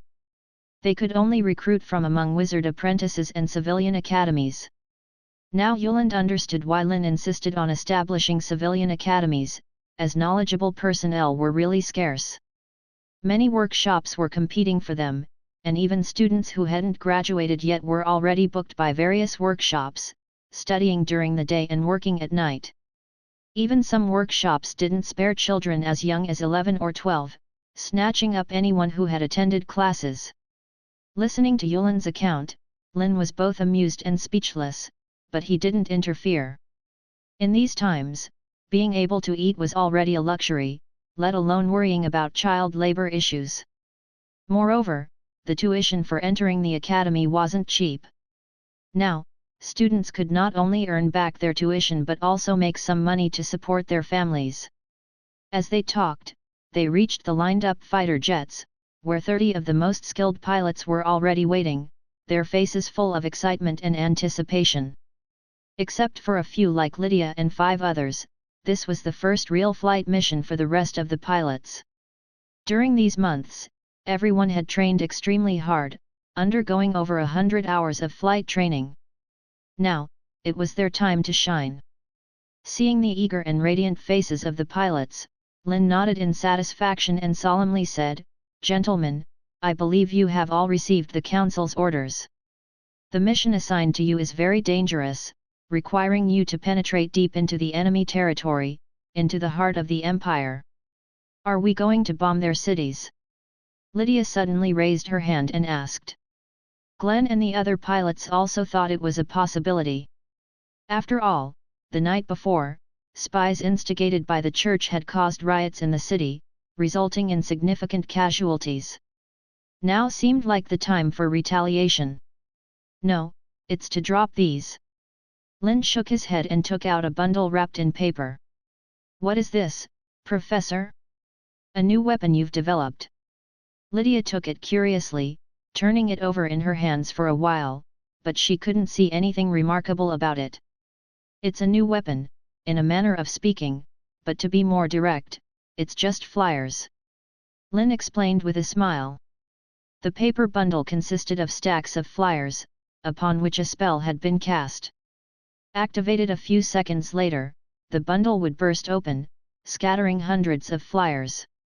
Just a dozen of these bundles could cover an entire city. Thinking of this, Lynn looked around at the pilots present and said solemnly, "For hundreds of years, the Church has blinded everyone within the Empire with deceitful lies, making them willing to be sheep under their shepherd. Your mission is to liberate them from the ignorance of those lies, fundamentally undermining the foundation of the Church's existence. From now on, unless there's a sign of war, this mission needs to be carried out daily. Lynn understood that to sway people's hearts with propaganda, 3 things were necessary: quantity, persistence, and sensational content. The principle of 3 men make a tiger suggests that with enough repetition, any statement can leave an impression on people, and the empire's merchants would also mobilize their resources to support their actions. He had noticed the Church was intentionally deepening the faith of the empire's citizens. Although he didn't yet understand the purpose, whatever the enemy intended to do, they just needed to do the opposite. Moreover, with early propaganda, when they took over the empire's cities in the future, much resistance would be reduced. It was a strategy that killed 2 birds with 1 stone. Pausing for a moment, Lynn continued, "This mission might not require combat, but it's still dangerous. If anyone is afraid or has doubts, you can opt out now. I assure you, there will be no punishment for those who choose to leave." The speed of the fighter jets was indeed fast, and their high-altitude advantage should allow them to avoid most damage. However, the ammunition and fuel they carried were limited, and the archbishops stationed in each of the great cities might possess some unknown divine art capable of bringing down a fighter jet. Yet, no one chose to opt out. They had been selected through rigorous trials for the chance to pilot these powerful alchemical devices. Countless people outside were eager to take their place. "Very well, since that's the case, take your courage and your flying skills and embark on your mission." Lynn patted the nearest pilot on the shoulder. The pilot felt a surge of mission and purpose, put on his windproof helmet, and climbed into the fighter jet. Lydia also got into her own jet. Her piloting skills were among the best, and her task was the most dangerous, heading to the Holy City. Lynn's avatar would accompany her on this journey. Chapter 486, The Truth Cannot Be Killed. With the roaring of propellers, majestic fighter jets swiftly schemed across the wide runway, soaring into the azure sky. It has to be said, today's clear, cloudless weather was perfect for flying. Below, Yuland watched the silver eagles swiftly ascending, heading towards the horizon, filled with emotions. 3 years ago, in the land of wizards, flying was a privilege reserved for grand wizards, with only a handful of Tier 3 wizards capable of achieving this feat through special magic. Now, any pilot who has undergone formal training can command airships and fighter jets to conquer the vast skies. This was unimaginable in the past. Above 2,000 meters in the sky, after a brief gathering, 30 fighter jets dispersed in a circular formation. The Empire was simply too vast, their mission crucial, each responsible for a large area, until all 200 squadrons of leaflets were completely distributed. Lydia skillfully performed a standard climb maneuver with the fighter jet, reaching the speed limit within minutes. 360 km per hour, even through the canopy, they could hear the exceptionally fierce wind. Alchemy Master Dennis added a special device to the rear of the fighter jet that could release compressed airflow, allowing the jet to briefly exceed its original speed limit. The first jet propulsion? Worthy of an alchemy master, indeed fast. A smile appeared on Lynn's face. It wasn't surprising that Dennis came up with this, likely inspired by internal combustion engines and steam engines. It was said that an alchemist had the wild idea of using the airflow from explosions for propulsion, but this suggestion was quickly vetoed by everyone. Because the impact force from explosions was too uncontrollable, and the requirements for the fighter jet's material were too stringent. Too fast! Too fast! Lydia's heartbeat accelerated with excitement, though she shouted as such, her spirit became exceptionally exhilarated. In fact, this special mode was also her first time using it. Let's save some fuel. We've got several cities to fly over. Just get familiar with it, Lynn reminded. Lydia then reluctantly stopped. Lynn shook his head helplessly, realizing that the more dangerous the task, the more excited this halfling girl became. Initially, he thought about comforting Lydia a bit, to soothe her emotions so she wouldn't be too nervous during the mission. Now, it seemed unnecessary. After flying for 20 minutes, Lynn suddenly turned his head and looked over. In the distance, a city was already in sight. On the Empire's border city, in a stable filled with hay and manure, old Manon was laboriously shoveling horse dung with a shovel in his hand. This was not an easy task because the Baddest domain housed about 1,000 war horses, yet the harsh and greedy count only hired 20 stab lemon, meaning each had to take care of over 50 horses. If not for the 2 silver coins of monthly salary, old Manon would have quit this job long ago. However, the 2 silver coins were not entirely his salary, as the overseer of the Baddest domain would always find various reasons to deduct at least 50 copper coins. Thinking of this, old Manon felt pained and cursed in his heart. If it were half a year ago, it would have been okay, as the remaining salary was enough for him to buy black bread to survive. But now, due to the impending war, the price of food had risen a lot. 1 silver and 50 copper were only enough for 20 days. As old Manon cursed in his heart, he shoveled the horse dung on the ground, each time with more force, as if shoveling on some people's heads. But upon seeing the rather plump overseer coming this way, he quickly put on a smile and humbly reported the condition of the 50-plus war horses under his care. The passing overseer clearly had no intention of staying long in the stinky stable. After confirming there were no sick horses and no one slacking off, he left the area. Once the plump overseer was far away, old Manon took the opportunity to spit into the straw pile and continued cursing in his heart. The other stab lemon also stopped their work, having shoveled horse dung for over an hour, their hands were already sore and weak. The resting stab lemon soon gathered together, one of them looked around, saw no guards coming, and spoke in a lowered voice. "Did you hear? Last night, Gadel tried to sneak out from the south wall but was caught by the patrolling guards." Gadel? The lad who likes drawing and math. Old Manon was stunned for a moment, as he naturally knew the boy. Although Gadel often did things like stealing chickens and dogs, he wasn't a bad person. He was just trying to make a living and would occasionally help them with math and such. The rest of the stab lemon were also discussing, as everyone knew that the bishop had strictly ordered no one to go out, and being caught by the guards would have dire consequences. What happened to him now? Old Manon asked curiously, with a hint of concern. What else could happen? I heard the bishop was very angry and had Gadel tied to the stake and burned alive that night. The stab lemon said in an even lower voice, with a chilling tone. The people present fell into a deathly silence, until another stab lemon named Dolly spoke in shock. But what was he doing sneaking out of the city? What else could he be doing? Of course, he was going to. The stab lemon stopped talking abruptly, not daring to continue.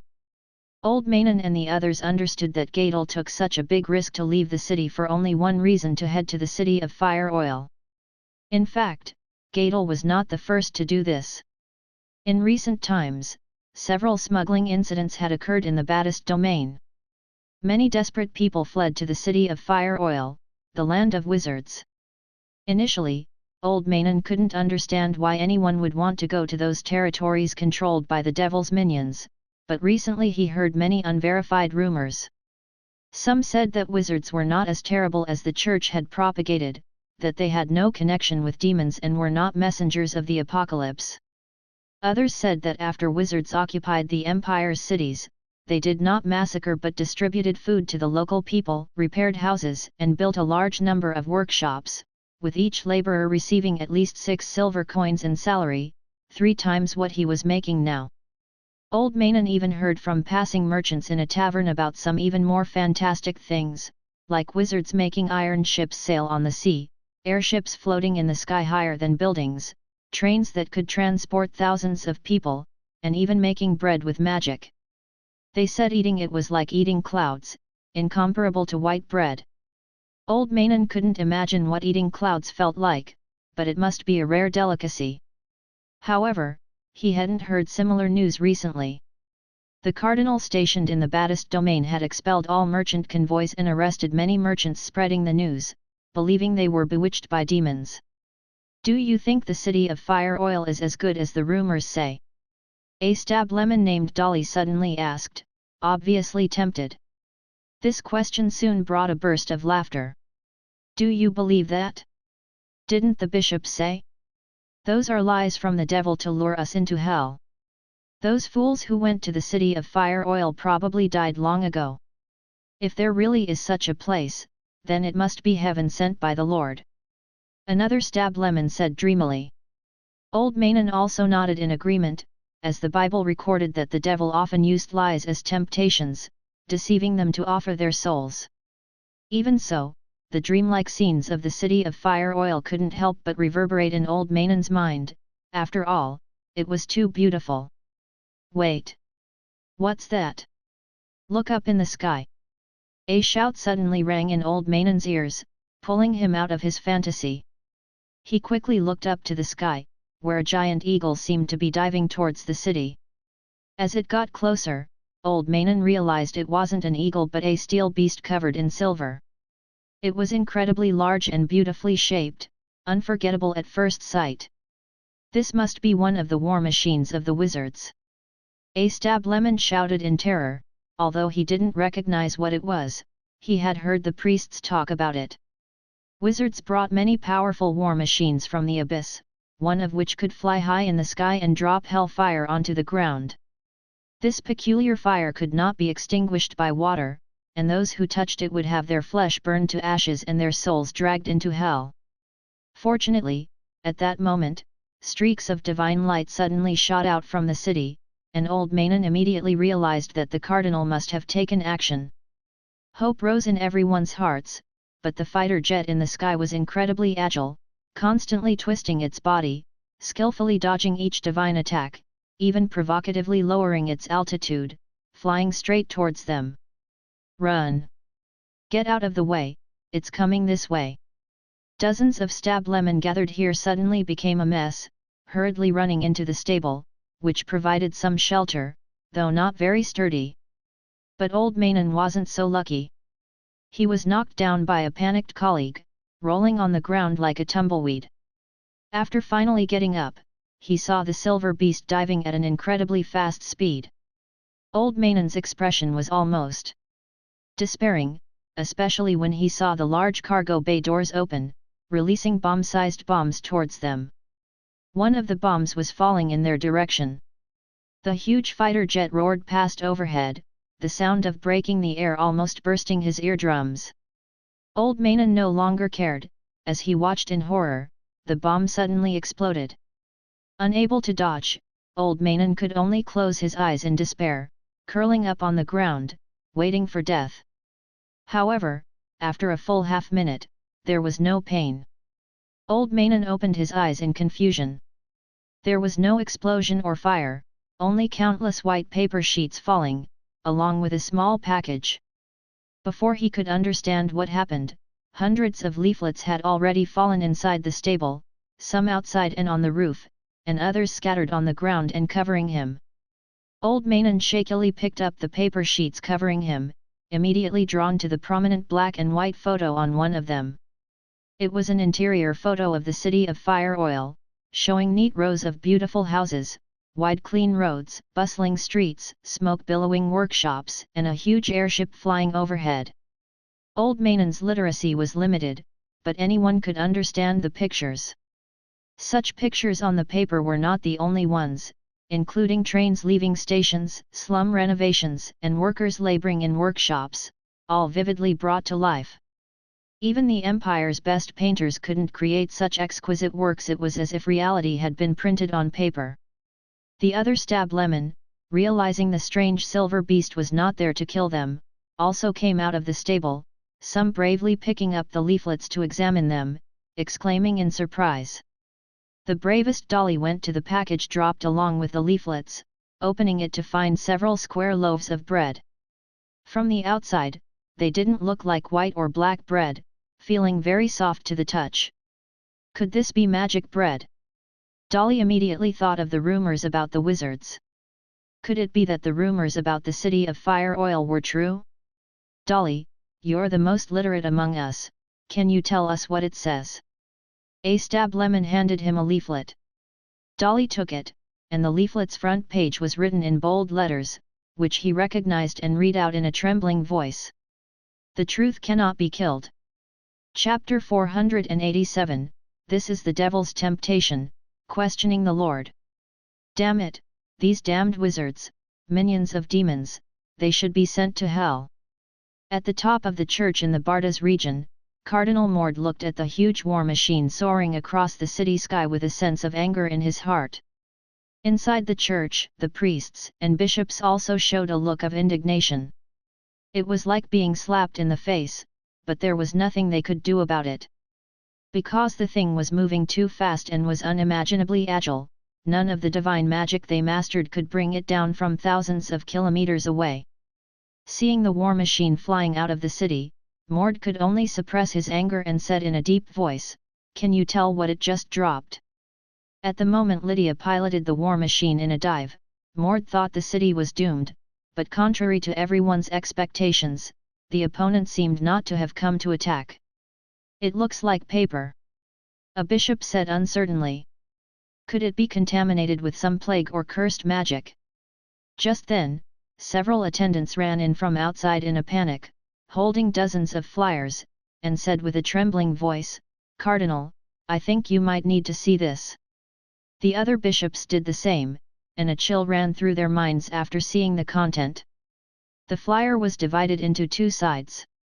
The front was for the poor, promoting the changes in the city of Fire Oil to break the church's rumors about wizards spreading the apocalypse.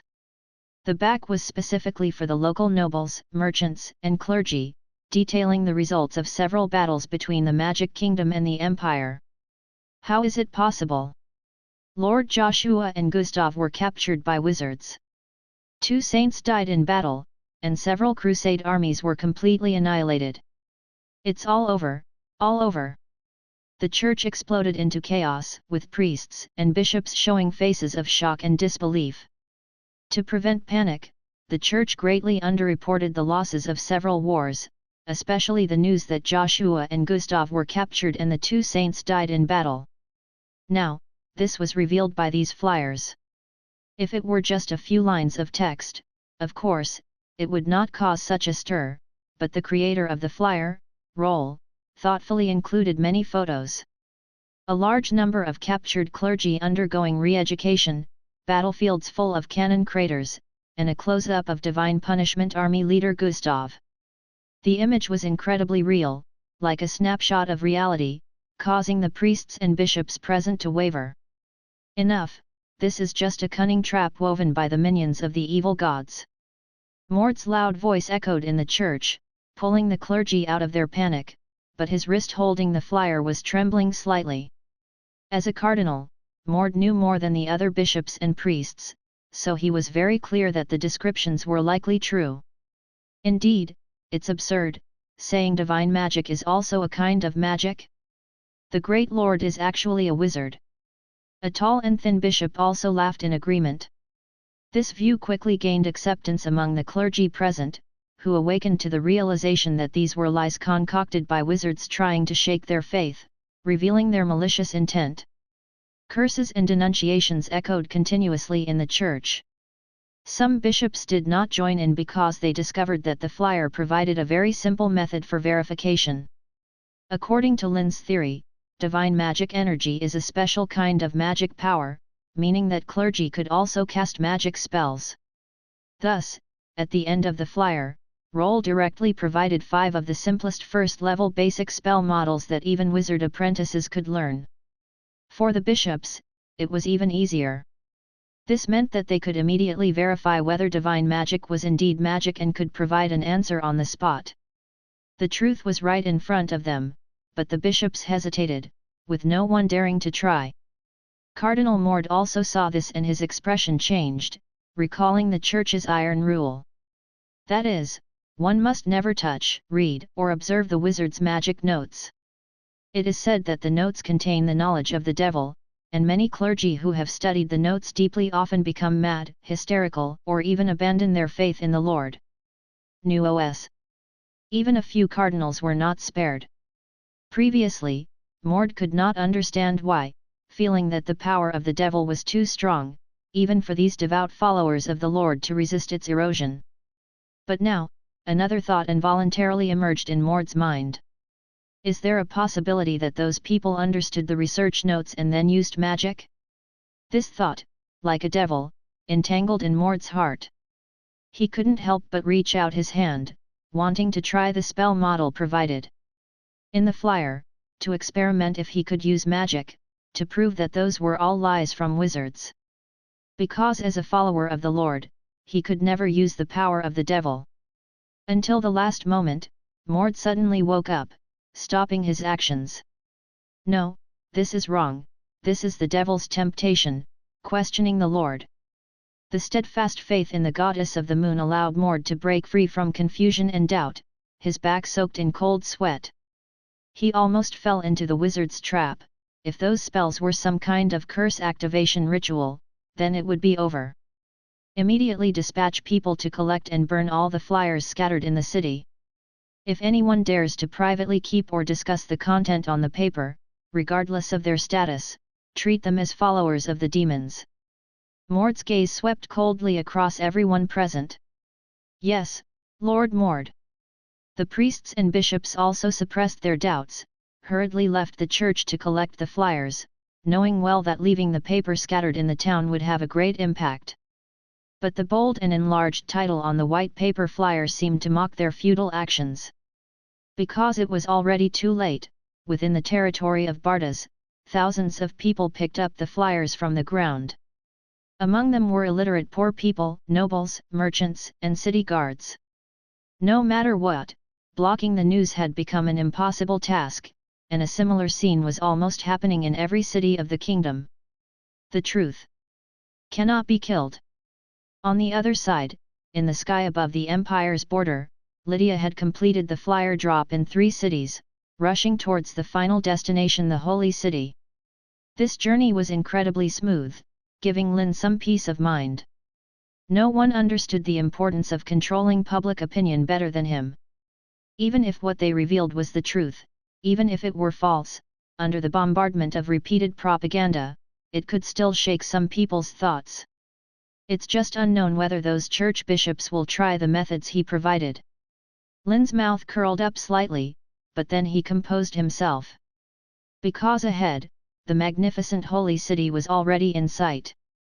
I didn't expect there to be such a big city within the empire. A hint of surprise appeared on Lynn's face. Looking from afar, the walls of the holy city were about 30 meters high, covering an area of over 100 square kilometers. Just like the report from the scouts, the entire city was enveloped by the divine projection, barely able to see the central city standing a huge statue, painted with various strange patterns, a unique power flowing on it. A statue of Allah? Lynn thought to himself, then said, lower the altitude, prepare to dive, activate the protective shield. Lydia nodded without asking why and immediately did as told. The war machine quickly tilted downwards, accelerating to over 300 km per hour, with intense wind constantly blowing on them, as sharp as a blade. As they got closer, the melodious hymns also began to echo in their ears. Lynn took out a copper sphere from the war machine, aimed it at the huge statue, ready to test the defense level of the holy city. A series of lightning quickly appeared around him. After about 3 seconds of charging, the copper sphere was rapidly propelled by electromagnetic force. The speed was extremely fast. A huge sonic boom made the entire war machine shake, and Lydia, holding the control stick tightly, prevented the war machine from capsizing. Under Lynn's gaze, the copper sphere flying at more than 15 times the speed of sound headed straight for the holy city. Crossing a distance of 1,500 meters in just 0.3 seconds.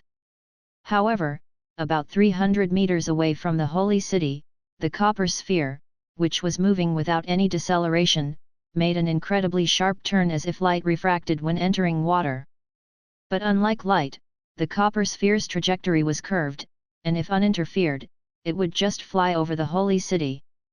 Lynn understood that it wasn't the direction of the copper sphere that suddenly changed, but the space outside the holy city was twisted, similar to his deflection field, guiding attacks in other directions.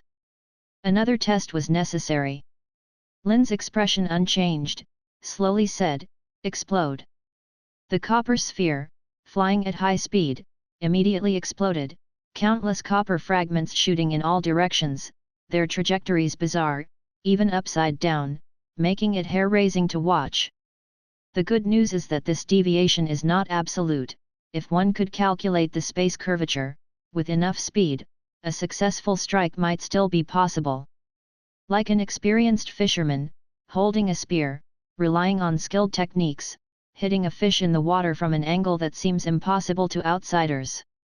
For example, several copper fragments from the explosion successfully crossed the protective field and entered the holy city, but disappeared in less than 0.1 seconds.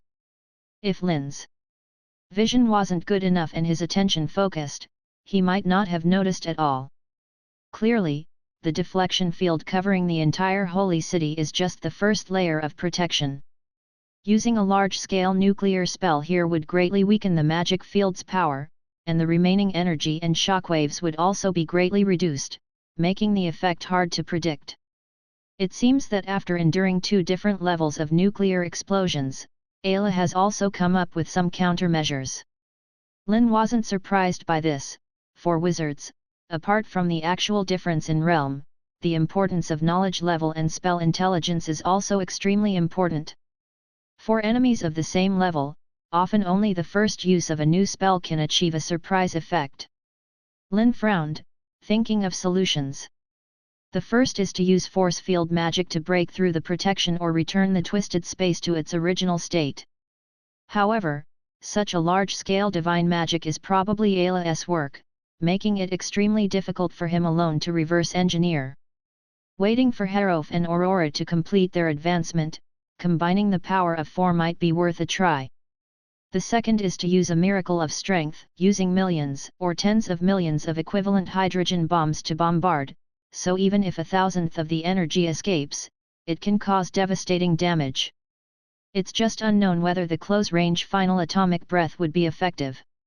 Lynn quickly thought of several plans, but before he could think further, an unexpected sense of danger surged in his heart. Almost subconsciously, Lynn shifted his arm and slammed the war machine's steering wheel. The war machine, diving at maximum speed towards the holy city, immediately lost balance and flipped nearly 90 degrees. Lydia, the pilot, was frightened and about to inquire. Before that, an incredibly intense beam shot out from inside the holy city, targeting the flying war machine.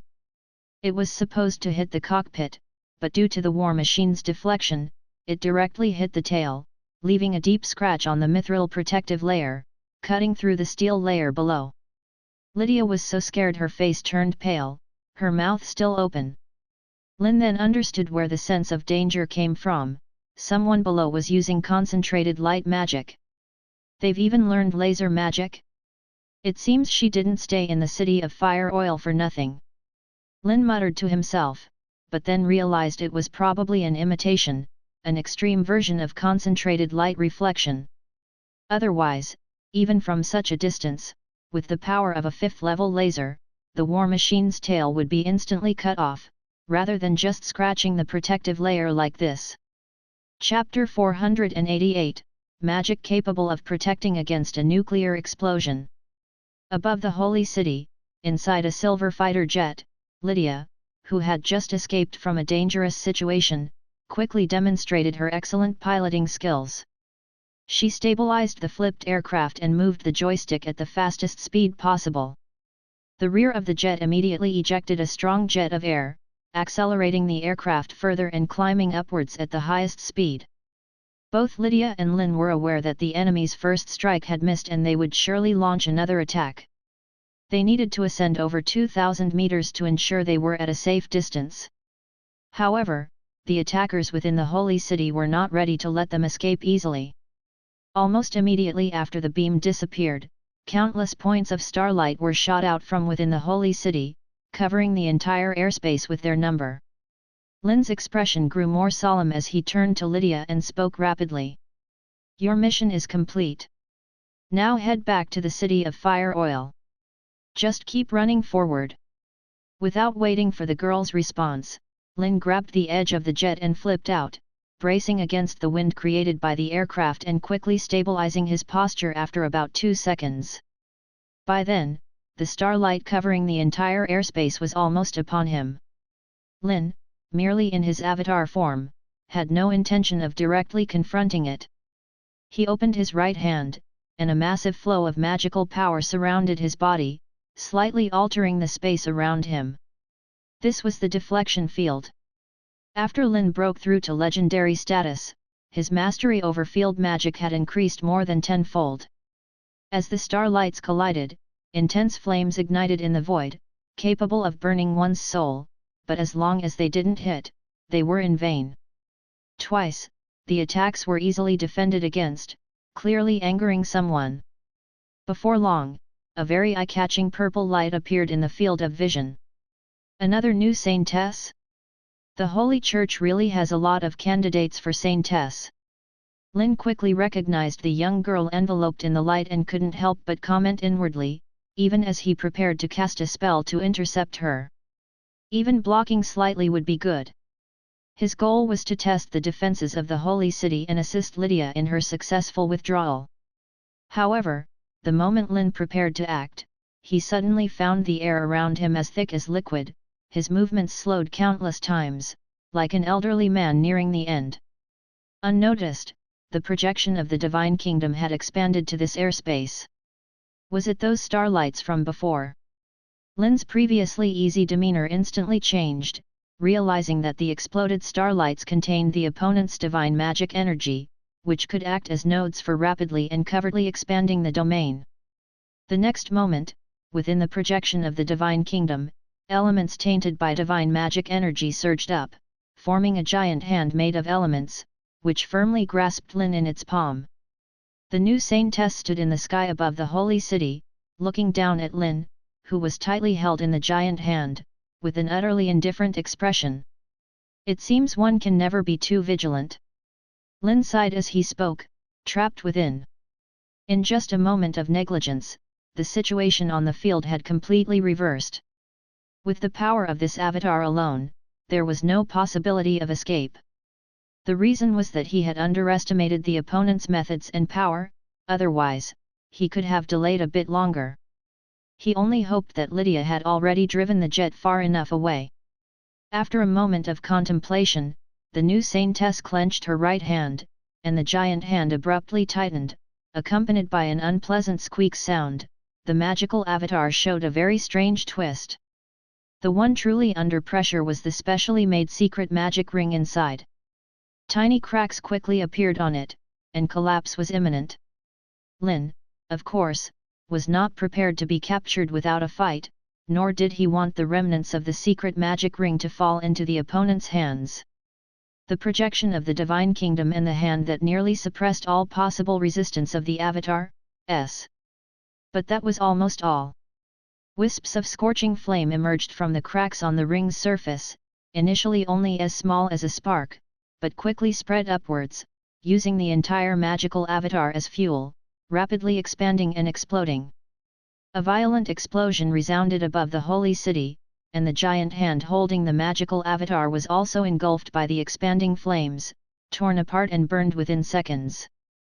Noticing something was amiss, the new saintess had already distanced herself from the area, then cast a spell to strip the elements from the entire area. Having clashed with Lynn several times, she had long mastered a method to deal with this special flame. The simplest method was to create a vacuum, allowing it to burn itself out. There was no need to waste too much power on this undying flame. The girl with eyes like stars, after dealing with Lynn's magical avatar, turned her gaze to the distant sky. In the brief moment of their confrontation, Lydia, piloting the jet, had already breached the clouds, exceeding a distance of 5 kilometers. "My lord, do we need to pursue?" Archbishop Alves also arrived, looking at the rapidly fleeing silver jet in the far distance, his expression grave and angry as he asked. "No, let's go back." The saintess shook her head. With such speed, aside from herself, probably no one could catch up. And she had just changed bodies not long ago, still not accustomed to it. If it weren't for being able to communicate and borrow the power of her true body within the holy city, dealing with Lynn's magical avatar would have required more effort. Moreover, the Saintess was more worried that this might be a trap. Having been hit by 2 nuclear explosions in a row made her cautious and careful. "We must start the ritual as soon as possible, we can't wait any longer." Ayla withdrew her gaze from the distance and spoke coldly. The fact that they sent such a peculiar flying machine to the holy city indicates that the Wizard Council is preparing to launch a large-scale offensive soon. Archbishop Alvez's face showed some worry. They were still far from their goal of 1 million devout followers, but he also knew that the wizards might not give them this opportunity. "It seems they will have to sacrifice some of the clergy." Alvez's expression quickly returned to calm. As priests and bishops carefully nurtured by the Church, shepherds of the Lord on earth, sacrificing for the great Lord's ascension to divinity is the glory and duty of every clergy member, a return to the Lord's grace. A priest could at least match 10 devout followers, a bishop dozens, and a cardinal thousands. And for them, the high-ranking members of the Church, the saints of the Lord, each was worth 10,000. That should be enough. Was it killed off that quickly? At the moment the magical avatar self-destructed, Lynn in the dead zone outside the city of Fire Oil also received the message simultaneously, but he didn't pay too much attention to it. After organizing the information about the holy city's defenses and his conjectures, he shifted his focus to the development of the Divine Kingdom's descent. After several hours of attempts, he had figured out some clues. Lynn slowly closed his eyes, immersing his mind in the sea of consciousness. This was a vast, empty space filled with darkness, utterly devoid of anything. No, that wasn't quite right. In reality, there were things inside, invisible to the naked eye, various elements and rays wandering in every corner of the space. And this was not just a simple dark space, strictly speaking, it was a projection of cosmic space, only his current power was too weak to manifest them one by one. The so-called descent of the Divine Kingdom is to project the scenery within the sea of consciousness as a domain.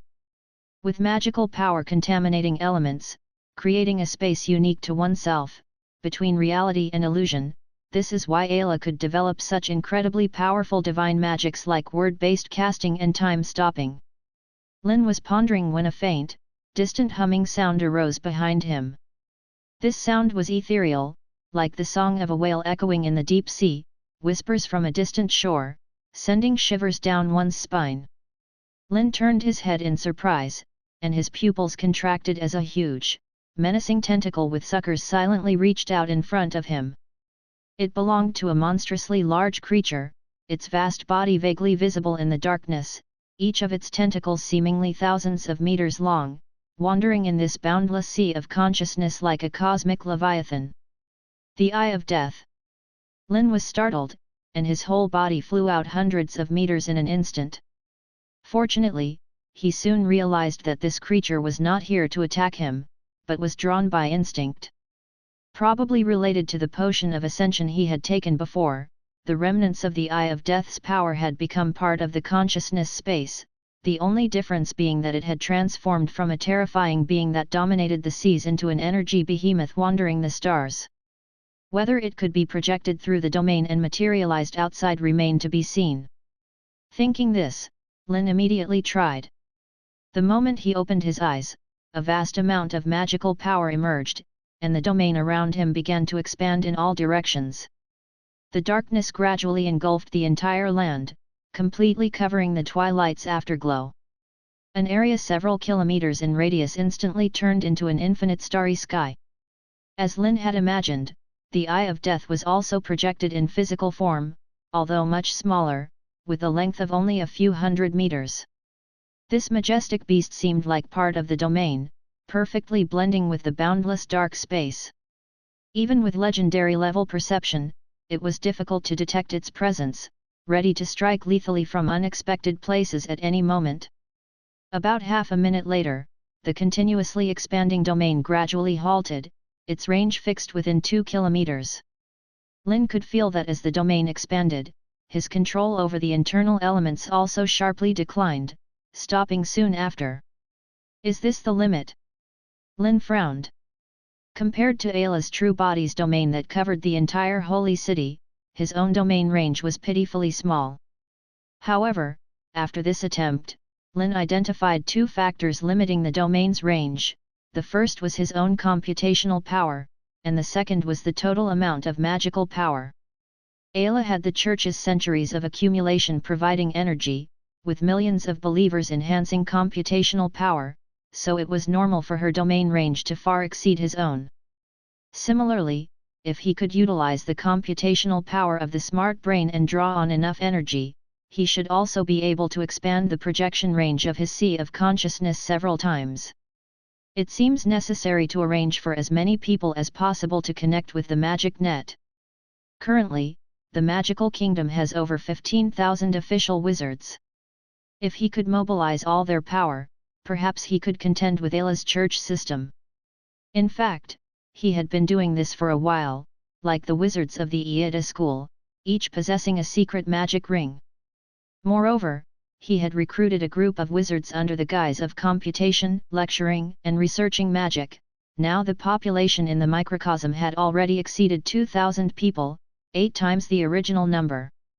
Many wizards liked to discuss and research dangerous magics in the smart brain's microcosm because it could deeply simulate the physical rules of the real world without worrying about safety issues. If only there was a bit more time. Lynn regretted. If he had a few more months, he could fully master the power of the legendary realm and pull most of the council's wizards into the magic net. Perhaps even promote a few more legends, then defeating Ayla's true body would be almost certain. But Lynn was very aware that the church would not give them that much time. From recent actions, it was clear the opponent was preparing something, likely something that could turn the tide of the battle. Time was undoubtedly the most scarce commodity now. After adjusting his fluctuating emotions, Lynn temporarily suspended the practice of the legendary magic true domain and focused on another equally important area, the development of defensive magic. Currently, the legendary magic he knew was mostly offensive. For example, Finale, atomic breath was the sharpest spear in his arsenal. Using magnetic and field magic for defense was indeed a good method, but it only served as an auxiliary, directing attacks in other directions, not truly blocking them. So, he still lacked a truly powerful means, preferably one that could resist nuclear explosion magic to some extent. Chapter 489, Two-Dimensional Material, Superconductor Graphene. If one were to discuss the most durable material in the universe, Lynn could not provide an answer, for even the Federation's exploration of the universe in his previous life could only be described as negligible. However, within his scope of understanding, neutrons are definitely among them. As the most critical part of forming atomic nuclei, their existence cannot be destroyed even by nuclear explosions, indicative of their incredible hardness. A mass composed solely of dense neutrons has an unimaginably high density. For instance, neutron stars in the universe have a mass of over 100 million tons per cubic centimeter, making them the densest celestial bodies known, aside from black holes.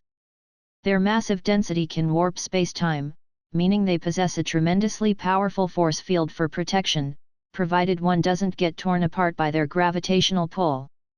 Even with the power of a legendary wizard, Lynn could not reach this level and had to seek more reliable alternatives. After pondering for a moment, he quickly came up with an idea. 071, bring up the information on graphene.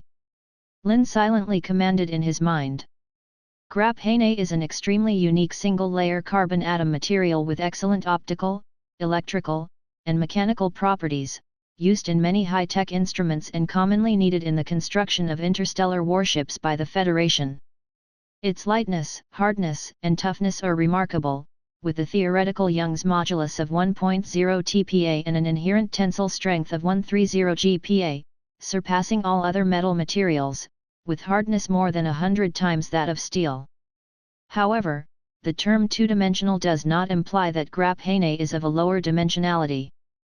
The Federation's technology has not reached such an advanced level. The so-called two-dimensional material refers to materials in which electrons can freely move in 2 dimensions on a nanoscale, similar to nanofilms, superlattices, quantum wells, etc. Describing it as two-dimensional is merely a figurative comparison, while the basic atoms that make it are the very common carbon. Speaking of graphene inevitably brings up another carbon-based material, diamond, also known as a diamond. Its hardness benefits from a unique cubic crystal structure within. Each carbon atom in a diamond is tightly bonded to 4 other carbon atoms, forming a tetrahedron with strong covalent bonds, hence the high hardness. However, due to the structure, it is also very brittle. Thus, researchers of the Federation had hypothesized as early as the 20th century that the performance of materials could be enhanced by changing and adjusting the atomic arrangement, density and the structure of the material. Graphene perfectly fits this theory. Its carbon atoms are arranged in a closely packed and more perfect hexagonal honeycomb lattice structure, granting it extraordinary hardness and toughness, and it can even stretch like rubber. According to experimental data within the intelligence, a graphene thickness of only 100 nanometers can easily withstand a weight of over 2 tons without breaking. What if the thickness is increased to 10 centimeters, or 100 million nanometers? Lynn did not know, as even the energy-reactive armor of interstellar warships did not need graphene that thick. It's noteworthy that graphene was massively manufactured, produced, and utilized by the end of the 21st century, yet the cost of a single layer of graphene per kilogram was still astronomically high. Fortunately, they were wizards capable of freely manipulating the elements themselves, significantly reducing the cost of extracting and producing graphene. This convenience is one of the benefits of magic. After carefully noting all the information, Lynn began experimenting. Under the flow of magic power, a large amount of carbon was produced. With powerful mental control, the atoms were tightly arranged and combined with each other. Imagining the shape of a honeycomb, crafting a perfect hexagonal lattice structure at the atomic level was not an easy task. After numerous failures, Lynn barely managed to produce a unit of graphene. Fortunately, with experience, the subsequent process sped up considerably. By the time midnight approached, Lynn had successfully created a complete circle of graphene shields around him. Creating this required a significant amount of magic power, nearly depleting 1/5 of his magic power reserves.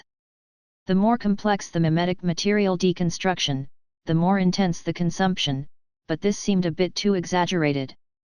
After all, it was just a creation of carbon atoms. Lynn found it somewhat strange, but he did not devote too much effort to exploring the increased magic power consumption. Instead, he started researching the new type of protective magic he had developed. A with ring above. The transparency of graphene is excellent, reaching more than 97%, coupled with its atomic level thickness, making it difficult to see directly with the naked eye. However, the arrangement of countless carbon atoms, neat as a honeycomb and layered thousands of times, with a thickness reaching about 2000 nanometers. Truly a perfect creation. Lynn couldn't help but marvel, also amazed at the delicacy of graphene's structure. Next, it was time to test its protective capabilities. Lynn stretched out his hand, and a sword blade several meters long, constantly flowing with magical fluorescence, appeared in his hand. This was the high-frequency vibrating particle knife used against Saint Cynthia. Slash! Without any mercy, Lynn used all his strength and chopped down. The particle knife, vibrating hundreds of thousands of times per second, capable of atomic-level cutting, was incredibly powerful. Initially, this strike easily sliced through Cynthia's constructed divine protection and severed her arm. The powerful particle knife quickly collided with the hexagonal lattice structure of the shield. 2000 nanometers is equivalent to 2/100ths of a centimeter, barely visible even under a microscope, yet this paper-thin graphene shield, 1,000 times thinner than paper, withstood the powerful slash. On a microscopic level, only about 1/5 of the graphene's thickness was torn apart. Very good. Lynn nodded in satisfaction, knowing he had not held back at all. Not to mention, this was not even the strongest protective state of the Grapphane shield. Because it has another important feature: conductivity. It's one of the best conductors. For example, one of the Federation's electromagnetic technologies uses graphene's efficient energy storage and conductivity to form a powerful electromagnetic field on the surface of interstellar warships to fend off cosmic rays. Lynn believed that if he could create a thick enough Grapphane shield, coupled with an electromagnetic barrier for magnetic field protection, he could reduce the power of a close-range nuclear explosion to a level that a legendary wizard could barely withstand. However, his previous attempt at the legendary spell True Realm had already drained most of his spiritual power and magic power.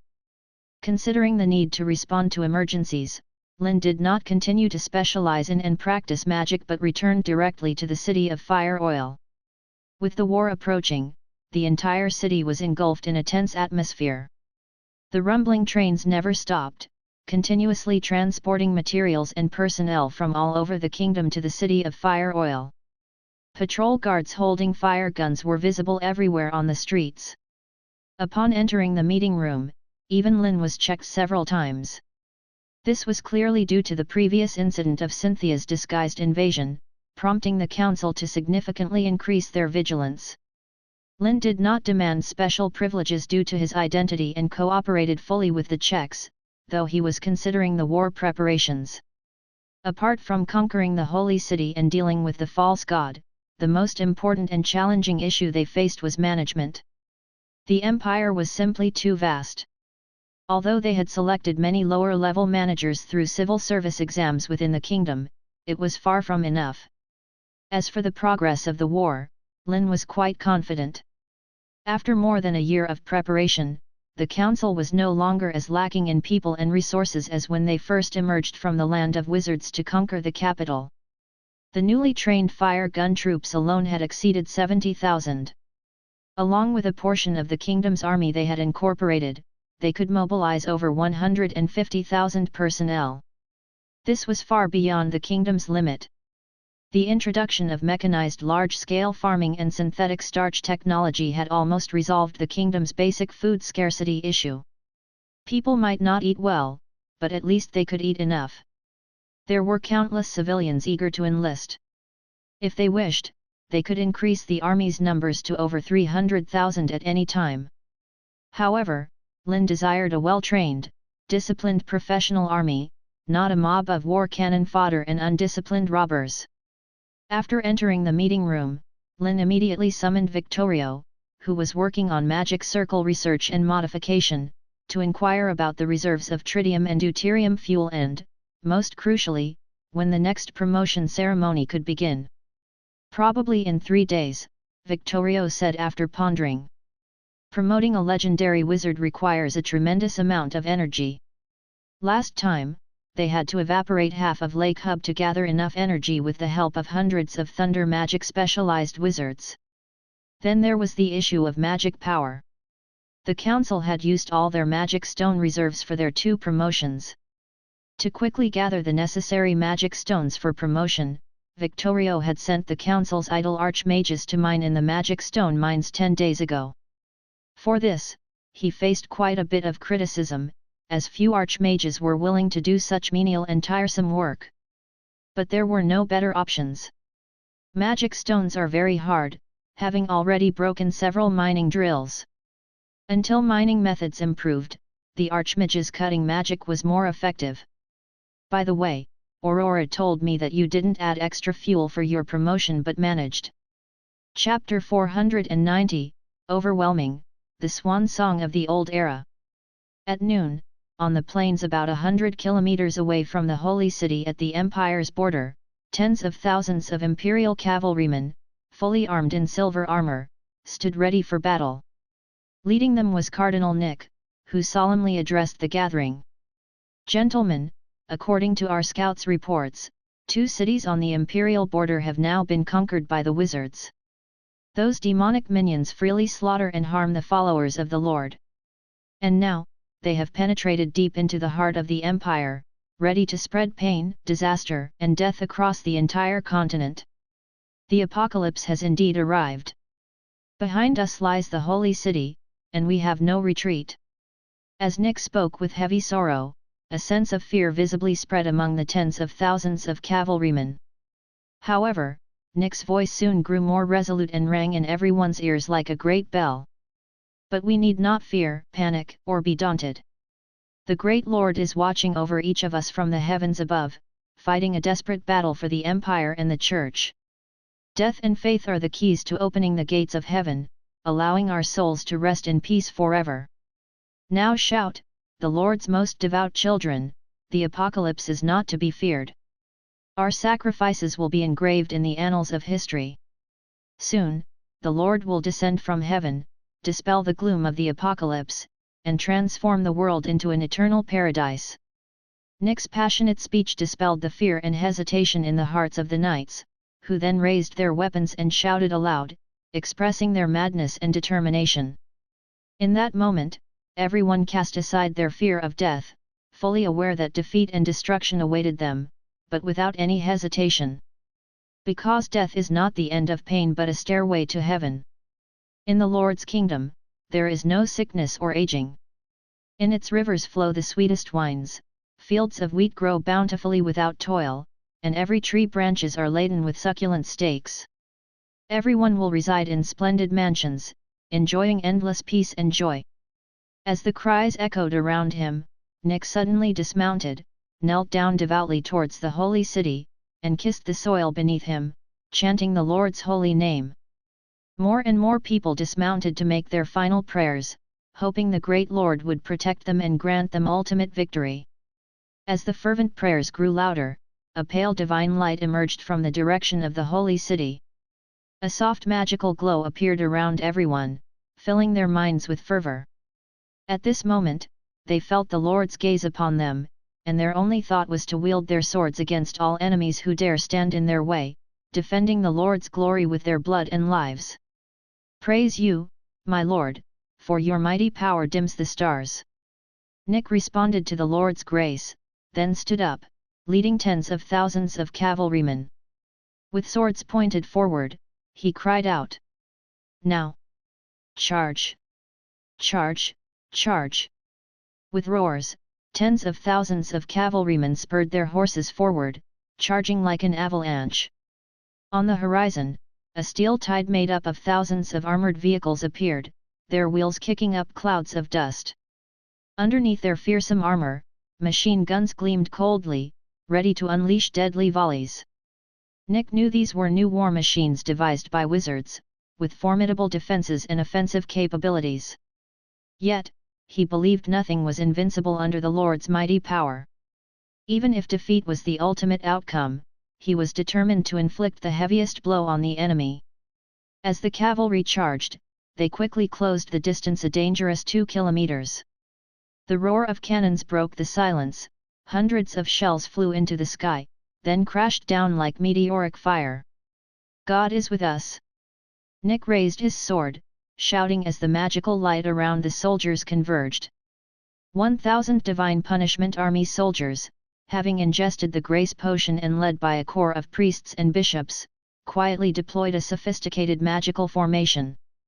An invisible magical barrier appeared, instantly enveloping the tens of thousands of cavalrymen. The fierce bombardment created ripples and visible cracks on it, which were quickly repaired. With the magical energy of thousands of priests and bishops, Nick led the charge against the cannon fire, quickly closing in to within a kilometer. At that moment, hundreds of red streaks of light flew from the enemy ranks, tearing the magical protection to shreds in an instant. Under the intense heat, iron balls, heated red and nearly molten, pierced through the ranks. Neither the knight's silver armor nor the surrounding magical light could withstand such terrifying speed and force. A divine punishment knight in the front line didn't even see the streaks before he and his mount were turned into a mist of blood and debris. This scene unfolded across the battlefield without pain or screams, for everything happened too swiftly. In moments, the cavalry formation was marked by over 100 bloody paths strewn with flesh and debris, the air thick with the smell of blood, driving the surviving knights into a frenzied charge. Yet, this was just the beginning. After electromagnetic cannons breached the magical defenses, airships revealed themselves in the sky, their bomb bays opening to release head-sized projectiles onto the soldiers below. Considering the cleanup after the battlefield, the airships were not loaded with white phosphorus. Nevertheless, these projectiles were lethal. The high explosive bombs burst mid-air, covering most of the battlefield in a series of violent explosions and flames, killing nearly 10,000 cavalrymen in this assault alone. The machine guns and cannons mounted on the armored vehicles then joined in. The combined force of gunfire, flying shrapnel, and exploding rounds, the incessant barrage of crossfire, saw countless divine punishment knights blasted to pieces, falling in rows like cut wheat. But under the influence of powerful magic, they forgot their fear and urge to flee, possibly finding release from this fanaticism only in death. As Nick watched his comrades fall to the bombardment, rage filled his heart. His eyes red, he bellowed, "Charge, charge, end the apocalypse, kill them! Kill them! End the apocalypse! Heaven! Heaven is coming!" Tens of thousands of divine punishment knights roared, charging headlong into the steel tide formed by the armored vehicles, attempting to crush them with their powerful charge as they had with rebel armies and heretics before. The distance between the two forces closed rapidly. After suffering losses of about 70%, the 50,000 charging knights finally crossed the long path of death, plunging like a sharp knife into the steel tide. However, they soon realized how unrealistic their fantasies were. Even with magical enhancements, their lances struck the armored vehicles only to leave small dents before the tremendous recoil bounced back, resulting in a gruesome scene of blood and chaos. Among the knights, priests, and bishops who mixed in, also tried to use their magic to create deep dents in the steel monsters, to little effect. Even with the power of the bishops, if they had been in good condition, they might have overcome a single armored monster. But most of their magical energy had been used to defend against the cannonade, and without time to pray for divine strength, they were momentarily unable to break through the armor's defense. Only a few cardinals like Nick could easily blast open the armored vehicles and destroy them. However, such conspicuous figures quickly became targets, with a dozen electromagnetic cannons firing directly at them, turning him into a mist of blood. As for the targets of these attacks, except for a few armored vehicles hit in their wheels or weak spots forcing them to stop, they hardly slowed down. The cold, hard armor acted like a moving wall, crushing all enemies in its path into dust, leaving only corpses and blood that slowly flowed across the battlefield. Have they gone mad? Not retreating even now. Watching as tens of thousands of the Empire's soldiers fearlessly charged into the steel tide only to be crushed, Raphael and others aboard the airships felt a chill run down their spines. So far, they had eliminated 5 waves of church forces sent to block them. Each time, the numbers were roughly 40 to 60,000 men.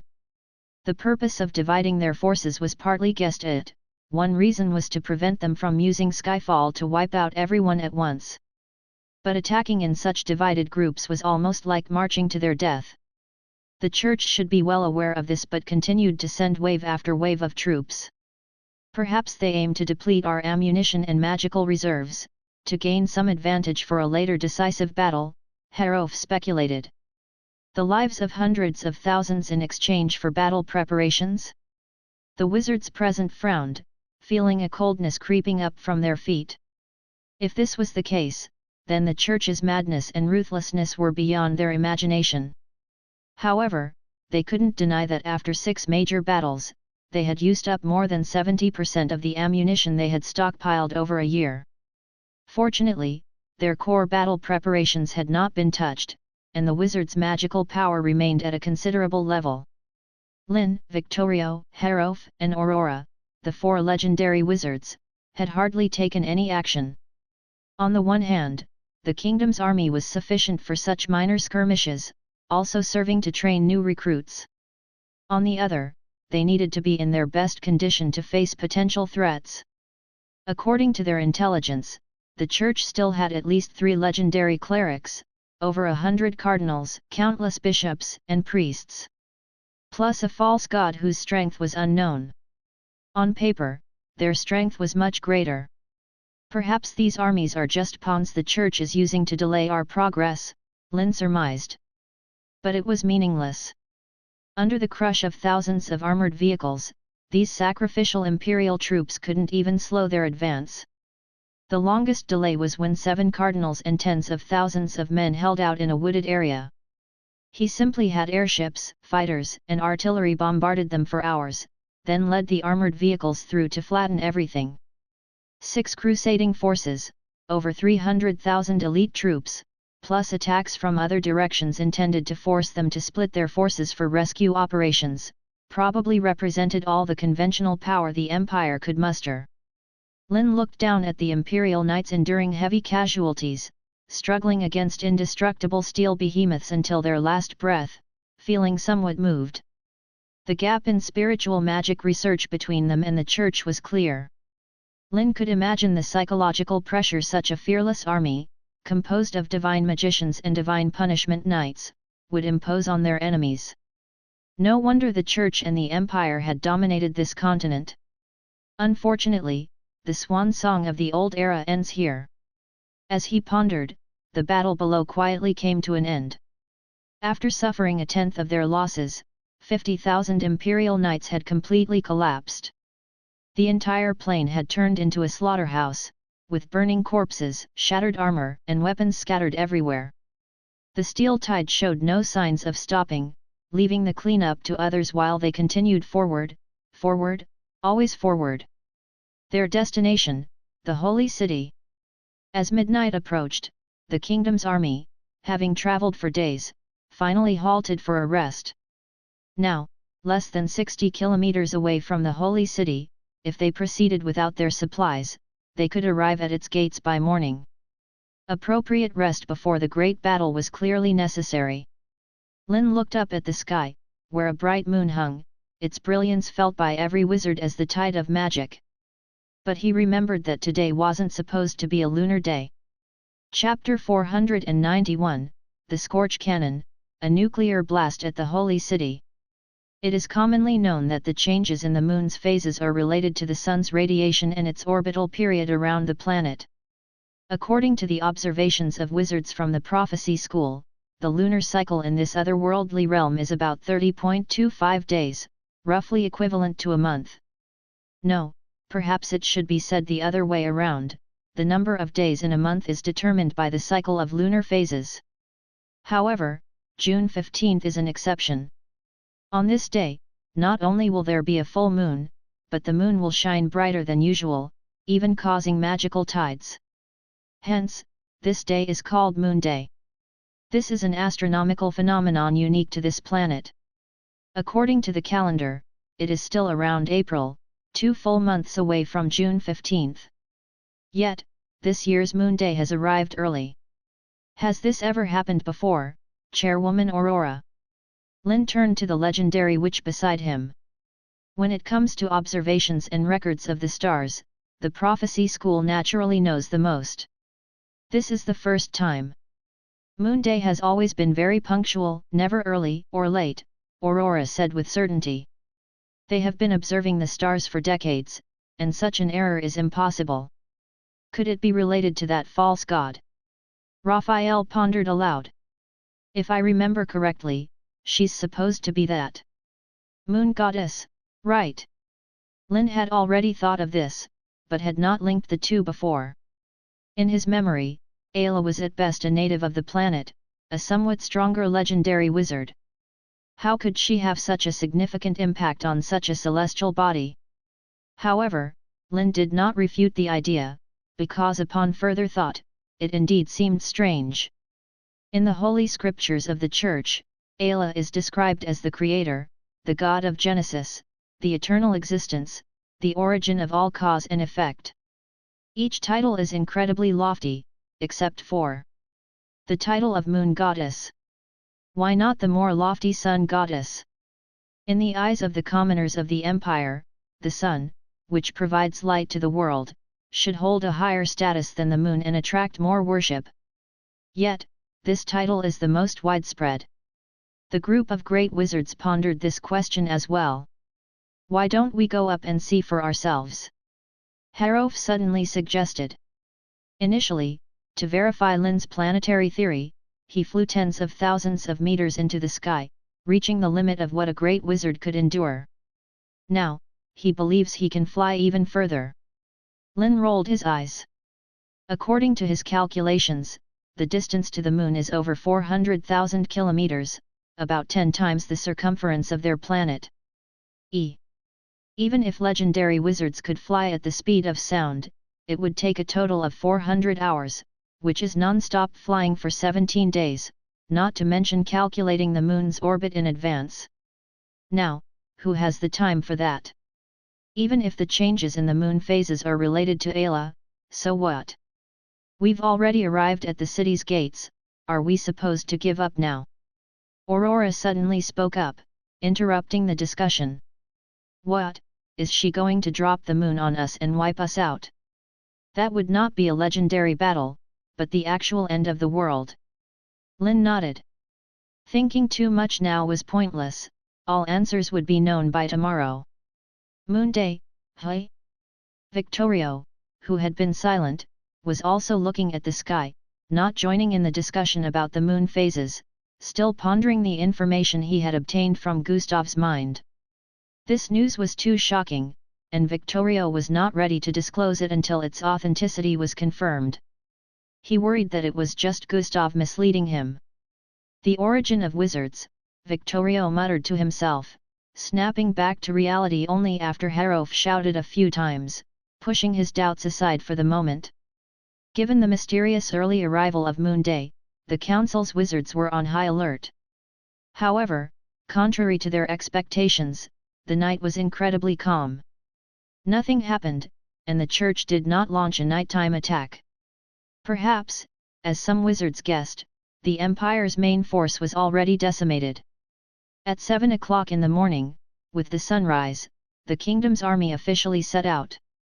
Despite carrying a significant amount of ammunition and supplies, the fully mechanized force was not slow, thanks to the highways the church had built between the Empire's cities, which prevented the armored vehicles from breaking down halfway. Around 11 o'clock at noon, the outskirts of the Holy City were already in sight. For Raphael and the others, who were visiting this place for the first time, the city's immense size was astonishing.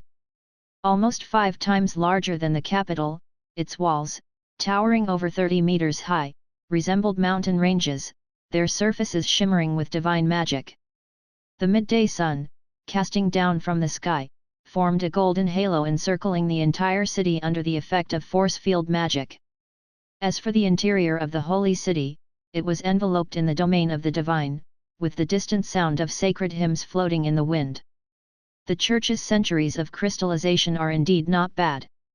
Although Harov could not see the specific scenes inside, he could imagine the amount of divine magical protection the church had set up here. This was also why they had not launched an attack on the holy city. No one dared to claim they could successfully breach its defenses. But it's just higher walls, a larger city, that's all. Give us a few years, and any major city under the kingdom will be more prosperous than this holy city. Lynn shook his head. Such a vast and magnificent city is indeed shocking in this other world, but for him, it meant little. The wizards present also recovered from the shock of the enormous city before them.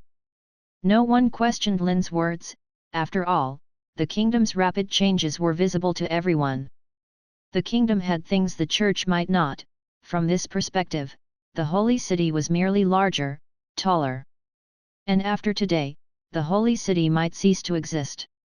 While the group discussed, the kingdom's army had already reached about 2 kilometers from the holy city.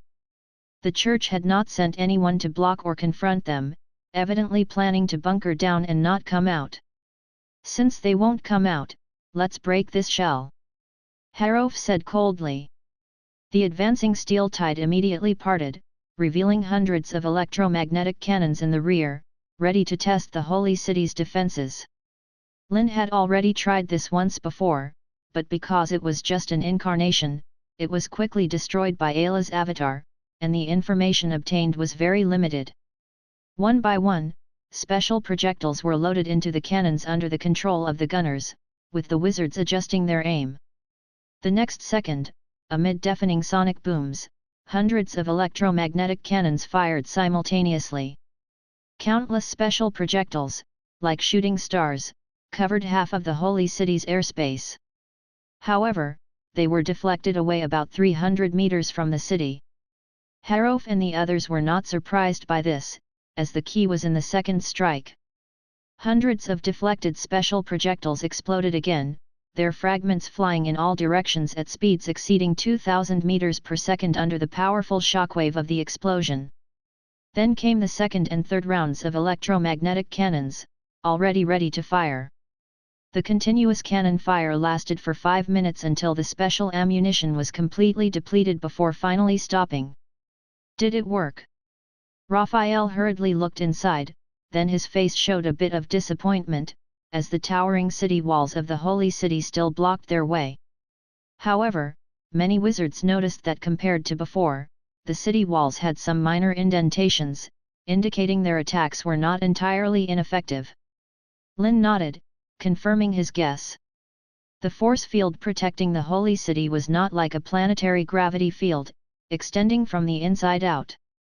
Instead, it created a semicircular shield that bent spacetime around 300 meters from the holy city, with a thickness of about 10 meters or so. As long as they could breach this area, they could successfully deliver attacks inside. Their recent strategy was a pushing method. First, an electromagnetic cannon shot was fired into it.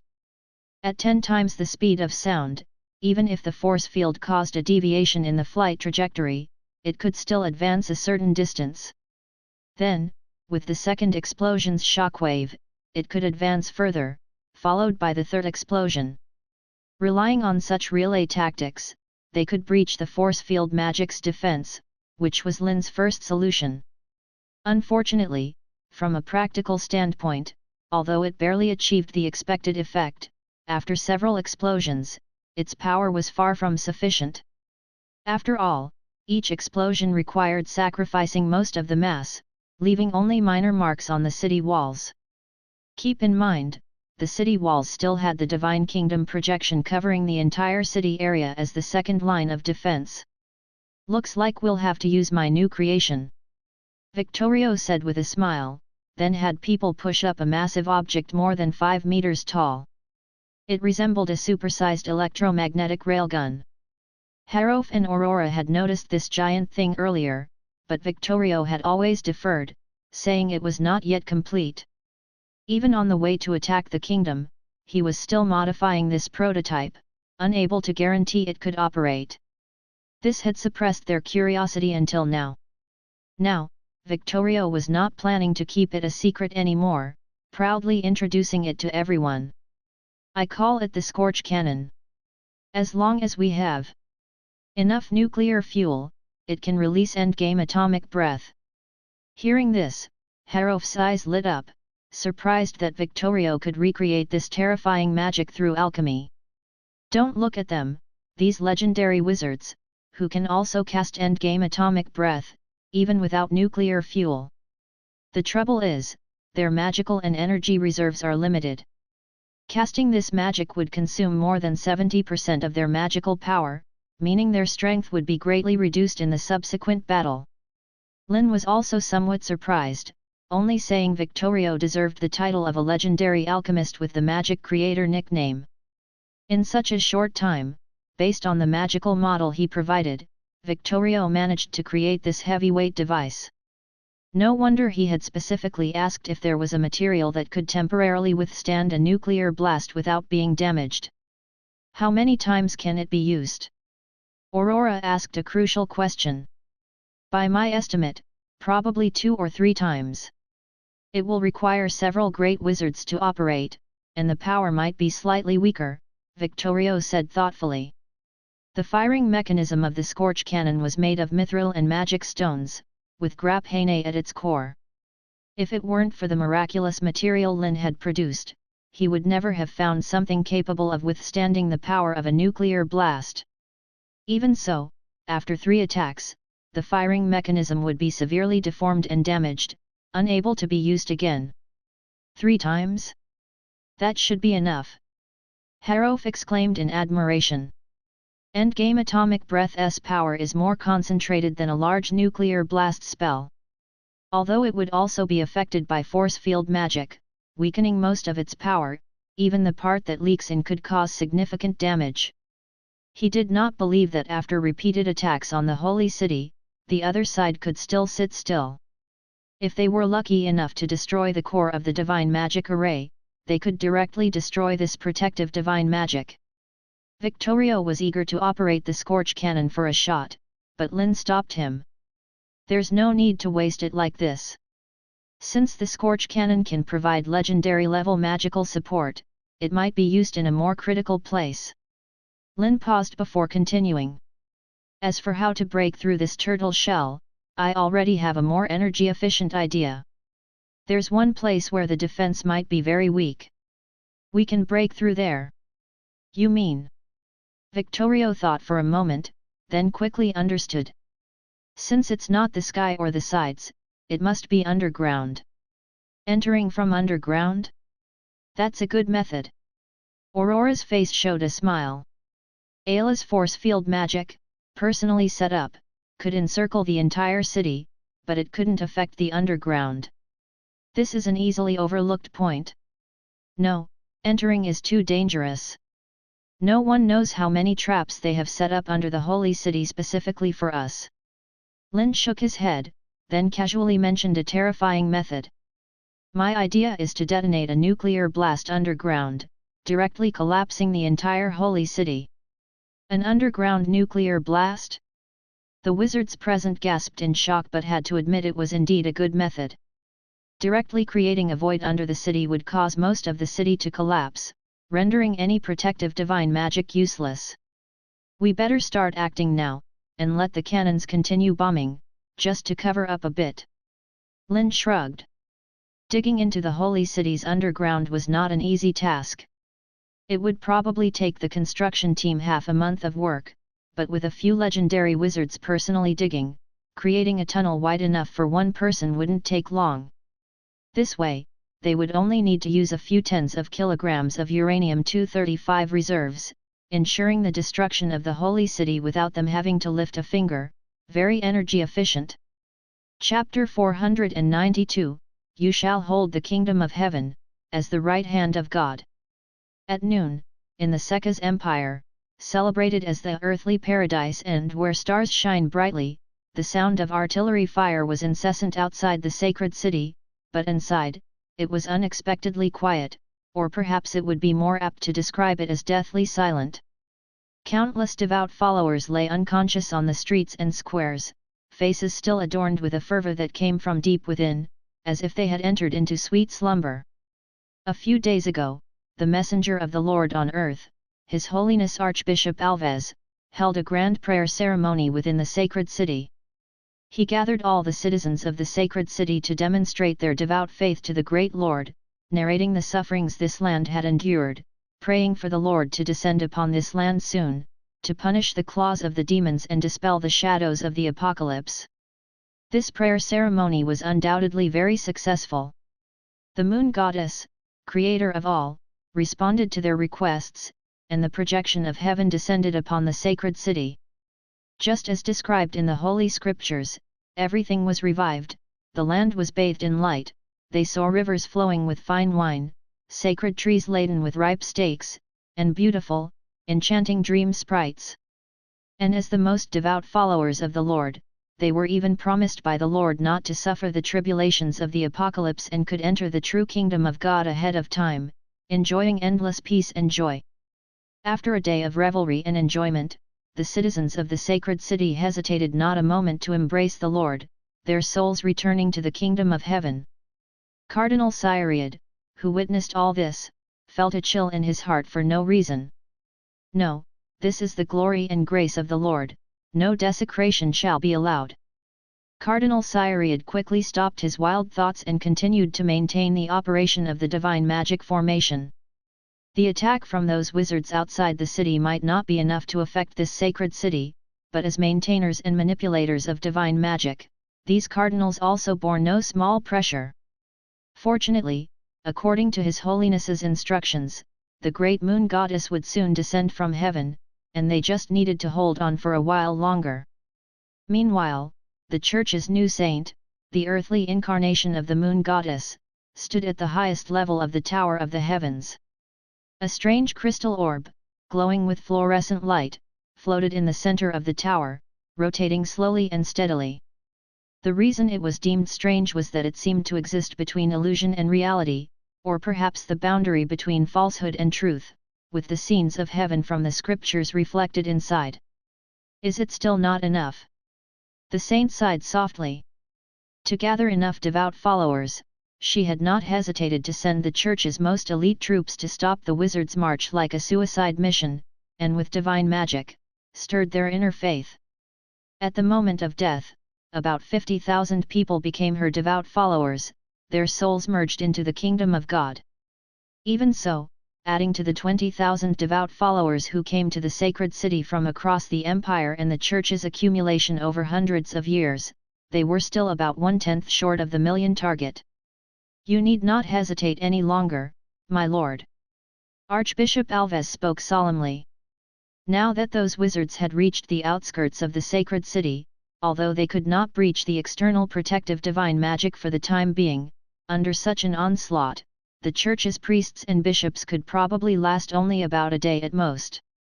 Alpha yes. The only way was for the Church's clergy to make up for these losses. To achieve their goal, to completely resolve the poison of faith and bring the true God to this land, anyone could be sacrificed, even the high-ranking members of the Church. If necessary, I am ready to give everything for you, even my life and soul. Archbishop Alves knelt on the ground, saying decisively. The saint's face showed a touch of emotion, then she shook her head. You have done enough, Alves, even in the New World, your presence is still indispensable. That was why she had hesitated to make a decision. The divine magic system that covered the entire empire was the result of her hundreds of years of effort and the key to shepherding this vast land. As the saint was about to speak again, the entire Tower of the Heavens suddenly shook violently. What's happening? Alves's face changed dramatically, immediately looking towards the floating crystal orb in the tower, thinking its power was affecting the Tower of the Heavens. The new saint's expression also darkened, her dazzling eyes, like stars, pierced through the walls of the Tower of the Heavens, looking towards various places in the sacred city. Following a roar from the deepest part of the earth, the ground on the western side of the sacred city suddenly cracked open, and then, terrifying, surging underground fire erupted from below, instantly engulfing a large area. More than 2,000 priests and bishops were killed on the spot, and what's more, the cracking fissures rapidly spread to the surroundings. The ground cracked open, bricks and stones crumbled, buildings collapsed. Huge rocks and debris scattered everywhere, and in just a few seconds, most of the sacred city had collapsed. The sacred city has fallen, it must be those wizards launching an attack from underground. The saint's voice was incredibly cold, her anger reaching its limit. In fact, she had also set up several protective spells on the surface, but she had not anticipated that these wizards would launch an attack from underground. Even her power could not stop the collapse of the entire city, being able to react in time to save the Tower of the Heavens was already the limit. The sacred city has fallen. Alves was also shocked, but he had no time to care about that, immediately thinking that the city's defenses must have collapsed along with it. Those wizards must have already broken through. The situation was undoubtedly at its most critical moment. It seems I may not be able to witness your ascension to godhood. Alves's face showed a hint of regret and determination, paused for a moment, then spoke solemnly again. Please focus on merging with this divine essence. Before we are all dead, the Tower of the Heavens will surely be safe. After speaking, Alves stood up, quickly walking towards the outside of the tower, the light of faith around him exceptionally dazzling and bright. The saint stood still in place, not responding until the Tower of the Heavens door was closed, then murmured softly. If that is your choice, then, Alves. I bless you, you will be invincible, you shall hold the kingdom of heaven, as the right hand of God. The words of God are powerful. At the moment of making the promise, the saint clearly felt a part of the divine power within her vanish, bestowed upon Alves. Even if this might affect the subsequent ceremony of merging with the divine essence, she did not regret it. Too many people had already died. Edwil died, Joshua died, Gustav was captured, the church's elite had all died. Even now, the sacred city was on the verge of destruction. In just 2 years, after those wizards emerged from the mist, the church's painstaking efforts accumulated over hundreds of years were lost in an instant. Alves had been with her the longest and was her most capable assistant. Naturally, she hoped he could survive. After transferring control of the projection of the kingdom of God to Alves, the saint cleared all the complicated thoughts from her mind, closed her eyes to guide the descent of the divine essence, and prepared to merge with the divine essence. She ended the war of faith, founded the church, prepared for hundreds of years, all for today. To completely resolve the poison of faith and ascend to godhood. Alves, who had just stepped out of the tower of the heavens, soon felt the increased power within him. Thank you for your care, my lord. Alves prayed silently in his heart, then looked towards 2 figures speeding towards him. The arrivals were the guardians of the sacred city, responsible for maintaining divine magic protection, the other 2 legendary clerics, Saint Randall and the ascetic Raven. The destruction caused by the underground nuclear explosion was undoubtedly catastrophic. The priests, bishops, and even some cardinals who reacted too slowly were buried within, but it was not enough to affect the 2 of them significantly. They were unable to conduct a rescue and urgently arrived at the Tower of the Heavens. Is the Lord all right? Randall quickly asked. All is well, the ceremony has already begun. Alves replied succinctly. But the sacred city is destroyed. Ascetic Raven said silently, his pupils filled with undeniable anger. Since the conflict of faith, it had been erected on this land as the dwelling of God, now it had turned into ruins. Only the Tower of the Heavens, protected by the Lord's power, remained stable, becoming the only building preserved within the entire sacred city.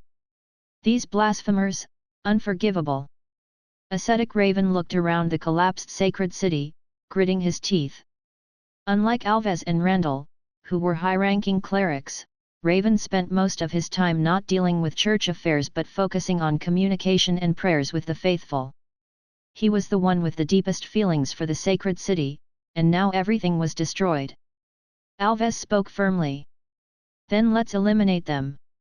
No matter what, the Lord's ceremony must not be disrupted, even if it requires our lives. Meanwhile, outside the sacred city, Lynn and others, who had completed the underground nuclear explosion, watched as the entire city collapsed into a massive pit in a very short time. Just as they had anticipated, the force field protecting the sacred city was dissolved, but there was something unexpected. The projection of the kingdom of God did not completely disappear. It seems we'll have to risk fighting on the enemy's home turf. Harof raised an eyebrow, but there was no hesitation in his actions. The next second, his body transformed into a blue energy state, turning into a streak of light and flying into the sacred city. This was sonic flight, under Lynn's personal guidance. Harof, who had recently ascended to legend, had also mastered it. Lynn, Aurora, and Victorio followed suit, disappearing from sight in an instant.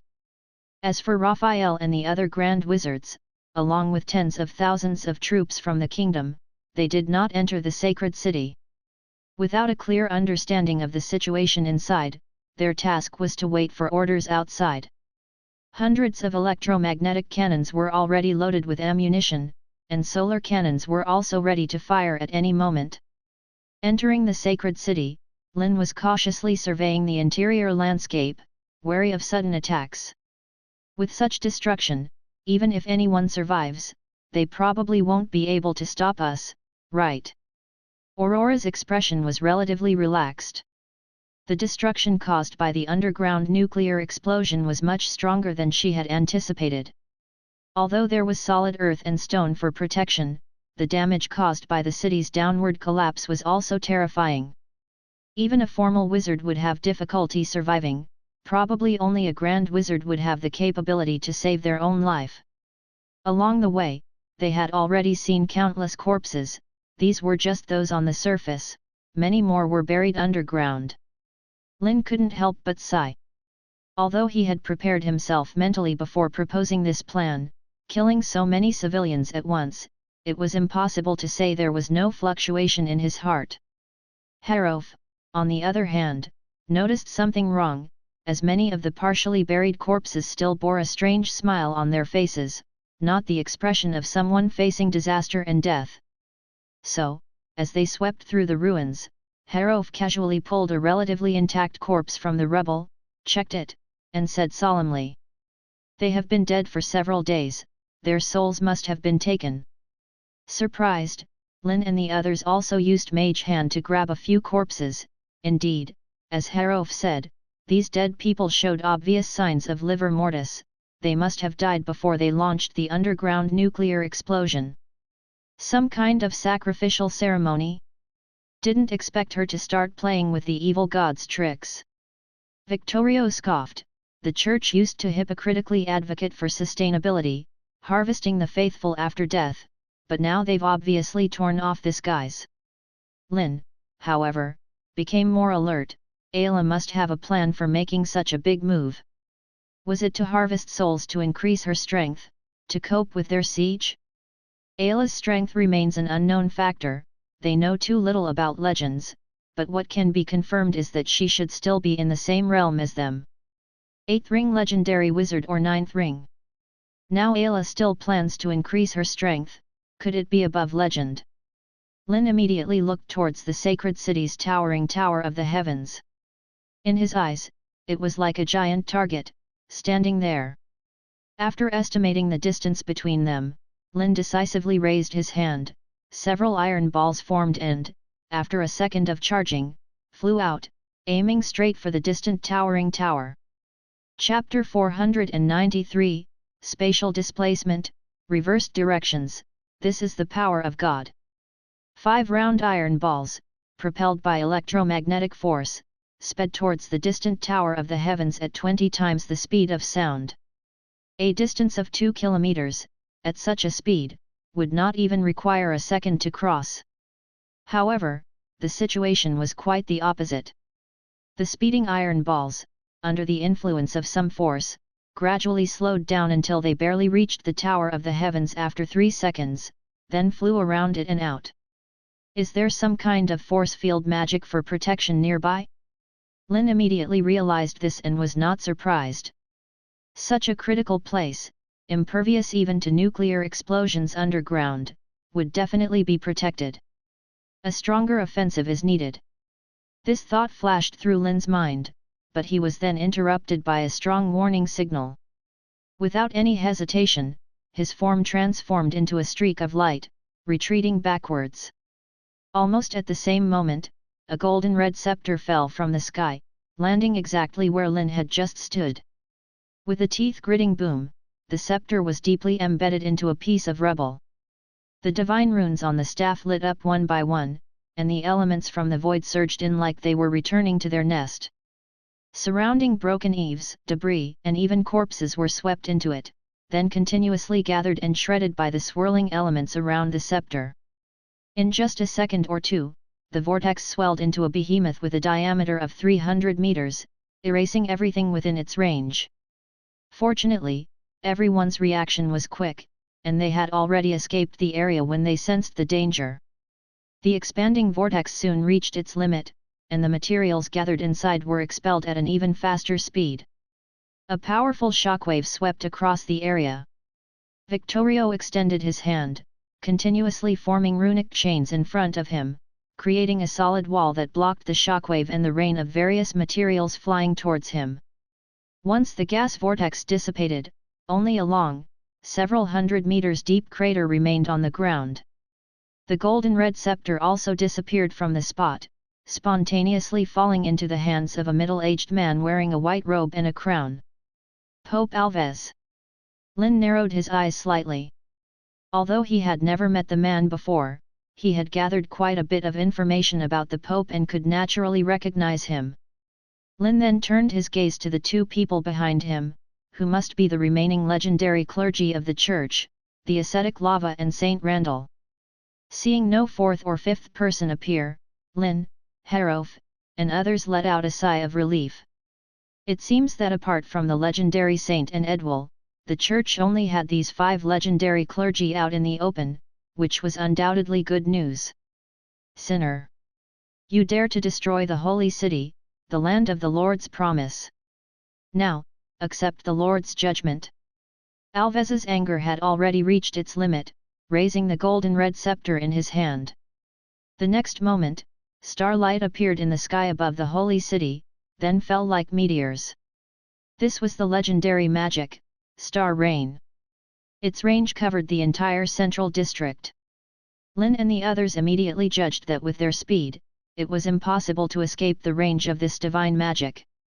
Since that was the case, they would face the strong attack head-on. One person deals with one, move quickly.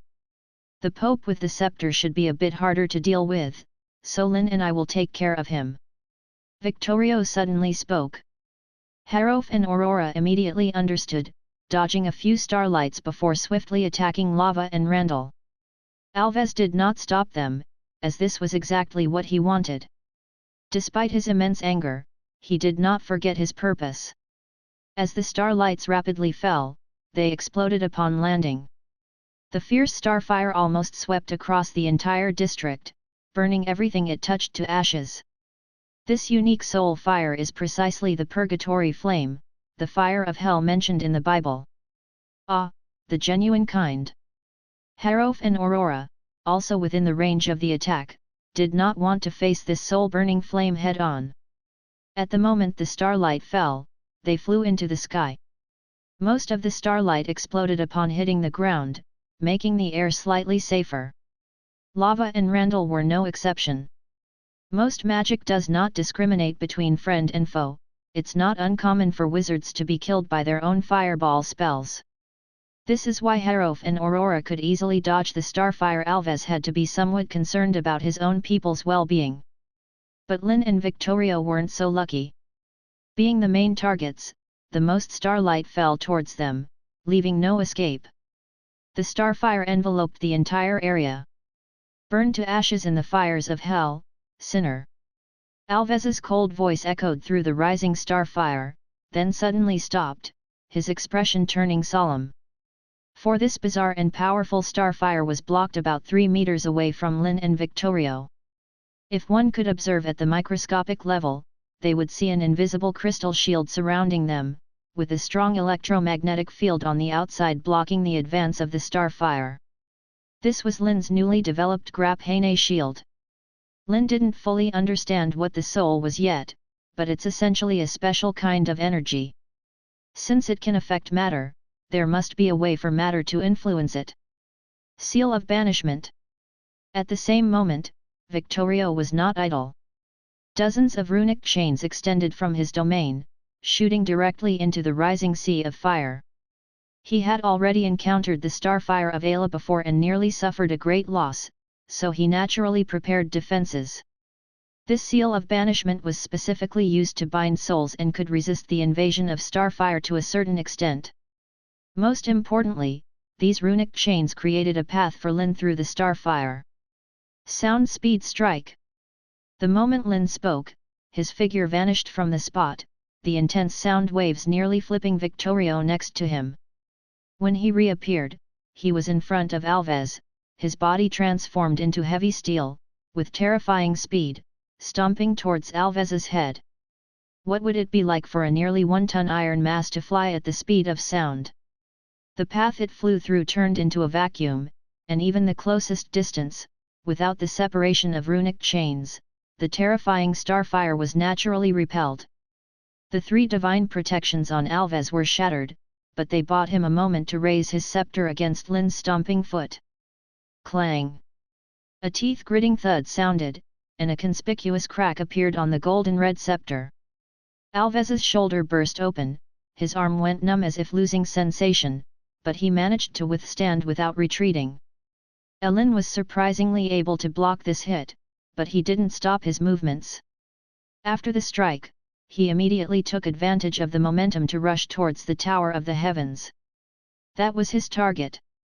Lynn was very clear that it would be almost impossible to deal with the church's 3 high-ranking officials in a short time. According to Victorio, clergy like Joshua and Gustav were still pseudo-legends, but they could exert legendary-level power within the kingdom of God. Edwell even demonstrated the technique of resurrection to them before, and entangling with these people would waste a lot of time. So the best course of action was for one person to hold off Alves while another attacked the Tower of the Heavens. After the initial probe, Lynn was certain that Ayla must be inside, likely doing something very important that should not be disturbed. Since Alves wanted to protect the Tower of the Heavens, then he would destroy it. Lynn's sudden turn was beyond everyone's expectations, causing Alves to pause momentarily. It was this brief halt that allowed Lynn to directly pass by. Lava and Randall's expressions changed drastically, but they were unable to help due to Harof and Aurora's obstruction. Seal. With the path opened by Lynn through the sea of fire, Victorio's chains had already reached Alves, directly blocking his ability to attack Lynn from behind. At this moment, Lynn was less than 1.5 kilometers away from the Tower of the Heavens. In his palm, a uranium stone with a diameter of 50 centimeters quietly formed, planning to use endgame, atomic breath to completely destroy the Tower of the Heavens. Under the seal of the runic chains, Alves's expression turned extremely ugly, then he suddenly spoke, his loud voice echoing in every corner of the holy city. God separated the heavens and the earth, established directions, thus creating north, south, east, and west. The next moment, Lynn, who was about to make his move, found the Tower of the Heavens had disappeared from in front of him. Beside him was not the crater blasted by the starfire, but another ruin. Lynn recognized it, this was the area they had just passed through. The layout of the entire holy city seemed to have been mirrored, reversing front to back and back to front. The Tower of the Heavens appeared behind him, with the starfire still burning on the ground in the distance. An illusion? That was Lynn's first reaction. He immediately launched an electromagnetic cannon towards the original location of the Tower of the Heavens, hitting nothing. Legendary-level perception also told him that this was not as simple as an illusion, because the elemental content of the entire area had undergone subtle changes, indicating they had indeed moved from one place to another. Spatial displacement, direction reversal, hey! Lynn's face showed shock. How was this done? Most importantly, they didn't notice anything, such a bizarre situation sinking Lynn's heart. Not just him, Harof, Aurora, and Victorio were also startled. Alves spoke again. The gates of heaven open, the messengers of the Lord will descend according to the divine oracle, judging all evil and sin. As his voice sounded, numerous ethereal bronze doors appeared within the holy city. Hundreds of divine guards, shimmering with divine light, flew out, wielding bows, swords, and various weapons, attacking Lynn and the others. Sinners, unable to stand above the heavens. Alves's words seemed endless. Lynn, Harof, Aurora, and Victorio immediately felt a force pulling them downwards. If a formal wizard or great wizard were here, they might be dragged down without resistance. But fortunately, they had already broken through to legend, so under the protection of their own domains, they were only somewhat hindered in their movements. Nonsense! Aurora scolded, deceiving the ascetic lava with a mirror avatar, then between her palms, a spark of lightning appeared. After cutting through numerous divine guards, she did not stop but swept across the entire holy city. She did not believe Alves had the power to change the heavens and earth, she believed it was an extremely sophisticated illusion. Laser beams sliced through, cutting all the ruins and debris around them. This undoubtedly proved that everything they saw was not an illusion but a real existence, and the laser's endpoint was the Tower of the Heavens, which had changed its position. The ascetic lava naturally wouldn't allow Aurora to continue destroying, quickly approaching to interrupt her magic with divine arts. Alves again performed a spatial shift, changing the scenery once more. If the last time was a north-south change, this time it was an east-west change. Lynn's brows furrowed tightly. Under such rapid spatial shifts, they were unable to launch effective attacks.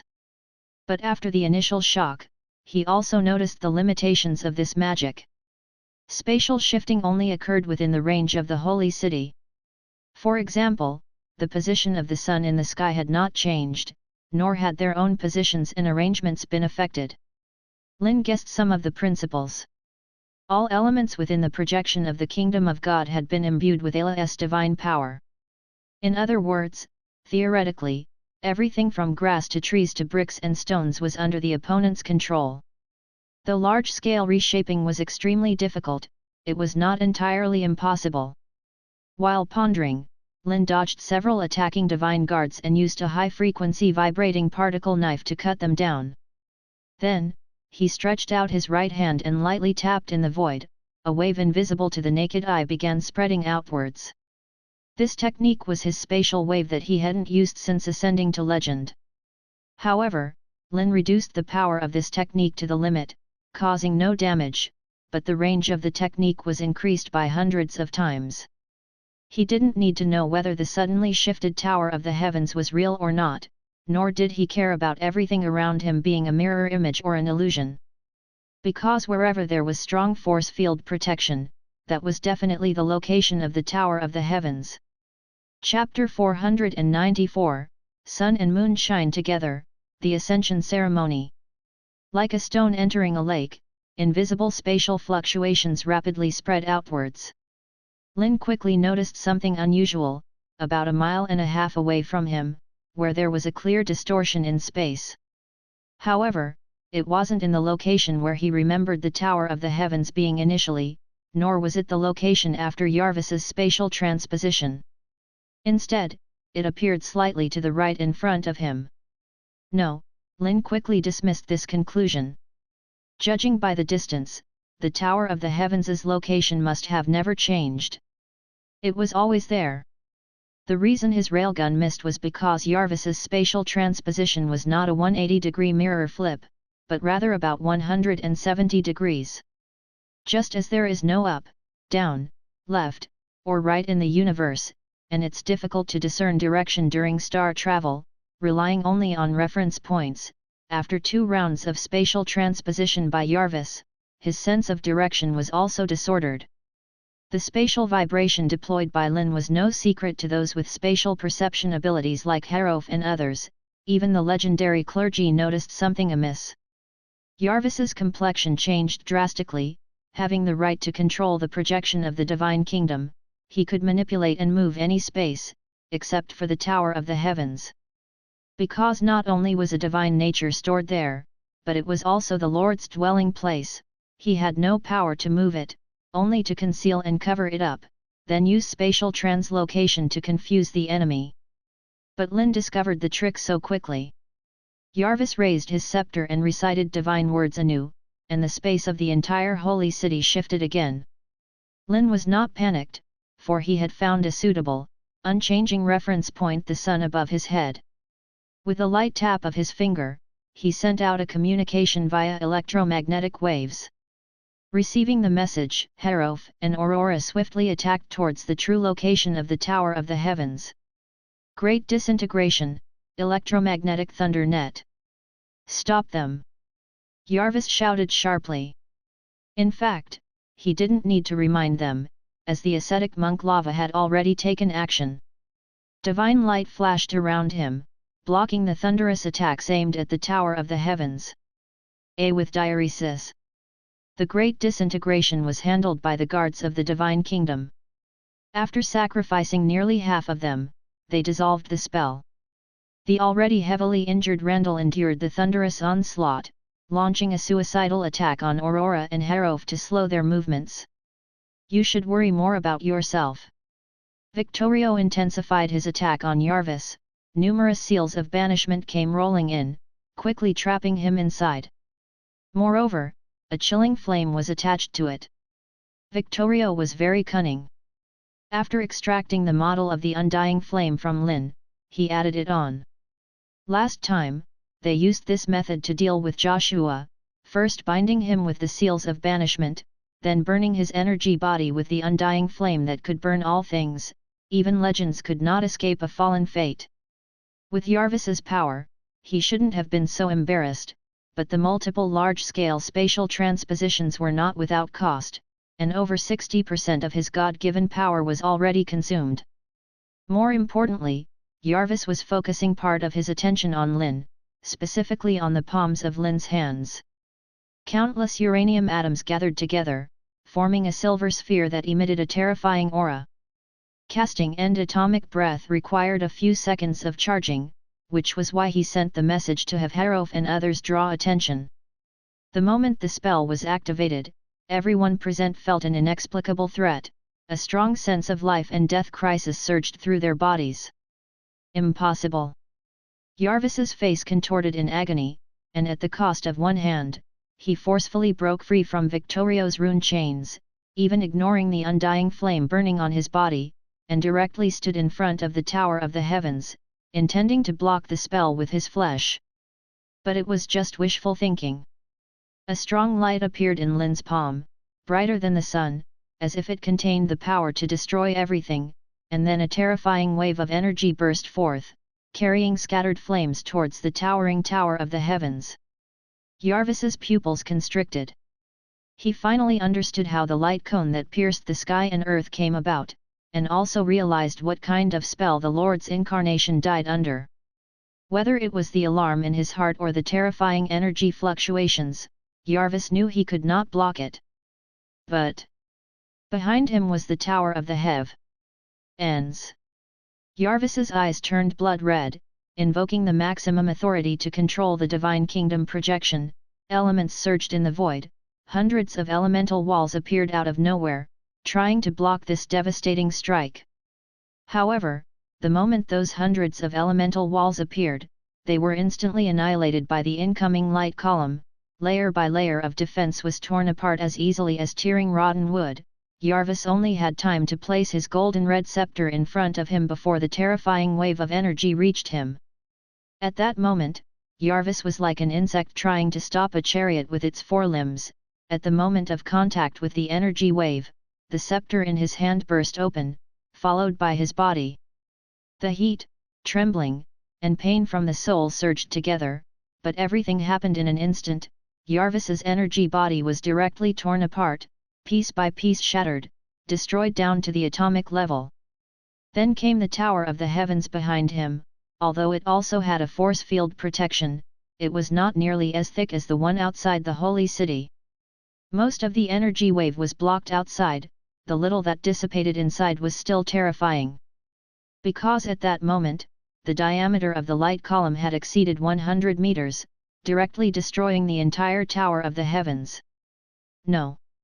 As the ascetic monk Lava and Saint Randall witnessed the Tower of the Heavens being blown up, their eyes nearly popped out of their sockets. They both felt their divine power being stripped away. Lynn was extremely cautious, not letting his guard down just because the Tower of the Heavens was blown up, his gaze fixed on the front. After the fire and smoke cleared, the towering tower had disappeared from everyone's sight, but not everything was gone. A strange crystal was floating in the void. Something that could remain undamaged in the atomic breath energy wave, even just a few residual waves, was enough to shock Lynn and the others. The next moment, a dazzling figure transformed from void to reality, and that strange crystal was embedded in her forehead. A vast aura permeated the entire holy city, a difficult-to-describe sense of oppression descended on everyone. "The Lord, you have finally descended." The ascetic monk Lava, ignoring his injuries, shouted fervently. Lynn, Harof, and others also recognized the figure in front of them as the incarnation of the moon goddess Ayla, who had descended from the gate of heaven. At that moment, the full moon appeared in the sky, creating a sun and moon shine together seen at noon. "O great Lord, may your glory shine upon the world, never falling into the abyss. My Lord, I confess my sins, praying for your forgiveness of my transgressions." At the moment of recalling her true body, a multitude of prayers echoed in Ayla's mind. These were memories stored within the soul power she had gathered and integrated into her body. There were devout prayers and many filthy memories. This is the poison of faith. The former gradually transforms the prayed into the God in the eyes of the believers, providing both aid and harm, while the latter is completely useless and harmful. Of course, with the computing power of a legendary wizard, even harvesting hundreds or thousands of souls at once wouldn't have too much of an impact. But if this number expanded to tens or hundreds of millions, even a legendary could be completely overwhelmed by the endless prayers, washed away by a flood of memories into madness. This is the origin of evil gods. Many wizards who competed with her for this divine nature were not few, and many were not slain by her, but rather sought quick gains to increase their power and ultimately fell due to their followers' prayers. Ayla naturally did not want this, so she divided her consciousness into two parts using the incarnation technique, separating the part containing thoughts and walking among mortals as a holy woman, leaving only the most pure logic to face the poison of faith. Heaven descends. Inside the divine nature, facing the corrosion of the poison of faith, Ayla's lips parted slightly, and then within the divine nature, she summoned heaven. In an instant, in this void space, vegetation soared, rivers appeared, dream sprites flew in the sky, giant trees sprouted from the ground, mountains and rivers extended beneath her feet. This promised land is the dwelling of gods. On that vast plain, on the smooth ground, one figure after another appeared, chanting hymns, their expressions devout yet eerie. These were the devout followers who had been taken into heaven. Their souls Ayla did not merge, but placed them within the divine kingdom. Under the baptism of years and divine power they gradually forgot their memories, leaving only the most devout faith.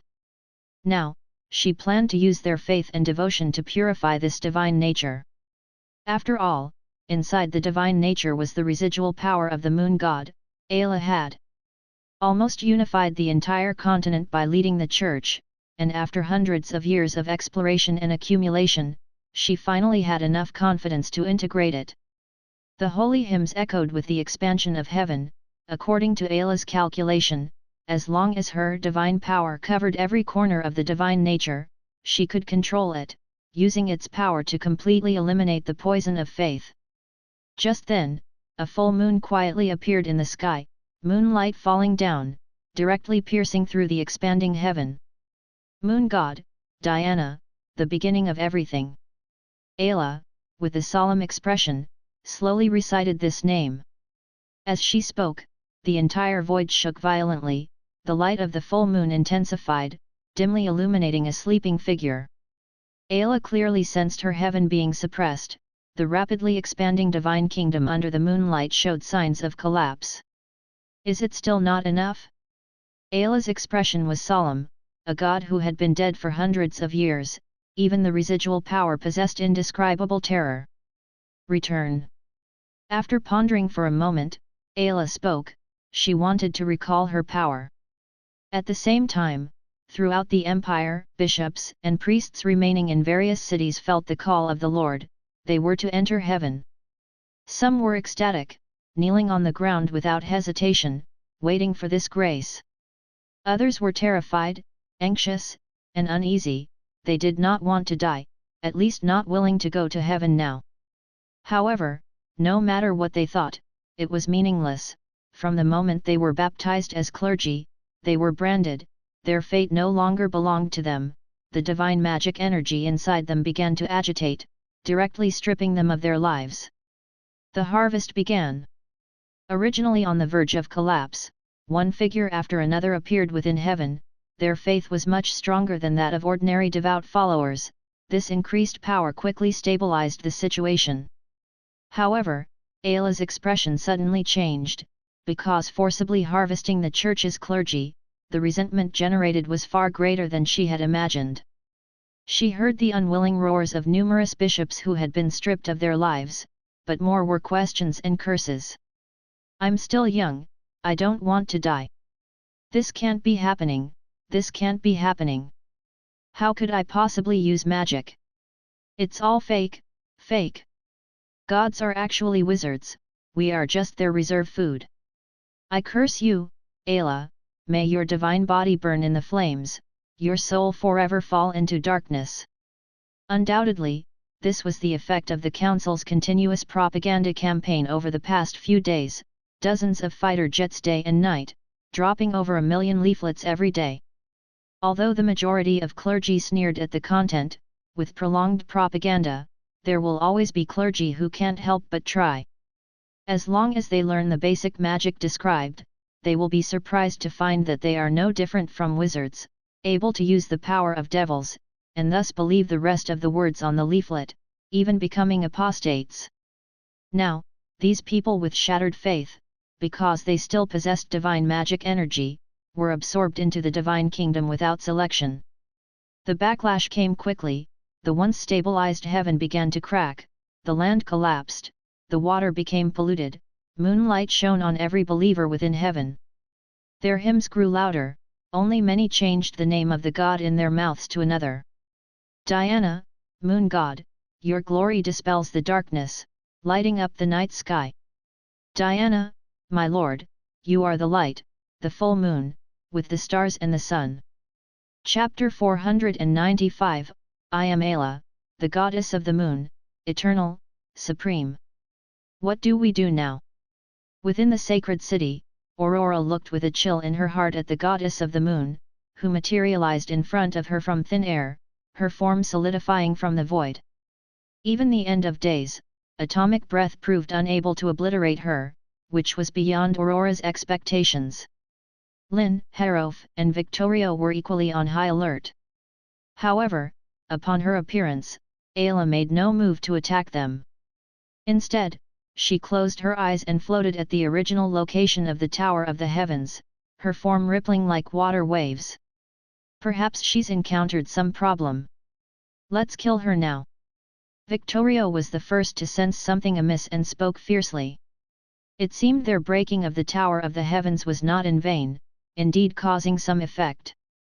Although the end of days, atomic breath wasn't enough to kill her, their other techniques might still be useful. Time blade, laser slash, sealing locks, electromagnetic railgun. The four on the scene didn't hesitate to use their strongest means, attacking the unmoving false god Ayla together. My lord! A violent explosion resonated within the holy city. The two saints, through the self-destruction of their legendary bodies, managed to block the group's magic attacks with the generated energy wave. Unlike Pope Alves, who perished along with his soul, Lava and Randall's souls were harvested into the divine realm through their self-explosion. This was their true intention. Since the souls of 900,000 devout followers and all the church's priests and bishops could not merge with the divinity, they would fill this void. Awaken, my lord, you are the creator of all things, destined to ascend to godhood, reigning supreme in the heavens. Ayla, confused by the sea of prayers, curses, and toxic faith to the point of merging with the moon goddess Diana, suddenly heard this voice rising in her heart. This was the firm belief and hope of the two saints. Though trivial compared to Ayla's original strength, it was like a candle in the darkness, helping her regain clarity.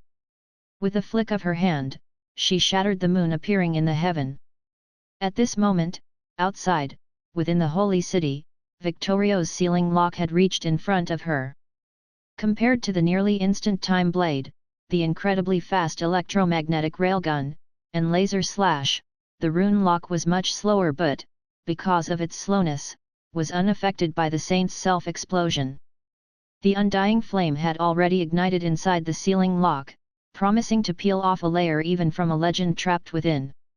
However, just as the sealing lock was about to bind her, Ayla, who had kept her eyes closed, suddenly opened them.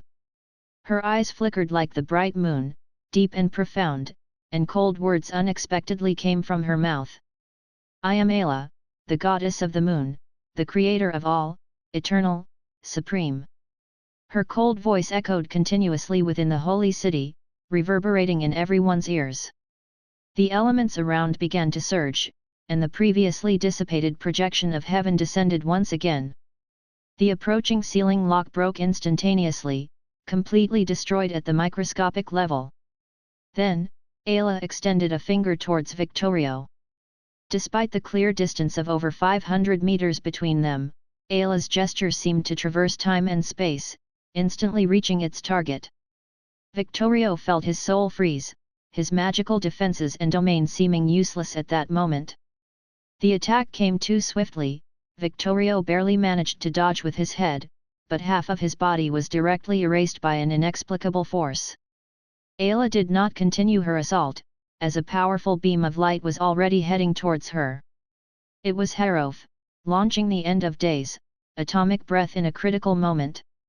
Even Ayla had to deal carefully with such power, her figure soon engulfed in the scorching flow of fire and energy waves.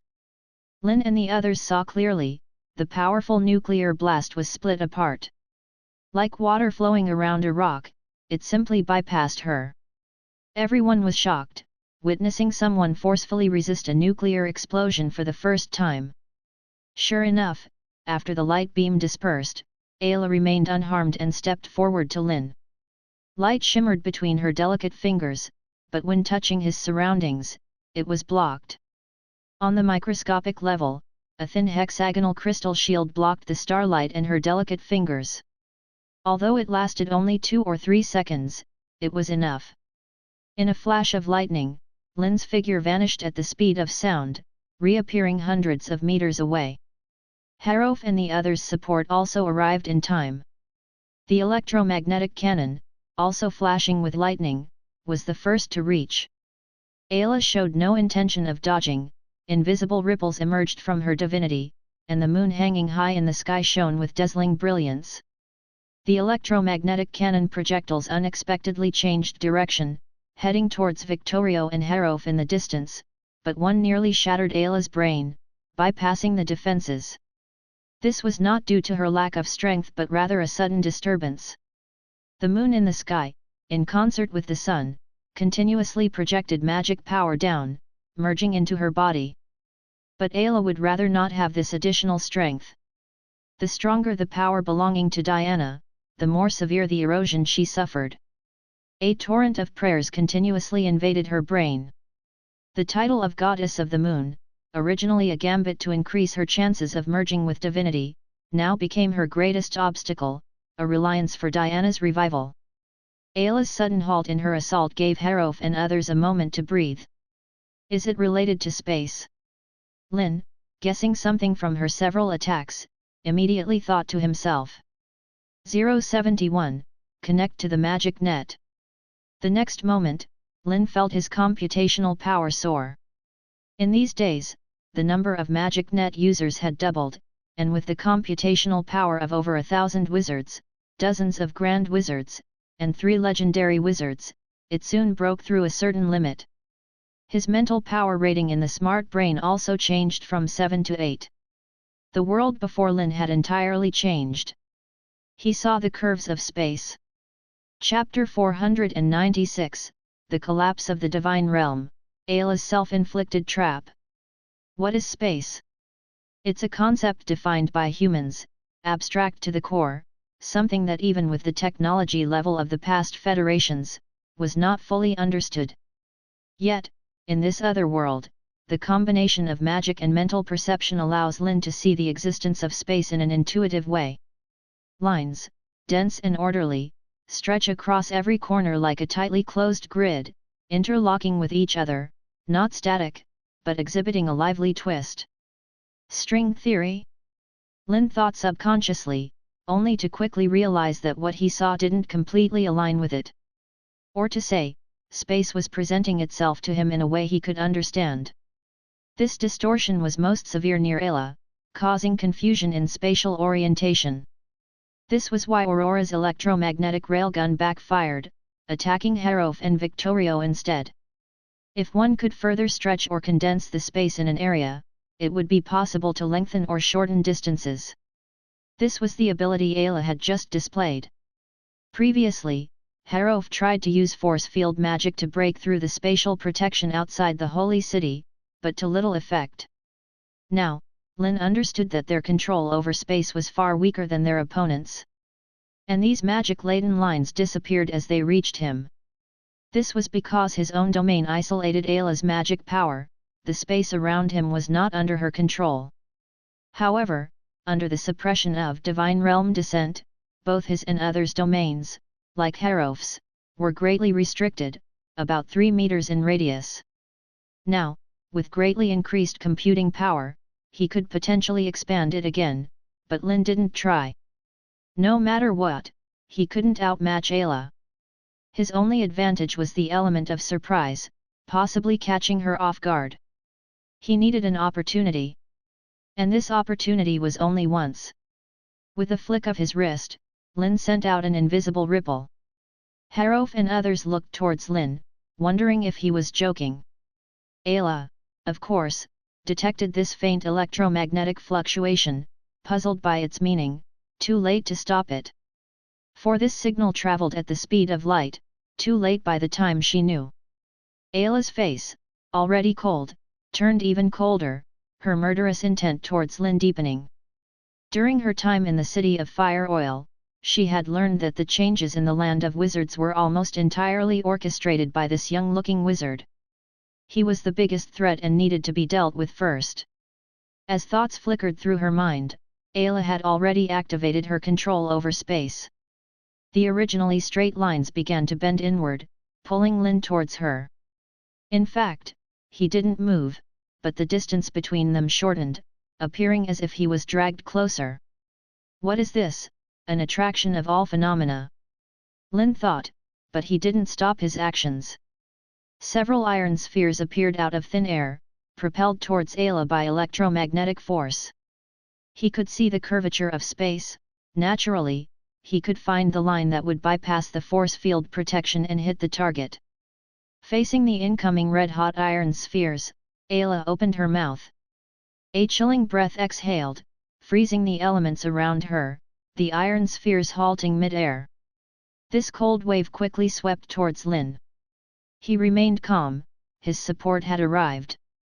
A powerful energy pillar arrived first, engulfing much of the divine realm in a terrifying fire. This attack was beyond Ayla's expectations, not from Harof and others inside the divine realm, but from the solar cannon outside. The electromagnetic wave wasn't just for Harof, Aurora, and Victorio, but also a message to Raphael outside: launch the solar cannon now. Don't hesitate, don't aim, just fire. This command was quite confusing. Even Lynn wasn't sure if Raphael and the others would dare to execute it because they were all within the attack range of the solar cannon. A with tilde nu es. Fortunately, the wizards outside judged the situation better than he expected, launching the attack at a clever moment. Since it was outside the divine realm, the solar cannon's charging was completely undetected by Ayla, and by the time it was launched, even sensing it was meaningless. When the light column swept over, its diameter exceeding 1500 meters, covering most of the divine realm, there was no chance to dodge. Everyone was forced to withstand this attack. Even though the light column started far away and its power was somewhat dispersed, its strength was still formidable. Victorio, Harof, and Aurora, having received the electromagnetic signal, gathered together to resist the invasion of the solar cannon. Lynn relied on a Graphaene shield to withstand this strike. His perception was completely shielded at this moment, only feeling endless light and heat around him. The magnetic field shield outside was rapidly disintegrating, and the hexagonal crystals resembling two-dimensional objects were being stripped layer by layer. Clearly, Lynn overestimated the protective capability of Graphaene. If he were at the center of a nuclear explosion now, he would have already died. Fortunately, having traveled such a distance, the power of the solar cannon was much dispersed, allowing him to barely block it. But also surviving the energy wave was that moon god. The weakened power of the solar cannon couldn't kill them, let alone Ayla herself. However, as the perception was shielded by the firelight and energy wave, even fearless, Ayla dared not act rashly. When the firelight dissipated, Lynn had already used the earlier spatial pull to close the distance to within 10 meters. True realm. Lynn didn't give the opponent a chance to react, directly activating the projection of the cosmos in his mind. A vast expanse of dark void descended within the divine realm projection. Under normal circumstances, he had no power to suppress it with his domain, but now was different. Unlike them, floating in the void, only partially enduring the energy baptism, the entire divine realm projection almost fully bore the brunt of the solar cannon. Lynn clearly saw that the magic power belonging to Ayla on the spatial curves weakened a lot. This was the moment he had been waiting for. As Ayla was shocked that the divine realm projection was suppressed, a massive figure quietly appeared behind her, its tentacles entering the force field protection in a bizarre angle, the suction cup-laden tentacles tightly binding Ayla's body. Then, a low roar from the ancient times emanated from the mouth of the Eye of Death. It was a mournful wail. Streams of brilliant starfire ignited around Ayla, engulfing the massive beastly shadow. This soul-melting flame was extremely powerful, even the Eye of Death couldn't bear it. Lynn closed the distance again, intending to press the dark, round iron ball onto Ayla's face. But in that moment, Ayla had already regained control of her domain, the divine realm projection reappeared.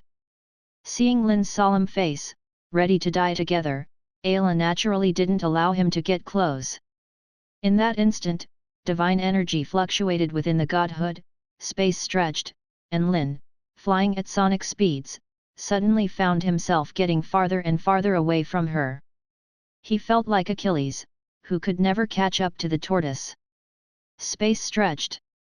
Lynn instantly understood. Ayla, however, had no more attention to spare for him, as a strong magical fluctuation came from beside her. It was Harof and Aurora's endgame, atomic breath ready to launch.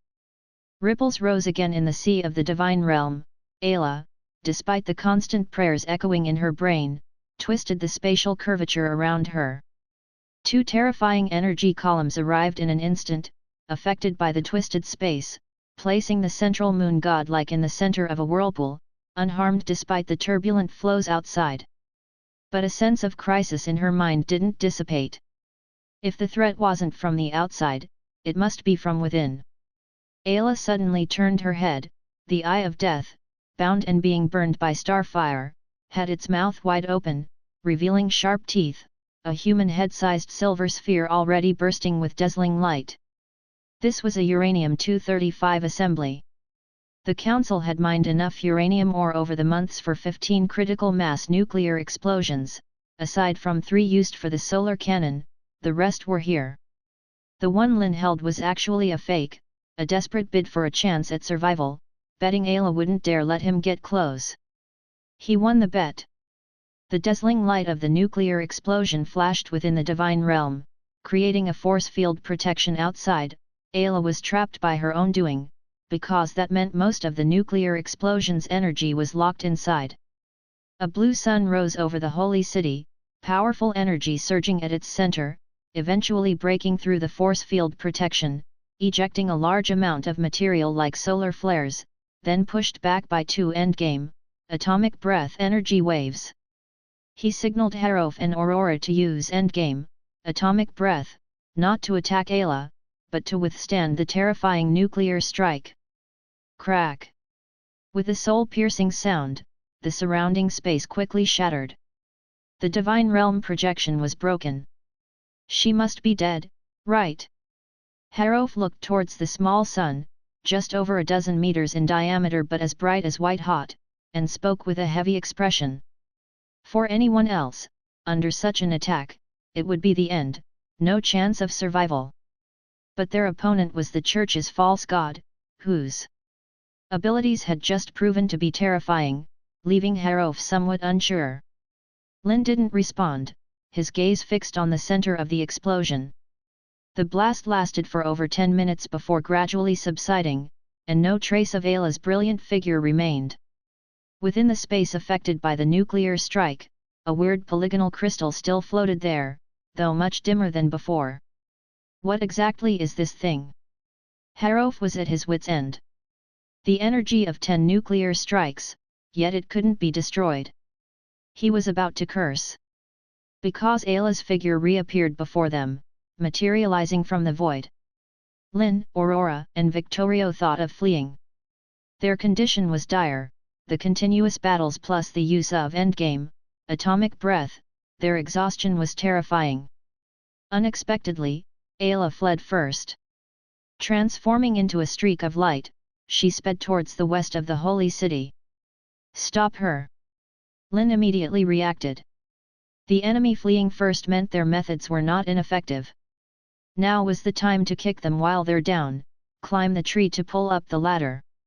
A series of laser beams arrived in an instant, cutting towards that fleeing figure from all directions. The godhood trembled again, diverting the beams, but Ayla's complexion worsened. Her magic power had become extremely weak, the balance of power within the godhood long lost, so every use of the godhood's power partially assimilated her own. In fact, if it weren't for the moment before the nuclear blast, when she left a part of her magic power and soul in the godhood, she would have already died. The moon in the sky continuously infused her with power, Ayla's manifested appearance subtly changing, becoming more like the true moon god, Diana. She must flee from here, away from the moon, Ayla thought with singular focus. Her target is Mount Arlis. Harof immediately analyzed. Right now, Lynn and others were flying at supersonic speeds using electromagnetic fields, but Ayla, accelerating by pulling on space, was not slower, even faster. At this rate, she would reach the destination before them. The pursuing group didn't know what Ayla intended to do but didn't want to let her succeed. Victorio, the only one with some energy left, began charging endgame, atomic breath. About 3 seconds later, a terrifying energy column arrived instantly, hitting the towering sacred mountain before Ayla could reach. Chapter 497, The Origin of Magic Power and the Truth of the World. The power of a nuclear explosion is terrifying. When confined into a beam of light and fired straight down, the towering sacred mountain Arlista trembled violently under the strong energy wash, as if it were about to collapse. Most of the mountaintop was leveled, and countless rocks tumbled down, raising dust nearly 100 feet high. Such concentrated energy could penetrate a mountain, but to Victorio's surprise, the energy column stopped after drilling into the peak, as if it had encountered some obstacle. Once the light cone dissipated, they could see what had stopped the energy column, a vast amount of magic stones. Lynn was astounded. He hadn't expected there to be a magic stone mine here, and so close to the holy city. They hadn't felt any magical fluctuations before, likely because Ayla had deliberately used divine magic for concealment. More importantly, at the center of the magic stone mine, at the end of their vision, was a massive convergence of magic power, an ever-swirling magic node, like a vortex continuously circulating. It was a space-time portal. Lynn and his companions immediately understood Ayla's intentions and used their strongest methods in a vain attempt to leave her behind. However, Ayla didn't slow down, her divinity surged, and the space around her twisted, deflecting and neutralizing all attacks. The previously closed space-time portal started operating again, the vortex expanded rapidly, and soon swallowed Ayla. It took Lynn and the others about half a minute to barely catch up. Relying on electromagnetic acceleration, their top speed could reach about 1.5 times the speed of sound, but even that was slower than Ayla, who could shorten distances with her lunar divinity. Controlling space, this was like a cheating ability. The activated space-time portal began to shrink, indicating it was about to close. To pursue or not? This life and death question immediately surrounded everyone's minds. It was known that no one who entered the space-time portal had ever come out alive. Lynn and Harof exchanged glances. Given their current state, they did not dare to pursue rashly. The magic power around their bodies divided, each sending a magical avatar directly into the space-time portal to see the situation inside. The next second, the two magical avatars disappeared from their view, and their faces showed horror. "How is it?" Aurora urgently asked. "My magical avatar disappeared," Harof said, looking very upset. Although he knew beforehand that the space-time portal was not to be entered lightly, he had now stepped into the realm of legend, and even a mere avatar had extraordinary power. Did Ayla do this? Aurora's face was uncertain, suspecting that after entering, Ayla might have been waiting on the other side of the portal, then turned around and annihilated their avatars. RN. Harof didn't respond but turned to look at Lynn. My magical avatar also disappeared, the moment it entered. Lynn's expression was equally grave. To be cautious, his primary task for this magical avatar was to immediately transmit back any information from the other side using electromagnetic communication. The moment it was sucked into the portal, the connection to his soul was cut off. He guessed there were two possibilities. First, the other side of the space-time portal was incredibly dangerous, or there was a very powerful being lying in wait, killing the avatar immediately upon entry, leaving no chance to send back messages. Second, there was something unusual about the location they entered, completely blocking their senses, hence breaking the connection directly. Both guesses were not good. The former meant they might not be able to enter, and the latter meant they might not be able to come out once they entered. Where does this thing lead to? Lynn looked towards the gradually closing space-time portal, murmuring to himself. He didn't expect Harof and the others to be able to answer. He had read the Council's records on the exploration of space-time portals. Unexpectedly, at this moment, Victorio suddenly spoke up. That might be the origin of magic power, the starting point of everything. The origin of magic power. The starting point. Harof and Aurora stared at Victorio, equally surprised that he would suddenly speak up, especially with such explosive words. What does this mean? Harof didn't want to deal with these roundabout things, directly asking for an explanation. You should have sensed it when Ayla opened the space-time portal just now, Victorio reminded. Magic power. Lynn's mind raced. With his legendary level perception, he naturally could sense the massive surge of magic power the moment Ayla opened the portal, significantly increasing the area's magical density. Combining this with Victorio's words, a terrifying guess emerged in Lynn's mind. Months ago, in a uranium mine, he discovered a peculiar phenomenon. Many protruding rocks showed signs of partial assimilation by magic power. Could it be that he had been wrong all along, and it wasn't the massive magic power accumulated in the magic stone mine that created the natural space-time tunnel, but the continuous influx of magic power from the other side of the space-time portal that contaminated the magic stone mine? Just as these legendary wizards could craft bodies with magic and energy, perhaps there were conditions under which ordinary minerals could be transformed into magic stones, crystallizations of magic and matter. But if this guess was correct, it implied a terrifying truth: the world's magic power might all come from the other side of the space-time portal. Are you sure? Aurora, too, had thought of this, finding it hard to believe. Not sure, Victorio said hesitantly. This is information I found in Divine Punishment Army Commander Gustav's mind. I can't confirm its authenticity. Victorio's expression was no more relaxed than Lynn's. They had always believed that magic, like elements, was a fundamental existence that made up the world. Yet, they learned from Gustav that magic comes from beyond this world. If this news got out, it would likely cause a huge uproar among wizards, and theories on the origin of wizards would be overturned. Victorio had planned to open the sealed space-time portal in the land of wizards once this matter was resolved, to confirm the truth and see if a massive influx of magic power would occur, before discussing this matter. Harof was also deeply shaken, and after a while, he suddenly asked, "What about Ayla? Does she also come from the other side of the space-time portal?"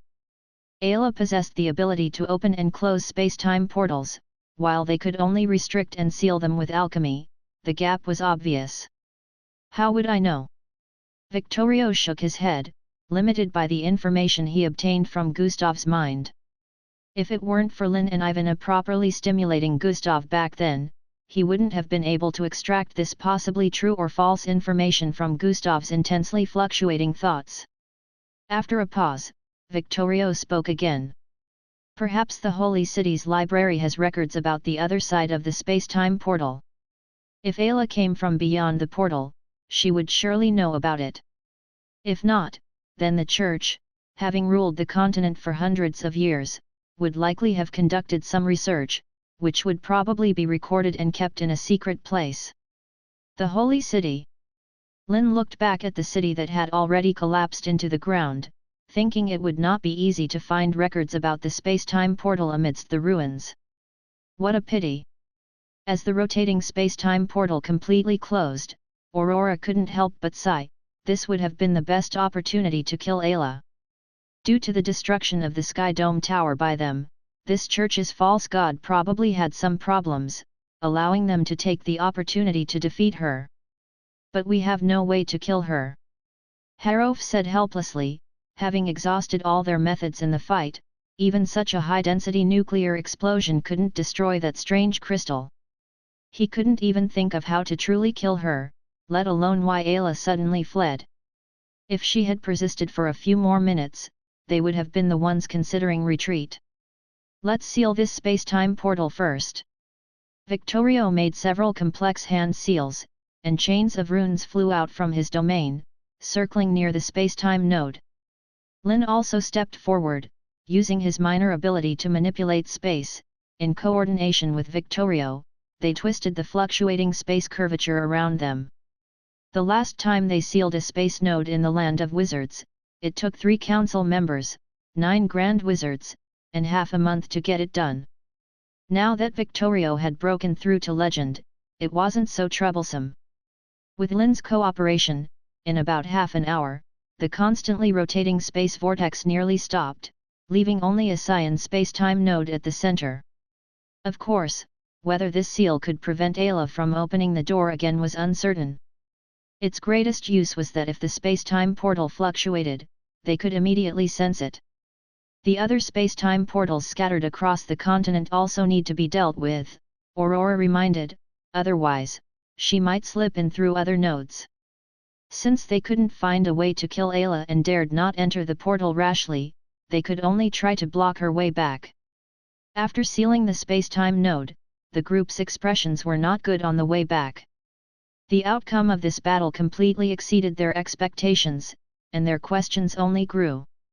Lynn also thought about the strange crystal he had seen before, which might be Ayla's method of dissolving the poison of faith.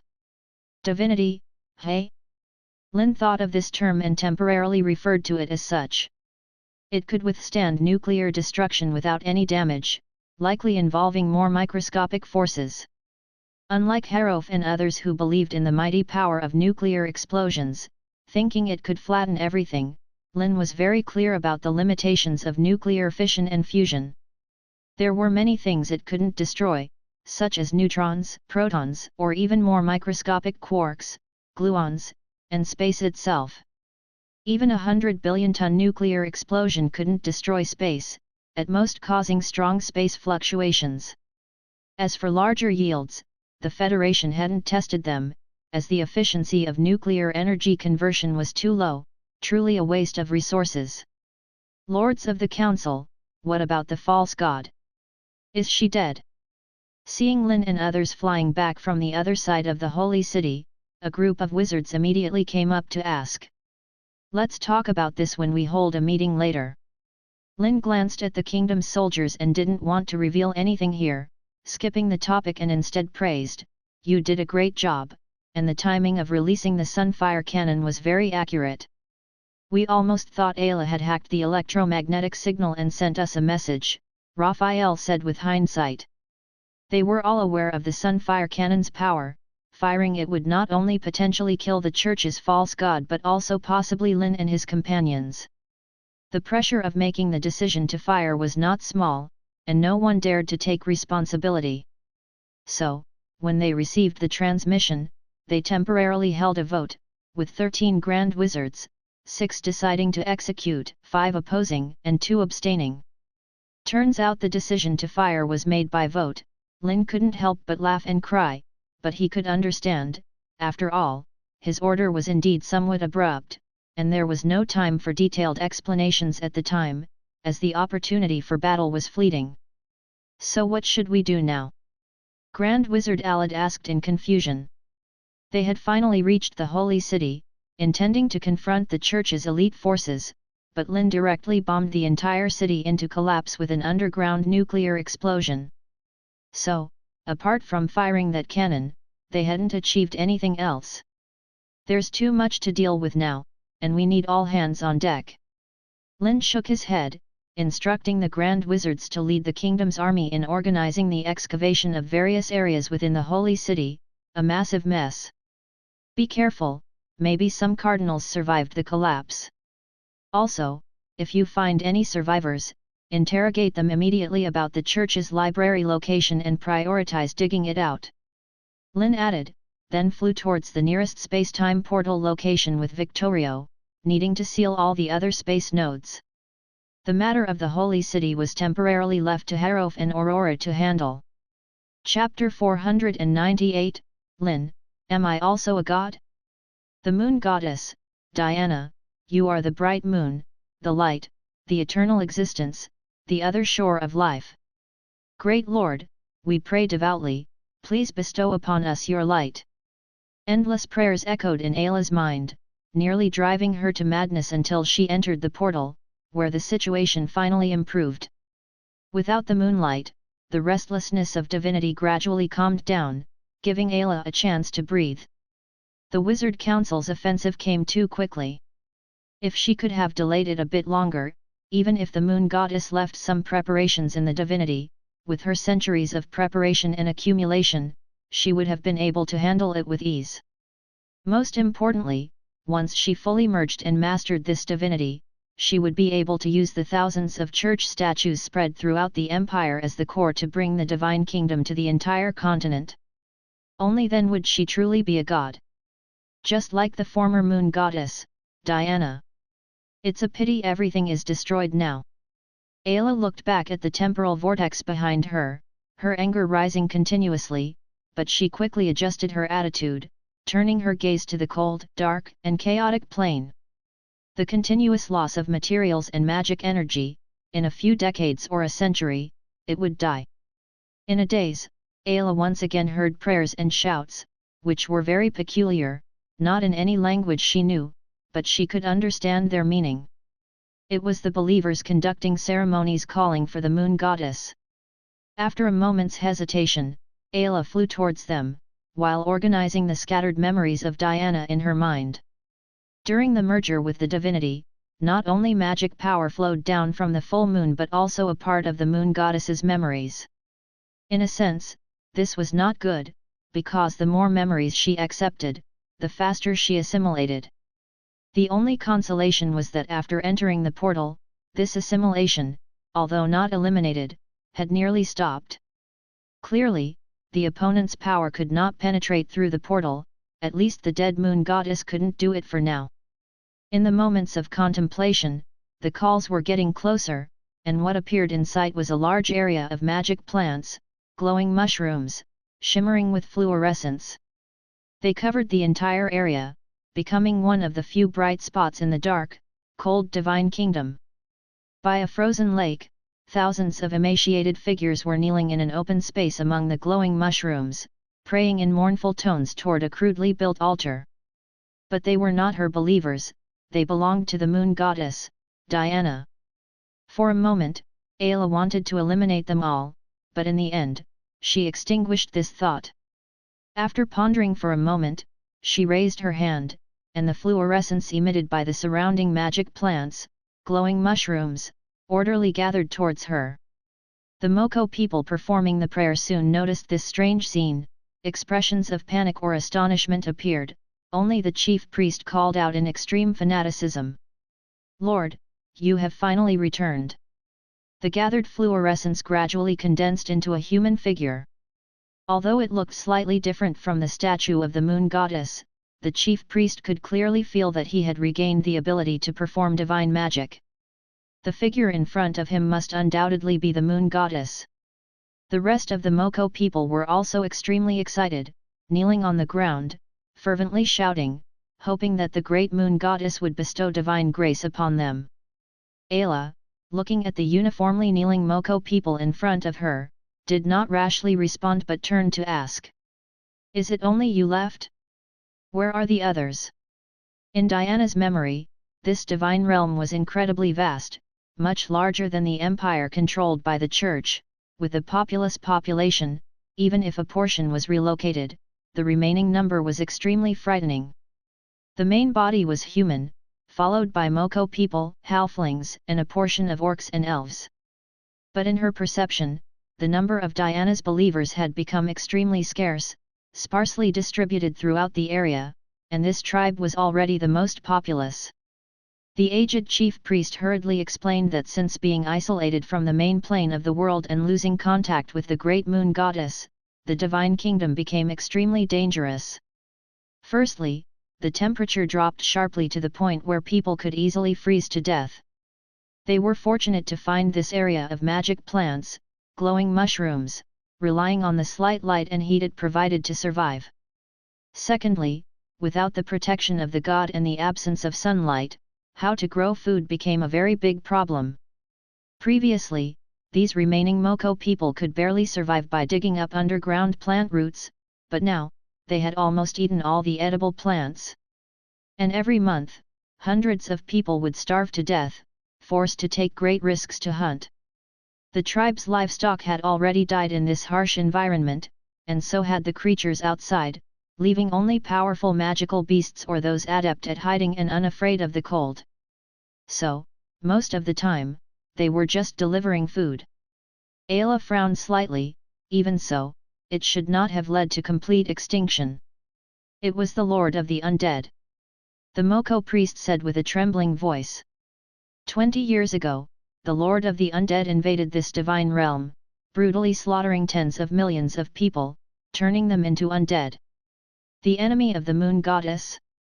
Ayla quickly found information about the Lord of the Undead from the limited memories. The contradiction between the two was not that big. Diana separated the divine realm from the main world to monopolize that newly discovered plane. And this decaying divine realm was obviously very suitable for the undead's survival, perhaps the reason for the opponent's invasion. Great Lord! Please bestow upon us your light. The priest bowed his head deeply, crying out and pleading. Ayla was silent for a moment. Bestowing light was naturally not a problem for her. She could create a light-filled area by performing divine magic. But this obviously could not solve the problem, because what they really needed was temperature and food, and doing so was too conspicuous.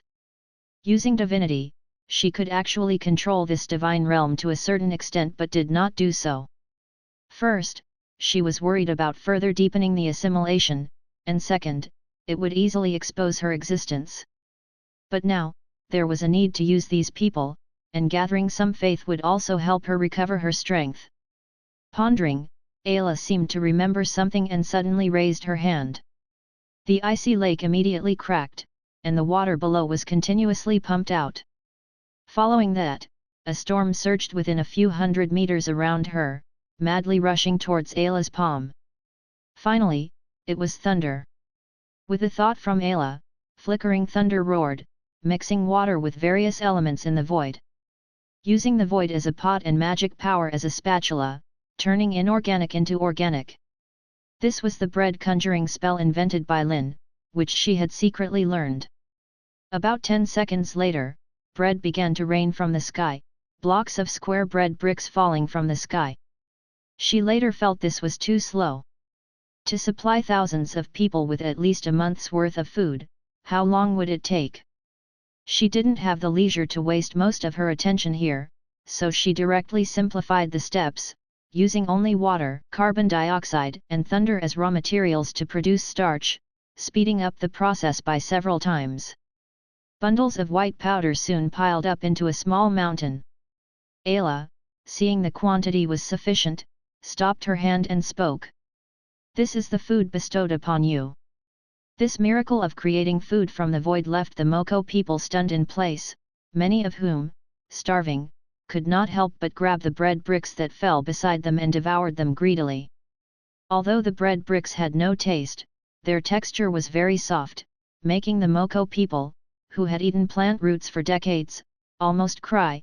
instantly feeling it was the most delicious thing in the world. Ayla silently nodded to herself, the wizard's small magic indeed had some tricks. Otherwise, she would only be able to use divine rain to catalyze food production, not only requiring more magic power but, most importantly, she did not have suitable food seeds. After eating the soft bread and temporarily staving off hunger, the Moko priest hurriedly led the people to devoutly thank the generous moon goddess, Diana. Hearing Diana's name again, Ayla couldn't help but frown, then coldly spoke, correcting them. My divine name is Ayla. Diana was just a misinterpretation. Misinterpretation? The priest leading the people in worship was stunned, almost doubting if he had heard wrong. How could there be a misinterpretation of a divine name? Although it had been a very long time, the Moko priest still remembered that everyone recited Diana's name, and he was sure he had not remembered wrong. But the benevolent moon goddess who showed miracles and bestowed them with food stood in front of him, and their connection also confirmed this point. Could it really be that he had misread or remembered wrong? If it were a higher-ranking clergy, they would surely realize something was wrong, but he was just a minor priest, becoming somewhat frightened and even thinking he might have always mispronounced the divine name. How long have I been gone? Ayla suddenly asked. Lord, you have been gone for nearly 70 years. The halfling priest said with tears in his eyes, his voice trembling slightly. Only 70 years? Ayla couldn't help but frown, she was aware of the time flow speed difference between the two worlds. According to Diana's memory, once a plane was captured, the time flow of both sides would gradually converge. Although she had some doubts, Ayla did not show them. To her, Diana's partial memories could only serve as a reference, possibly hiding traps, and could not be fully trusted. During this time, I entered another plane, so the connection with you was temporarily severed. Tell me, what has happened in the Divine Kingdom during the 70 years I was gone, I need to know everything. Ayla looked indifferently at the people, her eyes twinkling with starlight, making it hard for others to look directly at her. The current situation could only be described as terrible. This divine realm was on the verge of collapse due to the loss of magic power en masse, and the Lord of the Undead was preparing to seize it. It could even be said that the opponent had already succeeded for the most part, and Diana's believers were almost wiped out. Once she returned to the other side of the portal, she would have to face the revived moon goddess and those wizards who bombarded her with skyfall at every turn. It could be said that she was facing dead ends on both sides, she needed more information. On the other side of the portal, in the great universe, the eternal star, within the Empire's territory. The excavation of the holy city had been ongoing for more than half a month.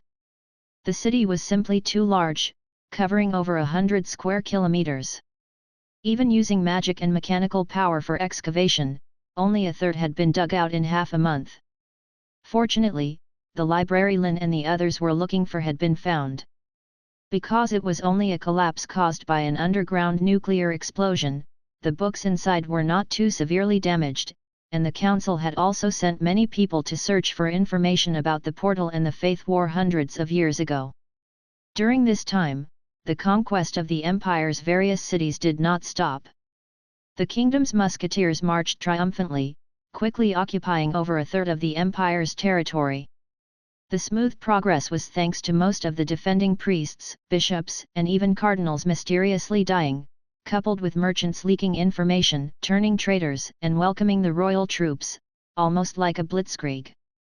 If not for Lynn's specific instructions to conduct a purge in each place, the speed would have been even faster.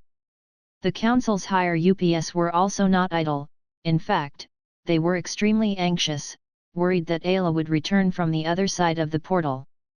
Although they had sealed all known temporal nodes, it was not 100% secure. Enherof, Aurora, and Victorio were pondering how to develop magic and further enhance their strength. The battle in the Holy City, though arduous, brought them many gains. The legendary realm was very unfamiliar to the three, and Ayla, who had gone further, was somewhat a guiding light. In this battle, the biggest winner was naturally Lynn. With the boost from the magic network, he temporarily experienced the power of an 8th-level wizard and started pondering a very important question. Lynn had long noticed that his magic network and Ayla's faith-based divinity system were very similar, both utilizing other people's computing power to amplify their own strength. The question was, why wasn't he affected by the so-called faith poison? To some extent, those wizards connected to the magic network were his believers, but when he tapped into these people's computing power, it was very smooth, never experiencing unordered memories flooding his brain and causing consciousness confusion.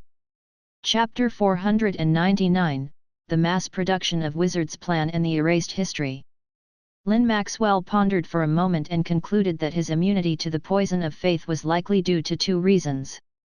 First, he did not establish connections with the wizards through faith, so he naturally did not need to listen to prayers daily. Second, every time he connected to the magic web, he used an AI brain as a relay point.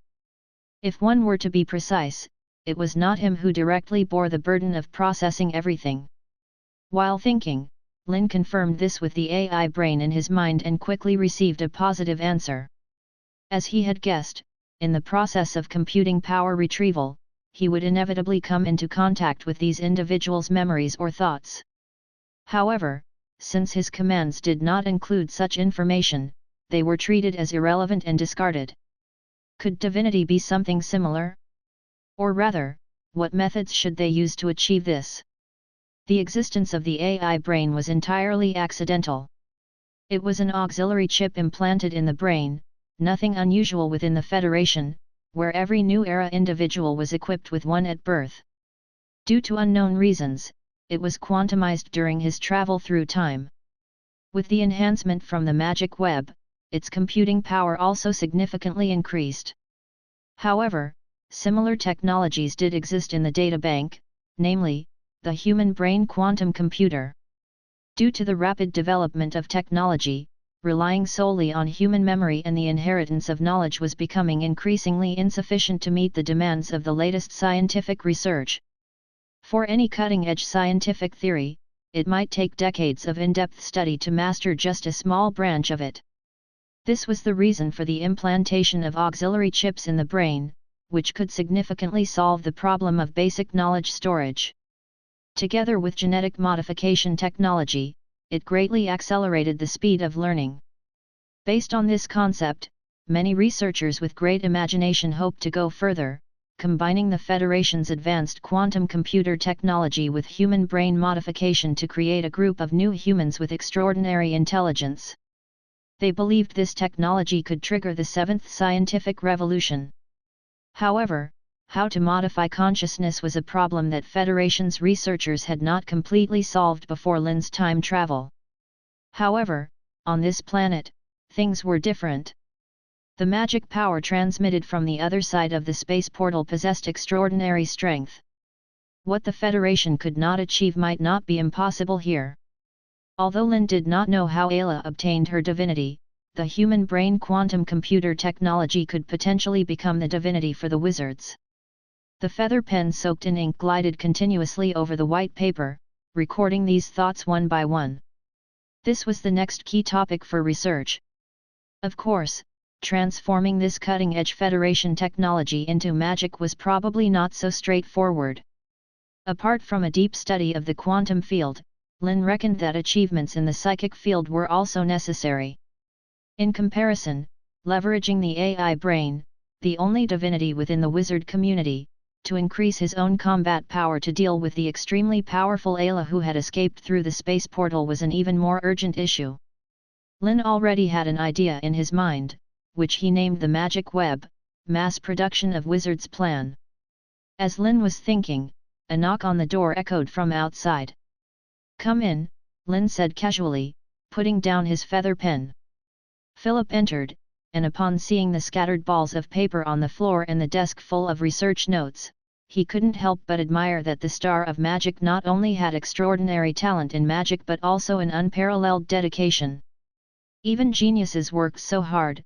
Philip felt somewhat ashamed, but he was also somewhat proud of his foresight. A few years ago, he had insisted, against all opposition, on making Lynn, who had only arrived at Iida for a few months, the leader of the Iida School of Wizards. Now, it seemed like the best decision he had ever made. "Headmaster, Chairman Harof has asked me to inform you to attend tonight's meeting. He said there's something very important to announce." Philip paused before reminding. "All right, I'll be there shortly," Lynn said, opening his hand. A magical wind blew across, and the disorderly papers on the desk immediately fluttered together. It seemed the council had discovered something new. At night, in the Holy City, within a temporary magic tent, a group of council members gathered, with Lynn arriving last as usual. But no one minded this, as they all knew the chairman had been pondering countermeasures recently. After taking his seat, Lynn did not rush to express his thoughts but instead asked, "How are the Imperial war efforts going?" "From the intelligence we've received, everything is going smoothly," Aurora replied with a smile. The kingdom's army had marched all the way to the Empire's capital city, with their most significant activity being taking over various cities. This was because the stationed guards and nobles had all fled before the arrival of the large army, probably planning to regroup for a final resistance. If it weren't for Councillor Lynn's suggestion to purge each city's nobility and put them on trial, this war would have probably ended long ago. One of the archwizards said with some regret. The church established by that false god had already collapsed, and even the holy city had been captured. Anyone with a brain knew that opposing the wizards was a dead end. Therefore, the nobles had long wanted to surrender. As long as they nodded in agreement, the council could take over the entire empire without bloodshed. The only condition was to retain certain privileges for the nobles. In exchange, they were willing to give up most of their wealth and cooperate with the council to eliminate the remnants of the church. However, Lynn's plan for the purge of the nobility disrupted all this, causing all the empire's nobles to unite and resist stubbornly. Most importantly, they used their influence to cause trouble in the dark, making the local security forces quite troubled. "Perhaps we should slightly relax the conditions to end the war with the empire as quickly as possible," the archwizard suggested, immediately garnering agreement from many council members. "No, I still stand by my view," Lynn shook his head. "Indeed, stepping back now would allow them to take over the entire empire. However, if they did not carry out the purge, the problems would only accumulate and erupt later. As long as the empire's major nobles remained in their territories, they posed a significant threat to the council and would severely hinder his meritocratic official selection system. These individuals had strong influence in their territories. Now, out of fear of death, they were willing to relinquish their power and cooperate with the council's work. But that might not be the case after some time, most likely evolving into the local gentry. This would force the local officials to some extent to appease these former lords to smoothly implement various decrees. This was not what Lynn wanted to see. If reforms were to be carried out, they should be more thorough, sweeping away the two major ruling classes of the empire, the clergy and the nobility, to make way for his knowledge promotion system, which was also a tool to please the lower class poor. Based on this idea, Lynn could not accept any of the empire's major nobles. As for the minor nobles, if they were wise, they could be spared. Intellectuals were still in short supply. With this explanation, the council members who had previously spoken out fell silent.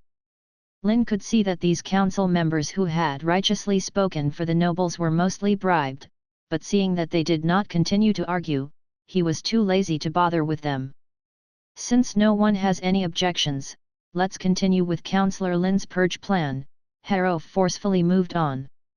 As Lynn said, external enemies were easier to deal with than internal turmoil, especially now that they had the upper hand. Even if the nobles banded together, they could not cause much trouble. "Here are some materials dug up from the Holy City's library. Take a look, everyone." Harof knocked on the table, and the documents in front of him scattered to each council member, pulling their attention back from the Imperial War. Lynn became serious. He understood that Harof's sudden call for an emergency meeting must involve something very important, probably related to this. But to his surprise, what appeared in the documents were several fragmented paintings. In these paintings, Lynn saw the space portal, saw magnificent cities, and saw many figures kneeling on the ground praying and worshipping. Are these murals? Alad asked hesitantly. Most likely, they should have been collected and organized by the church, Harof nodded. And who is depicted on them? A council member asked, pointing to one of the murals. The figure in the painting was bathed in moonlight, exuding divinity. During the battle for the holy city, they had witnessed Ayla's true form. Although the mural was somewhat damaged, it was still possible to see that the two figures did not look the same. That should be the moon goddess Diana. Victorio cautiously pronounced this name. The wizards present furrowed their brows. To them, this was an utterly unfamiliar name. Did we get this information from Gustav? Lynn asked. This high-ranking church official had always been a very important source of intelligence for them. Correct.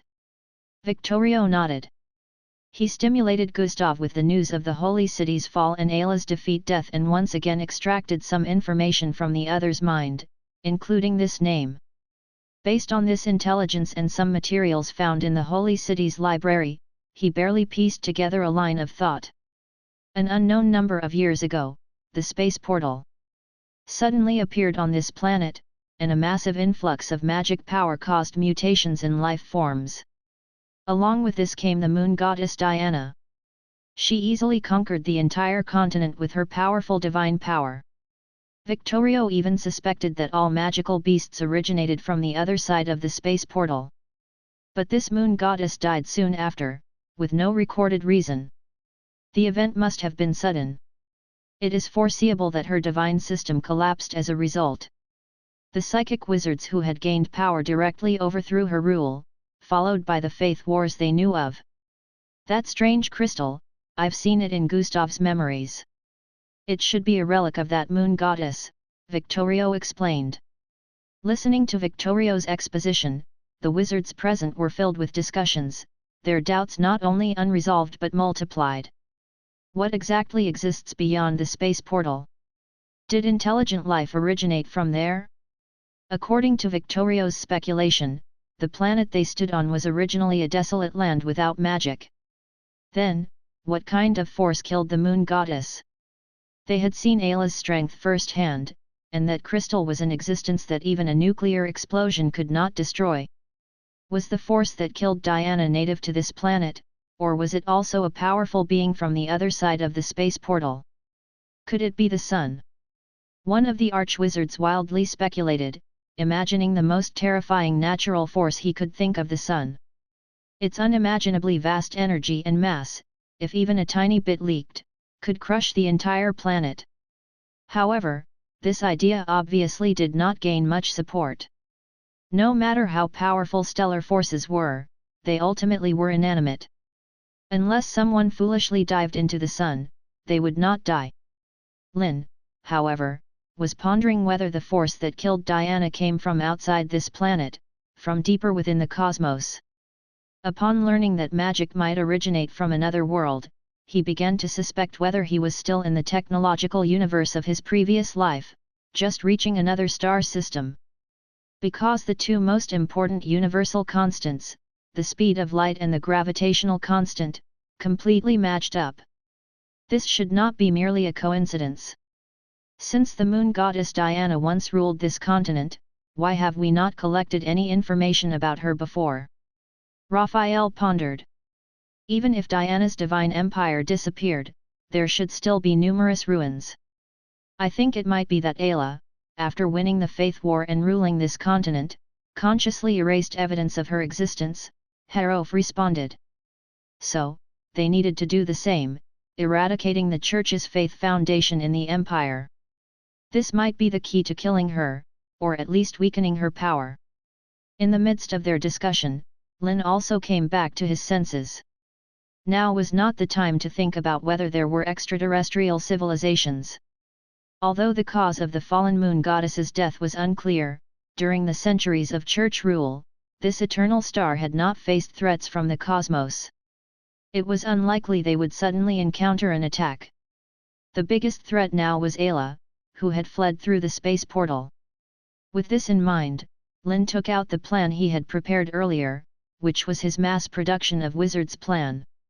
Chapter 500, The Magic Network System, Creating a Magic Civilization Where Everyone Can Be a Wizard. What is a wizard?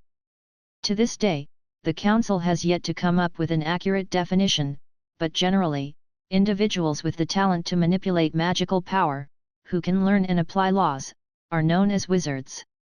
Training a formal wizard is no easy feat. Talent alone can eliminate many, with an average training time of over 10 years.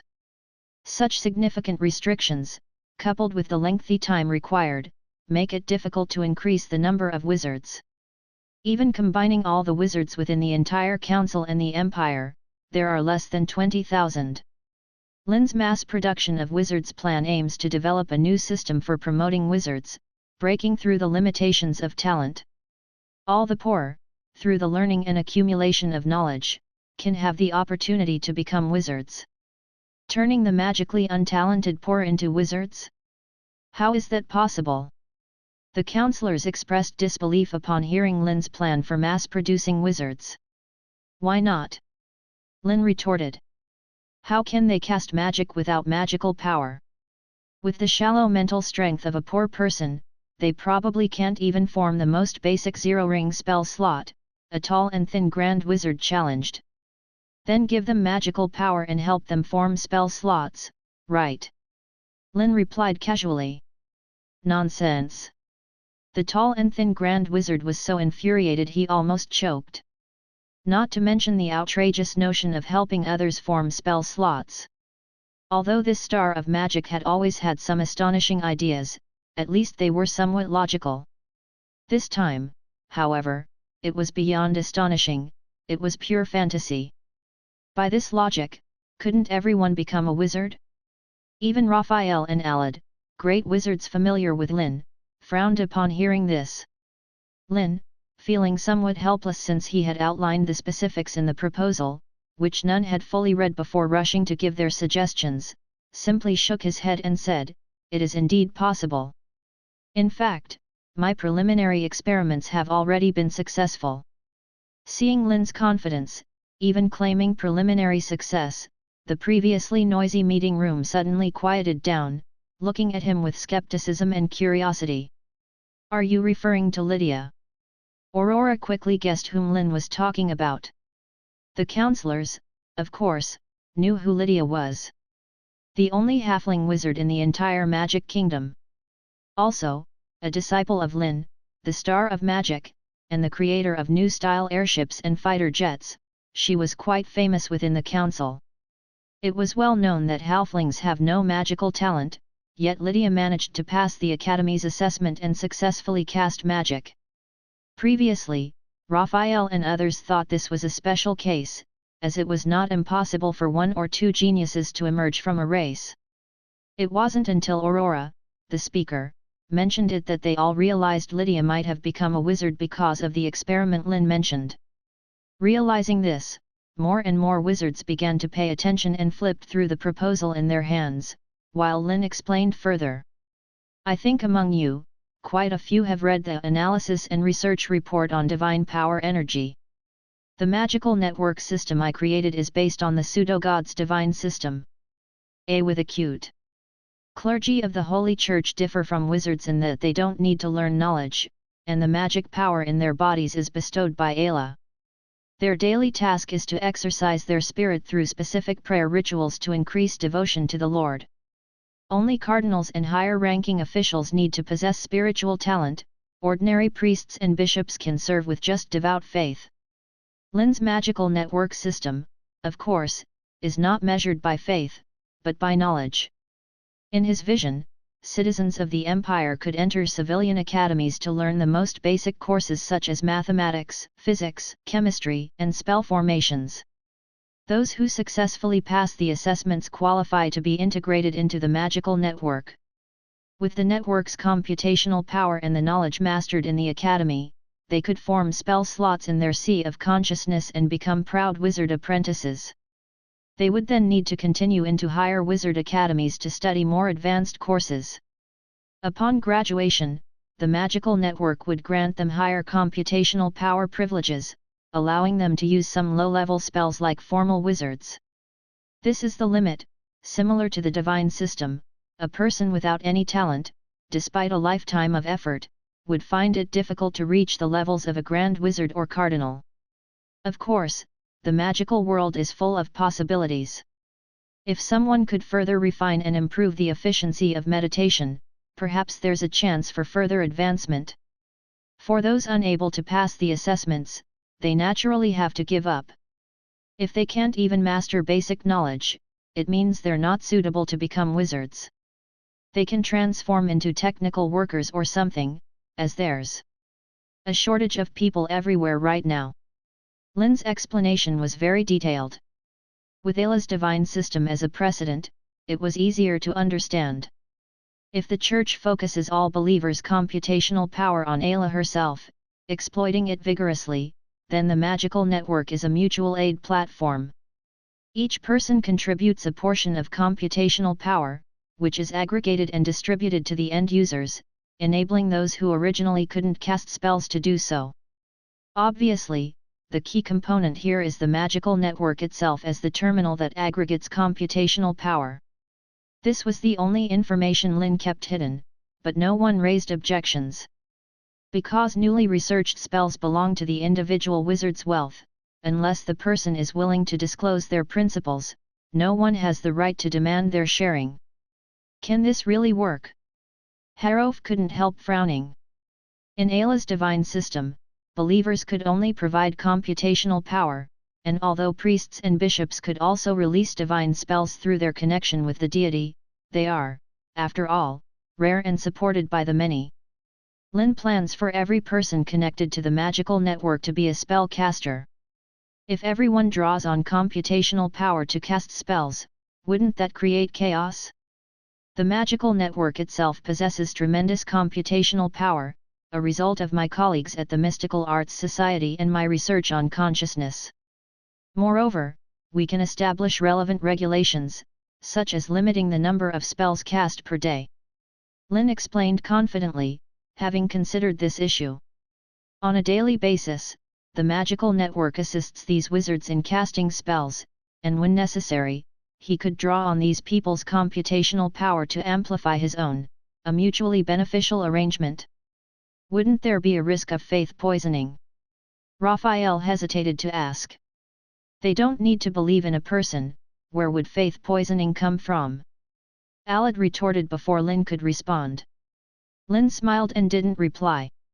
While there's no issue with faith poisoning, the complex thoughts and distractions from so many people, even for a legendary wizard, might be unbearable. This is where the smart brain comes in. Since this is an imitation of the divine system, could we directly bestow magic like the Church's priests do? Tyke suddenly thought of this. The counselors also looked forward to Lynn's response with anticipation. Constructing spell slots is not an easy task. If this were feasible, wouldn't that mean they could easily learn any magic? It's possible, but what we need isn't a bunch of low-level spell-casting cannon fodder. Lynn shrugged, indicating his true intention was to cultivate research personnel and high-end technical workers in cutting-edge fields. Constructing spell slots is an excellent method to exercise mental strength and verify the correctness of one's own knowledge and theories, a step that cannot be replaced. The counselor's questions were raised one after another, and Lynn's magical network system completely overturned everyone's understanding, leaving many feeling somewhat unable to accept it.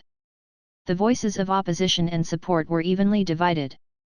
Some thought this was a good way to enhance the overall strength of the council and increase the number of wizards, while others questioned its dangers, believing that aggregating so much computational power could lead to unforeseen risks. Some were completely against it, rejecting the implementation of the magical network and believing that those who rely on external forces to cast spells were not true wizards, deeming it a blasphemy against magic. The voices of opposition were more numerous than Lynn had anticipated. As for the reason, he was well aware that such a promotion system infringed on the interests of existing wizards. Previously, only the favored ones could become formal wizards, even apprentices were superior, with talent determining everything. Now, even those without magical talent, after serious study, have the potential to become wizards, causing some to feel uneasy. Naturally, Lynn also had a solution, and he immediately smiled. In fact, this magical network system is not only beneficial to ordinary poor people but also plays a significant role for wizards. Gordon, if I remember correctly, you've been stuck at the level of a 3-ring wizard for over 10 years, right? Lynn looked at one of the most vehemently opposed counselors and said teasingly. In my view, your chances of breaking through to a grand wizard on your own are slim to none. Hearing this, the man named Gordon's face turned dark, but he couldn't refute because he was well aware of this fact. 3 years ago, he had spent all his wealth on a grand wizard promotion ceremony and failed miserably, barely escaping with his life and haunted by psychological trauma since. Lynn's comment wasn't just for mockery, he quickly explained another benefit of the magical network. For people like Gordon, who have reached the limit of a 3-ring wizard, just leveraging the magical network's enhancement could allow their mental strength to briefly surpass their current level, feeling the power of higher levels in advance, thus greatly increasing the likelihood of advancement. His rapid progress was definitely attributed to the smart brain's computational power boost. Are you certain, Speaker Lynn? Tayek stood up excitedly from his seat. Like Tayek, many counselors were equally astonished. Even Gordon, who had just been mocked, couldn't care less about that minor conflict at the moment, focusing intensely on Lynn, as there were too many wizards trapped at the level of a grand wizard, unable to advance. If becoming a formal wizard was one hurdle, then becoming a grand wizard was another. The council's wizard population had already surpassed 20,000, but there weren't even 100 grand wizards. I'm very sure, Lynn nodded, then poured cold water on their excitement. However, the magical network can only allow you to temporarily feel the realm of a 4-ring wizard, not directly help you advance. That's more than enough. Tayek asserted confidently. The rest of the counselors were also extremely excited, firmly believing they were only a small step away from becoming grand wizards, and the magical network could help bridge this gap. To this idea, Lynn just smiled. This was like winning the lottery. After he increased the odds of winning, everyone believed they would be the lucky one. The redemption of interests clearly worked better than any argument. After Lynn outlined another use for the magical network, the counselors, who were initially divided on implementing the mass production of Wizard's plan, suddenly underwent a complete turnaround in attitude. The 3 speakers hadn't participated in the earlier discussion but had seriously finished reading Lynn's proposal. This plan was almost beneficial to every level of wizard. Apprentices could directly become formal wizards with the help of the magical network's computational power, while 3-ring wizards could use it to increase their chances of advancing to grand wizards. And grand wizards could rely on the magical network's computational power boost to ease their advancement to legendary status, shaping energy and magical bodies in the future. Besides unknown risks, I can't think of a reason to reject it. Harof was the first to voice his opinion. Although this method was a replica of the divine system, it was much more benign in implementation. I personally agree with this plan. If magic and that moon deity truly originate from the other side of the space-time gate, then it would indeed pose a great threat, Aurora said worriedly. As Lynn mentioned, they need the capability to mass-produce, continuously manufacturing wizards to cope with the increasingly complex situation ahead. I think we can conduct some preliminary experiments. If there are no problems, then consider implementing it on a larger scale. Victorio was more cautious but also agreed. With the 3 speakers' endorsement, coupled with nearly 95% of counselors' strong support, the implementation of the magical network was unsurprisingly approved. A smile curled on Lynn's lips. Considering the Empire had a population of 20 million, if 1/20 of the people were of eligible age and passed the assessment to join the system, that would be 1 million users of the magical network. Such a vast amount of computational power support might allow his mental strength to leap to a new level. Of course, this was a plan for the next 3 to 5 years, with the deployment of magic power bases and the popularization of knowledge requiring a significant amount of time. In the short term, what could be achieved was integrating the computational power of the 20,000 wizards within the empire. Then, with Ayla possessing divinity and him controlling the smart brain and the magical network, a battle was not out of the question.